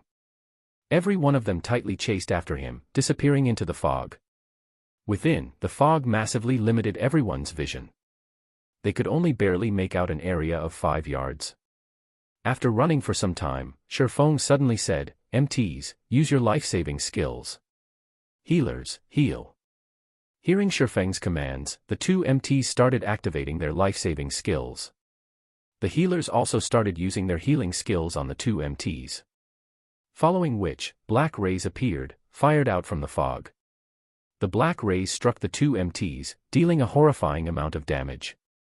Fortunately, the healers constantly replenished their HPs to make up for the damage they received. In addition, the 2 MTs had high movement speeds, reducing the chances of the black rays striking them. With the 2 MTs taking the full brunt of the damage, the other team members behind had nothing to worry about. In such a way, everyone ran after Shifeng for a full 10 minutes, making twists and turns every so often. In between, they all used another speed scroll. If the healers were lacking mana, they would drink mana recovery potions. Such a situation worried the members of Ouroboros greatly. How was this still a dungeon raid? They were just throwing money away. Moreover, everyone clearly felt the countless monsters closely chasing after them. The monsters constantly bellowed, and as long as they halted their steps, those monsters would definitely kill them. Fortunately, this place was just like a maze. There were plenty of paths available for them. Moreover, the paths were relatively narrow, resulting in a situation where the monsters hindered each other's advance. As a result, it would not be easy for the monsters to catch up to the team. Turn left ahead and enter the small path. After everyone has entered, both MTs block the entrance of the path and use your life-saving skills. Healers, spam your heals on them. Blackie, prepare to use Hell Flame. When the MTs are unable to hold on, the 3 elementalists should use Frozen Nova to block the monsters. If the MTs die, all melees are to stand forward and block the way, but none of you are allowed to attack. Shifeng immediately shouted in the team's chat as he looked towards the small path a short distance away. Following which, everyone quickly poured into the narrow pathway. Both the MTs just happened to block the entire entrance of this path successfully. When both MTs were in position, they received powerful attacks, one after another, constantly pushing them backward. Damage appeared above their heads endlessly. Just as the 2 of them were about to be sent flying from the barrage of attacks, Shifeng placed both his hands on their backs, bracing against them. The 2 MTs felt like they leaned against a wall, their bodies unable to retreat any further. Blackie, hurry up. Elementalists, prepare your Frozen Novas. Shifeng hurriedly commanded. I'm ready. Blackie chanted the final incantation. MTs, retreat. Elementalists, cast Frozen Nova. Shifeng yelled. Following which, a Frozen Nova spread out to encompass all the monsters, freezing them and stopping their movements.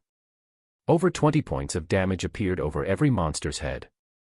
Such a high ice resistance, Zhao Yueru's brows slightly cringed. She was extremely dissatisfied with the damage she inflicted. At this time, pillars of green-colored flames shot up amidst the monsters, causing damages of over -300 to every monster. The pillars of flame lasted for 5 seconds, and during this period, the monster's HP incessantly fell. This scene dumbfounded everyone. Even Blackie, himself, was stunned. Wasn't this damage a little too high? After all, these monsters were all elites and special elites. Being able to cause damages of over -100 was fortunate. However, what Blackie did not know was that the kobolds in the Dark Moon Graveyard lived in this cold and dark environment for many years now. They loved the cold but were afraid of fire. Hence, the damage from fire-attributed magic would be multiplied by several folds. It was especially true for the kobold zombies, as they feared fire the most. After Hell Flame ended, the 2 MTs stepped forward once more to block the monsters. Due to the road being narrow, only 2 or 3 monsters could attack at a single time. If it was the large-sized kobold zombies, just one of them was enough to fill the entire path. Moreover, the kobold zombies were unable to display their might in such a narrow space. At most, 1 or 2 claw attacks would land on the MTs, and even then, the MTs were sharing the burden with each other. As a result, the kobold zombies became utterly harmless. After more than 10 minutes passed, Blackie's Hell Flame annihilated the kobolds that rushed towards the team. Everyone's experience greatly increased as a result, and there was even a pile of dropped items. The members of Ouroboros were astonished. Although Blackie's magic surprised them, Shifeng's strategy thoroughly stunned them. He was actually able to think up such a strategy and discover such a location. His mind and perception were truly great. Members of Ouroboros had always revered the strong. As a result, every one of them now felt embarrassed over their previous slandering of Shifeng. Even Zhao Yueru was rendered speechless after witnessing Shifeng's leadership. However, she still felt hatred for Shifeng inside her heart. She silently lamented over the stupidity of these monsters. As expected, he does possess real skill. It is no wonder he rose to level 6 so quickly. Gentle Snow started her re-evaluation of Shifeng's strength. She did not imagine that he would be capable to this degree. Not only did he possess a title that could raise the entire team's attributes, but he also had such a frightening perception. Shifeng's performance far exceeded her expectations. If her team had such personnel in the future, they would have a much easier time conquering dungeons. A total of 28 pieces of equipment dropped. Among them, there are 9 pieces of mysterious iron rank, while the rest are bronze equipment. We'll distribute them according to jobs. Shifeng arranged the loot and distributed the equipment. He distributed them accordingly, and players who had similar jobs would roll for the equipment, with the higher number obtaining the equipment. Hearing Shifeng report their gains, everyone sucked in a deep breath. They were unable to utter a single word due to their excitement. Currently, mysterious iron equipment was considered top-tier equipment. Previously, they had killed so many monsters in the normal mode of Dark Moon Graveyard, yet, only a few pieces of bronze equipment dropped. Right now, however, they only killed a large wave of monsters, but already obtained so much mysterious iron equipment and bronze equipment. This drop rate was just too frightening. Chapter 103, Kobold King, 2.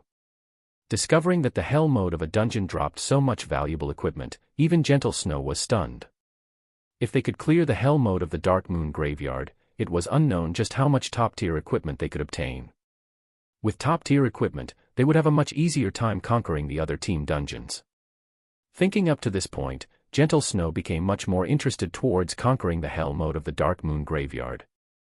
It was just that she did not know whether Shurfeng was capable of accomplishing this magnificent feat. After Shurfeng distributed the equipment, many of the team members immediately swapped out their old equipment for the new. It was especially true for the extremely lucky Blackie. Blackie was the only cursemancer on the entire team. Among the 9 pieces of mysterious iron equipment, there were 2 pieces of the Death Word set equipment meant for cursemancers. The Death Word set equipment was at the apex of all level 5 set equipment for cursemancers. Just the effect of having 2 set pieces increased Blackie's Dark Arrow by 1 level. In addition, Blackie's Dark Arrow was already level 4. At level 5, the Dark Arrow's damage increased by a large leap. Meanwhile, Kola managed to win a mysterious iron shield by rolling. After equipping the shield, his defense surpassed the shield warrior from Ouroboros, Ghost Chop, by quite a lot. Although many items dropped, Shurfeng incessantly shook his head at these items. None of these items attracted his attention. "Why don't you want this piece of bronze equipment for swordsman?" Gentle Snow asked, astonished. With just a glance at Shurfeng's equipment, anybody could tell it was just individual bronze equipment assembled together. According to logic, their attributes should be much weaker than the equipment dropped from the hell mode of the Dark Moon Graveyard. However, Shurfeng remained indifferent towards the equipment dropped. "The attributes of this equipment isn't as good as what I'm currently using. Just give it to your guild swordsman." Shurfeng carelessly gave the equipment to Gentle Snow. Naturally, he would not mention that he already possessed a set of Silvermoon set equipment, which was the best set equipment for swordsmen under level 10. After hearing Shurfeng, the other swordsman in the team repeatedly expressed his gratitude towards him. Even if Shurfeng were to take away the equipment for swordsmen, nobody on the team would complain. On the contrary, they would feel it was only natural that he would do so. No matter what anybody said, it was all due to Shurfeng's efforts that they were able to obtain so much equipment. However, Shurfeng displayed himself to be extremely impartial, causing the members of Ouroboros further admiration. Their gazes when they looked at Shurfeng held even more reverence now. Shurfeng stayed unmoved while faced with top-tier equipment. In the virtual gaming world, not many people would be capable of remaining as impartial when leading a temporary team. Noticing everyone had mostly recovered, Shurfeng said inside the team chat, "Everyone, prepare yourselves. We will be going to the next strategic point. Those without speed scrolls, come get them from me." The members of Ouroboros were troubled when they heard this. Each of them had only carried 2 speed scrolls and both had already been used. However, they felt extremely awkward asking for speed scrolls from Shurfeng. After all, they previously made a mockery of Shurfeng. It would practically be a slap to their own faces if they asked Shurfeng for the expensive speed scrolls now. However, if they remained stubborn, they would only embarrass themselves when they died later on. "Can I buy some speed scrolls from you? I didn't have them prepare enough speed scrolls previously. We would feel extremely ashamed if you were to just give them to us for free." Gentle Snow naturally knew of her teammates' embarrassment. Without having a better option, she chose to take the initiative. "All right." Since Gentle Snow already asked, Shurfeng would not refuse. After all, his money didn't grow on trees, either. Fortunately, Shurfeng was prepared for such a situation, purchasing plenty of speed scrolls. He provided each team member of Ouroboros with 3 speed scrolls. However, when the members of Ouroboros were trading the speed scrolls with Shurfeng, they all had their heads lowered in embarrassment. They felt deeply ashamed in their hearts. Some of them also thanked Shurfeng directly, leaving Shurfeng at a loss. "Dirty bastard, this lady is a magnanimous person. Seeing that you've performed well, I've decided to forgive you. Give me the scroll then." Zhao Yueru walked towards Shurfeng, her head raised and her arms hugging her bosom. The crimson-red robe she wore revealed a deep cleavage, and a bashful tinge of red appeared on her delicate face as she spoke. Shifeng naturally understood that it was a difficult feat for the incomparably prideful flame witch from his previous life to carry out such an action. If other players were to see her behaving as such right now, most likely, their jaws would have fallen to the ground from shock by now. Not only was Zhao Yueru currently displaying frailty, but she also apologized to Shifeng. Even Xiao Yuer was pinching her own tender, pink cheeks, thinking she was hallucinating. Shifeng only revealed a smile at Zhao Yueru's display as he traded the speed scrolls to her. However, inwardly, he was baffled. Was the sun rising from the west? He did not think that Zhao Yueru had such a side to her. If other men were to see this, their bones might turn to mush. Shifeng did not think that his unintentional action would actually allow him to witness such a scene. A pity he did not record the moment. On the other side, just as Shifeng and the others busied themselves in the Dark Moon graveyard, the other guilds were still exploring the maze. They died over and over. Such a situation caused many guilds to give up their conquest of the Dark Moon graveyard. If they continued this act of suicide, they might not properly recover their horrifying experience loss. However, there were still some of the stronger guilds who continued their exploration, conquering the Dark Moon graveyard bit by bit.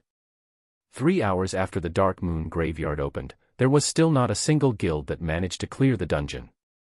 After frantically trying to conquer the dungeon, the Assassins' Alliance, Heaven's Crown, and other raided guilds started to cool their actions. They started to calmly analyze all the information they obtained from the dungeon. Meanwhile, the team Shifeng led had already killed their way towards an underground mausoleum, preparing to enter it. In order to arrive at this mausoleum, Shifeng had led the team through 2 more similar massacres, obtaining more than 40 pieces of equipment and various materials. Everyone in the team greatly improved as a result.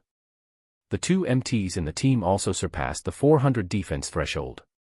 Now, even when faced against the kobold zombies' claw attacks, they could resist 2 hits head-on. This underground mausoleum was situated in the central region of the wasteland.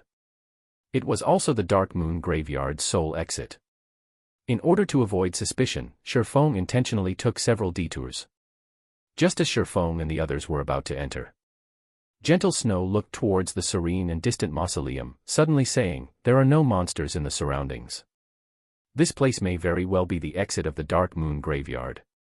We should let the assassins scout ahead first. That way, if there are traps ahead, we won't risk a team wipe." All right. Although Shifeng knew there were no traps, he couldn't actually reveal that. So, he could only agree to Gentle Snow's suggestion. Following which, one of the assassins snuck into the mausoleum. After more than 10 minutes passed, the assassin reported that there were no dangers ahead. The assassin also discovered a teleportation circle inside a large hall. However, there was a gigantic monster standing guard in the middle of the teleportation circle. The assassin did not close in on the monster for fear of being discovered. Moreover, the room was dimly lit, so the assassin could not clearly see the information of the monster within. "Let's go take a look then," Shifeng said as he entered the mausoleum. Although the assassin did not know what kind of monster was inside, Shifeng certainly knew. The monster guarding the teleportation circle was the final boss of the Dark Moon graveyard. It used to be the king of kobolds, the Kobold King Patch Leo. The moment everyone entered the large hall, the dimly lit hall suddenly changed. The extinguished candles around the room flared to life, emitting a dark green flame and illuminating the entire hall. Meanwhile, a figure over 3 meters tall stood in the center of the hall. The figure was a ferocious kobold, its body covered in blue-colored armor and its hands wielding a pitch-black greatsword decorated with runes. The kobold silently stood on the magic circle, not even moving a muscle as its entire body radiated a frightening pressure. Everyone used observation skills, one after another, wanting to understand this monster. However, after seeing its information, everyone's complexion turned pale. They felt a deep terror as they gazed at this creature, and even Gentle Snow sucked in a cold breath. None of them had any confidence in killing this monster. Chapter 104, An Unknown Way of Battle. Everyone stood silently within the bright mausoleum hall, turning the place eerily quiet. After some time had passed. "Brother Feng, what do we do now? This boss is just too terrifying. It is impossible for us to kill it." Blackie looked towards Shifeng, asking. On the other side, Zhao Yueru said helplessly, "Snow, it seems we won't be able to clear the dungeon after all. The other team members also indicated their agreement. There could be no greater folly than to attempt something they already knew to be impossible. Are we just going to give up like this? Gentle Snow's slender eyelashes trembled slightly, her crystal-clear eyes shifting towards the Kobold King's figure once more. They had reached this point after much difficulty. Were they just going to give up like this? Kobold King Patch Leo, Lord Rank. HP 120, 000/120, 000. Not mentioning its frightening amount of HP, just the mere words, Lord Rank, were enough to cause players to tremble. That meant that there was a single aspect to this monster that was extremely terrifying, either in terms of speed, strength, or magic. Based solely on the terrifying aura radiating off of the Kobold King's body, its bulging, iron-like muscles, the pitch-black greatsword as tall as a man, which pierced deeply into the ground. Even without having any exchanges with this Kobold King, everyone knew there was no way to overpower it. Why don't we give it a try first? Ghost Chop, try out the boss capabilities. The others will leave the hall first, Gentle Snow said after giving it some thought. Gentle Snow still intended to give the boss a try. She was hoping to look for a strategy to kill it. Let's leave first then, Sherfong said as well. Gentle Snow's thoughts were exactly the same as his. He would let the MT try out the boss, then let the team watch. That way, he would have an appropriate excuse when he revealed his strategy. Following this, the Shield Warrior, Ghost Chop, activated his video recording, charging towards the Kobold King alone. Meanwhile, the thick and heavy stone doors leading into the hall started closing. Just as Ghost Chop was midway through his charge, the Kobold King abruptly opened its eyes. Kachak. The Kobold King casually pulled out the pitch-black sword from the ground, its robust legs abruptly exploded with power as it similarly charged at Ghost Chop. Like a fierce gale, the Kobold King swept towards Ghost Chop. Ghost Chop's body was frightened stiff. He rapidly reacted by raising his shield, blocking it in front of his chest. In the blink of an eye, a black ray, which carried with it an explosive sound, struck on the shield. Ghost Chop's entire person was sent flying, and a damage of 633 points appeared above his head. His entire arm felt numb from the attack. If he had not used his shield to block, he might have been killed instantly. Ghost Chop felt that his own techniques were quite good, and he was an elite member of Ouroboros. Moreover, his task right now wasn't even to kill off the boss. If he could not even force the boss to reveal its hidden cards, then he would be an absolute disgrace. Ghost Chop abruptly stood up. He poured a bottle of basic regeneration potion down his throat, his HP recovering to more than half of its total. Just as he was considering attempting another bout with the boss, he suddenly discovered that the boss was already standing behind him, its greatsword raised up high. Abruptly, the Kobold King slashed the greatsword at Ghost Chop. Shield wall. Ghost Chop no longer had the option to dodge the attack. He could only use his life-saving skill to take the attack at full force. When used, Shield Wall would reduce the damage the user received by half for a duration of 12 seconds. The black runic greatsword struck down once more. Although Ghost Chop had used his shield to block the attack again, he was instantly forced into a kneeling position by the resulting pressure. The stone bricks beneath his feet cracked apart like a spider's web, and his HP instantly fell by 426 points, leaving him with only a thread of life remaining. The Kobold King then kicked towards the side of Ghost Chop's abdomen. Ghost Chop helplessly imprinted himself onto a wall, and his HP instantly dropped down to 0.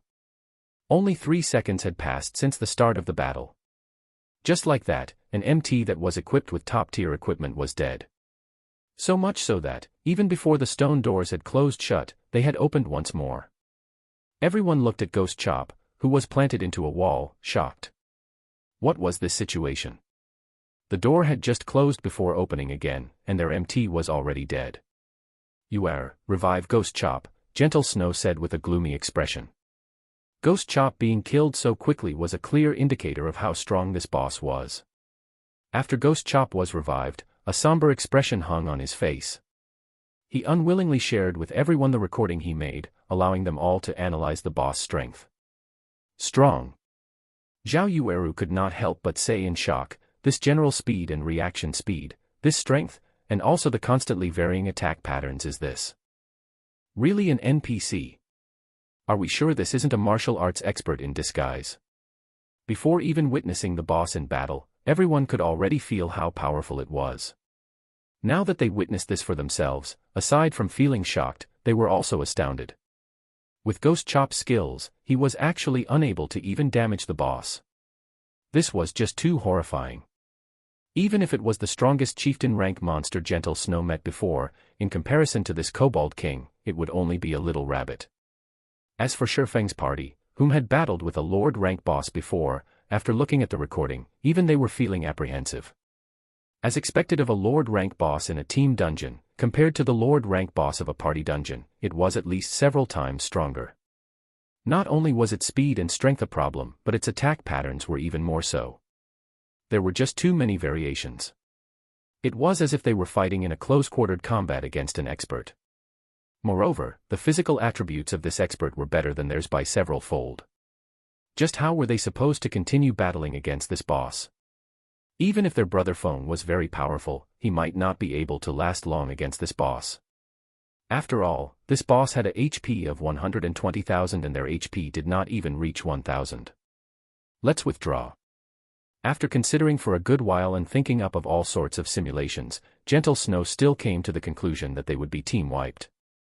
She was not prepared to waste time here, and rather prepared to raid the normal mode of the Dark Moon Graveyard.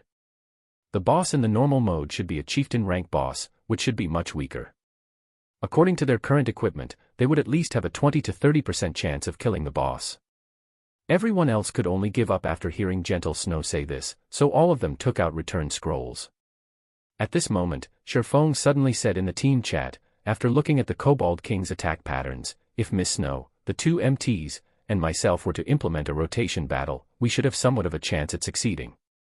I wonder if Miss Snow still wishes to raid this boss. Although Shifeng's voice was soft, it was as if a light in the darkness appeared, brightening everyone's spirits. Brother Feng, are we really going to fight it? Blackie looked at the Kobold King, swallowing down a mouthful of saliva. Even at such a distance away from it, Blackie could still feel his legs trembling. If he were to close in on it a little more, he might already be on the ground, kneeling. In fact, it wasn't just Blackie who was impacted by the Kobold King's imposing aura. The other team members did not fare any better than Blackie. They instinctively acknowledged that they could not beat it, wanting to run away from it. You have a plan. Shock flashed past Zhao Yueru's eyes as she looked at Shifeng, asking. This was a lord inside a team dungeon. Its HP was several times higher than the lords in the wild. Its attack power and attack patterns, as well, were despairingly powerful. Zhao Yueru did not think that Shifeng would have a method to raid it. Shifeng shrugged his shoulders, looking at the Kobold King as he said, my confidence at succeeding isn't high. However, we can still give it a try. Isn't it just a 10% experience loss? Killing all the way here, the experience we obtained has far exceeded just 10%. Even if we died, we have already obtained a lot of equipment. Don't tell me that you guys are so willing to just give up. Gentle Snow was slightly shocked. She did not think that Shifeng could bring her so many surprises. Even if they could not raid the boss this time, she would definitely pull Shifeng into Ouroboros. What are the chances for success? Gentle Snow asked, her iceberg-like expression finally revealing a warm smile. 20%. Shifeng had already made the most conservative estimation. In reality, he had estimated their success rate to be at 50%. However, he was worried that if he were to say it out loud it would be bad, he might attract suspicion. What? You said 20%? Zhao Yueru rolled her eyes at Shifeng. With such a low success rate, who would dare take the challenge? Alright, let's hear your plan then. We will be supporting you fully, Gentle Snow interrupted Zhao Yueru, saying softly. Gentle Snow herself had estimated their chances at getting rid of the Lord rank boss at 0%. As for a chieftain rank boss, she had estimated the success rate to be at 20 to 30% chance. Judging from Shifeng's previous behavior, he did not seem like a person that exaggerated things. Since Shifeng had a similar certainty for success, wouldn't killing the Lord rank boss be much better? Moreover, she was extremely interested in the form and rotation battle Shifeng had mentioned. She did not know what kind of method of battle this was to actually let them have such a high chance of success against the Lord rank Kobold King. Chapter 105, Ash Blade, 1. Chapter 105, Ashblade, 1. Although the members of Ouroboros admired Sherfong, they still felt that it was impossible for them to raid this boss. What would happen if they were wiped out, However, Gentle Snow had already nodded her head in agreement. That meant she was also willing to take on this risk. Even if everyone were to lose 10% of their experience and some skill proficiency, losing to the other guilds in terms of levels by a little, she would shoulder all the responsibility. Although 10% of experience seemed like a small amount when a player had reached level 6, raising their experience by 10% would require at least 2 to 3 hours worth of effort. If the team was wiped out as a result of Gentle Snow's decision, the losses the team suffered would not be small. It was obvious just how much trust she placed in Sherfong. The members of Ouroboros looked at each other, feeling that they were all too timid. After playing virtual reality games for so long, they had all turned towards stability. They thought that, in order to raise their standings in the guild, the less deaths they had, the better. Yet, unknowingly, they had forgotten one of the most important points when playing a virtual reality game. The thrill of adventure. That was the reason why most people played virtual reality games. They had already gained a bountiful harvest from the dungeon. Just like what Sherfong had said, it wouldn't really matter, even if they died. Leader, we'll do as you say then. Whatever you want me to do, I guarantee that I'll do it, the shield warrior, Ghost Chop, looked towards Sherfong, clapping his chest as he said so. Leader, say it. Right, say it. The members of Ouroboros all looked towards Sherfong. They had thought it through already. If they were going to make a loss, so be it. However, on the off chance that they did succeed, endless glory would await them. Since everyone has agreed, I'll tell you my strategy. After we start the raid, only me, Miss Snow, and the 2 MTs will battle with the Kobold King. The other melee jobs are to all stay at a distance. Berserkers, listen to my command to use charge. Assassins, after giving the boss a bleeding effect, immediately distance yourselves and use bows to attack. The other ranged jobs should just dish out as much damage as you can. However, pay attention to maintain a distance of 25 yards or above from the boss.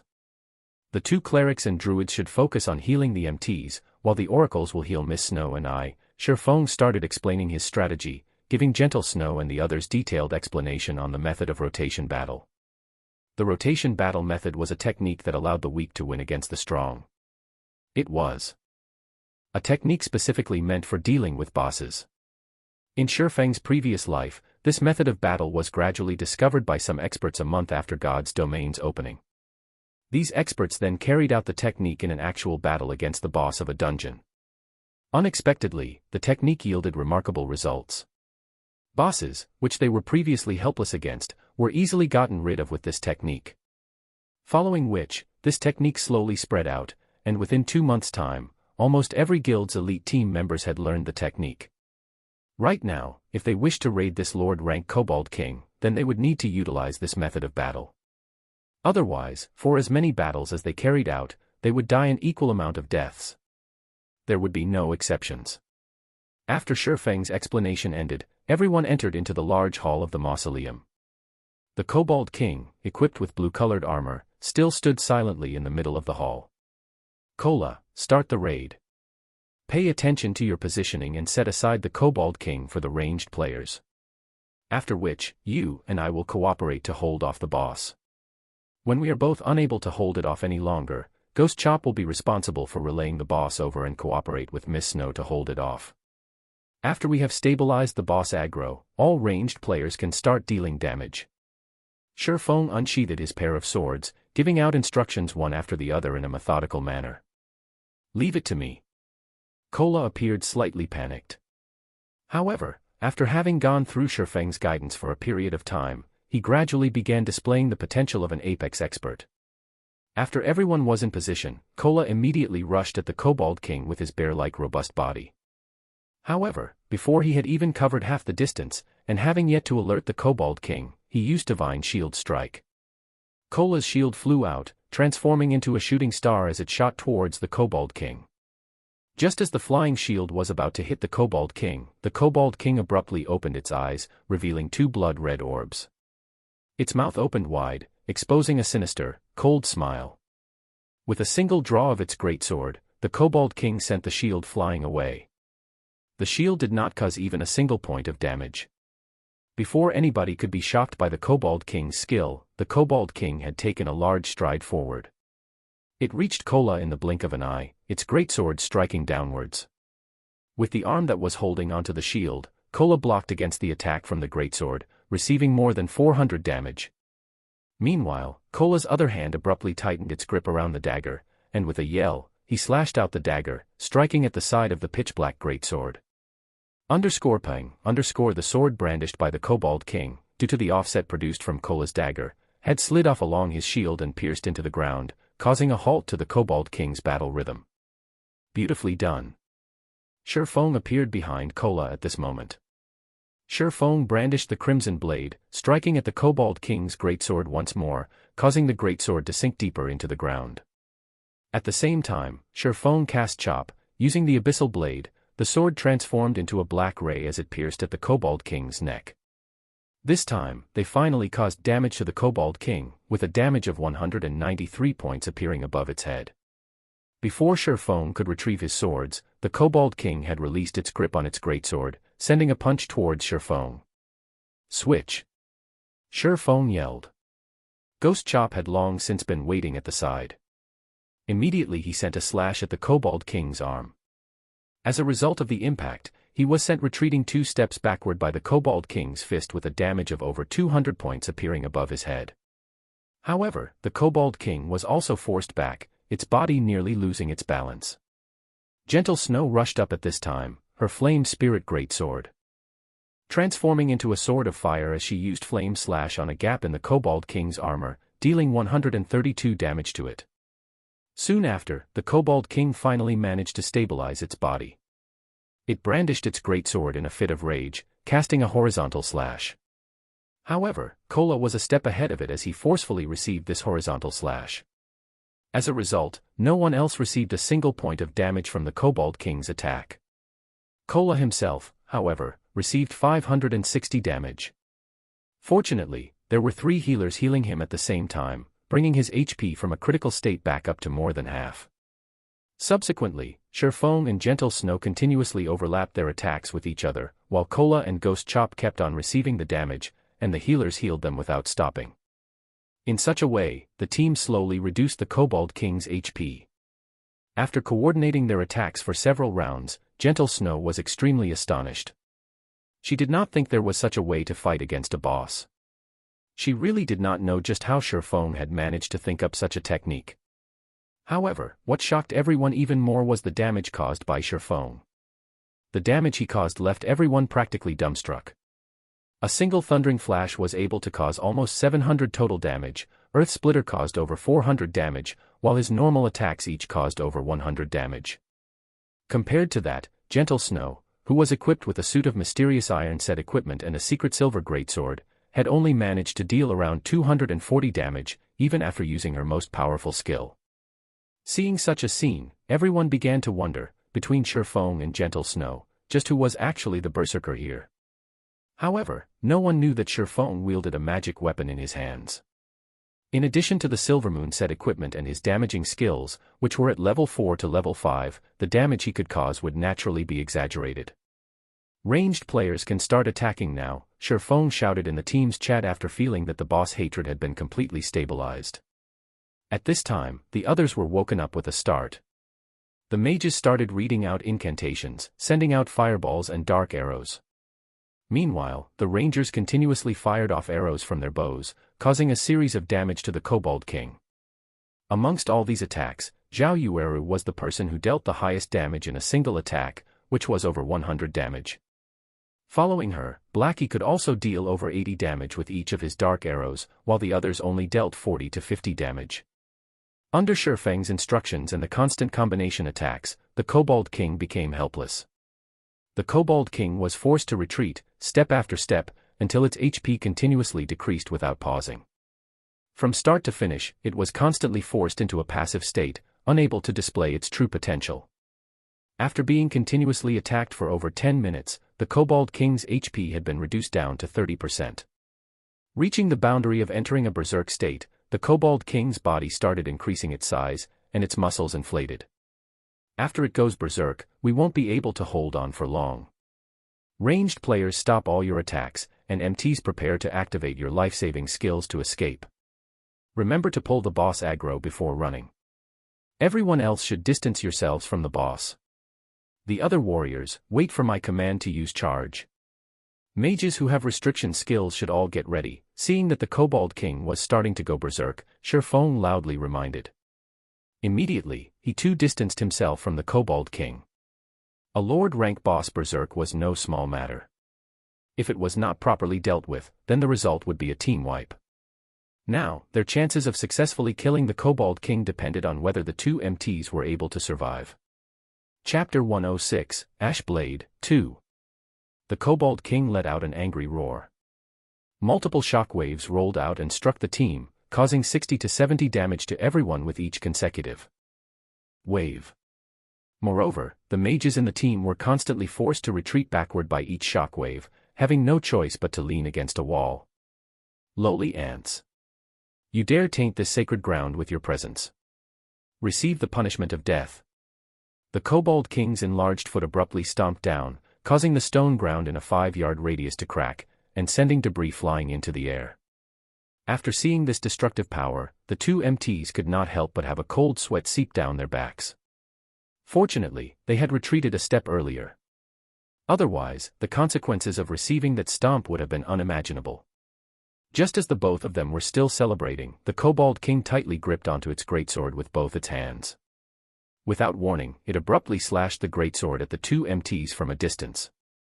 A black streak of sword aura sliced through the air, striking across the bodies of the two players, and causing more than 600 damage to each of them.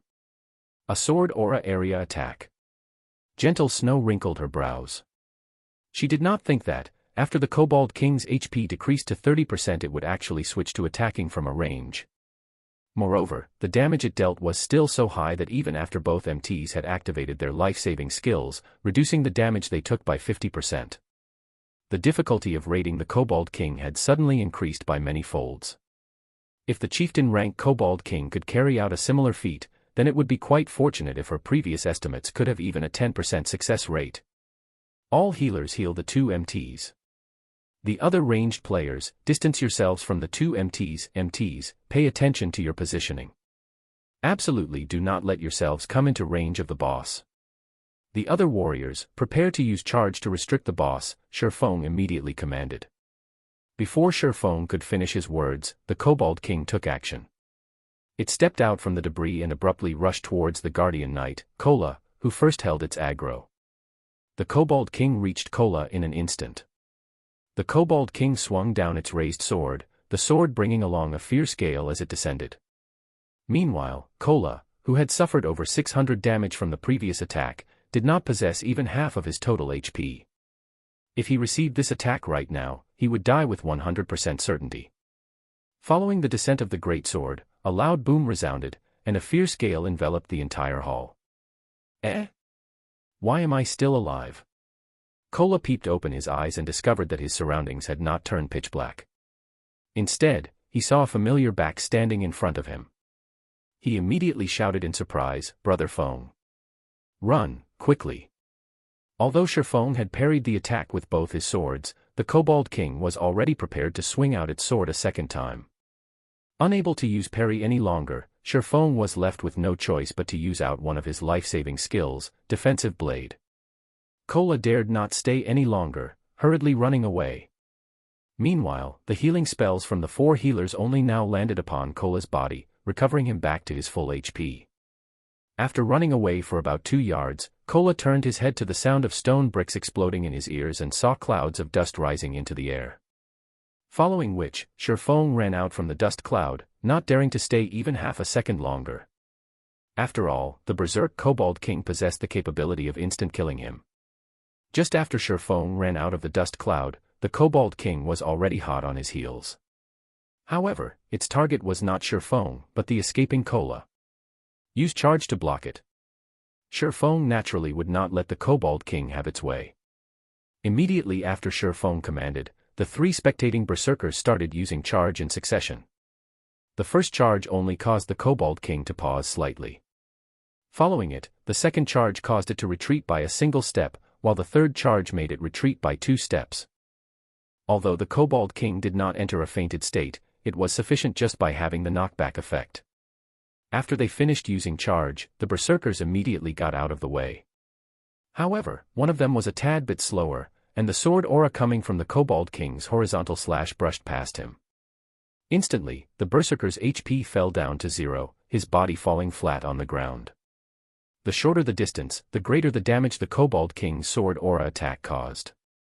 Within a distance of just 2 to 3 yards, a single strike could instant kill a full HP MT, not to mention a berserker whose HP was inferior to an MT's. However, the berserker's death was still a worthwhile sacrifice. At the very least, the felled berserker had managed to earn the team some time, allowing the 2 MTs to have a better chance of survival. The mages had also started using restriction skills to restrict the boss, allowing the 2 MTs to be more scared than hurt. 1. Amongst the skills that best restricted the Kobold King was Blackie's Evil Whip. The Kobold King had wasted quite some time in order to escape from those thorns. The Frozen Nova from the other mages had all failed to induce a frozen effect on the Kobold King.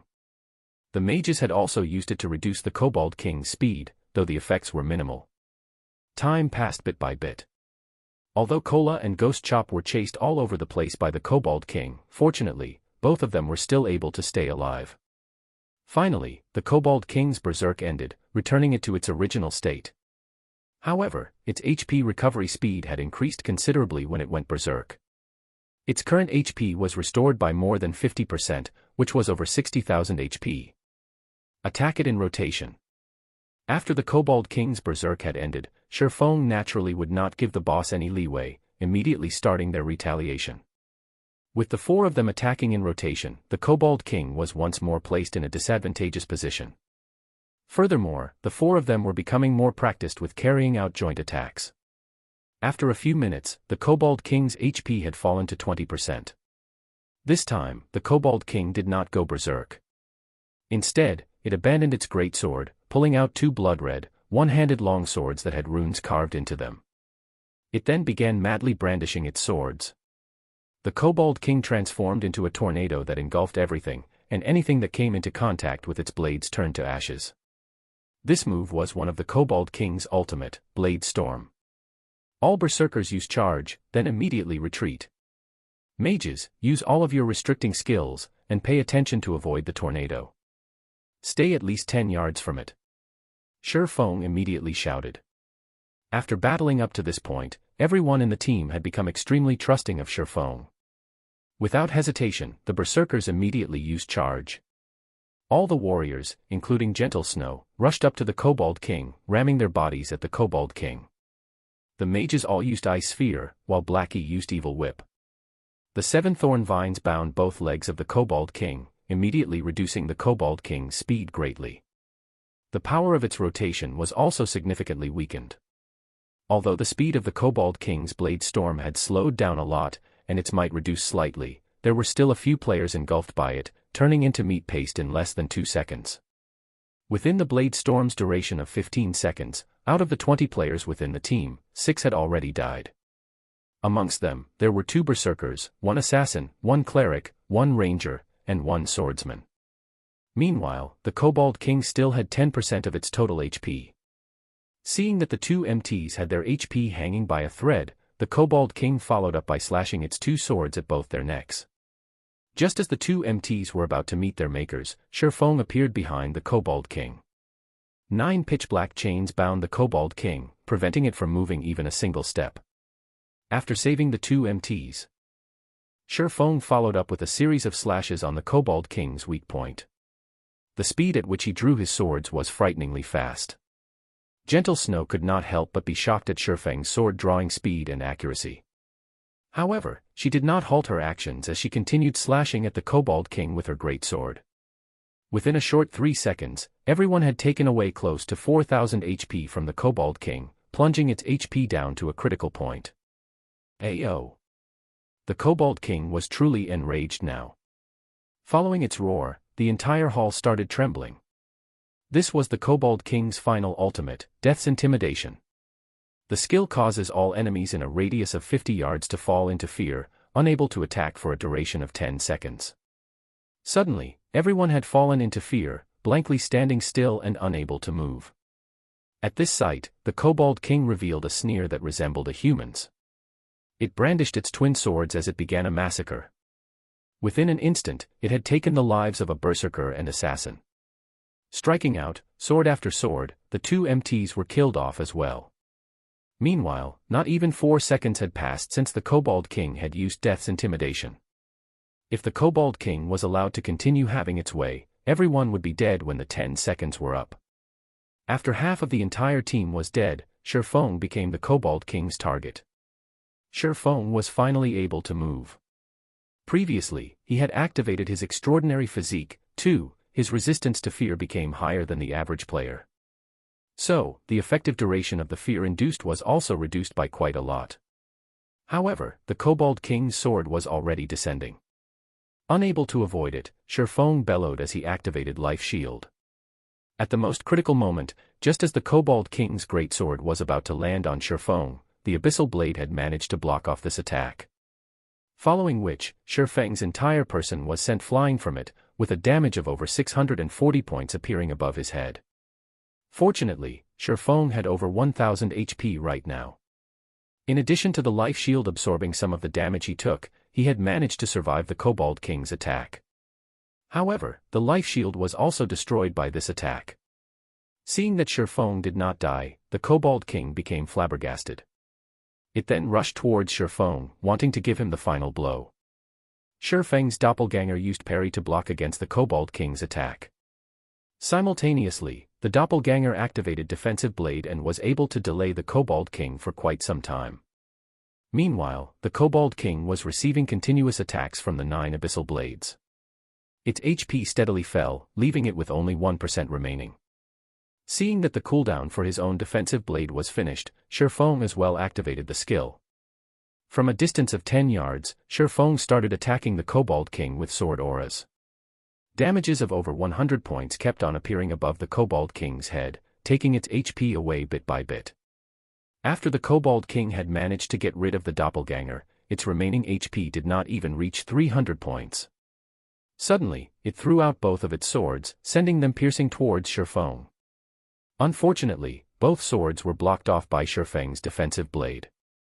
However, the Kobold King had yet to give up. It turned into a streak of shadow, appearing in front of Shifeng in the blink of an eye and sending a slap at Shifeng with its claws. At this moment, Shifeng's thundering flash had finished its cooldown. Blocking the sharp claws with the crimson blade, Shifeng slashed at the Kobold King's neck with the abyssal blade, the blade turning into a streak of lightning as it struck at its target. Pang! Shifeng was blasted towards a wall, with only a thread of his HP remaining. On the other hand, the Kobold King lay on the floor, motionless. Shifeng had also abruptly risen by a level, reaching level 7. A large pile of items dropped. Amongst these items, there was one that was unusually dazzling. The item released a demonic silver glow, bringing a chill to those who laid their eyes on it. Ash Blade. Shifeng was shocked after seeing this item.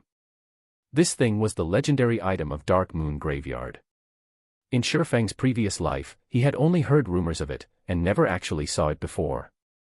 1. To be more scared than hurt, a Chinese idiom referring to something seemingly frightening / scary / soul-stirring, yet carries no danger, right arrow curving left.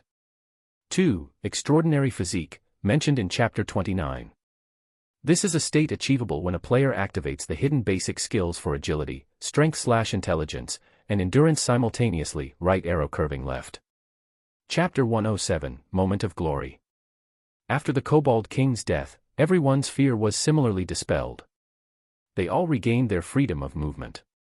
However, at that moment, there were only 6 members alive in the entire team. When everyone looked at the corpse of the Kobold King laying on the floor, they all had expressions of shock on their faces. Even Gentle Snow was baffled at this result. Logically speaking, they should not have been able to survive through the fear state. So, just how did the Kobold King die? However, when she looked at Shifeng standing beside the Kobold King's corpse, and furthermore, at the scant amount of HP he had remaining, realization struck Gentle Snow. Needless to say, Shifeng was definitely the one who had killed the Kobold King. The others were shocked into speechlessness. In such a situation, just what method did Shi Feng use that enabled him to kill the Kobold King? Brother Feng, you are too awesome. You killed the boss, even under such a situation. You are literally my idol right now. Blackie excitedly said as he looked at Shi Feng with worshipful eyes. The first clear of the hell mode of Dark Moon Valley.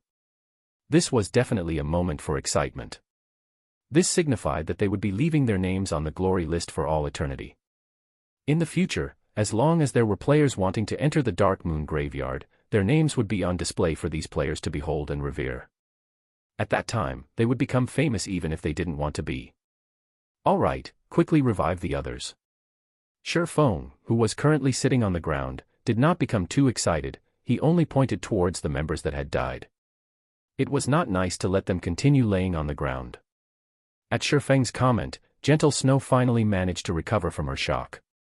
She looked towards the only surviving healer, Xiao Yuer, and said, Yuer, quickly revive them. N. Xiao Yuer nodded her head, starting to cast revival. Several minutes later, all the team members were finally resurrected.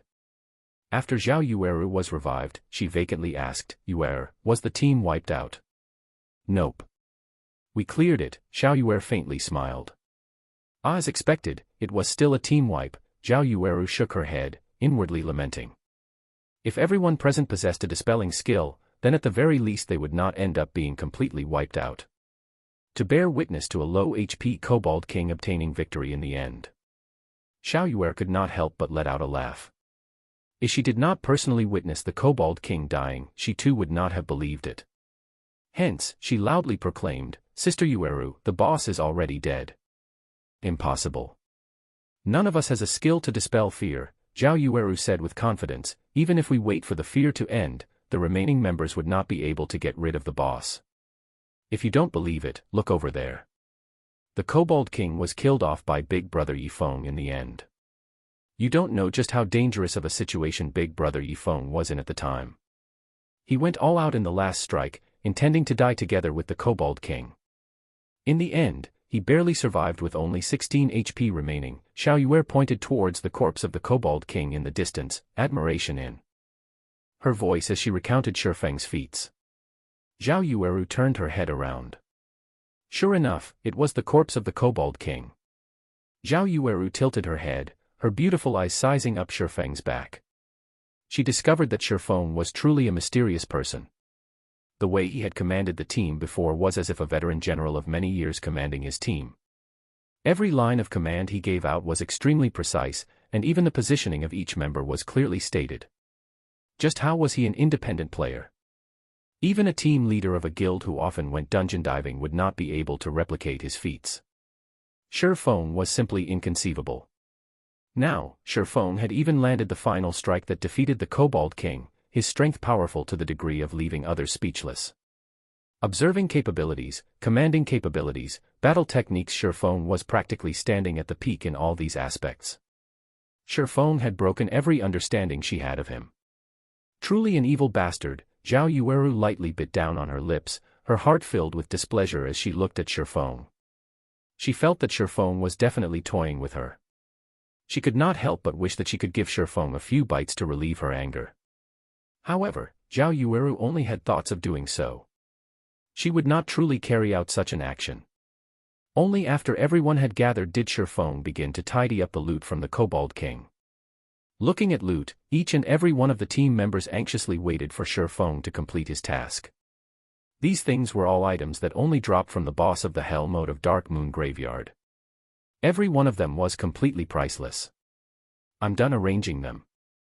There are a total of 8 pieces of equipment and 6 other items. Amongst these are 2 pieces of secret silver weapons, a level 5 greatsword and a level 5 shield. There are also 2 independent pieces of secret silver equipment, one is for clerics, the other is for swordsmen. The remaining 4 pieces of equipment are all pieces of mysterious iron set equipment. We will decide by rolling if more than one person needs the same piece of equipment. Shi Feng gave a general introduction of the items. At the same time, he shared the information for everyone to observe. Runic sword, secret silver rank, 2-handed sword. Equipment requirement, strength 30. Attack power plus 45. Strength +9, endurance +8. Attack speed +1. When attacking, there is a 10% chance to cause a heavy impact effect and 10% armor destruction effect. Runic shield, secret silver rank. Equipment requirement, strength 23. Block rate, 35%. Strength +6, endurance +10. Additional skill dash. Tough shield, when activated, reduces the damage taken from the front by 30%. Duration of 10 seconds. Everyone was stunned after seeing the attributes on these equipment pieces. Every piece of equipment was a top-tier item. Amongst them, the runic sword and runic shield were the absolute best. If they were to be sold right now, they would sell for 80 silver coins, at the very least. However, they definitely would not sell any of these items. With good equipment in hand, they would have an easier time leveling up later on. Only an idiot would be dumb enough to sell them. Following which, everyone on the team began madly rolling for points as they competed over the equipment. In the end, the runic sword fell into the hands of Gentle Snow, while the runic shield went to Kola. Sherfong also obtained a secret silver pauldron, greatly increasing his attributes once more. Then next would be the other items. We will hold an internal auction for them. Highest bidder wins, Sherfong said. Hearing Sherfong saying so, the members of Ouroboros felt slightly embarrassed. They knew that the worth of the other items surpassed these pieces. It was especially true for that dazzling, broken blade called Ash Blade. Just judging from the introduction of that item was enough to excite a person. Moreover, there was also a piece of advanced whetstone recipe and a few more rare materials. Every one of them was priceless. However, if it were not for Sherfong, just how would they be able to even clear the hell mode of Dark Moon Graveyard? Furthermore, they had obtained so much top-tier equipment, greatly improving themselves. Right now, they were already leading the other guilds by a large margin. So, how could they not feel shame fighting over these items with Sherfong? Gentle Snow had naturally considered this point. Moreover, she had wanted to pull Sherfong into Ouroboros herself, so naturally she had to deepen her relationship with Sherfong. Hence, she looked towards Sherfong, taking the initiative as she said, "We were only able to conquer the Dark Moon Graveyard due to your great contribution. We have already received enough, so the other items will all belong to you. I can't even begin to thank you enough." The other members of Ouroboros all nodded their heads in quick succession. Sherfong was slightly astonished. He did not think that Gentle Snow would actually give up on the auction. Although, he also was not afraid of having an auction. He had plenty of gold coins inside of his bag, enough to buy out both the advanced whetstone recipe and the Ash Blade. Since Gentle Snow did not wish to compete, he naturally would not refuse her offer. He stowed all of the items into his bag. With the dungeon conquered and the loot distributed, Sherfong walked towards a corner of the mausoleum. He then activated the mechanism to trigger the teleportation gate. Everyone walked into the teleportation gate, disappearing from the large hall of the mausoleum one after another. Just after everyone had left from the Dark Moon Graveyard. White River City Region System announcement: congratulations to Ouroboros for becoming the first team to conquer the hell mode of Dark Moon Graveyard. All players within the team will be rewarded with 10 reputation points in White River City. Red Leaf Town Region System announcement: congratulations to Ouroboros for becoming the first team to conquer the hell mode of Dark Moon Graveyard. All players within the team will be rewarded with 30 reputation points in Red Leaf Town. System: congratulations to Ouroboros for becoming the first team to conquer the hell mode of Dark Moon Graveyard. All players within the team will be rewarded with 1 mysterious treasure chest, 50,000 EXP, and 10 glory points. Chapter 108, Shaking the Four Corners. Outside the Dark Moon Graveyard. This dungeon is just impossible. Without an average level of 10, who would be able to clear it? Flaming Tiger, who had just revived out of the dungeon, cursed. In all 3 times he had entered the Dark Moon Graveyard, not once had he even found the location of the dungeon's boss before his entire team dropped dead. This dungeon was just toying with them. Everywhere inside the dungeon was filled with elite monsters. Even if they killed some, there was still an endless stream of monsters to slowly grind them to death. It was absolutely frustrating. Zhang Luowei raised his thick brows, his complexion gloomy as he looked back toward the teleportation gate of the Dark Moon Graveyard in the distance. With such lack of progress, it had long since passed the point of just making a loss. If this situation continued, it would be detrimental to the team's future development. Everyone rest up for a while. We can't continue wasting our time here. I'm guessing that the progress of the other guilds isn't that good either. They should have died several times as well, already. Let's take this chance when the other guilds are focusing on the Dark Moon Graveyard to raid the level 5 party dungeon and Lava Cavern in separate groups. In any case, they won't be able to conquer this team dungeon. We can also use this time to increase our levels quickly, Zhang Luowei said, choosing to give up on the Dark Moon Graveyard. Although leaving their names on the glory list would be a quick way to raise the fame and influence of their guild, it was an entirely different matter if everyone was similarly unable to conquer the dungeon. The only other thing they could compete in were in terms of average level and equipment of the guild's elite members, and also, in terms of who could set foot into White River City the earliest. In fact, it wasn't just the members of Shadow that were faced with such a situation. All the guilds in the entire White River City were currently trapped in this suffering known as team dungeons. Nobody had thought that the team dungeon's difficulty would be so high, leaving them utterly helpless. The virtual reality games in the past usually had less monsters than players inside of dungeons. In God's domain, however, the number of monsters inside the dungeons greatly outnumbered that of the players. It was a number that was simply impossible to cope with. Even if they increased the number of MTs and healers they brought with, it would still be a useless endeavor. After some time had passed, the second-rate guild, Assassin's Alliance, had also died out from the dungeon with dejection covering their faces. What's gotten into all of you? It's just a few deaths. Don't forget, for each time we die, we will gain significant progress. We will be able to clear the dungeon sooner or later, so stop feeling dejected. Right now, we should try to think up a method to get through the fog. After some rest, we will try to raid the dungeon one more time today, Stabbing Heart said inside the team chat.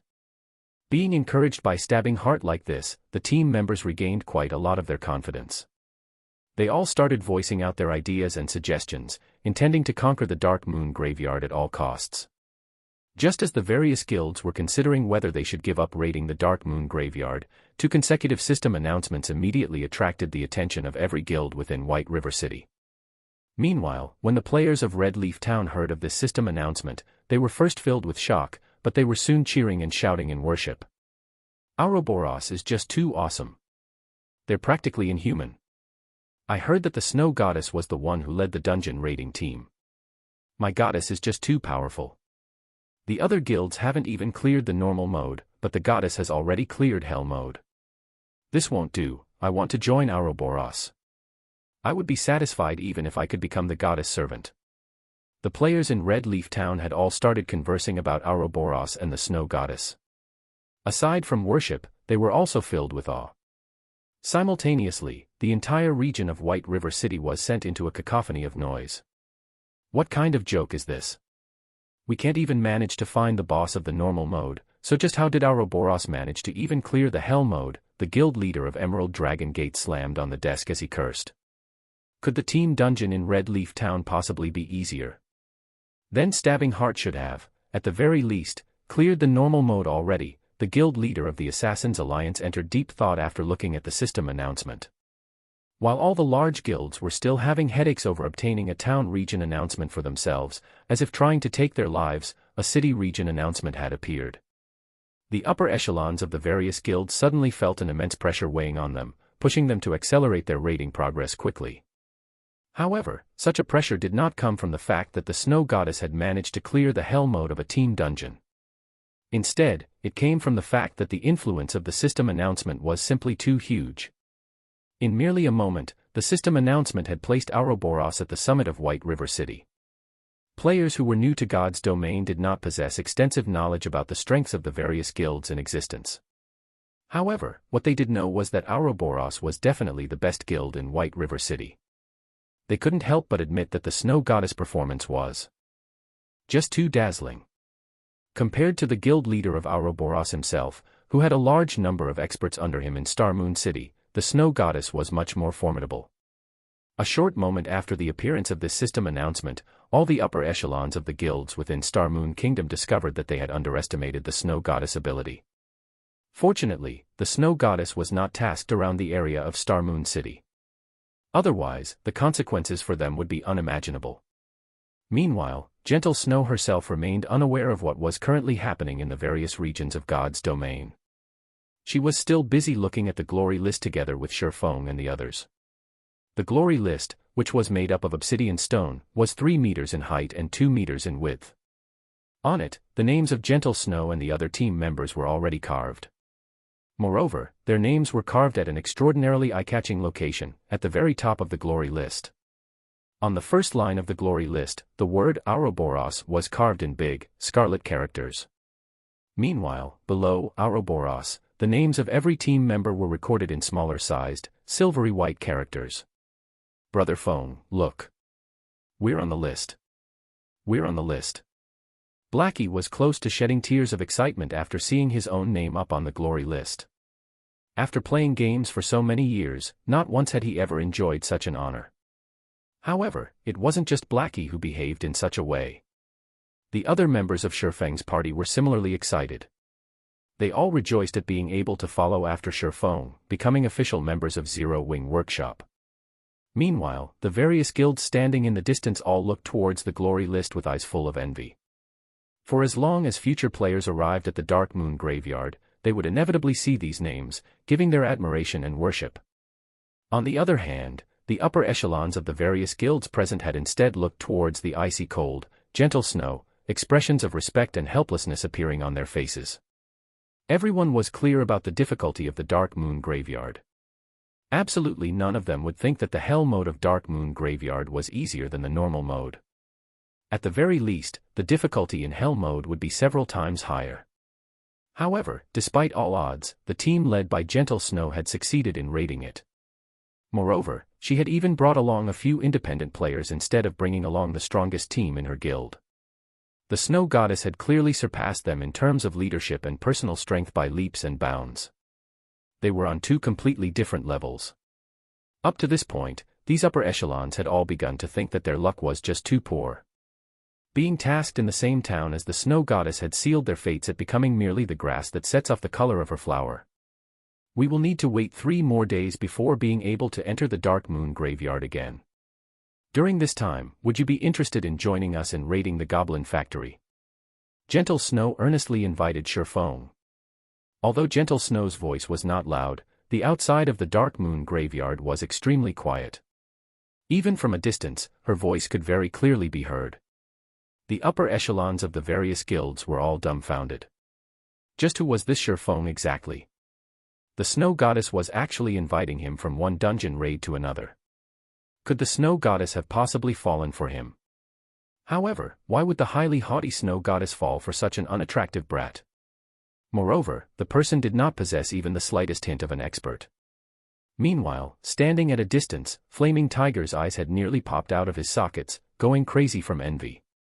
Not only was Shifeng able to be in the same team as the Snow Goddess, he was even able to leave his name on the glory list. Flaming Tiger's hatred for Shifeng immediately increased by hundreds of folds. Just as everyone was shocked at such a scene, hundreds of players suddenly appeared and surrounded Shifeng and his team, each and every one of them filled with a murderous intent. Brat, we meet again. Ironsword Lion slowly walked out from the tide of players, sending Shifeng a cold glare as he sneered. Chapter 109, Domineering Ironsword. Chapter 109, Domineering Ironsword. This moment Ironsword Lion had waited for too long. He was unable to suppress the excitement in his heart. Previously, after failing the dungeon raid, he chose to give up on the endeavor. Instead, he camped outside the Dark Moon Graveyard. However, he was greatly shocked when Shifeng and the others safely exited the dungeon, followed by the emergence of the system announcements. Although Martial Union had entered the Dark Moon Graveyard, they did not gain a single thing from it. On the other hand, not only had Shifeng's team managed to clear the dungeon, but it was also the hard mode of Dark Moon Graveyard. Although Ironsword Lion was a brute, he still knew that the gains from clearing the Dark Moon Graveyard would not be meager. Needless to say, the harvest from Hell mode would be even more astonishing. When Martial Union first set foot in God's domain, they did not possess any significant wealth or resources. Moreover, they were unfamiliar with a game such as God's domain. Developing a guild was extremely challenging. They had to grow by competing over elite monsters, killing well-equipped players for equipment and money, and raiding party dungeons.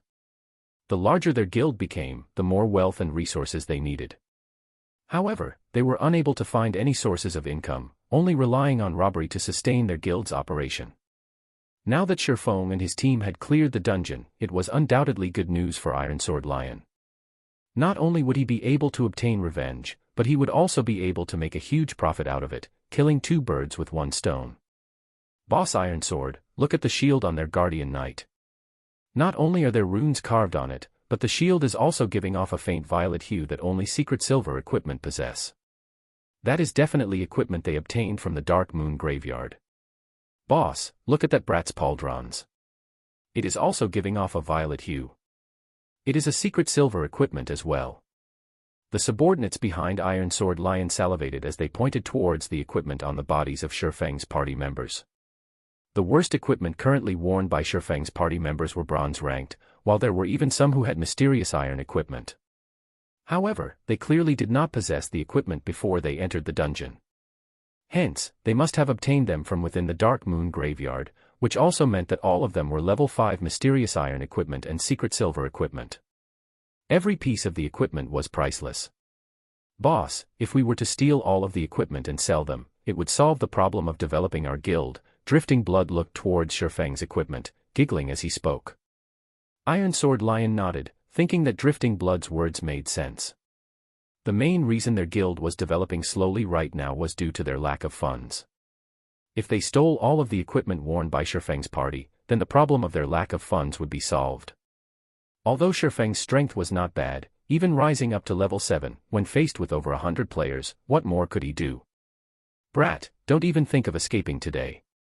Be smart and hand over all your equipment, compensate me with 10 gold coins, and let me kill you back to level 0. Then, I'll consider this matter settled. Otherwise, prepare to delete your account and start all over. Ironsword Lion glared at Shurfeng, sneering. Shurfeng looked at his surroundings, discovering that Ironsword Lion had brought over 130 players with him. Amongst them, a majority of the players were around level 3, their equipment terribly poor. There were only slightly more than 30 players who had reached level 5, while the equipment they were using was all bronze equipment. Meanwhile, Ironsword Lion was the strongest out of all of these players. He was wearing a suit of level 4 bronze set equipment. In a moment, employ a hit-and-run tactic as we run towards the forest. Their numbers are too great right now, so it would be bad if we get surrounded, Shurfeng said inside the team's chat. Good. My hands have been itching to PK someone for quite some time now. Blackie rubbed his fists as he spoke. The other members of Shurfeng's party all started laughing. They had long since wanted to test out the prowess of their new equipment. They intended to kill to their heart's desire. If they could each kill 2 players, it would be a 2-for-1 profit. If they could kill 3 or more, they would make a huge profit. At this moment, Gentle Snow stood out from the team and looked towards Ironsword Lion, softly saying, Yifeng is a friend of mine. I wonder if you can give Ouroboros some face and forget about this matter.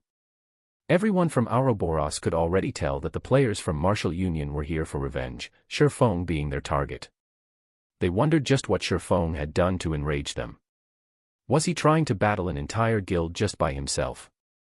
As expected, every expert would have their own unique personalities. Even Shurfeng was no exception to this fact. However, Martial Union was just an unrated guild. Since Ouroboros had already shown themselves, as long as the upper echelons of Martial Union had some brains, they should naturally know to back off. After all, Ouroboros was much stronger than Martial Union. Move aside, stupid hoe. I don't give a damn about Ouroboros. If you wish to help this brat, I'll take care of you all the same. Ironsword Lion cursed in a bad mood. Although Gentle Snow was indeed a world-shaking beauty, the equipment she wore was even more dazzling. It was especially true for the black runic greatsword in her hands. Just a simple glance at it and one could tell that it was a high-quality secret silver weapon. It just so happened that he was also in need of such a weapon. Moreover, if he got rid of Gentle Snow, he would be able to spread his name throughout God's domain. It was killing multiple birds with a single stone. However, what Ironsword Lion did not know was that, Because of his casual remark, the entire Dark Moon graveyard had entered a solemn state.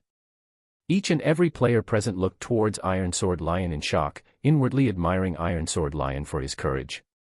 Then, does that mean that you intend to start a war with Ouroboros?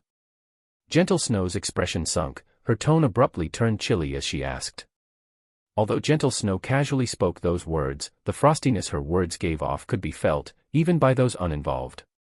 The members of Ouroboros similarly remained silent, not daring to let out even a sound as they watched Gentle Snow. Gentle Snow's angered appearance, none of them had seen it before, nor did they wish to see it.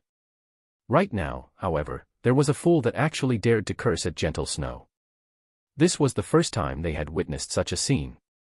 They no longer dared imagine what would happen. Bitch, the others may fear your Ouroboros, but not me. Iron Sword Lion licked his lips, his eyes filled with greed as he looked at the attractive equipment on Gentle Snow's body. However, he remembered that he wanted to kill Shurfeng the most. He then turned his sights towards Shurfeng, loudly saying, "Brat, don't think that, with a bitch protecting you, you'll be able to survive through today. Rest assured, I won't let either of you get away. Brothers, go. Kill them and we'll share all of their equipment."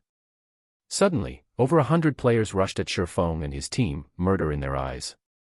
Iron Sword Lion even took the lead as he charged towards Shurfeng, no longer able to hold back his treasured sword. Only by drenching it with Shurfeng's blood would it be able to achieve satisfaction. Hit and run as we head towards the forest. Don't overextend yourselves, Shurfeng unsheathed his pair of swords, once more commanding through the team chat.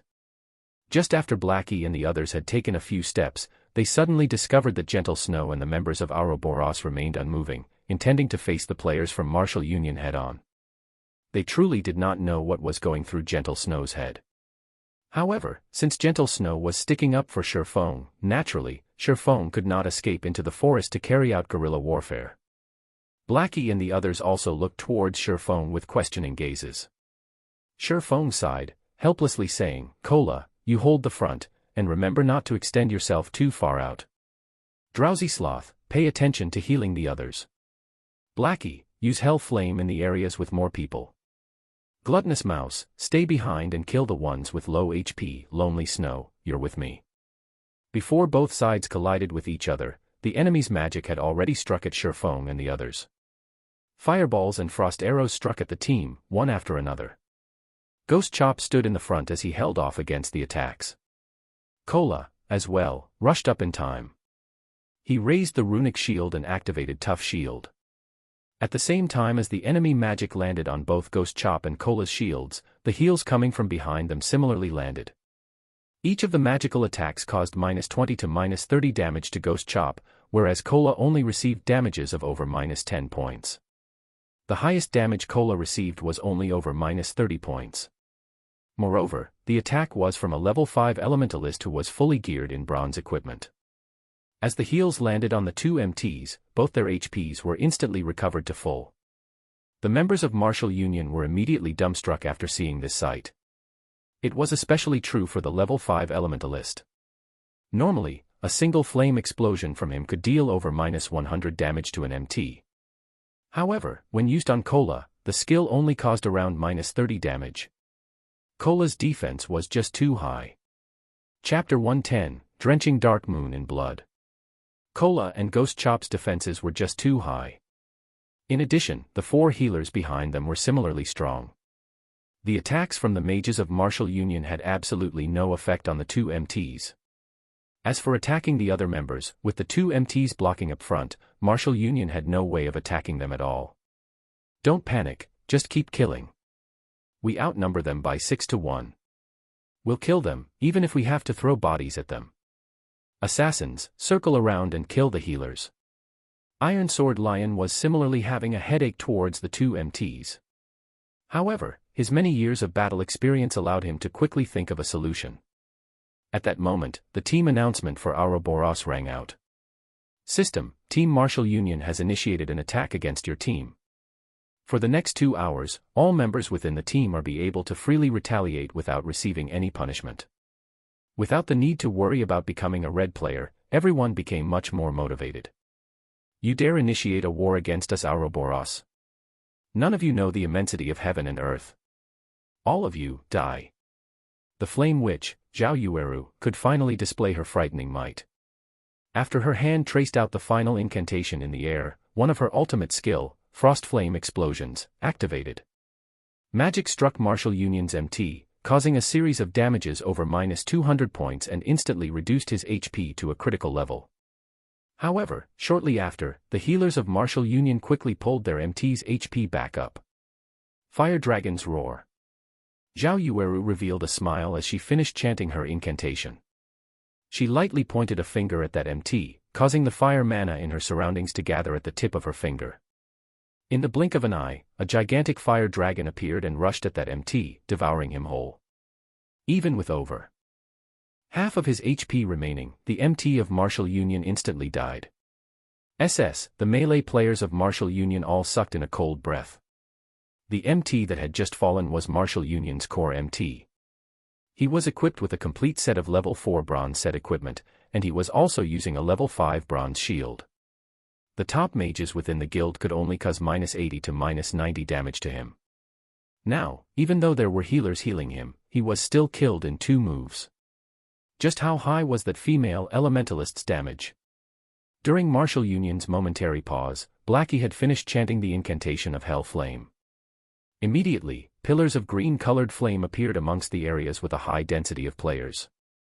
The pillars of flame that shot towards the sky caused over -300 damage each second to every player, and within an instant, over 10 players lost their lives.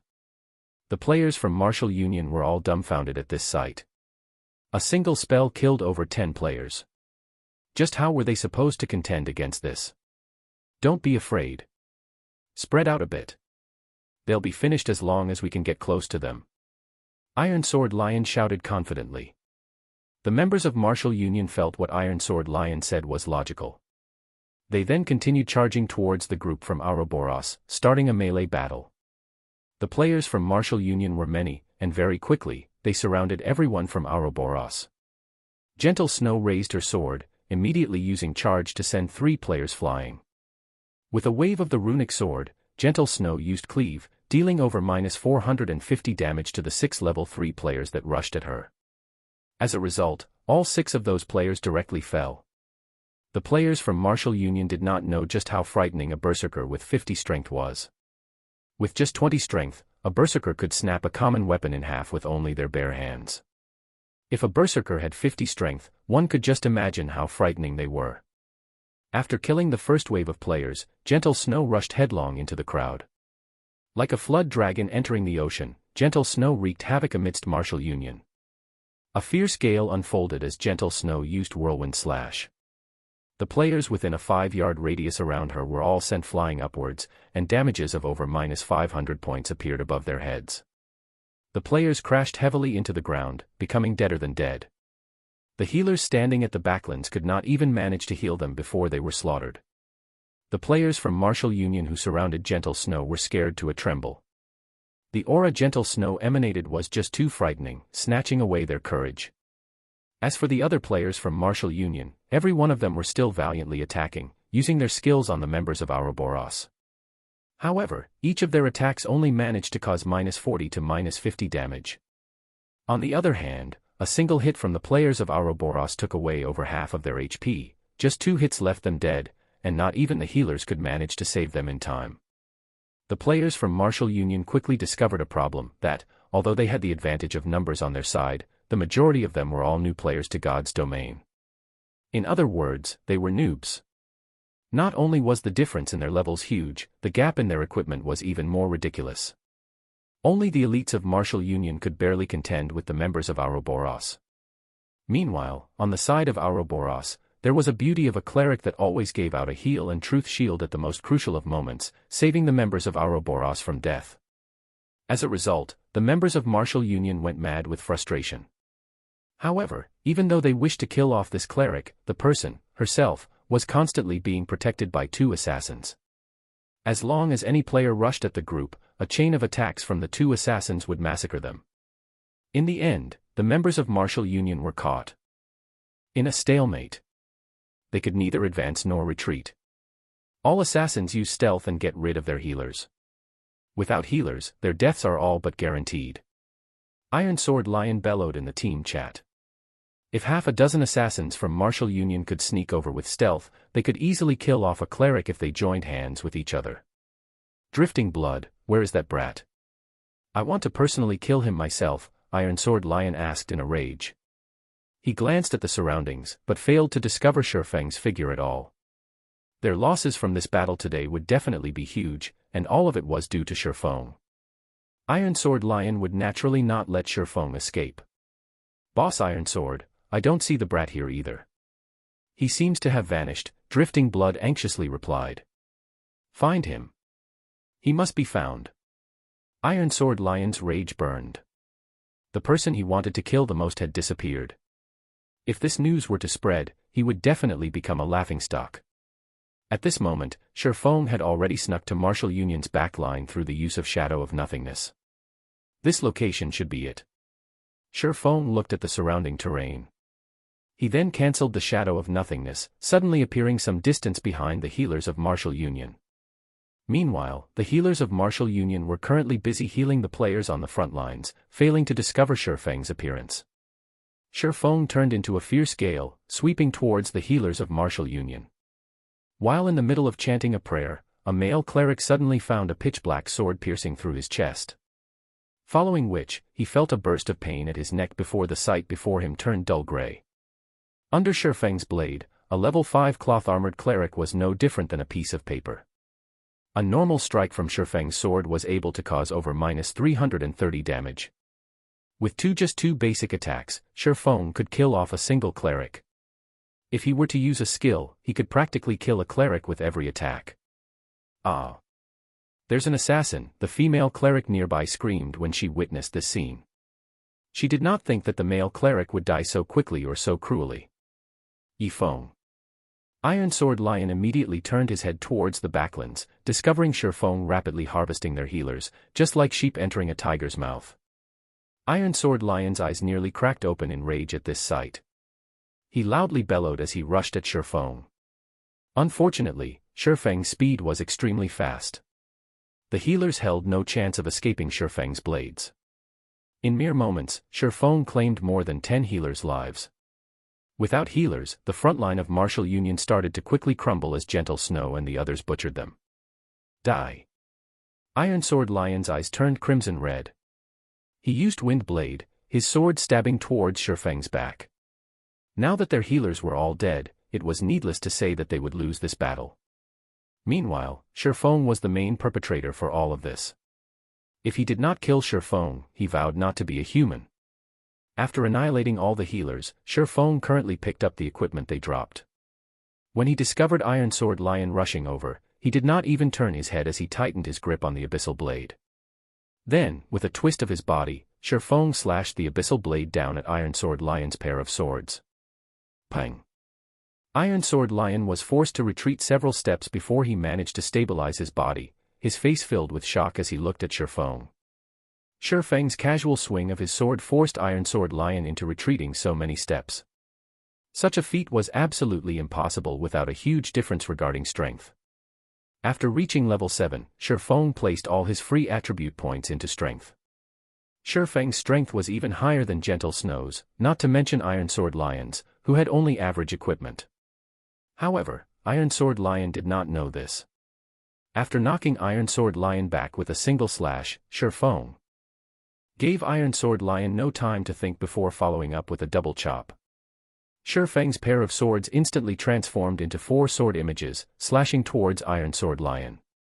With this many sword images sweeping towards him, although Iron Sword Lion tried to block all of them with all his might, he only managed to block 2 of them. There were still 2 sword images that pierced his body, each causing -180 damage. Iron Sword Lion hurriedly retreated, taking out a basic recovery potion and drinking it. Seeing that he was no match for Shifeng, Iron Sword Lion tried to turn tail and run. However, within a split second, 3 lightning flashes entered his eyes. Before his body could even defend against the streaks of lightning, damages of -266, -352, and -463 appeared above his head. Iron Sword Lion instantly died under Shifeng's swords. At his death, Iron Sword Lion dropped a piece of equipment and one other item. Chapter 111, Dragon Hidden in the Abyss. Boss Iron Sword. Boss. When a few players from Martial Union saw that Iron Sword Lion was easily taken care of, they were all incomparably shocked. They had all personally witnessed Iron Sword Lion's great strength before, capable of killing players as though he was merely cutting up vegetables. Now, however, that Iron Sword Lion had actually been killed by Shifeng in just a few moves, it was truly an incomprehensible sight. The upper echelons of the various guilds looking from afar were similarly tongue-tied from the scene. Only Stabbing Heart was well aware of Shifeng's strength. The moment Iron Sword Lion had provoked Shifeng, Stabbing Heart knew that the Martial Union in Red Leaf Town was finished. However, the others present did not know this fact. Regardless of what anyone said, Iron Sword Lion had created much fame for himself within Red Leaf Town. Previously, they had only heard of Iron Sword Lion being ambushed by Shifeng, dying an accidental death. If it were a head-on fight, however, Iron Sword Lion would definitely be the victor. Yet, nobody could have imagined that, in a straightforward exchange, Iron Sword Lion was easily defeated in just a few moves. As expected, rumors could not be trusted.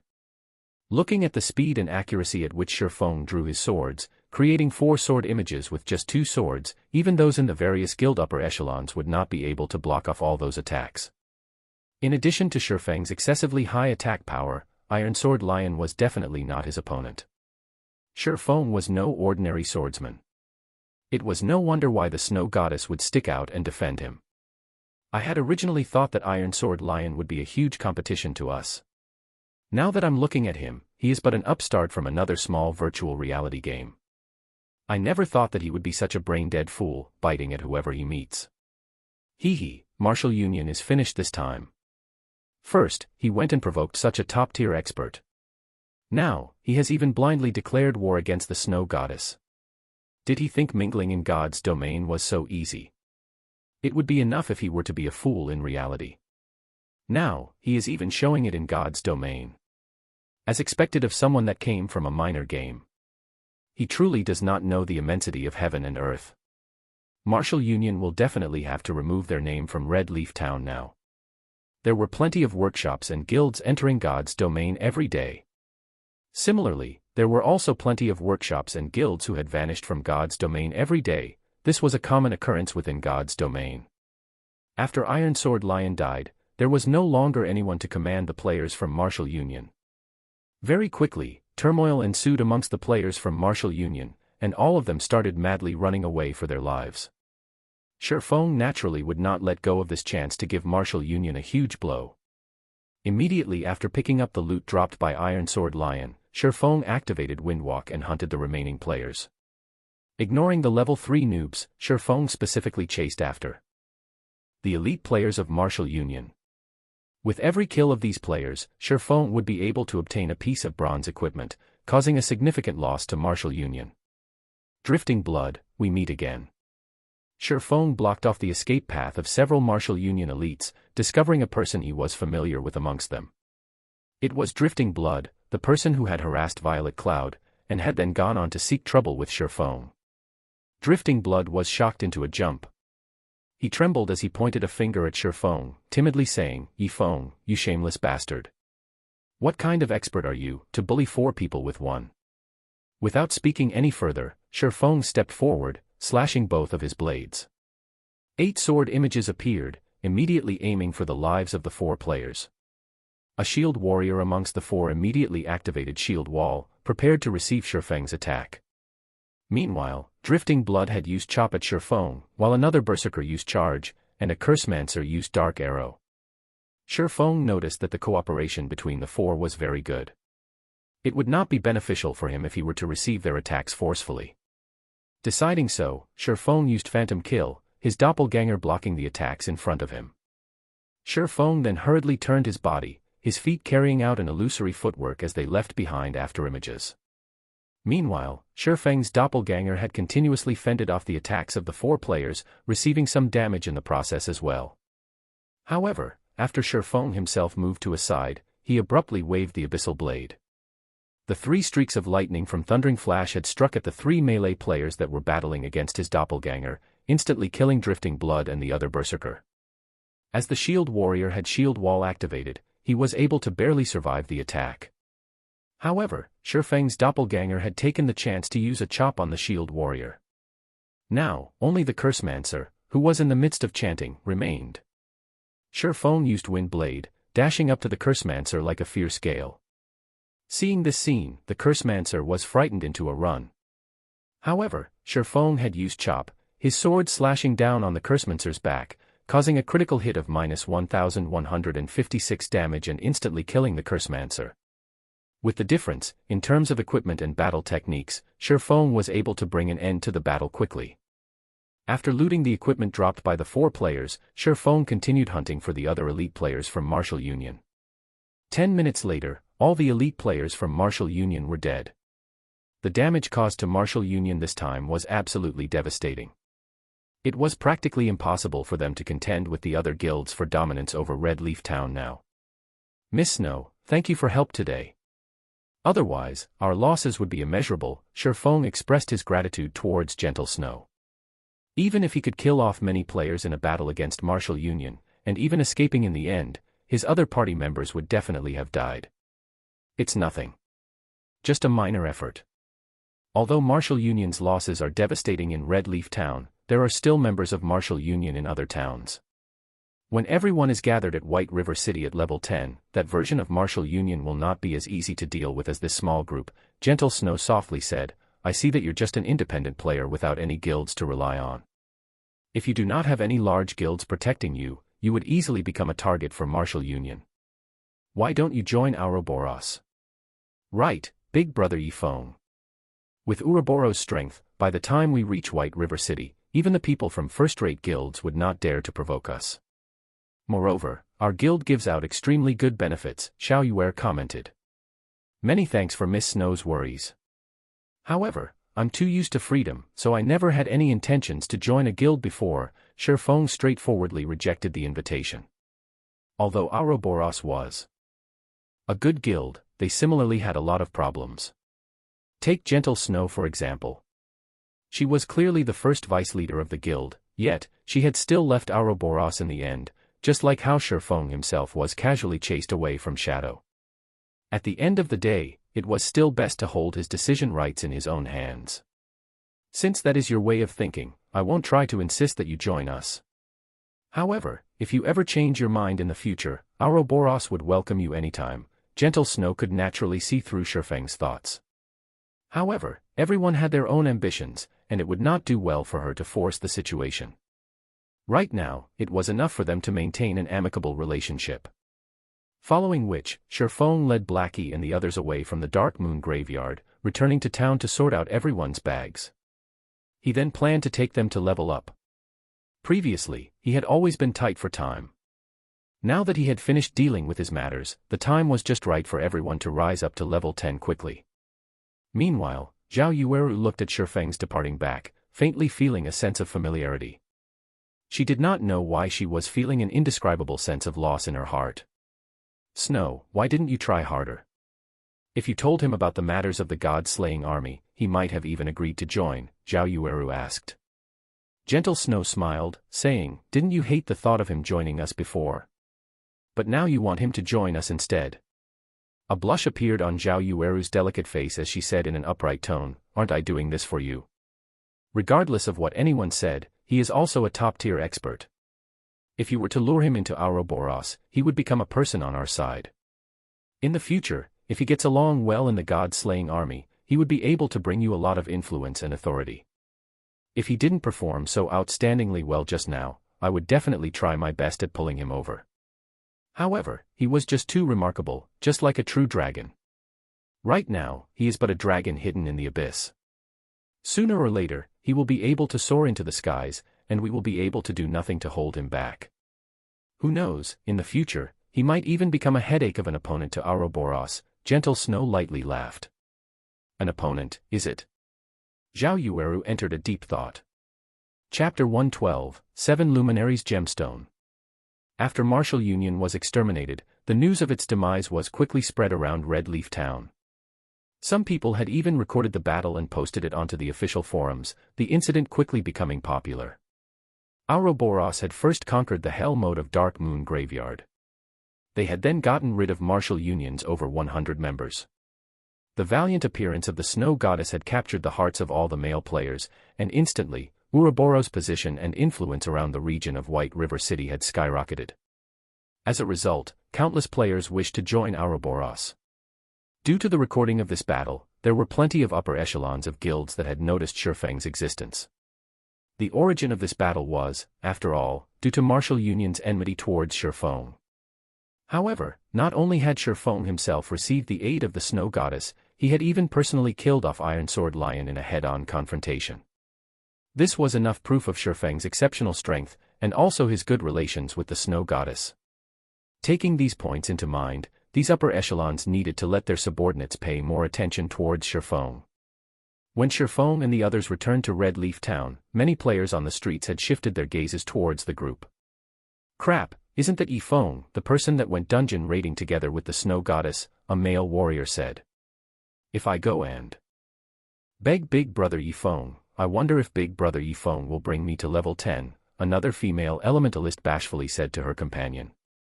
Shifeng had completely become a celebrity now. Wherever he went, there would definitely be someone paying attention to and talking about him. "Brother Feng, you're already a famous person. Now, you only need to wiggle your finger, and there would be a crowd of beauties running over to you. In the future, you mustn't forget to introduce a few to me," Blackie laughingly said. "Stop talking nonsense. Our priority right now is to level up. The sooner we get to level 10, the sooner we can compete for more advantages after we enter White River City." Shifeng smiled as he said, "Since everyone is tired now, let's rest for an hour. We'll gather again after you all get your equipment repaired, and replenish your necessities." After hearing Shifeng's arrangements, Blackie and the others immediately went to the smithy to repair their equipment. They did not know why, but normally when they were grinding on the level 5 forest wolves, even if they had been grinding for over 10 hours, the durability of their equipment did not fall by much. However, right now, just after raiding a dungeon once, the durability of their equipment had all fallen by almost half. If they were to raid the dungeon another time, the durability of their equipment might fall to 1 within just 3 to 4 hours, becoming useless. When everyone arrived at the smithy to repair their equipment, they suddenly discovered a frightening matter. Previously, it was a normal occurrence for them to change into new equipment. Hence, they had never repaired their equipment even once before. Now, however, all the equipment Kola was wearing only had half of its durability remaining. As a result, repairing all of it had required a fee of 1 silver 63 coppers. Such an amount was enough to purchase a level 1 bronze equipment. The higher the durability loss of an equipment, the higher the repair fees would be.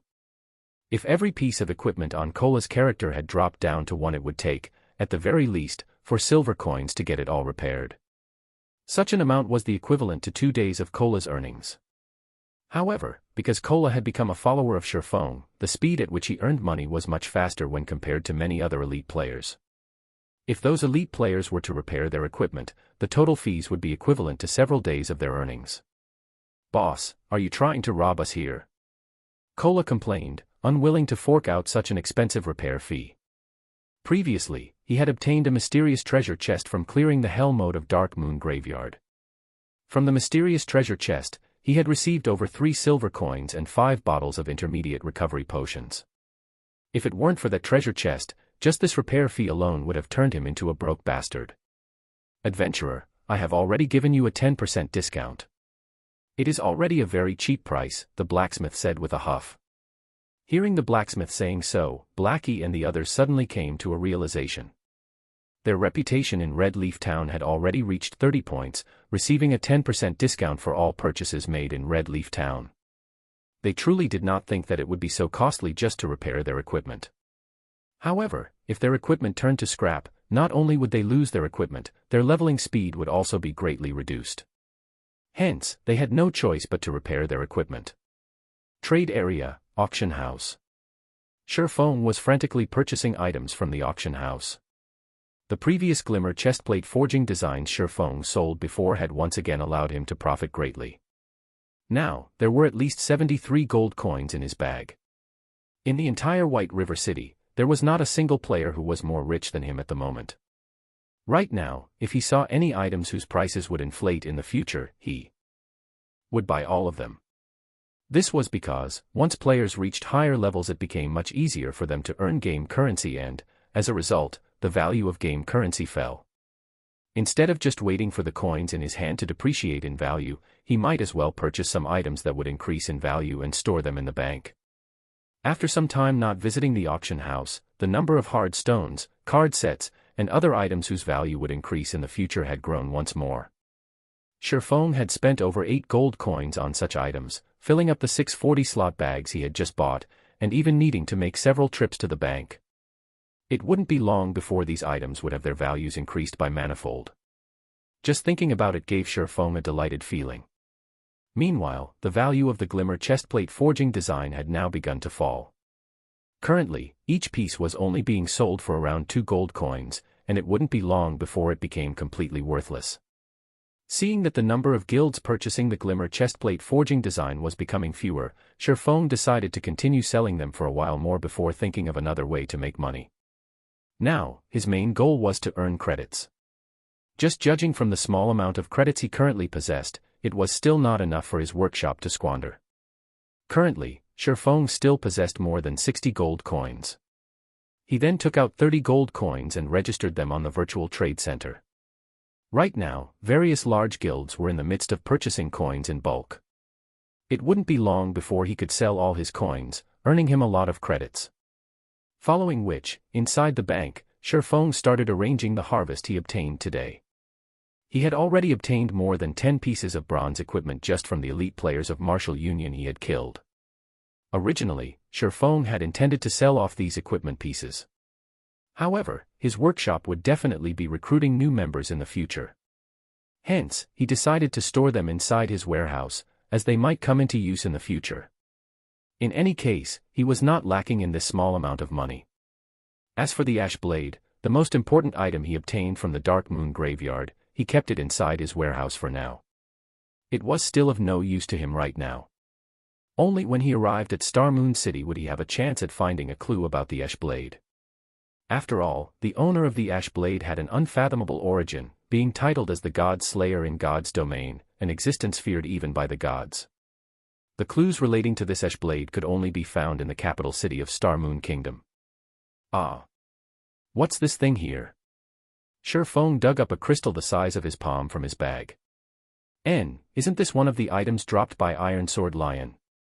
Sherfong discovered that he was somewhat familiar with this item. It was indeed one of the 2 items that were dropped by Iron Sword Lion. 7 Luminaries Gemstone. Special item. Transports the user to Blackwing City. Uses remaining April 5th. Dropped after death. This Iron Sword Lion truly can't be underestimated. It was no wonder he was so powerful in the previous life. It was all because of this item here. Sherfong looked at the 7 Luminaries gemstone in his hand, unable to refrain from revealing a smile. Blackwing City was no ordinary location. It was also not a place that players could simply go to as they wished. Players needed a teleportation crystal to go to that place, and the 7 Luminaries gemstone was one of those passes. In Sherfeng's previous life, Blackwing City's fame resounded throughout God's domain.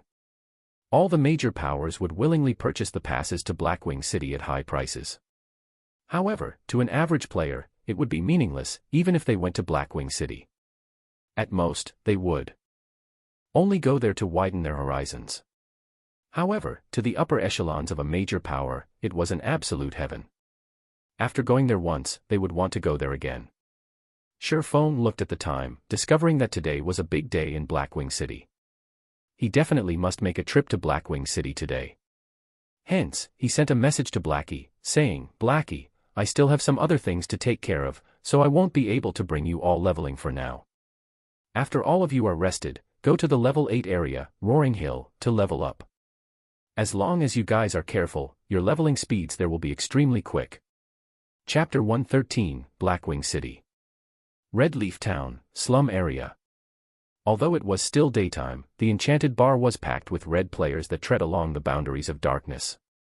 However, amongst this crowd of players, there were several green players present in the bar, seemingly highly out of place. These players were Iron Sword Lion and his several subordinates. Absolute heaven, I need you to kill a person for me. Name your price, Iron Sword Lion said to the men before him. The man who held a stern expression was currently drinking from a beer bottle. The stern-looking male did not pay any heed to Iron Sword Lion, one of his arms wrapped around an alluring, well-developed woman, while the other held onto a beer bottle. The man only minded his own business as he flirted with the woman, his lips curling into a wicked smile, giving others a chilling feeling. Iron Sword Lion's expression immediately sank. Beside him, Drifting Blood immediately slammed his hands on the table, cursing, "Hey, can't you hear that our boss is speaking to you? Stop trying to act deaf." Just after Drifting Blood finished speaking, a snow-bright dagger had slashed across his neck. The dagger then stabbed into his heart, finally being abruptly pulled downwards and slashed apart a deep wound. A stab, a pull, and a slash, all three moves were executed in a very natural manner.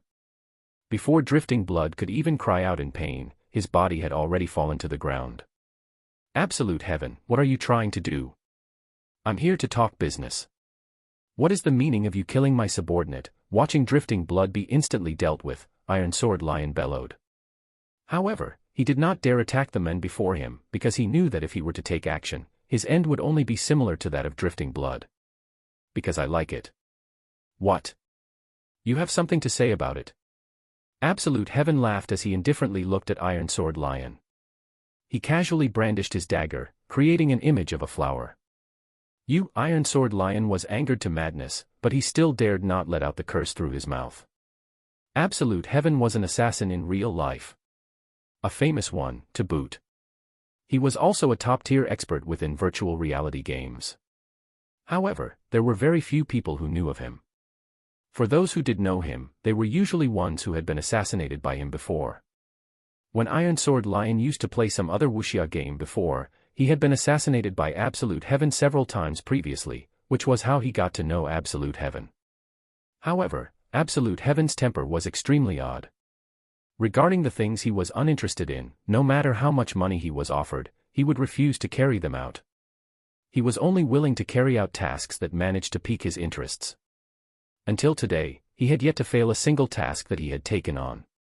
If Absolute Heaven was threatened or compelled into doing something, then oftentimes, the customer that did so did not have a happy ending. Iron Sword Lion had once seen a customer wanting Absolute Heaven to kill a player back to level 0 no matter what. However, Absolute Heaven refused to do so. That customer was similarly an ill-tempered person, declaring to take action against Absolute Heaven as well. As a result, that customer was personally killed by Absolute Heaven. All the way back to level 0, forced to delete his account in the end. Seeing Iron Sword Lion remaining silent, Absolute Heaven smiled. He then resumed hugging onto the beauty by his side and drinking his beer without a care in the world, acting as if everything before had never happened. Drifting Blood being killed off in the bar similarly did not attract the attention of any other players. That was because incidents like this occurred on a daily basis in this place. Everyone had long since gotten used to seeing it. Meanwhile, Iron Sword Lion could only inhale deeply several times, calming down the rage in his heart. Absolute Heaven, don't be so quick to refuse. If I tell you the name of this person, you will definitely be interested, Iron Sword Lion said in a serious tone. However, Absolute Heaven remained uncaring, as if Iron Sword Lion was just empty air.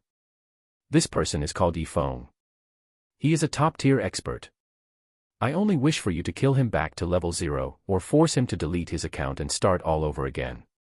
As for the price, it is up to you to decide. Iron Sword Lion took out a recording, sending it to Absolute Heaven. The recording depicted the scene where Iron Sword Lion himself was killed off by Yifeng.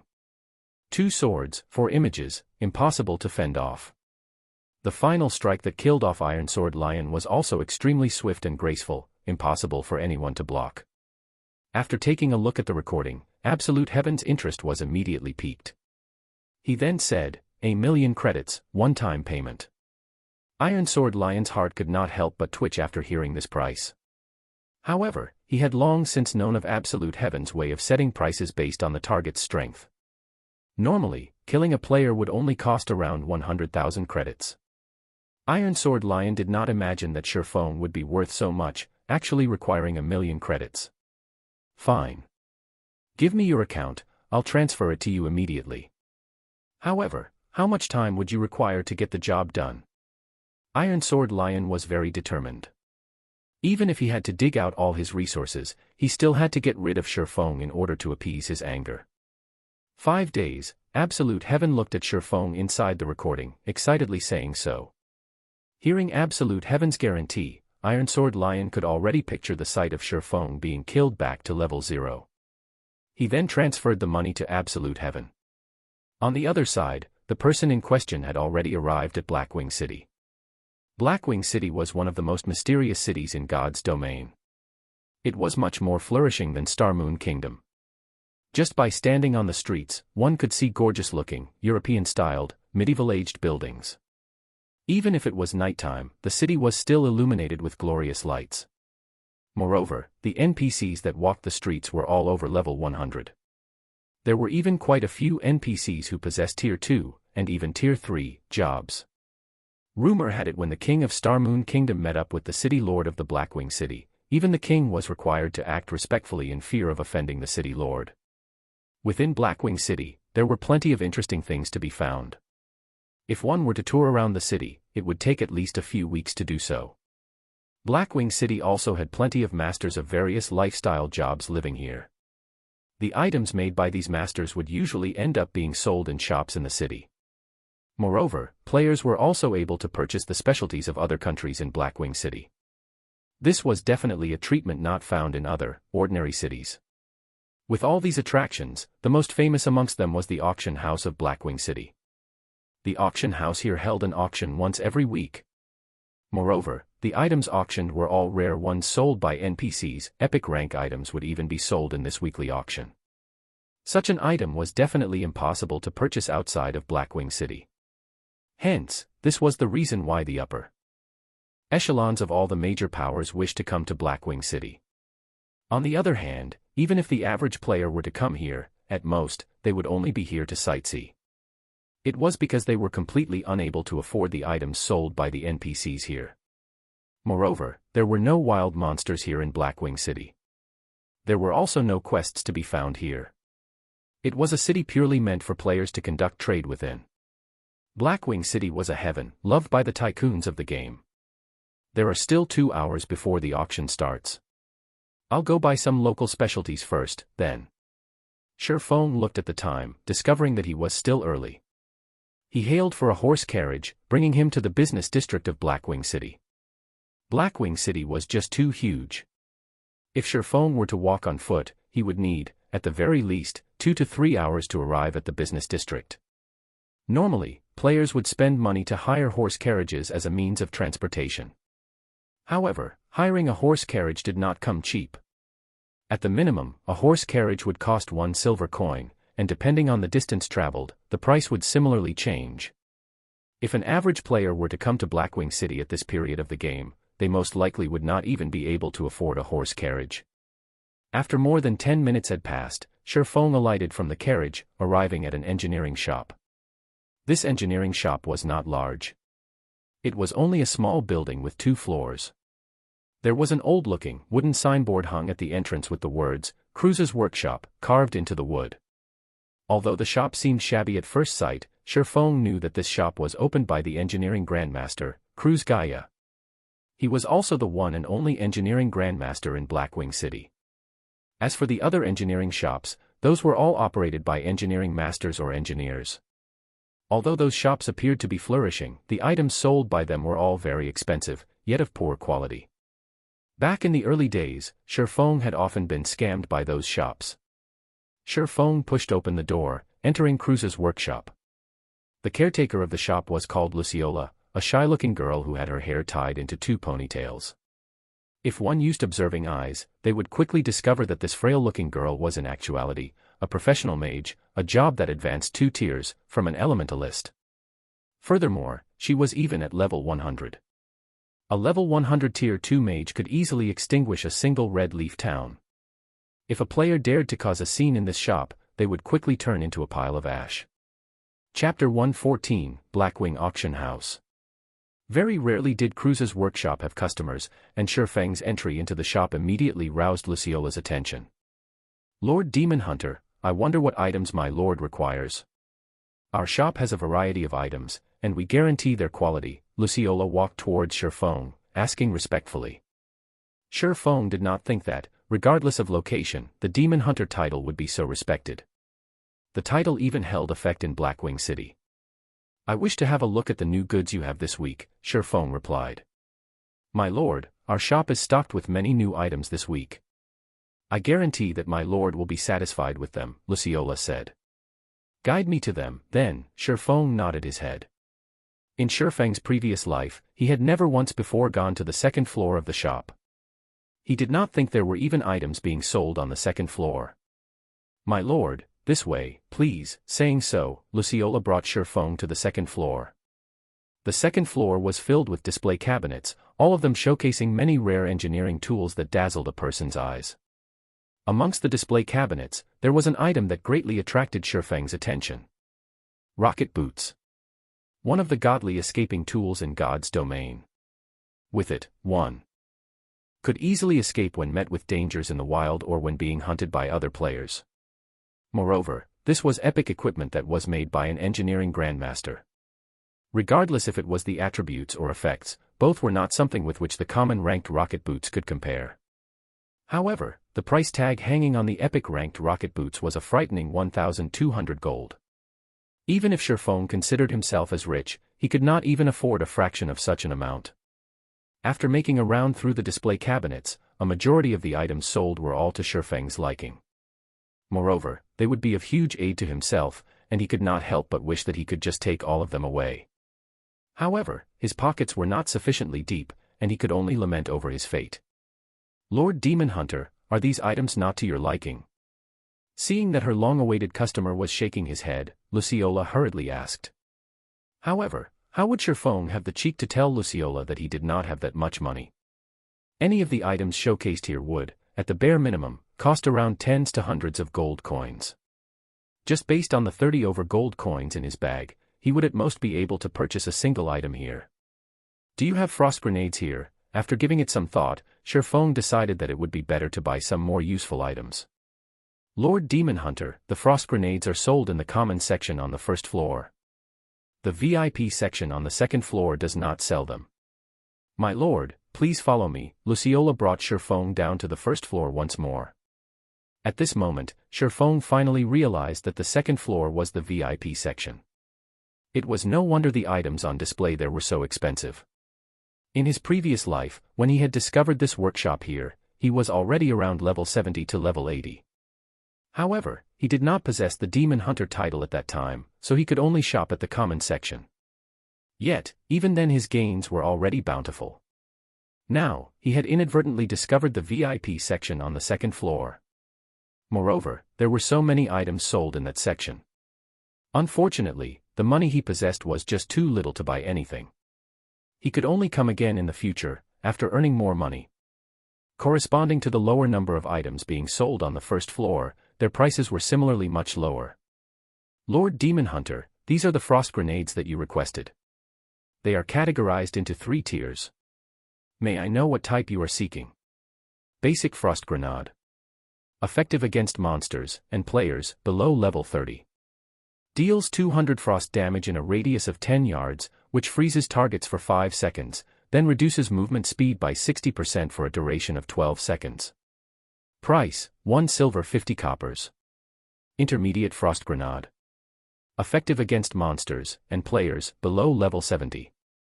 Deals 800 frost damage in a radius of 12 yards, which freezes targets for 5 seconds, then reduces movement speed by 60% for a duration of 12 seconds. Price, 10 silvers. Advanced frost grenade. Effective against monsters and players below level 120. Deals 2000 frost damage in a radius of 15 yards, which freezes targets for 5 seconds, then reduces movement speed by 60% for a duration of 12 seconds. Price, 70 silvers. Just a single intermediate frost grenade was enough to instantly kill a level 5 MT, fully equipped with bronze equipment.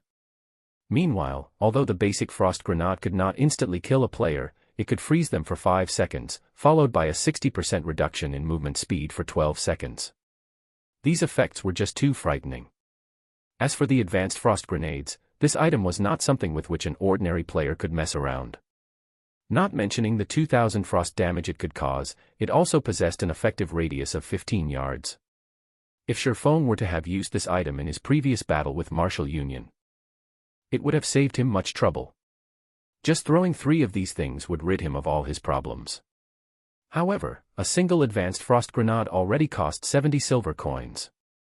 It was just too expensive a price tag. Moreover, using such an item at his level was simply too extravagant. I want 3 stacks of basic frost grenades and 30 units of intermediate frost grenades. Sherfong thought that it was still best to purchase a few intermediate ones as a preventive measure. If he were to end up being hunted by Martial Union again, these intermediate frost grenades would aid him in getting rid of all those troubles.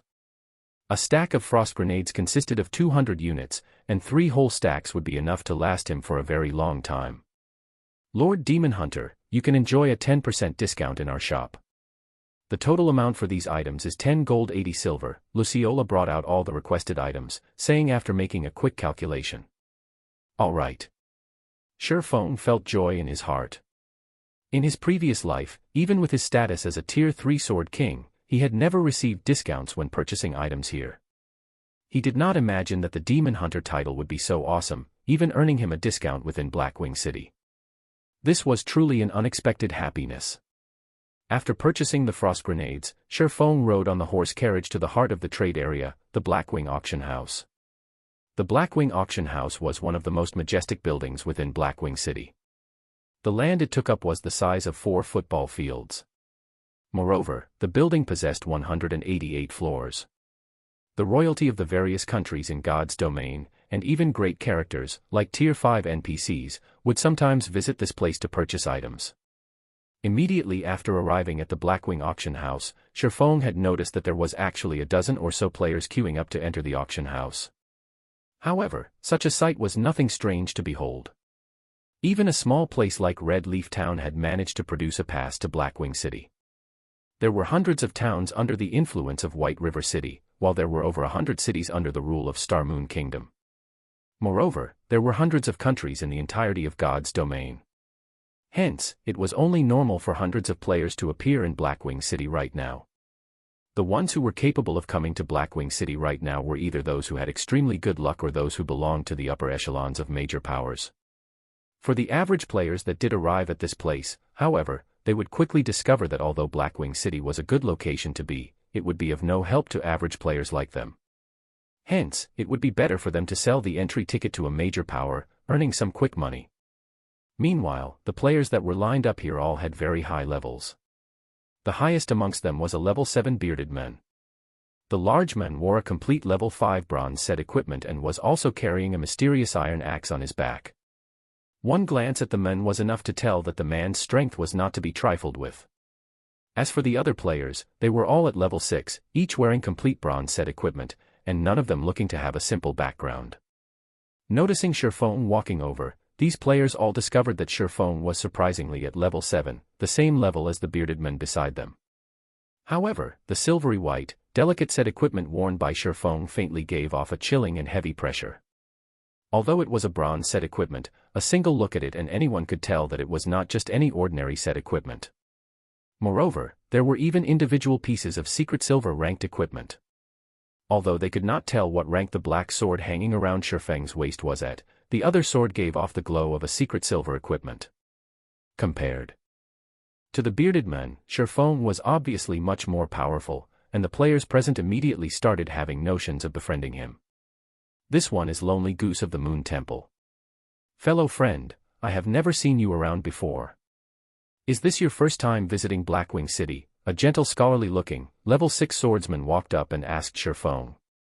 After arriving at Blackwing City, Sherfong did not disguise his equipment, leaving them in their original appearance. He had only altered his own facial appearance, turning it into the appearance of the middle-aged man, Black Flame. That way, nobody would be able to recognize him as Yifeng. Hearing this scholarly person introduce himself, Sherfong could not help but size up this man called Lonely Goose. Chapter 115, Egoistic Blade. Chapter 115, Egoistic Blade. The Moon Temple was a very well-known guild in God's domain. However, their area of influence was not situated in Star Moon Kingdom, but instead, the Tulip Empire. The competition between guilds there was much more intense compared to Star Moon Kingdom. Meanwhile, the Moon Temple was one of the top few guilds in Tulip Empire. Compared to Ouroboros, they were much stronger. The scholarly Lonely Goose in front of Shurfeng right now was also a famous top-tier swordsman. It would be advantageous to Shurfeng if he befriended such a person.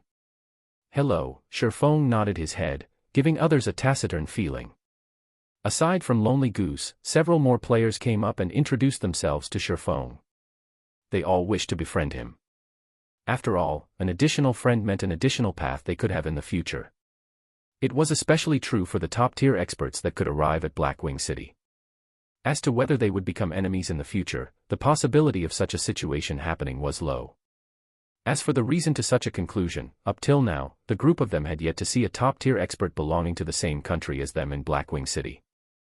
Also, every country was very far apart from each other, and countries coming in touch with each other would be a matter in the far future. On the other hand, if they could become friends and have a cooperative relationship, then it would be beneficial to both sides. This was also one of the hidden benefits of Blackwing City. The bearded man swept a glance at Shurfeng, discovering that Shurfeng's level was actually the same as his own. Being able to reach level 7 was an achievement of which he was extremely proud. However, now that he realized he was the same level as an independent player, he immediately felt a sense of provocation. In addition to the other players trying to befriend Shurfeng, the bearded man snorted, "Humph, he's just an independent player. What is the point in trying to curry favor with him?" With the bearded man's words, the entire atmosphere in the auction house became tense. Playing the part of the friendly guy, Lonely Goose said with a smile, "Brother Egoistic Blade, not everyone can easily come to Blackwing City. Is there a need for such a cold treatment? If we can all get along with each other, it would be a great benefit for all of us in the future. Help. Just based on the luck of an independent player, how would he be able to mutually cooperate with us? How can he be of any help to us?" The disdain in the bearded man's words kept on growing. The man then flaunted the guild emblem on his chest, the words, "Bloodthirsty War God," written on the emblem. The emblem was silver in color, signifying that the bearded man was at the rank of an elder within the guild. Bloodthirsty War God was one of the top 3 first-rate guilds in Black Dragon Empire. Bloodthirsty War God was a long-established guild, its lengthy history tracing back at least 60 years ago. At that time, not even Shurfeng's parents had been born yet. Looking at Egoistic Blade behaving so, even Lonely Goose felt helpless about it. He then looked at Shurfeng, apologizing. "Truly sorry. Brother Egoistic Blade doesn't usually behave this way. Maybe he is in a bad mood today. This should be Brother Black Flame's first time coming to the Blackwing auction house, right? You've come at a good time. Today just happens to be a day where the Blackwing auction house is holding an auction. However, if you wish to participate in the auction, you need to purchase a Blackwing insignia that costs 2 gold coins. You will only be allowed entry if you possess the Blackwing insignia. Furthermore, the players who possess the Blackwing insignia can bring along 2 more players with them.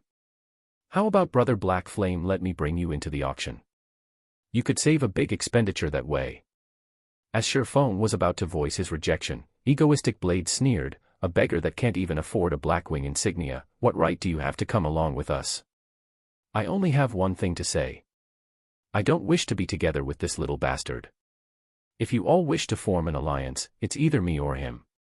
You guys make your choice. Either he goes, or I go." Egoistic Blade had the bloodthirsty war god serving as his background, while Shurfeng had nothing he could rely on. Egoistic Blade was extremely confident that Lonely Goose and the others would choose him without even the need to think. Only when the strong cooperate with each other, would they be able to bring out the greatest benefits. If they were to cooperate with an independent player, who could guarantee that, after this person's entry ticket to Blackwing City had been used up, he would still be able to return to Blackwing City. Meanwhile, Egoistic Blade had a first-rate guild supporting him. It would be tens of thousands of times easier for him to obtain another pass to Blackwing City when compared to a mere independent player. If Shurfeng did not even possess the ability to frequently visit Blackwing City, how would he be able to guarantee a mutual cooperation? Brother Egoistic Blade, must you do so? Lonely Goose and the others could not help but have a headache as they tried to mediate the situation. They only wished to mutually profit from each other. Yet, Egoistic Blade had created such a situation and had even spoken such words. If they chose to accept Shifeng into their group, then Egoistic Blade would definitely feel humiliated. However, if they accepted Egoistic Blade, then Shifeng would naturally leave feeling angry and as though he had been crossed. On one side, it was a first-rate guild. On the other, it was an independent player. The situation left everyone in a state of distress. What are you all hesitating about? Is it such a hard decision to make? I have the bloodthirsty war god backing me. The information and resources I have at my disposal far exceed what any of you can imagine. If you all do not wish to cooperate, then I can simply look for some other guilds to cooperate with. No matter what, I don't wish to see an independent player within our alliance group. Egoistic Blade looked at Lonely Goose and the others, saying in an extremely displeased manner. Shifeng watched Egoistic Blade's extremely stubborn behavior as if the world revolved solely around him alone. The man was even using the influence of his background in order to chase Shifeng out of the group. Although Lonely Goose and the others had clearly come up to Shifeng on their own accord, they now showed signs of hesitation. Seeing this situation, Shifeng sneered, "Since I'm just an independent player, I won't trouble you any longer, brother Lonely Goose. People who walk different paths cannot make plans together. Let us go our separate ways from now on." Finished saying so, Shifeng walked towards the entrance of the auction house. Looking at Shifeng walking away in a huff, Lonely Snow and the others could do nothing but drop the subject. After all, Shifeng was but an independent player. Although he was an expert, he would not be able to bring them much benefit. Humph, a mere independent player wishes to have the same standing as us. Don't even dream about it, Egoistic Blade jeered. After some time, the gates to the auction house opened, allowing the masses entry into the building. When Egoistic Blade and the others walked to the entrance. "I'm sorry, sir, but you are not allowed to enter." A knight blocked Egoistic Blade and the others. "Lord Knight, all of us possesses the Blackwing insignia." Lonely Goose pointed towards the insignia on his chest, saying, "The auction held today is the VIP auction. Commoners are not allowed entry. The normal auction will only be held next week, so please come back again at that time," the knight explained. Egoistic Blade then pointed at Shifeng, who was currently walking into the auction house, moodily saying, "Lord Knight, then what right does that person have to enter? He doesn't even have a Blackwing insignia on him. It won't be good if you do something like that, right?" The knight became extremely displeased by Egoistic Blade's attitude. However, he still looked along the direction Egoistic Blade pointed to, discovering the Lord Demon Hunter, Shifeng. The knight then swept his gaze at Egoistic Blade and the others, saying in disdain, "Just based on you commoners, you all wish to have the same standing as the Lord Demon Hunter. Be smart and get lost quickly. I'll have all of you arrested if you continue making a scene," the knight angrily yelled at Egoistic Blade and the others. Egoistic Blade was extremely shocked.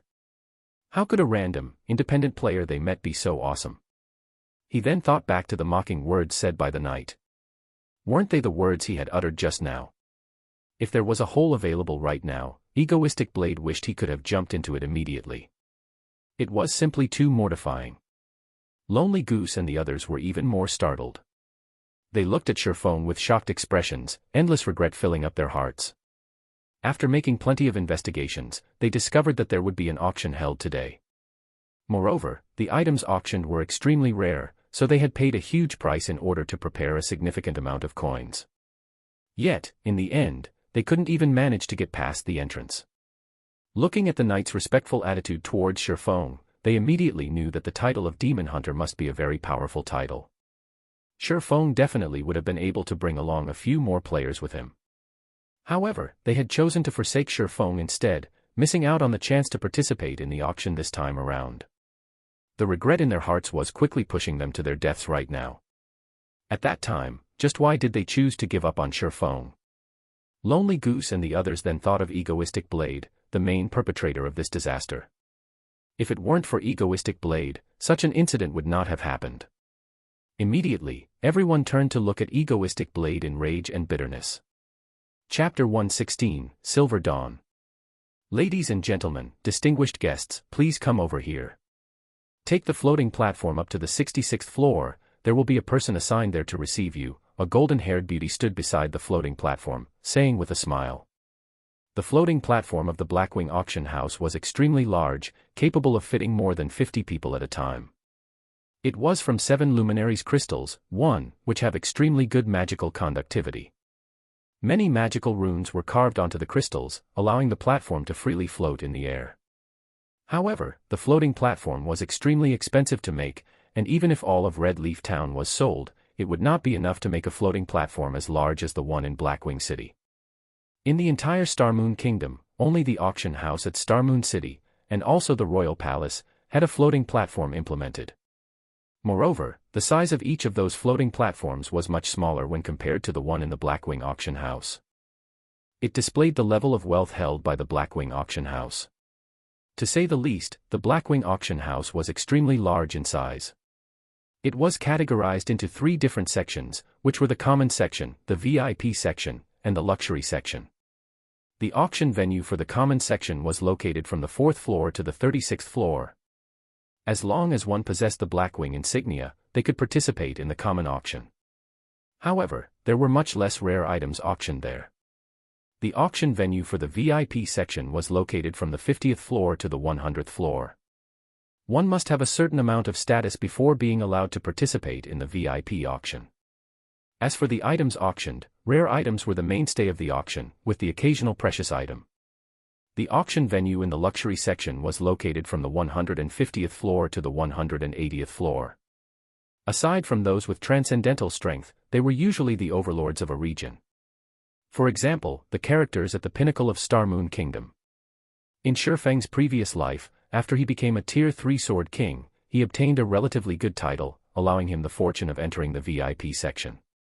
As for the luxury section, only the guild leaders and vice leaders of first-rate guilds had the right to enter this area. The pinnacle players who had reached Tier 5 in their jobs were also allowed in this area. As to what items were sold at the luxury auction, Shifeng had no information about them whatsoever. It was a secret only known to the tyrants and pinnacle players of God's domain. Shifeng arrived at the auction venue on the 66th floor. The entire venue was about the size of a single football field, and at this moment, it was completely packed with people. These people were all NPCs with the status of nobles or above, and it was an extremely difficult task for players who wished to compete for items with these NPCs. These NPCs were here specifically to prevent players from easily winning a bid without any competition. Frankly speaking, the NPCs were just props at the auction venue. If a player's bid did not reach the standard amount, then the item would be taken away by the NPCs, preventing players from conveniently obtaining rare items. After everyone was seated, the auction officially started. After a white-bearded old man walked up to the stage, declaring the start of the auction, an item was slowly brought out onto the stage. The first item auctioned was a level 20 secret silver chest plate, its starting bid set at 2 gold. The attributes on it are good, but the price is just too expensive. Clicking on the equipment's information, Shifeng quickly gave up after looking at its attributes. Although it was good equipment, he was unable to put it to use right now. If Shifeng could really buy the item for only 2 gold, then he might have still considered it. However, after a bout of bidding from the NPCs, the price of the equipment had already soared to 7 gold. If he were to sell the chestplate to a first-rate guild, he could not possibly obtain 7 gold for it. At most, he could sell it for 3 to 4 gold. After all, to the average players right now, even copper coins were considered a precious commodity, not to mention gold coins. After which, piece after piece of secret silver equipment was brought out. There was even fine gold equipment being auctioned. However, not a single piece managed to attract Shifeng's attraction. The reason was simple. All of them were just too expensive. If the average level of players reached around level 20, then the prices of equipment would become much cheaper. However, God's domain had started its operation only recently, so most players were still around level 4. Where would these players find that much money? Half an hour later, the equipment phase of the auction finally ended, and the auction for other items began. The following item being auctioned is a weapon forging design. This forging design is a fine work of master Korean, and the bid for it will start at 3 gold coins. Immediately, Shifeng's interest was roused. He then clicked to check on the item's information. Silver Dawn Forging Design, Secret Silver Rank, One-Handed Sword. Seeing that it was Secret Silver ranked, Shifeng knew that his luck had come. Moreover, the Silver Dawn was a level 10 weapon. It was absolutely something that he needed the most. The Abyssal Blade also needed 10 level 10 secret silver weapons to level up. With this forging design, that problem would easily be handled. However, besides Shifeng, there were still a few other forgers who participated in the bid. After all, a secret silver forging design was extremely rare. With that, the bidding for the forging design quickly started. Within moments, the bidding price had already reached 6 gold. Shifeng gritted his teeth, shouting, 7 gold. 7 gold 30 silvers. 7 gold 50 silvers. 8 gold. With the crazed bidding from the NPCs, the price for the Silver Dawn steadily rose. Crap, I bid 15 gold. Seeing that the price has reached 13 gold, Shifeng immediately raised it by 2 gold, showing his determination, and shaking the composure of these NPCs. If the price continued to rise, even Shifeng would not be able to stomach it. After all, he only had slightly more than 20 gold coins remaining. 16 gold. The original worth of this forging design was around 15 gold coins. Shifeng did not think that the NPCs would still compete. 17 gold. Shifeng made his decision. If the NPC forgers were to bid once more, he would immediately bid 20 gold for it. At that point, if it was still no good, then he could only consider himself as unlucky. Finally, the NPC forgers shook their heads at this price, no longer competing in the bid. Congratulations to Mr. Black Flame for winning Master Korean's Silver Dawn forging design. The white-bearded old man clapped his hands, congratulating Shifeng. After receiving the forging design, Shifeng let loose a sigh of relief. At the very least, he did not waste a trip to the auction house this time. As for the 17 gold he had spent, sooner or later, he would be able to get it all back through the Silver Dawn. After auctioning off the forging design, the white-bearded old man continued, the next item is a super rare skill for melee jobs. The bid starts at 5 gold coins. Thunder Flame Explosion, action type. Requires melee weapon. Causes 200 base damage, and additional flame and thunder damage to enemies within a 5-yard radius. Enemies struck will be placed in a fainted state for 4 seconds. Cooldown, 45 seconds. Shifeng's eyes shone after seeing this item. Thunder Flame Explosion was definitely a super skill for melee jobs and was one of the most precious items in this auction. What to do? I don't have enough money right now. Shifeng greatly desired this skill book. However, the starting bid for it was already at 5 gold. At the very least, the final price for it would be 20 gold or above. While Shifeng was in silent contemplation, the price for the skill book had already risen to 10 gold. Compared to the Silver Dawn, the bidding for the skill book was even more fiery. Shifeng had no choice but to call out the interface for the virtual trade center, canceling the remaining gold coins he had registered. Thank God, Shifeng let loose a breath as he discovered that there was still 23 gold remaining out of the 30 gold he had registered. In addition to the coins he had on hand right now, it just barely totaled over 30 gold. Such an amount should be sufficient to purchase this Thunder Flame Explosion. 20 gold. Shifeng shouted. 20 gold. Mr. Black Flame has bid 20 gold. Is there anyone else interested in bidding? This is the only precious item in the auction this time around. Everyone should not miss this chance to obtain it. Shifeng could not help but send a disdainful glare at this old man. 21 gold.